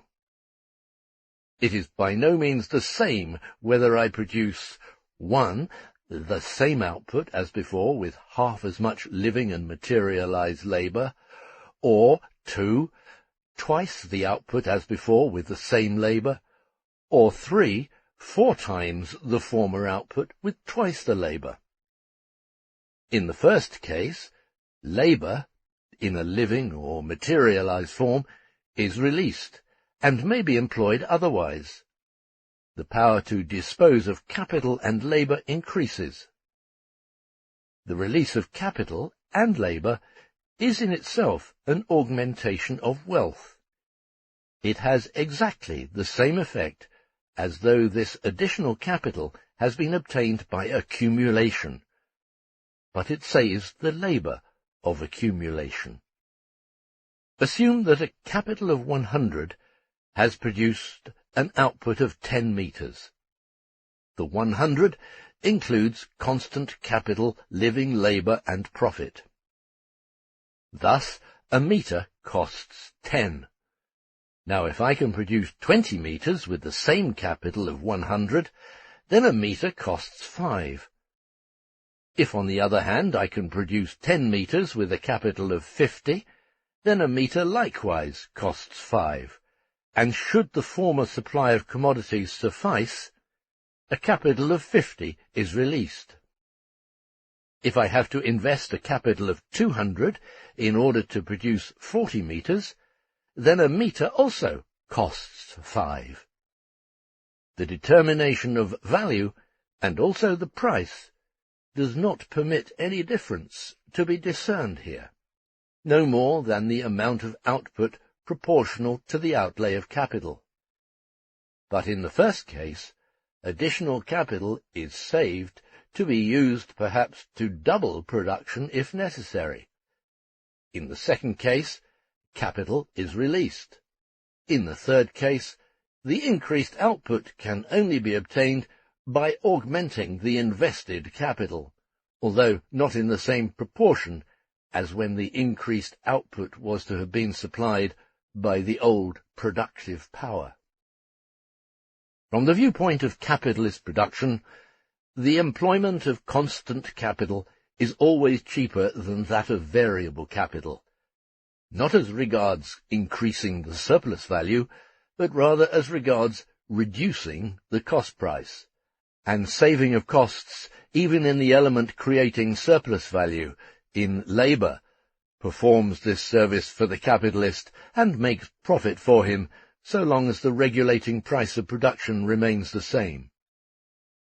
This presupposes, in fact, the development of credit, and an abundance of loan capital corresponding to the capitalist mode of production. Say on the one hand, I employ £100 additional constant capital, if £100 is the output of 5 labourers during the year. On the other hand, £100 in variable capital. If the rate of surplus value equals 100%, then the value created by the 5 labourers equals £200.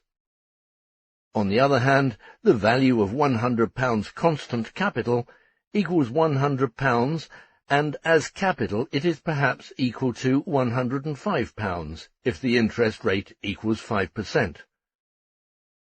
The same sums of money express very different values from the viewpoint of the output they produce, depending on whether they are advanced to production as magnitudes of value of constant or of variable capital. Furthermore, as regards the cost of the commodities from the viewpoint of the capitalist, there is also this difference, that of the £100 constant capital, only the wear and tear enters into the value of the commodity insofar as this money is invested in fixed capital, whereas the £100 invested in wages must be completely reproduced in the commodity. In the case of colonists and independent small producers in general, who have no access to capital at all or only at high interest rates, that part of the output which represents wages is their revenue, whereas for the capitalist it constitutes an advance of capital. The former, therefore, regards this expenditure of labour as the indispensable prerequisite for the labour product, which is the thing that interests him above all. But as regards his surplus labour, after deducting the necessary labour, it is evidently realized in the surplus product, and as soon as he can sell the latter or use it for himself, he looks upon it as something that cost him nothing, because it cost him no materialized labour. It is only the expenditure of the latter which appears to him as alienation of wealth. Of course, he tries to sell as high as possible, but even a sale below value and below the capitalist price of production still appears to him as profit, unless this profit is anticipated by debts, mortgages, etc. For the capitalist, on the other hand, the investment of both variable and constant capital represents an advance of capital. The relatively larger advance of the latter reduces the cost price, and in fact the value of the commodities, everything else being equal. Hence, although profit arises only from surplus labour, consequently only from the employment of variable capital, it may still seem, to the individual capitalist, that living labour is the most expensive element in his price of production, which should be reduced to a minimum before all else. This is but a capitalistically distorted form of the fact that the relatively greater use of congealed labour, as compared with living labour, signifies an increase in the productivity of social labour and a greater social wealth. From the viewpoint of competition, everything appears thus distorted and turned topsy-turvy. Assuming prices of production to remain unchanged, the additional investments of capital in the better soils, that is, in all soils from B upward, may be made with unaltered, increasing or decreasing productivity. For soil A, this would only be possible under the conditions assumed by us if productivity remains the same, whereby the land continues to yield no rent, and also if productivity increases. A portion of the capital invested in A would then yield rent, while the remainder would not. But it would be impossible if productivity on A were to decrease, for then the price of production would not remain unchanged, but would rise.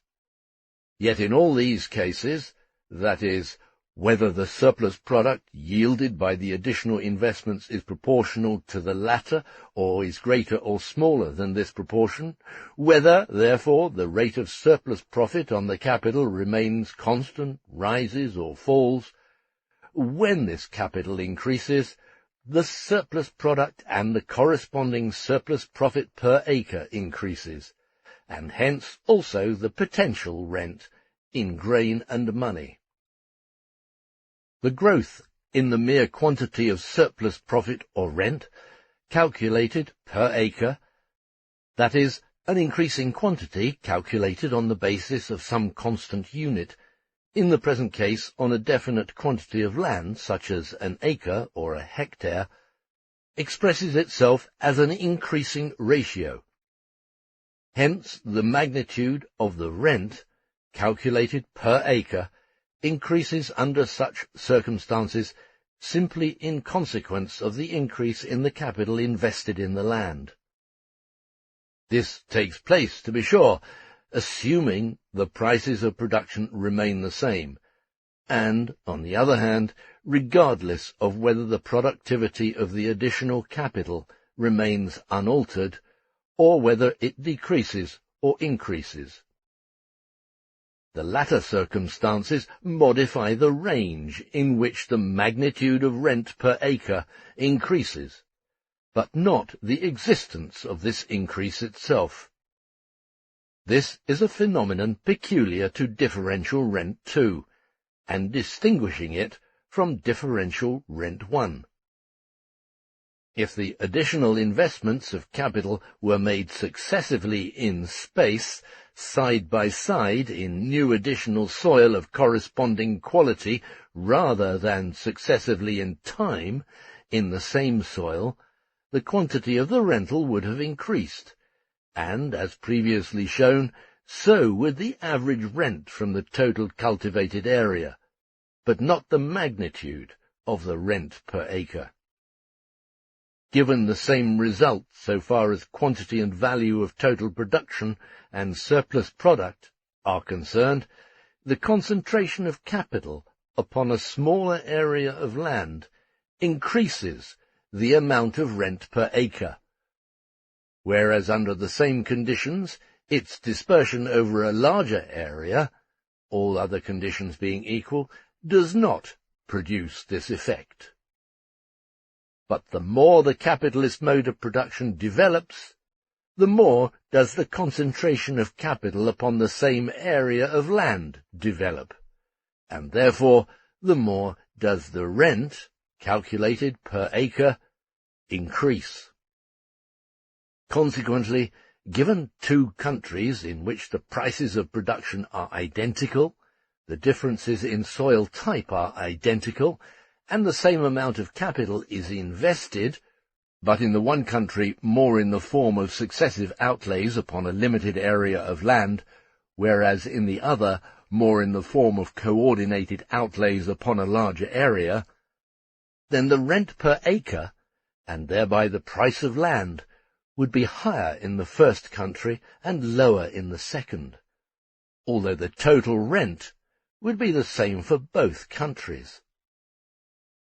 The difference in magnitude of rent could thus not be explained here to be a result of a difference in the natural fertility of the various soils, nor a result of a difference in the quantity of employed labour, but solely a result of different ways in which the capital is invested. When we refer to surplus product here, this should always be understood to mean that aliquot part of the output which represents surplus profit. Ordinarily, we mean by excess product or surplus product that portion of the output which represents the total surplus value, or in some cases, that portion which represents the average profit. The specific meaning which this term assumes in the case of rent-bearing capital gives rise to misunderstanding, as previously pointed out. Chapter 42. Differential Rent 2, second case, falling price of production. Tables 1 and 2, referenced in this chapter, are to be found under the heading Chapter 41 on the accompanying PDF. Tables 4, 4a, b, c, and d, 5, 6, and 6a in this chapter, which follow on from Table 3 in Chapter 41, are to be found on the PDF under the heading Chapter 42. The assumptions, content, context, and conclusions relevant to each table are largely covered in the audio, with detailed text on the PDF where appropriate. The PDF, therefore, can be used as a supplement to the audio for additional understanding. The price of production may fall when additional investments of capital take place with an unaltered falling or rising rate of productivity. Variant 1. Productivity of the additional investment of capital remains the same. In this case, the assumption, therefore, is that the output increases proportionally to the capital invested in the various soils and in accordance with their respective qualities. This means, for constant differences in soils, that the surplus product increases in proportion to the increased investment of capital. This case, then, excludes any additional investment of capital in soil A, which might affect the differential rent. For this soil, the rate of surplus profit equals 0. Thus it remains at 0, since we have assumed that the productiveness of the additional capital, and therefore the rate of surplus profit, remain the same. But under these conditions, the regulating price of production can only fall, because it is the price of production of the next best soil of B, or any better soil than A, rather than that of A, which becomes the regulator, so that the capital is withdrawn from A, or perhaps from A and B, if the price of production of C should become the regulating one, and thus all soils inferior to C would be eliminated from the competition among grain-producing soils. The prerequisite for this is, under the assumed conditions, that the additional yield from the additional investments of capital satisfy the demand, so that the output from the inferior soil A, etc., become superfluous for the re-establishment of a full supply. Thus, let us take, for instance, Table 2 from Chapter 41, which showed the impact on the differential rent of doubling the capital investment on the 4 soil types from £2.5 to £5, but in such a way that 18 quarters instead of 20 satisfy the demand. Soil A would drop out. B and its price of production of 30 shillings per quarter would become regulating. The differential rent then assumes the form shown in Table 4. Compared with Table 2, the ground rent would hence have fallen from £36 to £9, and in grain from 12 quarters to 6 quarters. Total output would have fallen only by 2 quarters, from 20 to 18. The rate of surplus profit calculated on the capital would have fallen to 1/3, that is, from 180% to 60%. Thus, the fall in the price of production is accompanied here by a decrease of the rent in grain and money. Compared with Chapter 41, Table 1, there is merely a decrease in money rent. The rent in grain is in both cases 6 quarters, but in the one case it equals £18, and in the other £9. For soil C, the rent in grain, compared with Table 1, has remained the same.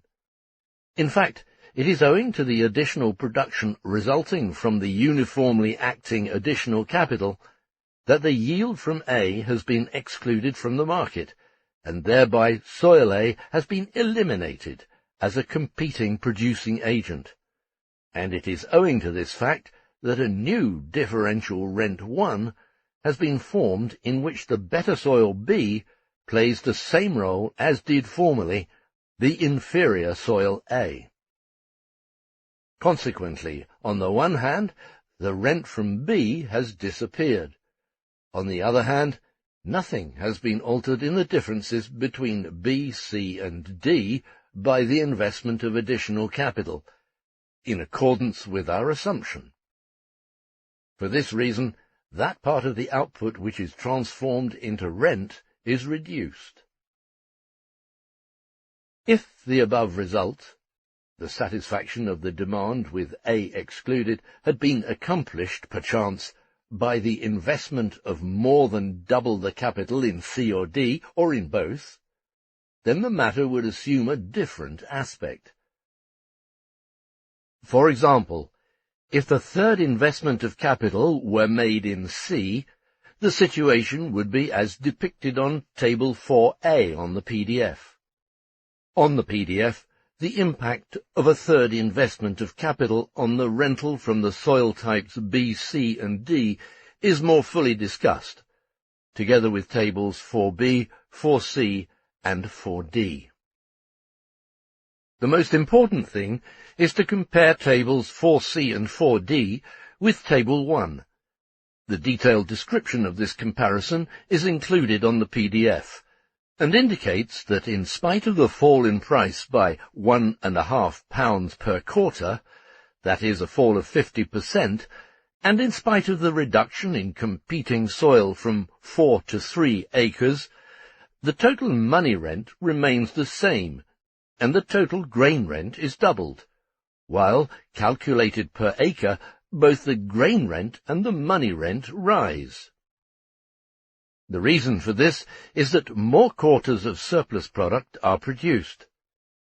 The price of grain falls by 50%, and the surplus product increases by 100%.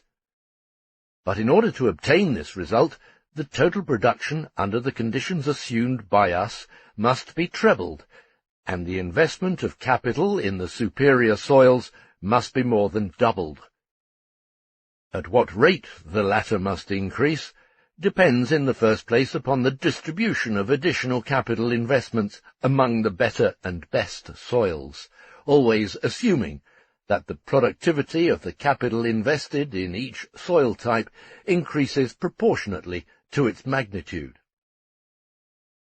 If the fall in price of production were smaller, less additional capital would be required to produce the same money rent.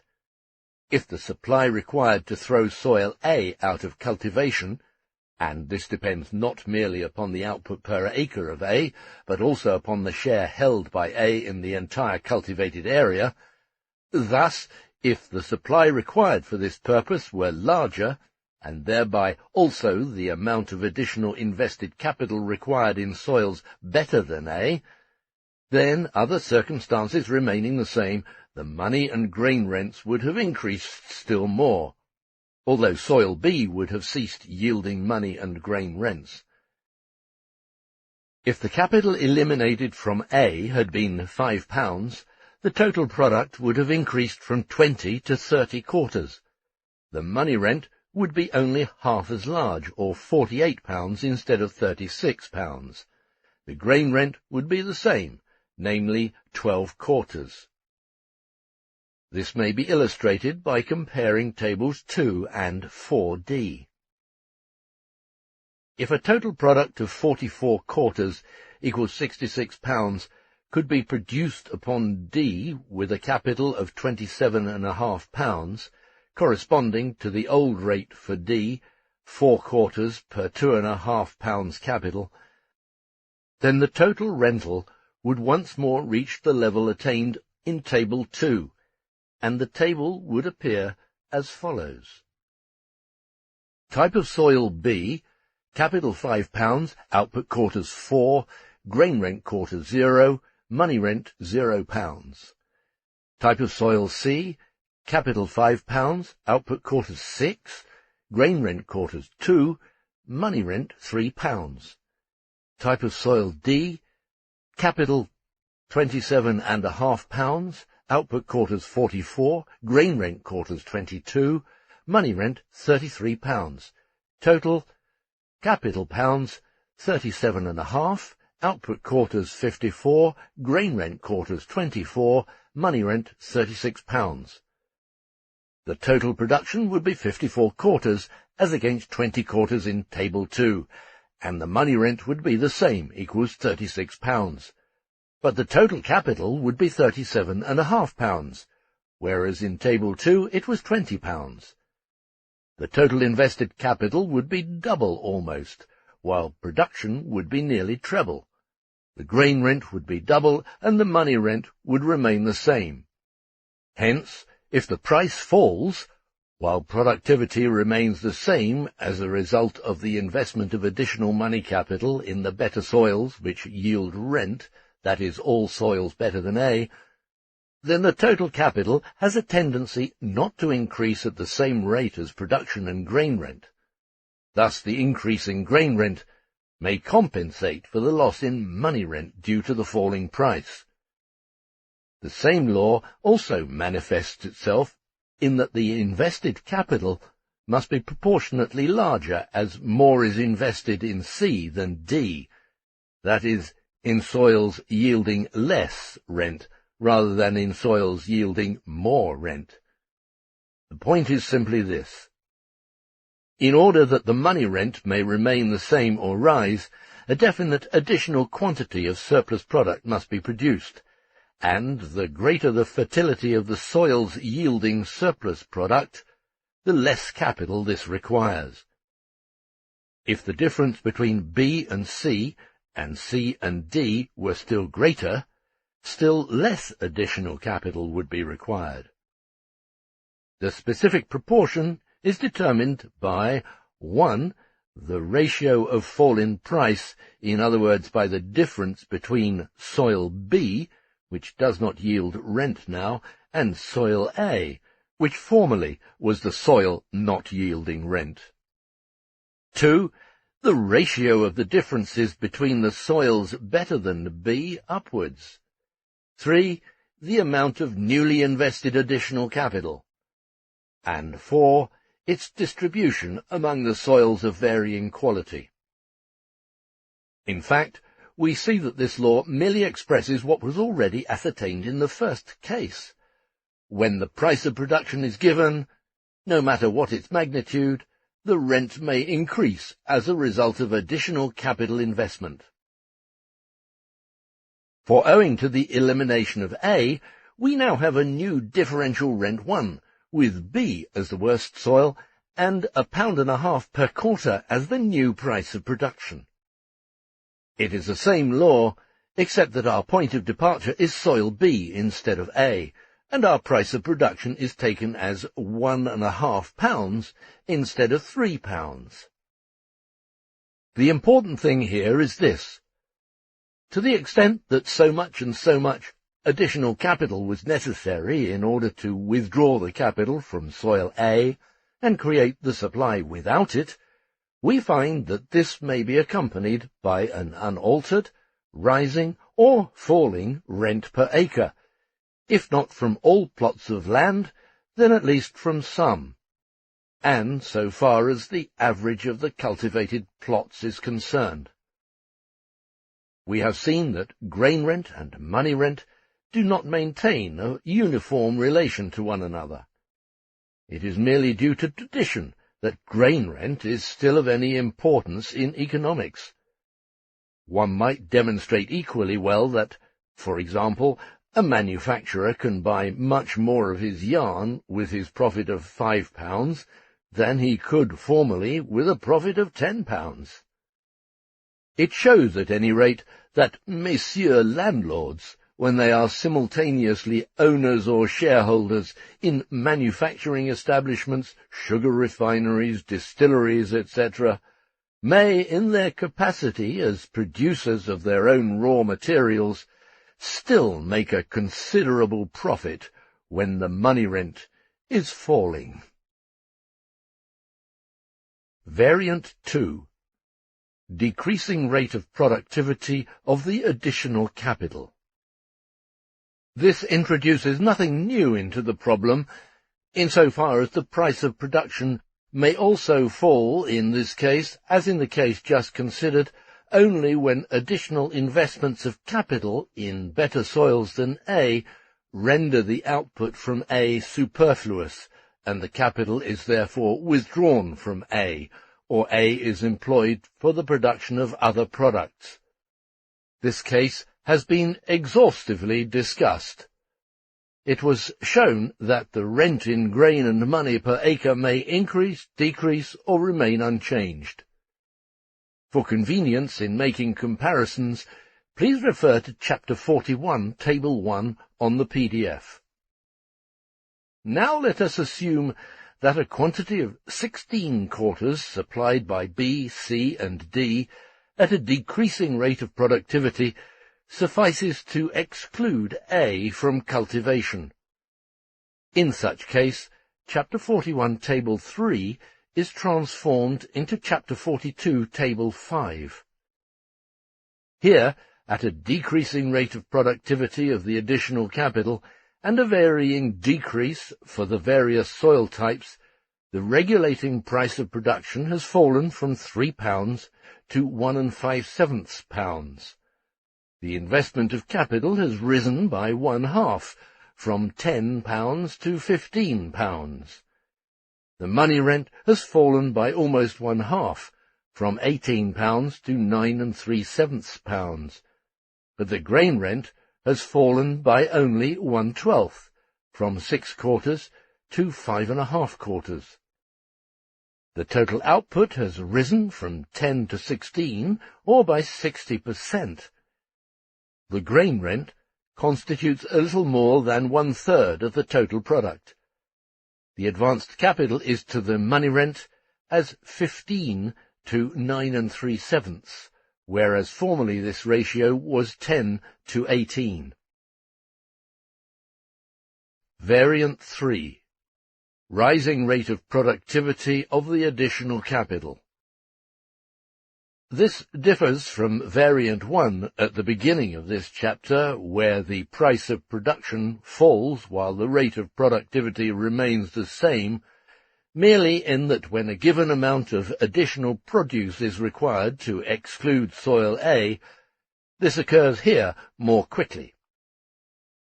The effect may vary in accordance with the distribution of investments among the various soils for a falling as well as an increasing productivity of the additional capital investments. Insofar as this varying effect balances out the differences or accentuates them, the differential rent of the better soils, and thereby the total rental too, will fall or rise, as was already the case in differential rent 1. In other respects, everything depends upon the magnitude of the land area and capital excluded together with A, and upon the relative magnitude of advanced capital required with a rising productivity in order to produce the additional output to meet the demand. The only point worthwhile analyzing here, and which really takes us back to the investigation of the way in which this differential profit is transformed into differential rent, is the following. In the first case, where the price of production remains the same, the additional capital which may be invested in soil A does not affect the differential rent as such, since soil A, as before, does not yield any rent. The price of its produce remains the same, and it continues to regulate the market. In the second case, Variant 1, where the price of production falls while the rate of productivity remains the same, soil A will necessarily be excluded, and still more so in Variant 2, falling price of production with falling rate of productivity, since otherwise the additional capital invested in soil A would have had to raise the price of production. But here, in Variant 3 of the second case, where the price of production falls because the productivity of the additional capital rises, this additional capital may, under certain circumstances, be invested in soil A as well as in the better soils. Let us assume that when invested in soil A, an additional capital of £2.5 produces 1 1/5 quarters instead of 1 quarter, as shown in Table 6, under Chapter 42 on the PDF. Aside from being compared with the basic Table 1, this table should be compared with Table 2, where a twofold investment of capital is associated with a constant productivity, proportional to the investment of capital. In accordance with our assumption, the regulating price of production falls.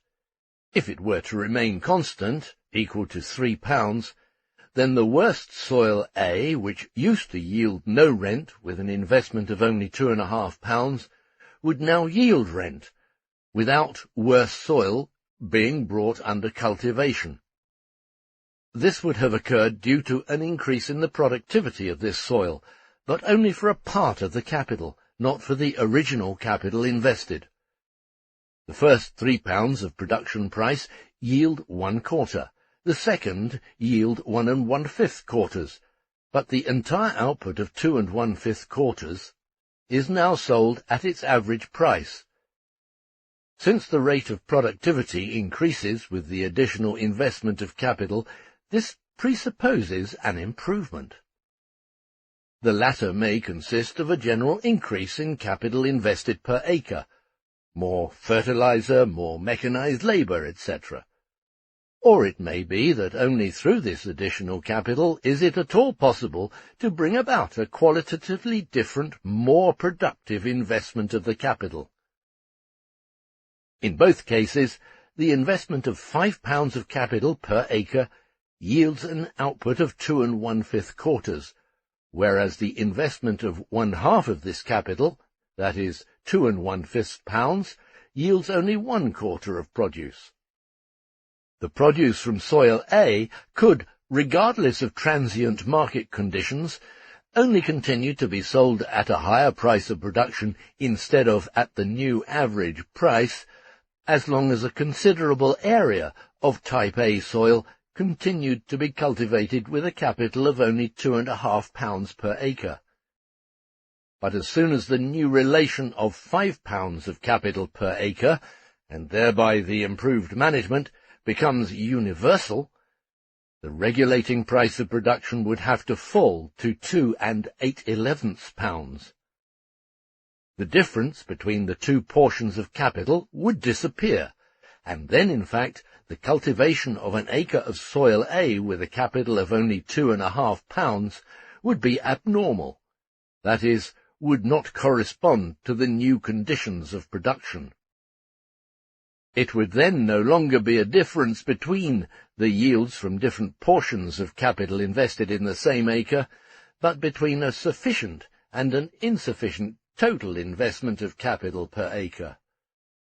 This shows, first of all, that insufficient capital in the hands of a large number of tenant farmers — it must be a large number, for a small number would simply be compelled to sell below their price of production — produces the same effect as a differentiation of the soils themselves in a descending line. The inferior cultivation of inferior soil increases the rent from superior soils.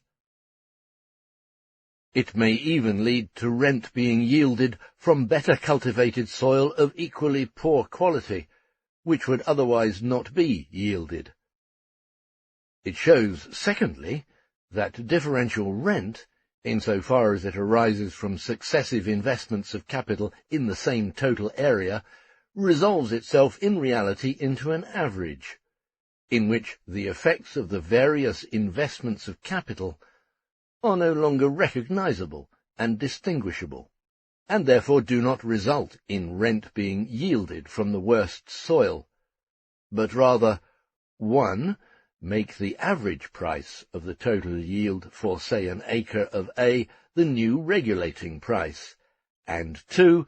appear as alteration in the total quantity of capital per acre required under the new conditions for the adequate cultivation of the soil, and in which the individual successive investments of capital, as well as their respective effects, will appear indistinguishably blended together. It is exactly the same with the individual differential rents from the superior soils. In each case, they are determined by the difference between the average output from the soil in question and the output from the worst soil at the increased capital investment, which has now become normal. No soil yields any produce without an investment of capital. This is the case even for simple differential rent 1.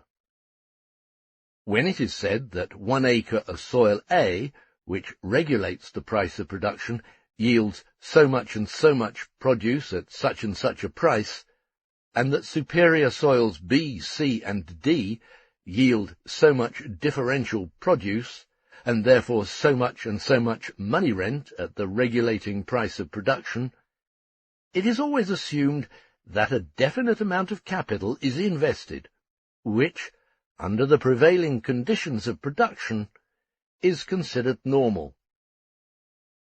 In the same way, a certain minimum capital is required for every individual branch of industry in order that the commodities may be produced at their price of production.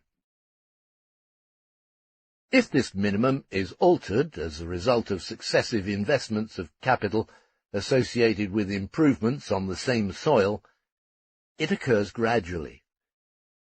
So long as a certain number of acres, say of A, do not receive this additional working capital, a rent is produced upon the better cultivated acres of A due to the unaltered price of production, and the rent from all superior soils, B, C, and D, is increased. But as soon as the new method of cultivation has become general enough to be the normal one, the price of production falls, the rent from the superior plots declines again, and that portion of soil A that does not possess the working capital, which has now become the average, must sell its produce below its individual price of production, that is, below the average profit.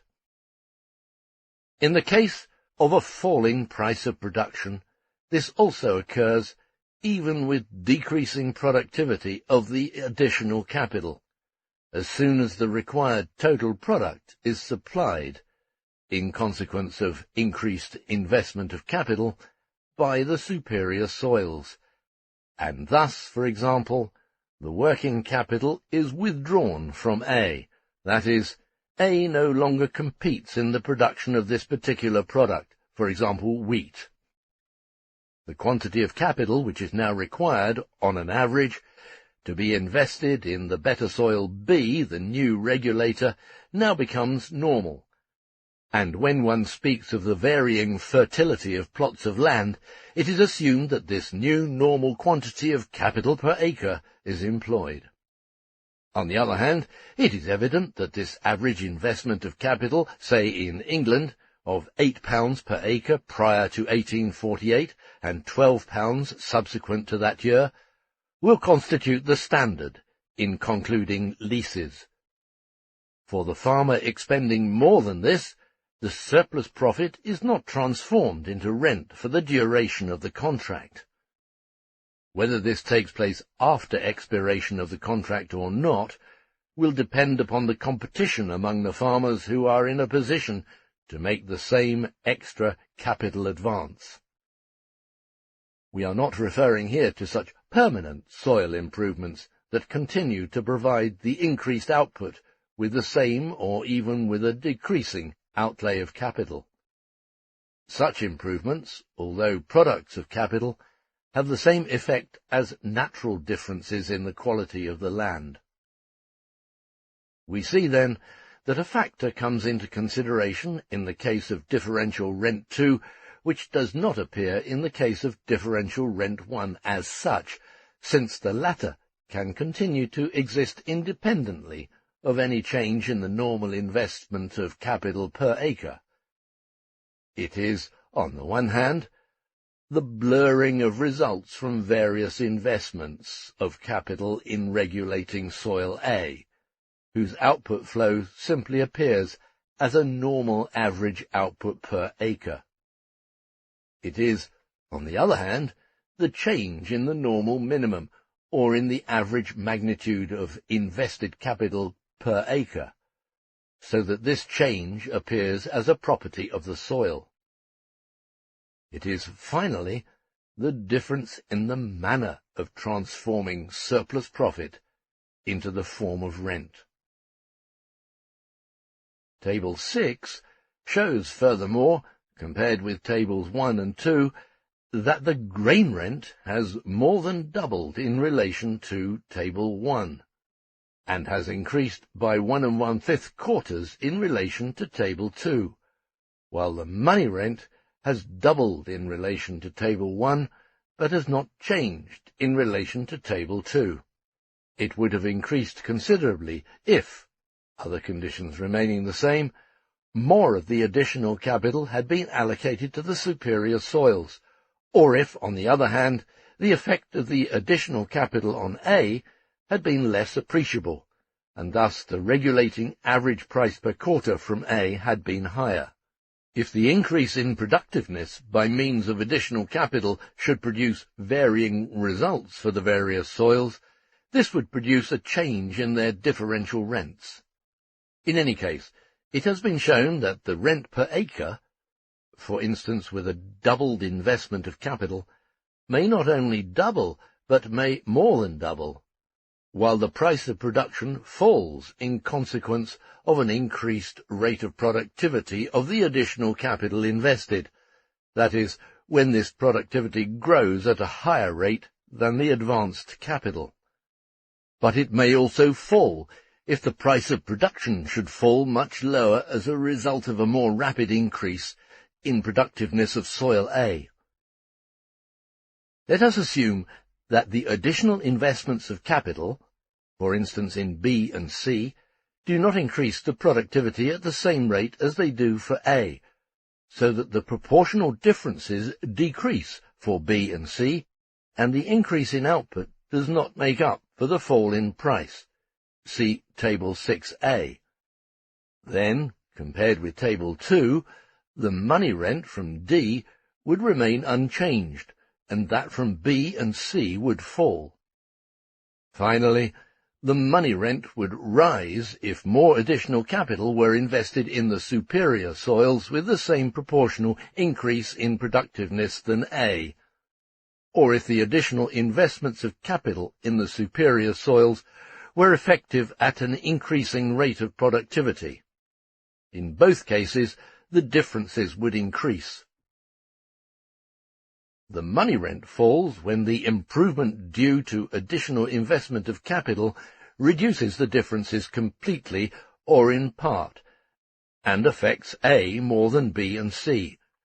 The smaller the increase in productivity of the superior soils, the more it falls. It depends upon the extent of inequality produced, whether the grain rent shall rise, fall, or remain stationary. The money rent rises, and similarly the grain rent, either when, assuming the proportional difference in additional fertility of the various soils remains unaltered, more capital is invested in the rent-bearing soils than in rentless soil A, and more in soils yielding higher rent than in those yielding lower rents. Or, when the fertility, the additional capital remaining equal, increases more on the better and best soils than on A, that is, the money and grain rents rise in proportion to this increase in fertility of the better soils above that of the poorer ones.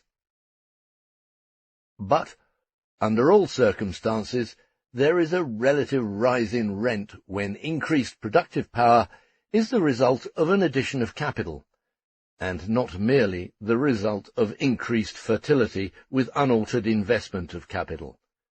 This is the absolute point of view, which shows that here, as in all former cases, the rent and increased rent per acre, as in the case of differential rent 1 on the entire cultivated area, the magnitude of the average rental, are the result of an increased investment of capital in land, no matter whether this capital functions with a constant rate of productivity at constant or decreasing prices, or with a decreasing rate of productivity at constant or falling prices, or with an increasing rate of productivity at falling prices.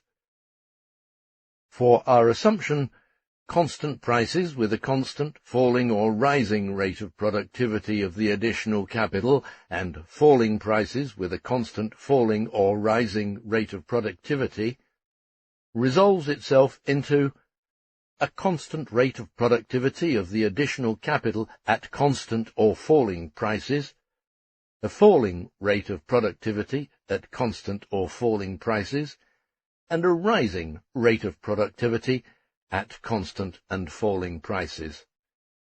Although the rent may remain stationary or may fall, in all these cases it would fall more if the additional investment of capital, other circumstances remaining the same, were not a prerequisite for the increased productiveness. The additional capital, then, is always the cause for the relatively high rent, although absolutely it may have decreased. Chapter 43. Differential Rent 2. Third case. Rising price of production. The editor, Engels, tells us that in Marx's original manuscript, the first part of this chapter existed only as a title plus tables, and that these examples are unhelpful to the understanding. Engels has therefore added his own text and a new set of tables. Consequently, the first part of this chapter, including Marx's tables 7 to 10a, has been consigned to the PDF under the heading Chapter 43. Engels continues, "The original tables had to be offered to illustrate the text, but in order to obtain a perceptual basis for the following results of the investigation, I present a new series of tables in which the yields are indicated in bushels, 1/8 of a quarter, or 36.35 litres, and shillings equals marks. These tables are held on the accompanying PDF, together with Engels' explanatory text. The first of the tables, Table 11, corresponds to the former Chapter 41, Table 1. It shows the yields and rents for soils of 5 different qualities, A to E, with a first capital investment of 50 shillings, which, added to 10 shillings profit, equals 60 shillings total price of production per acre. The yields in grain are made low, 10, 12, 14, 16, 18 bushels per acre. The resulting regulating price of production is 6 shillings per bushel. The subsequent 13 tables correspond to the 3 cases of differential rent 2 treated in this and the 2 preceding chapters, with an additional invested capital of 50 shillings per acre in the same soil with constant, falling and rising prices of production. Each of these cases, in turn, is presented as it takes shape for 1 constant, 2 falling, and 3 rising productivity of the second investment of capital in relation to the first. This yields variance within each case, which are illustrated in the tables 11 to 24. It can be seen that in the great majority of all possible cases, the rent rises per acre of rent-bearing land, as well as particularly in its total amount, as a result of an increased investment of capital in the land. Only in 3 out of the 13 analyzed cases does its total remain unaltered. These are the cases in which the lowest quality soil, hitherto the regulator and rentless, is eliminated from competition, and the next quality soil takes its place, that is, becomes rentless. But even in these cases, the rents upon the superior soils rise in comparison with the rents due to the first capital investment.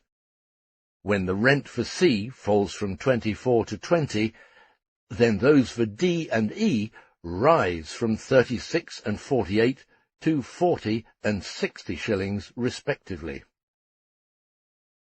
A fall in the total rents below the level for the first investment of capital, Table 11, would be possible only if soil B as well as soil A were to be excluded from competition and soil C were to become regulating and rentless. Thus, the more capital is invested in the land, and the higher the development of agriculture and civilization in general in a given country, the more rents rise per acre as well as in total amount, and the more immense becomes the tribute paid by society to the big landowners in the form of surplus profits, so long as the various soils, once taken under cultivation, are all able to continue competing. This law accounts for the amazing vitality of the class of big landlords. No social class lives so sumptuously, no other class claims the right it does to traditional luxury in keeping with its estate, regardless of where the money for this purpose may be derived. And no other class piles debt upon debt so light-heartedly. And yet it always lands again on its feet, thanks to the capital invested by other people in the land, which yields it a rent, completely out of proportion to the profits reaped therefrom by the capitalist. However, the same law also explains why the vitality of the big landlord is gradually being exhausted. When the English corn duties were abolished in 1846, the English manufacturers believed that they had thereby turned the landowning aristocracy into paupers. Instead, they became richer than ever. How did this occur? Very simply. In the first place, the farmers were now compelled by contract to invest £12 per acre annually instead of £8.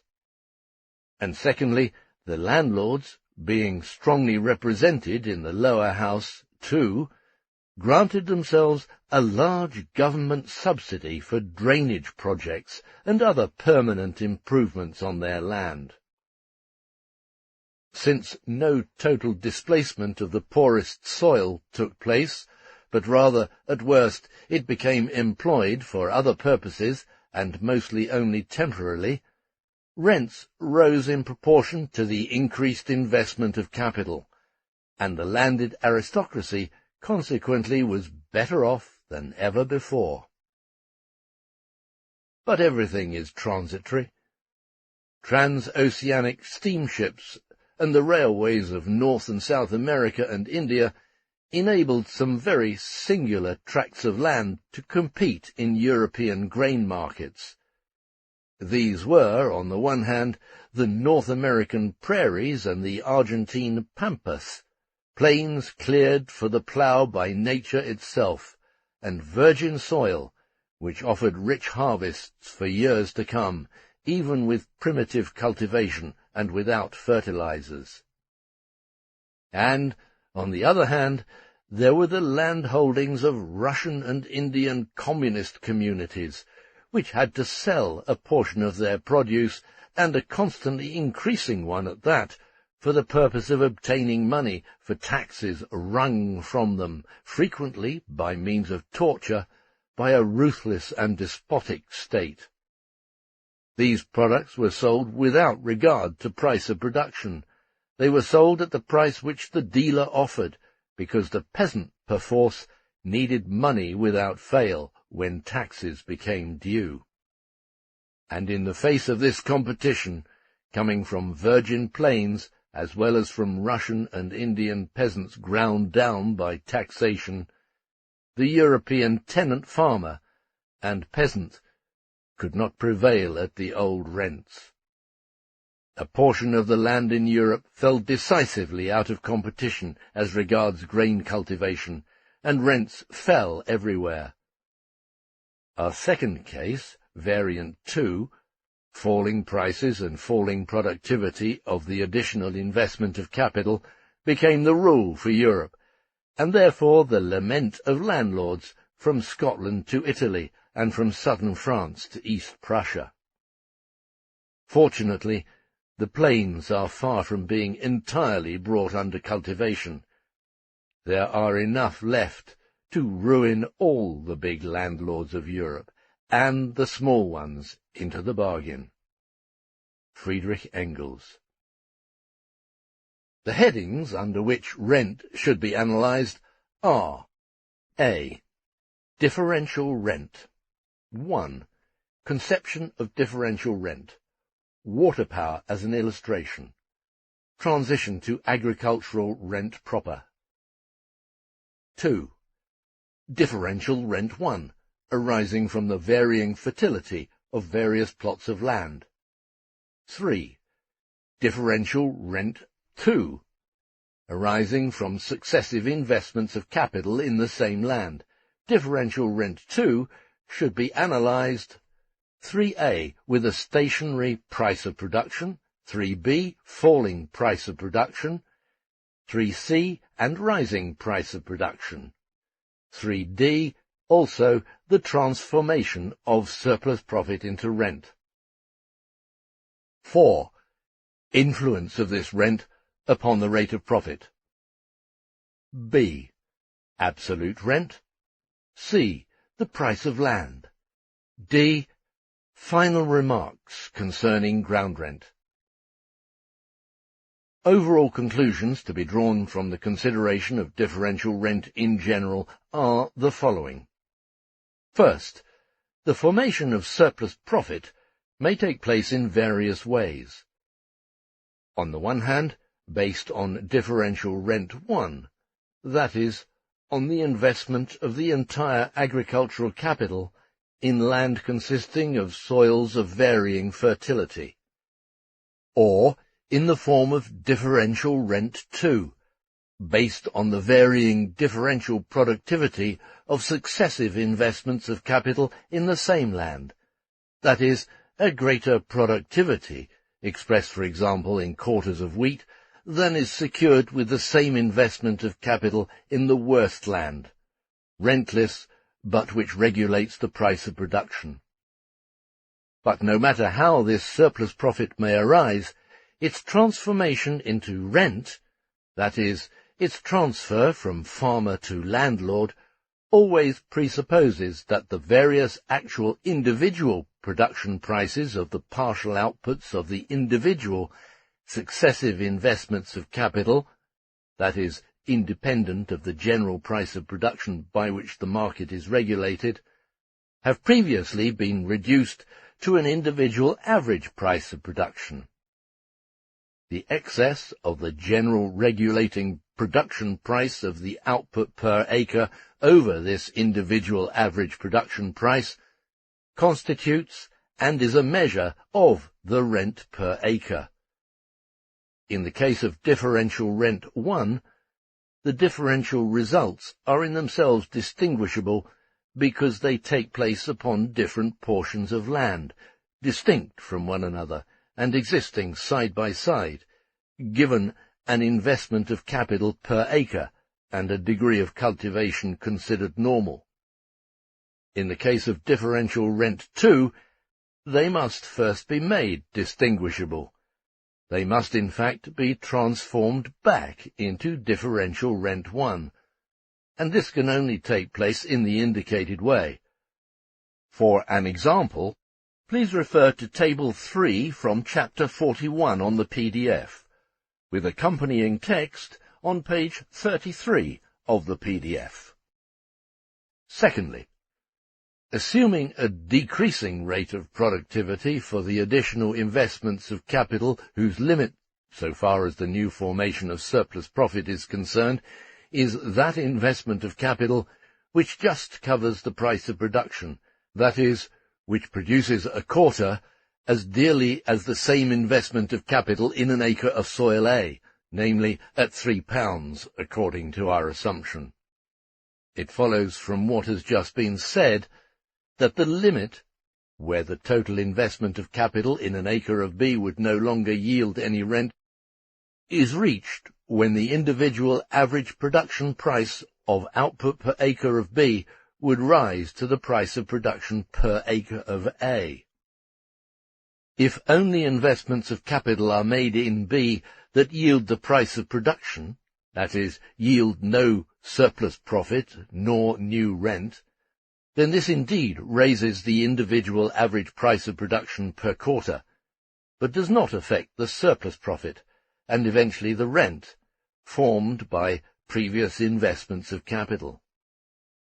This is because the average price of production always remains below that of A, and when the price excess per quarter decreases, the number of quarters increases proportionately, so that the total excess in price remains unaltered. In the case assumed, the first two investments of capital in B amounting to £5 yield 3½ quarters.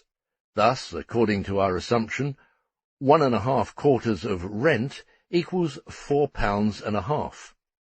Now, if a third investment of £2½ is made, but one which yields only one additional quarter, then the total price of production, including 20% profit of the 4½ quarters, equals £9. Thus, the average price per quarter equals £2. The average price of production per quarter upon B has thus risen from 1 5/7 pounds to £2, and the surplus profit per quarter, compared with the regulating price of A, has fallen from 1 2/7 pounds to £1. But £1 times 4½ equals £4.5, just as formerly 1 2/7 pounds times 3½ equals £4.5. Let us assume that a fourth and fifth additional investment of capital amounting to £2.5 each are made in B, which do no more than produce a quarter at its general price of production. The total product per acre would then be 6½ quarters, and their price of production £15. The average price of production per quarter for B would have risen again, from £2 to 2 4/13 pounds, and the surplus profit per quarter, compared with the regulating price of production of A, would have dropped again, from £1 to 9/13 pound. But these 9/13 pound would now have to be calculated upon the basis of 6½ quarters instead of 4½ quarters, and 9/13 times 6½ equals 1 times 4½ equals 4½. It follows from this, firstly, that no increase in the regulating price of production is necessary under these circumstances in order to make possible additional investments of capital in the rent-bearing soil, even to the point where the additional capital completely ceases to produce surplus profit and continues to yield only the average profit. It follows furthermore that the total surplus profit per acre remains the same here, no matter how much surplus profit per quarter may decrease. This decrease is always balanced by a corresponding increase in the number of quarters produced per acre. In order that the average price of production might reach the level of the general price of production, hence £3 for soil B, it is necessary that supplementary investments be made, whose output has a higher price of production than the regulating one of £3. But we shall see, in the example included on the PDF under the heading Chapter 43, Supplementary Investments, that this alone does not suffice without further ado to raise the average price of production per quarter of B to the general price of production of £3. The following conclusions can be drawn from the examples given under Chapter 43 Supplementary Investments on the PDF. First, so long as the additional capitals are invested in the same land with surplus productivity, even if the surplus productivity is decreasing, the absolute rent per acre in grain and money increases, although it decreases relatively in proportion to the advanced capital. In other words, the rate of surplus profit or rent. The limit is established here by that additional capital which yields only the average profit, or for whose produce the individual price of production coincides with the general price of production.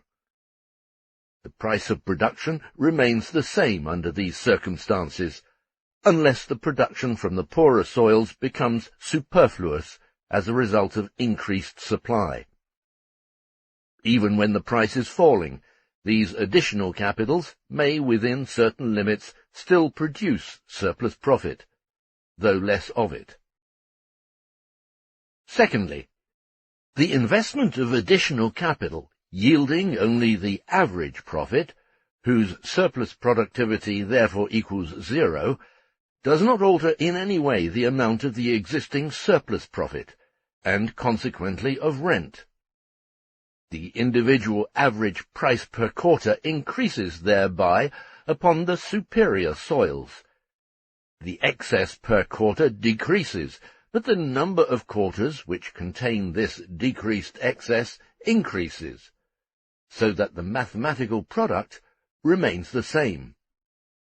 Thirdly, additional investments of capital, the produce of which has an individual price of production exceeding the regulating price, the surplus productivity is therefore not merely equal to 0, but less than 0, or a negative quantity, that is, less than the productivity of an equal investment of capital in the regulating soil A, bring the individual average price of production of the total output from the superior soil closer and closer to the general price of production.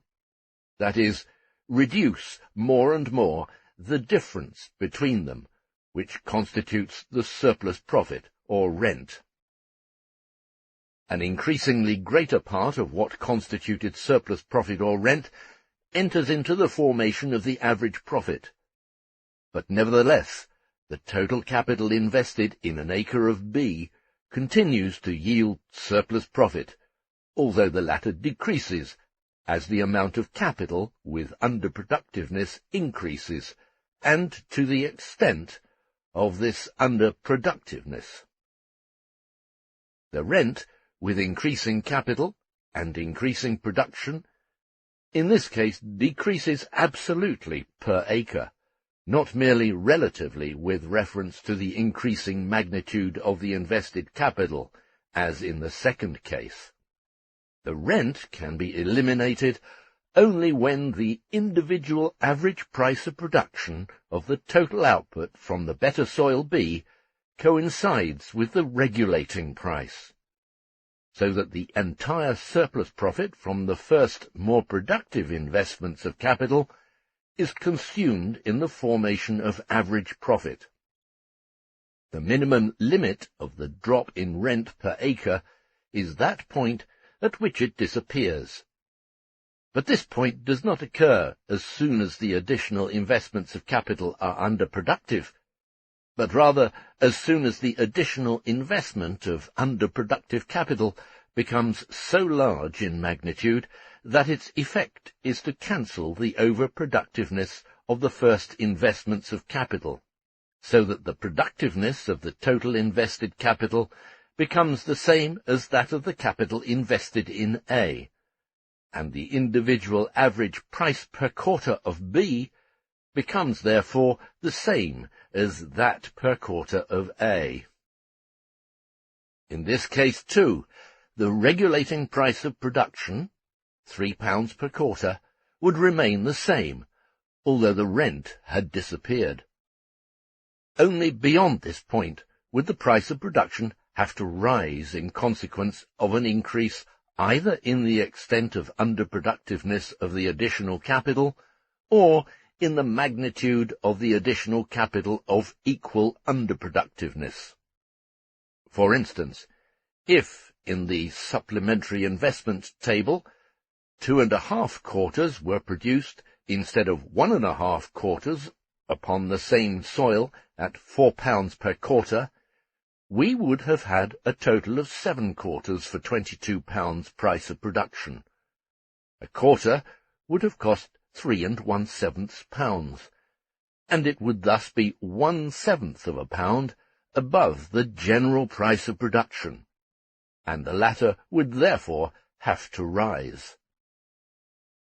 For a long time, then, additional capital with underproductiveness, or even increasing underproductiveness, might be invested until the individual average price per quarter from the best soils became equal to the general price of production.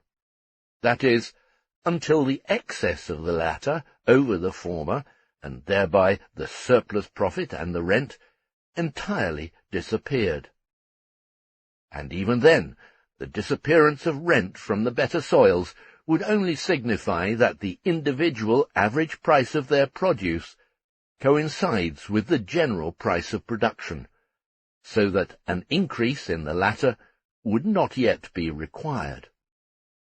In the foregoing example, upon better soil B, which is however the lowest in the sequence of better or rent-bearing soils, 3½ quarters were produced by a capital of £5 with surplus productiveness, and 2½ quarters by a capital of £10 with underproductiveness, that is, a total of 6 quarters. 5/12 of this total is thus produced by the latter portions of capital, with underproductiveness.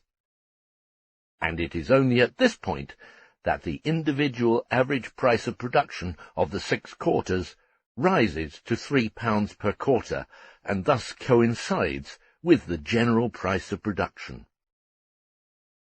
Under the law of landed property, however, the latter 2½ quarters could not have been produced in this way at £3 per quarter, except when they could be produced upon 2½ new acres of soil A. The case in which the additional capital produces only at the general price of production would have constituted the limit. Beyond this point, the additional investment of capital in the same land would have had to cease. Indeed, if the farmer once pays £4½ rent for the first 2 investments of capital, he must continue to pay it, and every investment of capital which produced a quarter for more than £3 would result in a deduction from his profit. The equalization of the individual average price, in the case of underproductiveness, is thereby prevented.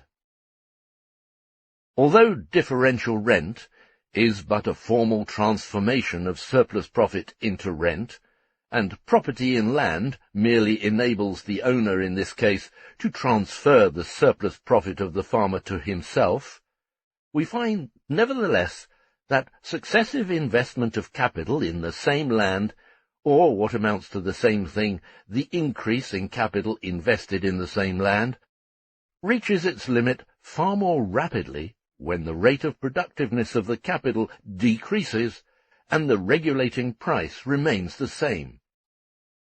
In fact, a more or less artificial barrier is reached as a consequence of the mere formal transformation of surplus profit into ground rent, which is the result of landed property.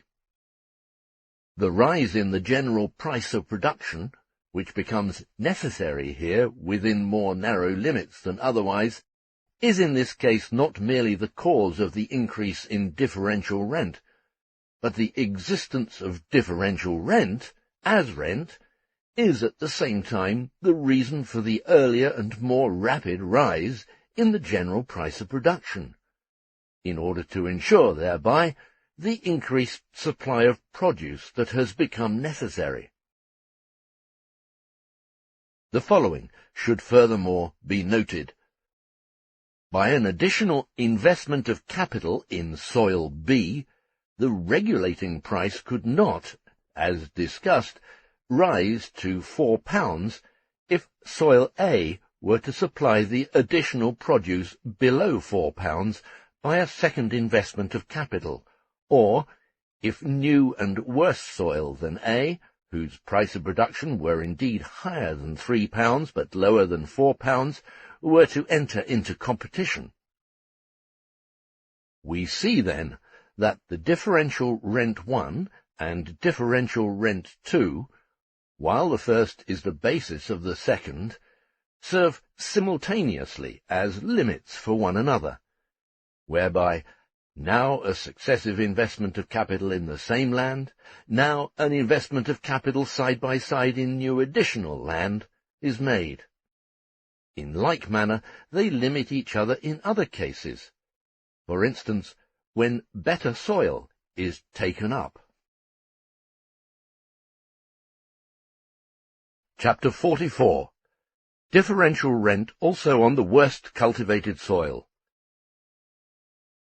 Let us assume the demand for grain is rising, and the supply can only result from successive investments of capital under conditions of underproductiveness in the rent-bearing soils, or by additional investment of capital, also with decreasing productivity, in soil A, or by the investment of capital in new lands of inferior quality to A. Let us take soil B as representative of the rent-bearing soils. The additional investment of capital demands an increase in the market price above the hitherto prevailing price of production of £3 per quarter, in order to make possible the increased production upon B of 1 quarter, which may here stand for 1 million quarters, just as every acre may stand for 1 million acres. Increased output may also be yielded by soils C and D, etc., the soils bearing the highest rent, but only with decreasing surplus productiveness. But it is assumed that the quarter from B is necessary in order to meet the demand. If this quarter is more cheaply produced by investing more capital in B than with the same addition of capital to A, or by descending to soil A-1, which may, for example, require £4 to produce a quarter, whereas the addition to capital A might do so for £3¾ then the additional capital on B will regulate the market price. A produces a quarter for £3, as heretofore. Similarly, B, as before, produces a total of 3½ quarters at an individual price of production of £6 for its total output. Now, if an additional £4 of production price, including profit, becomes necessary on B in order to produce an additional quarter, whereas it could have been produced on A for £3.75, then it would naturally be produced on A, rather than on B. Let us assume, then, that it can be produced on B with the additional price of production of £3½ In this case, £3½ would become the regulating price for the entire output. B would now sell its present output of 4½ quarters for £15.75. Of this, £6 is the price of production for the first 3½ quarters, and £3½ for the last quarter. That is, a total of £9.50. This leaves a surplus profit for rent equal to £6.25, as against the former £4.50. In this case, an acre of A would also yield a rent of £1.50. But it would not be the worst soil A, but rather the better soil B, that would regulate the price of production of £3.50. Of course, we assume here that new soil of quality A and equally favourable location as that hitherto cultivated is not available, but that either a second investment of capital in the already cultivated plot A at a higher price of production, or the cultivation of an even poorer soil A-1 is required. As soon as differential rent 2 comes into force through successive investments of capital, the limits of the rising price of production may be regulated by better soil, and the worst soil, the basis of differential rent 1, may also yield rent. In this case, then, even with a single differential rent, all cultivated land would yield rent. This situation is represented by the two tables under Chapter 44 on the accompanying PDF, where, by price of production, we mean the sum of the invested capital plus 20% profit. In other words, on every £2.50 of capital, 1/2 pound of profit, or a total of £3. The grain rent must rise as soon as the regulating price of production of the grain rises, that is, as soon as the price of production of a quarter of grain from the regulating soil or the regulating invested capital in one of the various soil types rises. It is the same as though all soils had become less productive and produced, for example, only 5/7 of a quarter instead of 1/4, with every new investment of £2.50.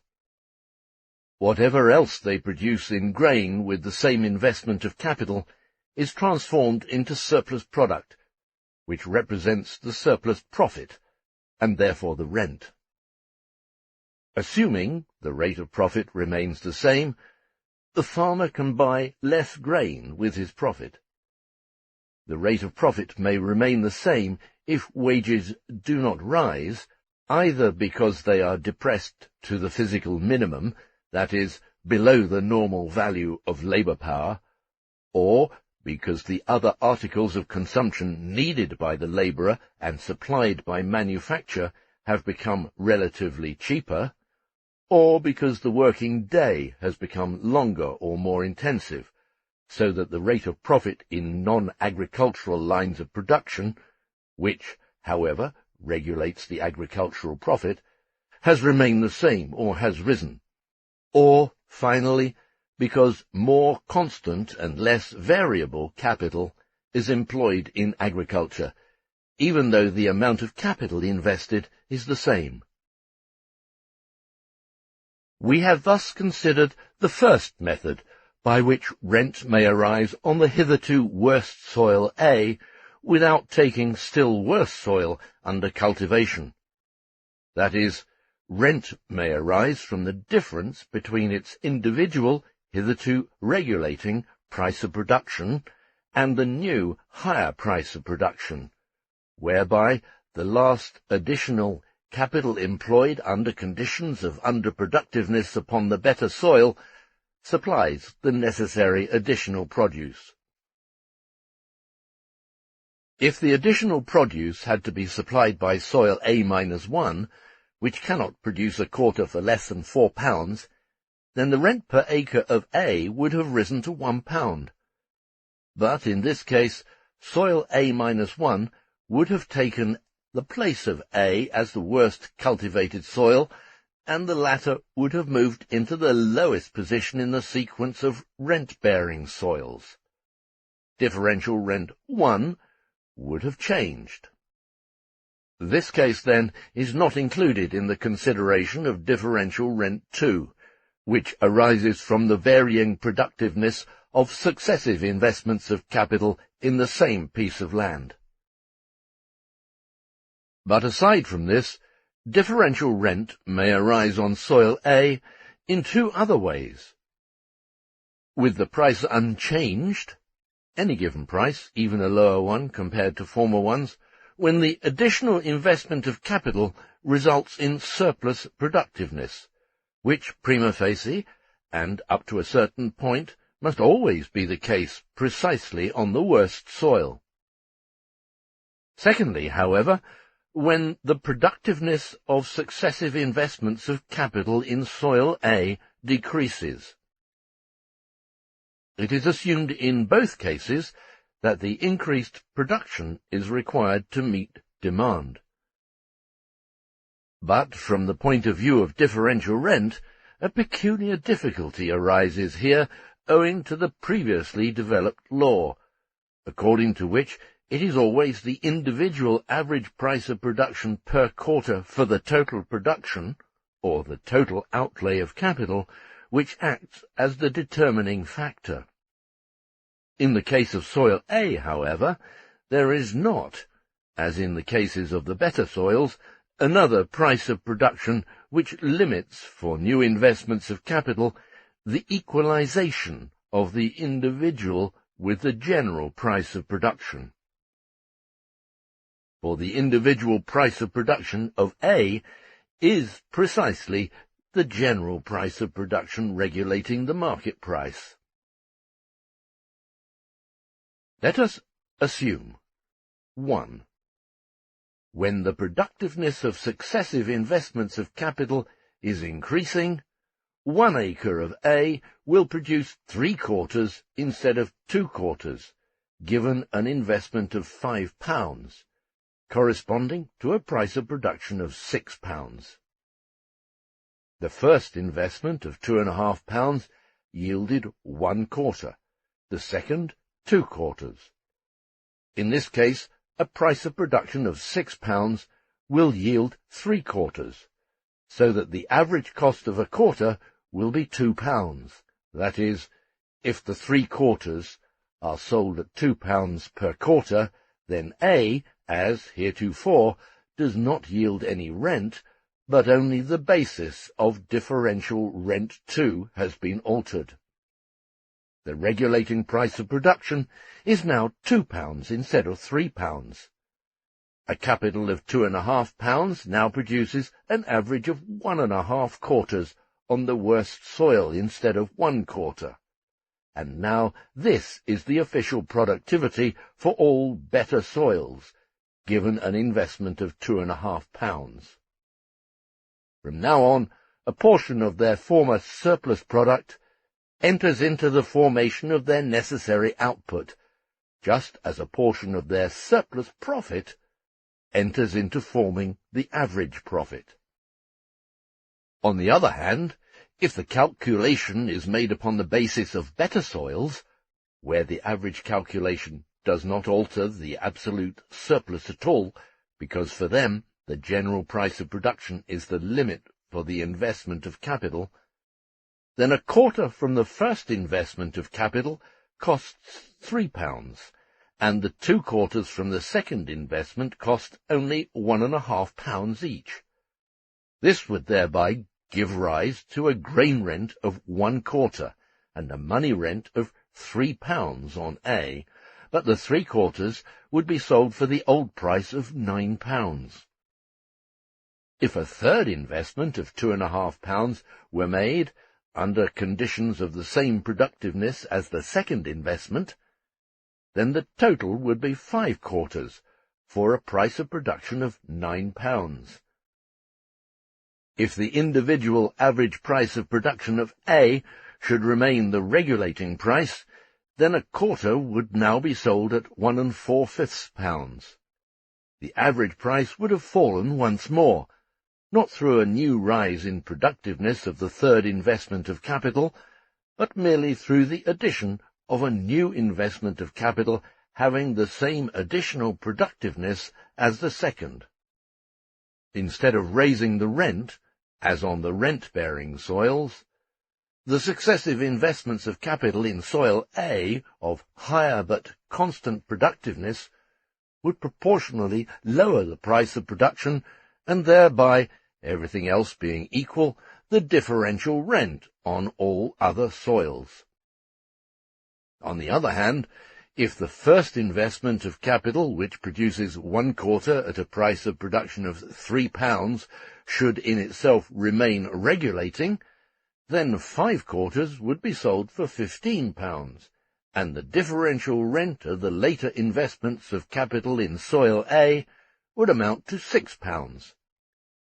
The additional capital per acre of soil A, however it is applied, would be an improvement in this case, and would make the original portion of capital more productive. It would be ridiculous to say that 1/3 of the capital had produced 4 quarters, and the other 2/3 4 quarters. For £9 per acre would always produce 5 quarters, while £3 would produce only 1 quarter. Whether or not a rent would arise here, whether or not a surplus profit would be derived, would depend wholly upon the circumstances. Normally, the regulating price of production would have to fall. This would be the case if this improved but more expensive cultivation of soil A should occur only because it also takes place on the better soils. In other words, if a general revolution in agriculture should occur, so that when we now refer to the natural fertility of soil A, it is assumed that it is worked with £6 or £9 instead of £3.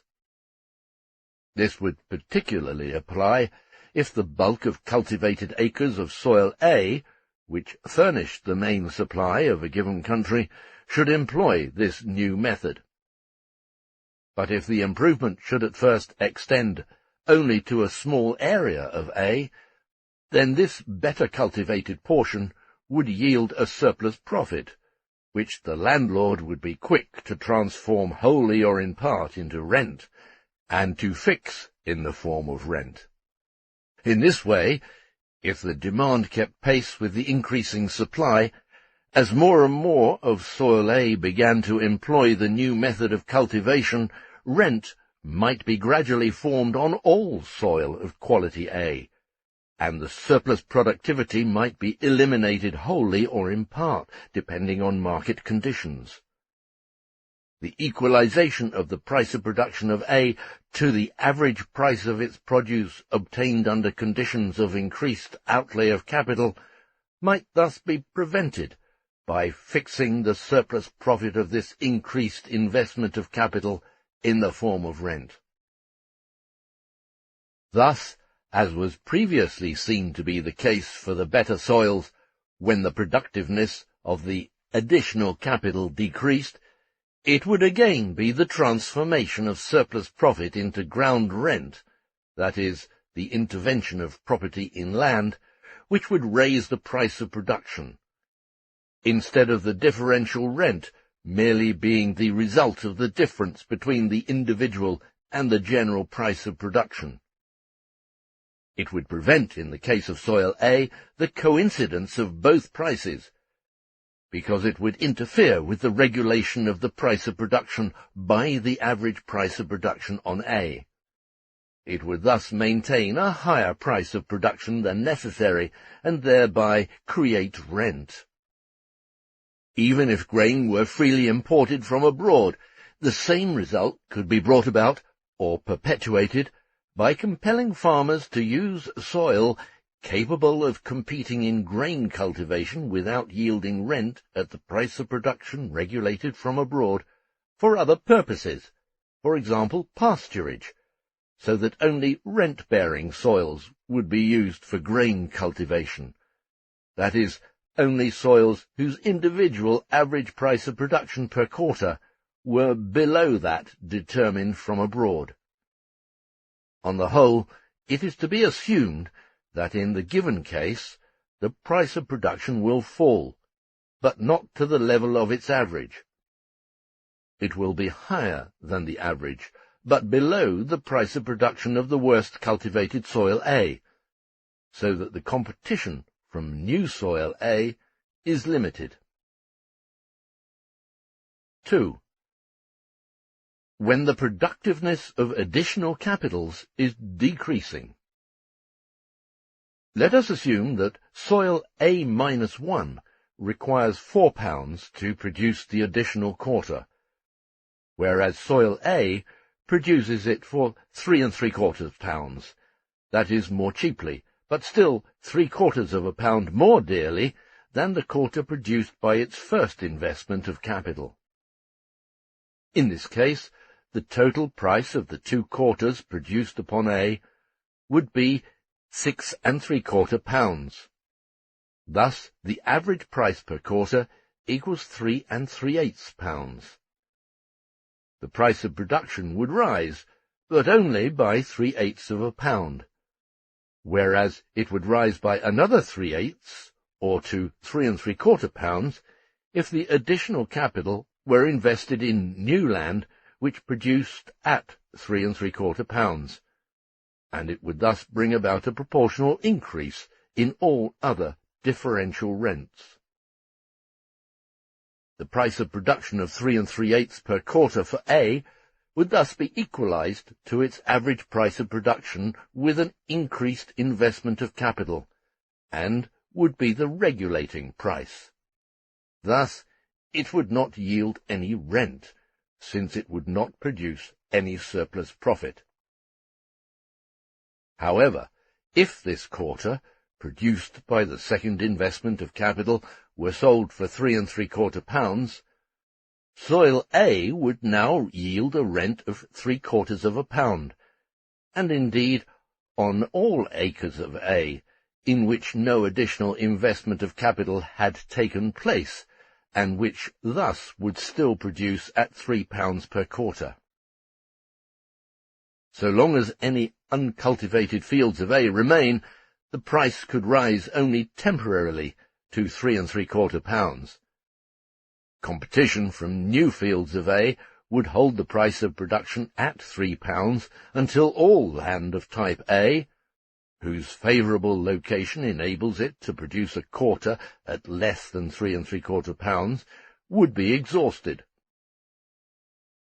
This is then what we would assume, although the landlord, so long as an acre of land yields rent, will not let a tenant farmer have another acre rent-free.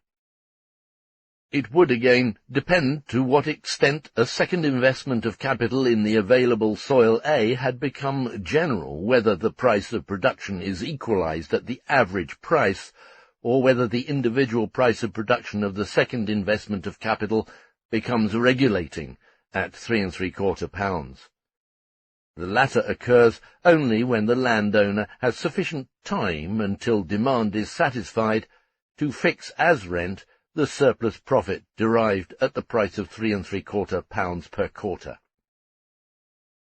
Concerning decreasing productiveness of the soil with successive investments of capital, see Liebig.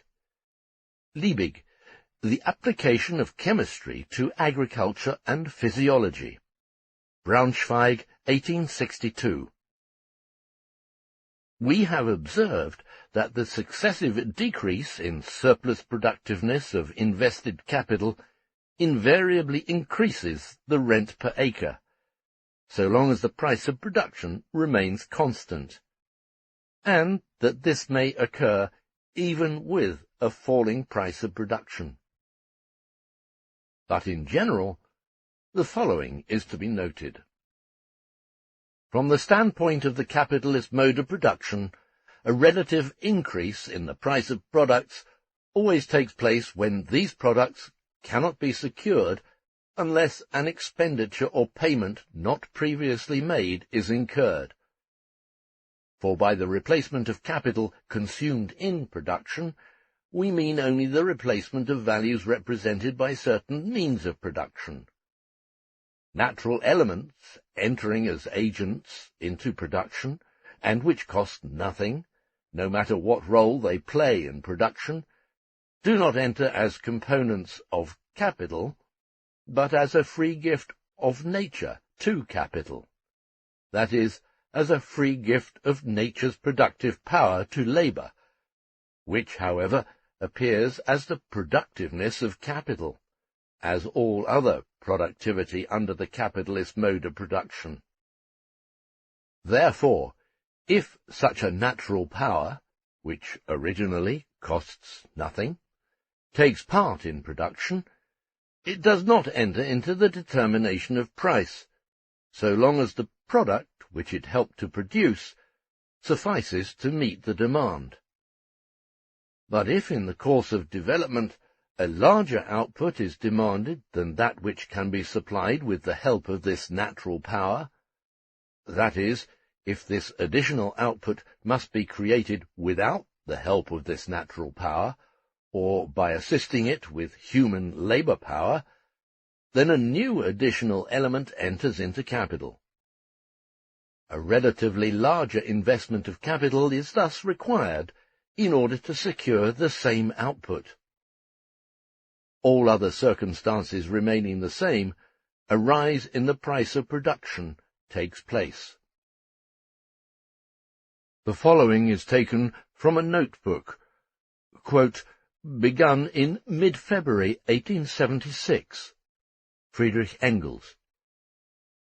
Differential rent, and rent as mere interest on capital incorporated in the soil.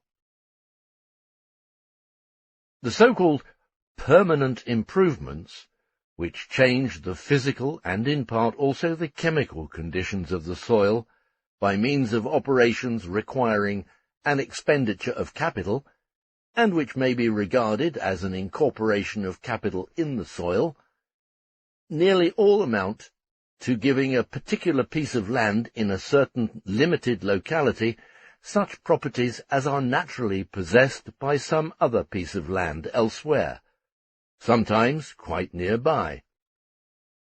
One piece of land is naturally level. Another has to be levelled.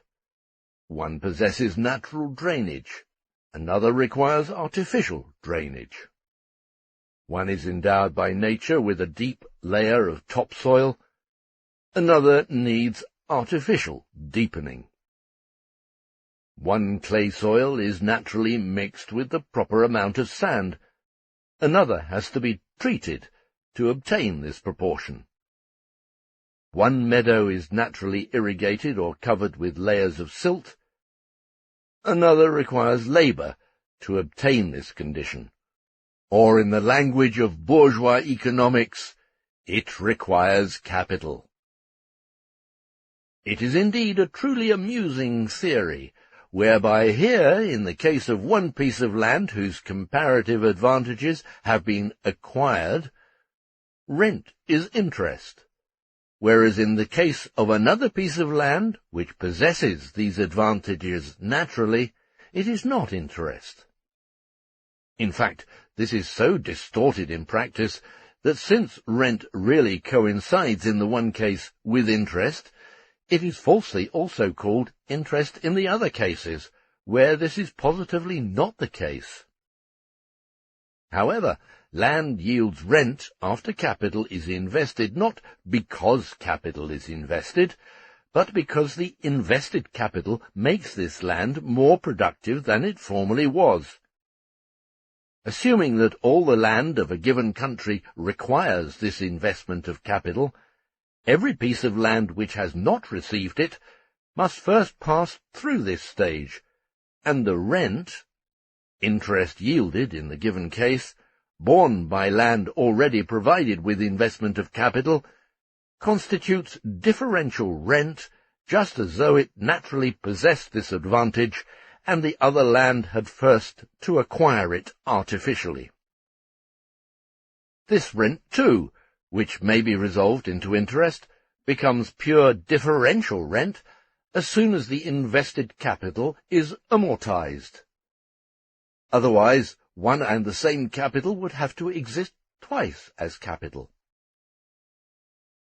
A most amusing phenomenon is that all opponents of Ricardo, who oppose the idea that value determination is based exclusively on labour, rather than regarding differential rent as arising from differences in soil, point out that here nature rather than labour determines value. but at the same time they credit this determination to the location of the land, or, and to an even greater extent, the interest on capital put into the land during its cultivation. The same labour produces the same value in a product created during a given period of time, but the magnitude or quantum of this product, and consequently also the portion of value associated with some aliquot part of this product, depends for a given quantity of labour solely upon the quantum of product, and the latter, in turn, depends upon the productivity of the given quantum of labour, rather than the absolute magnitude of this quantum. It is immaterial whether this productivity is due to nature or to society.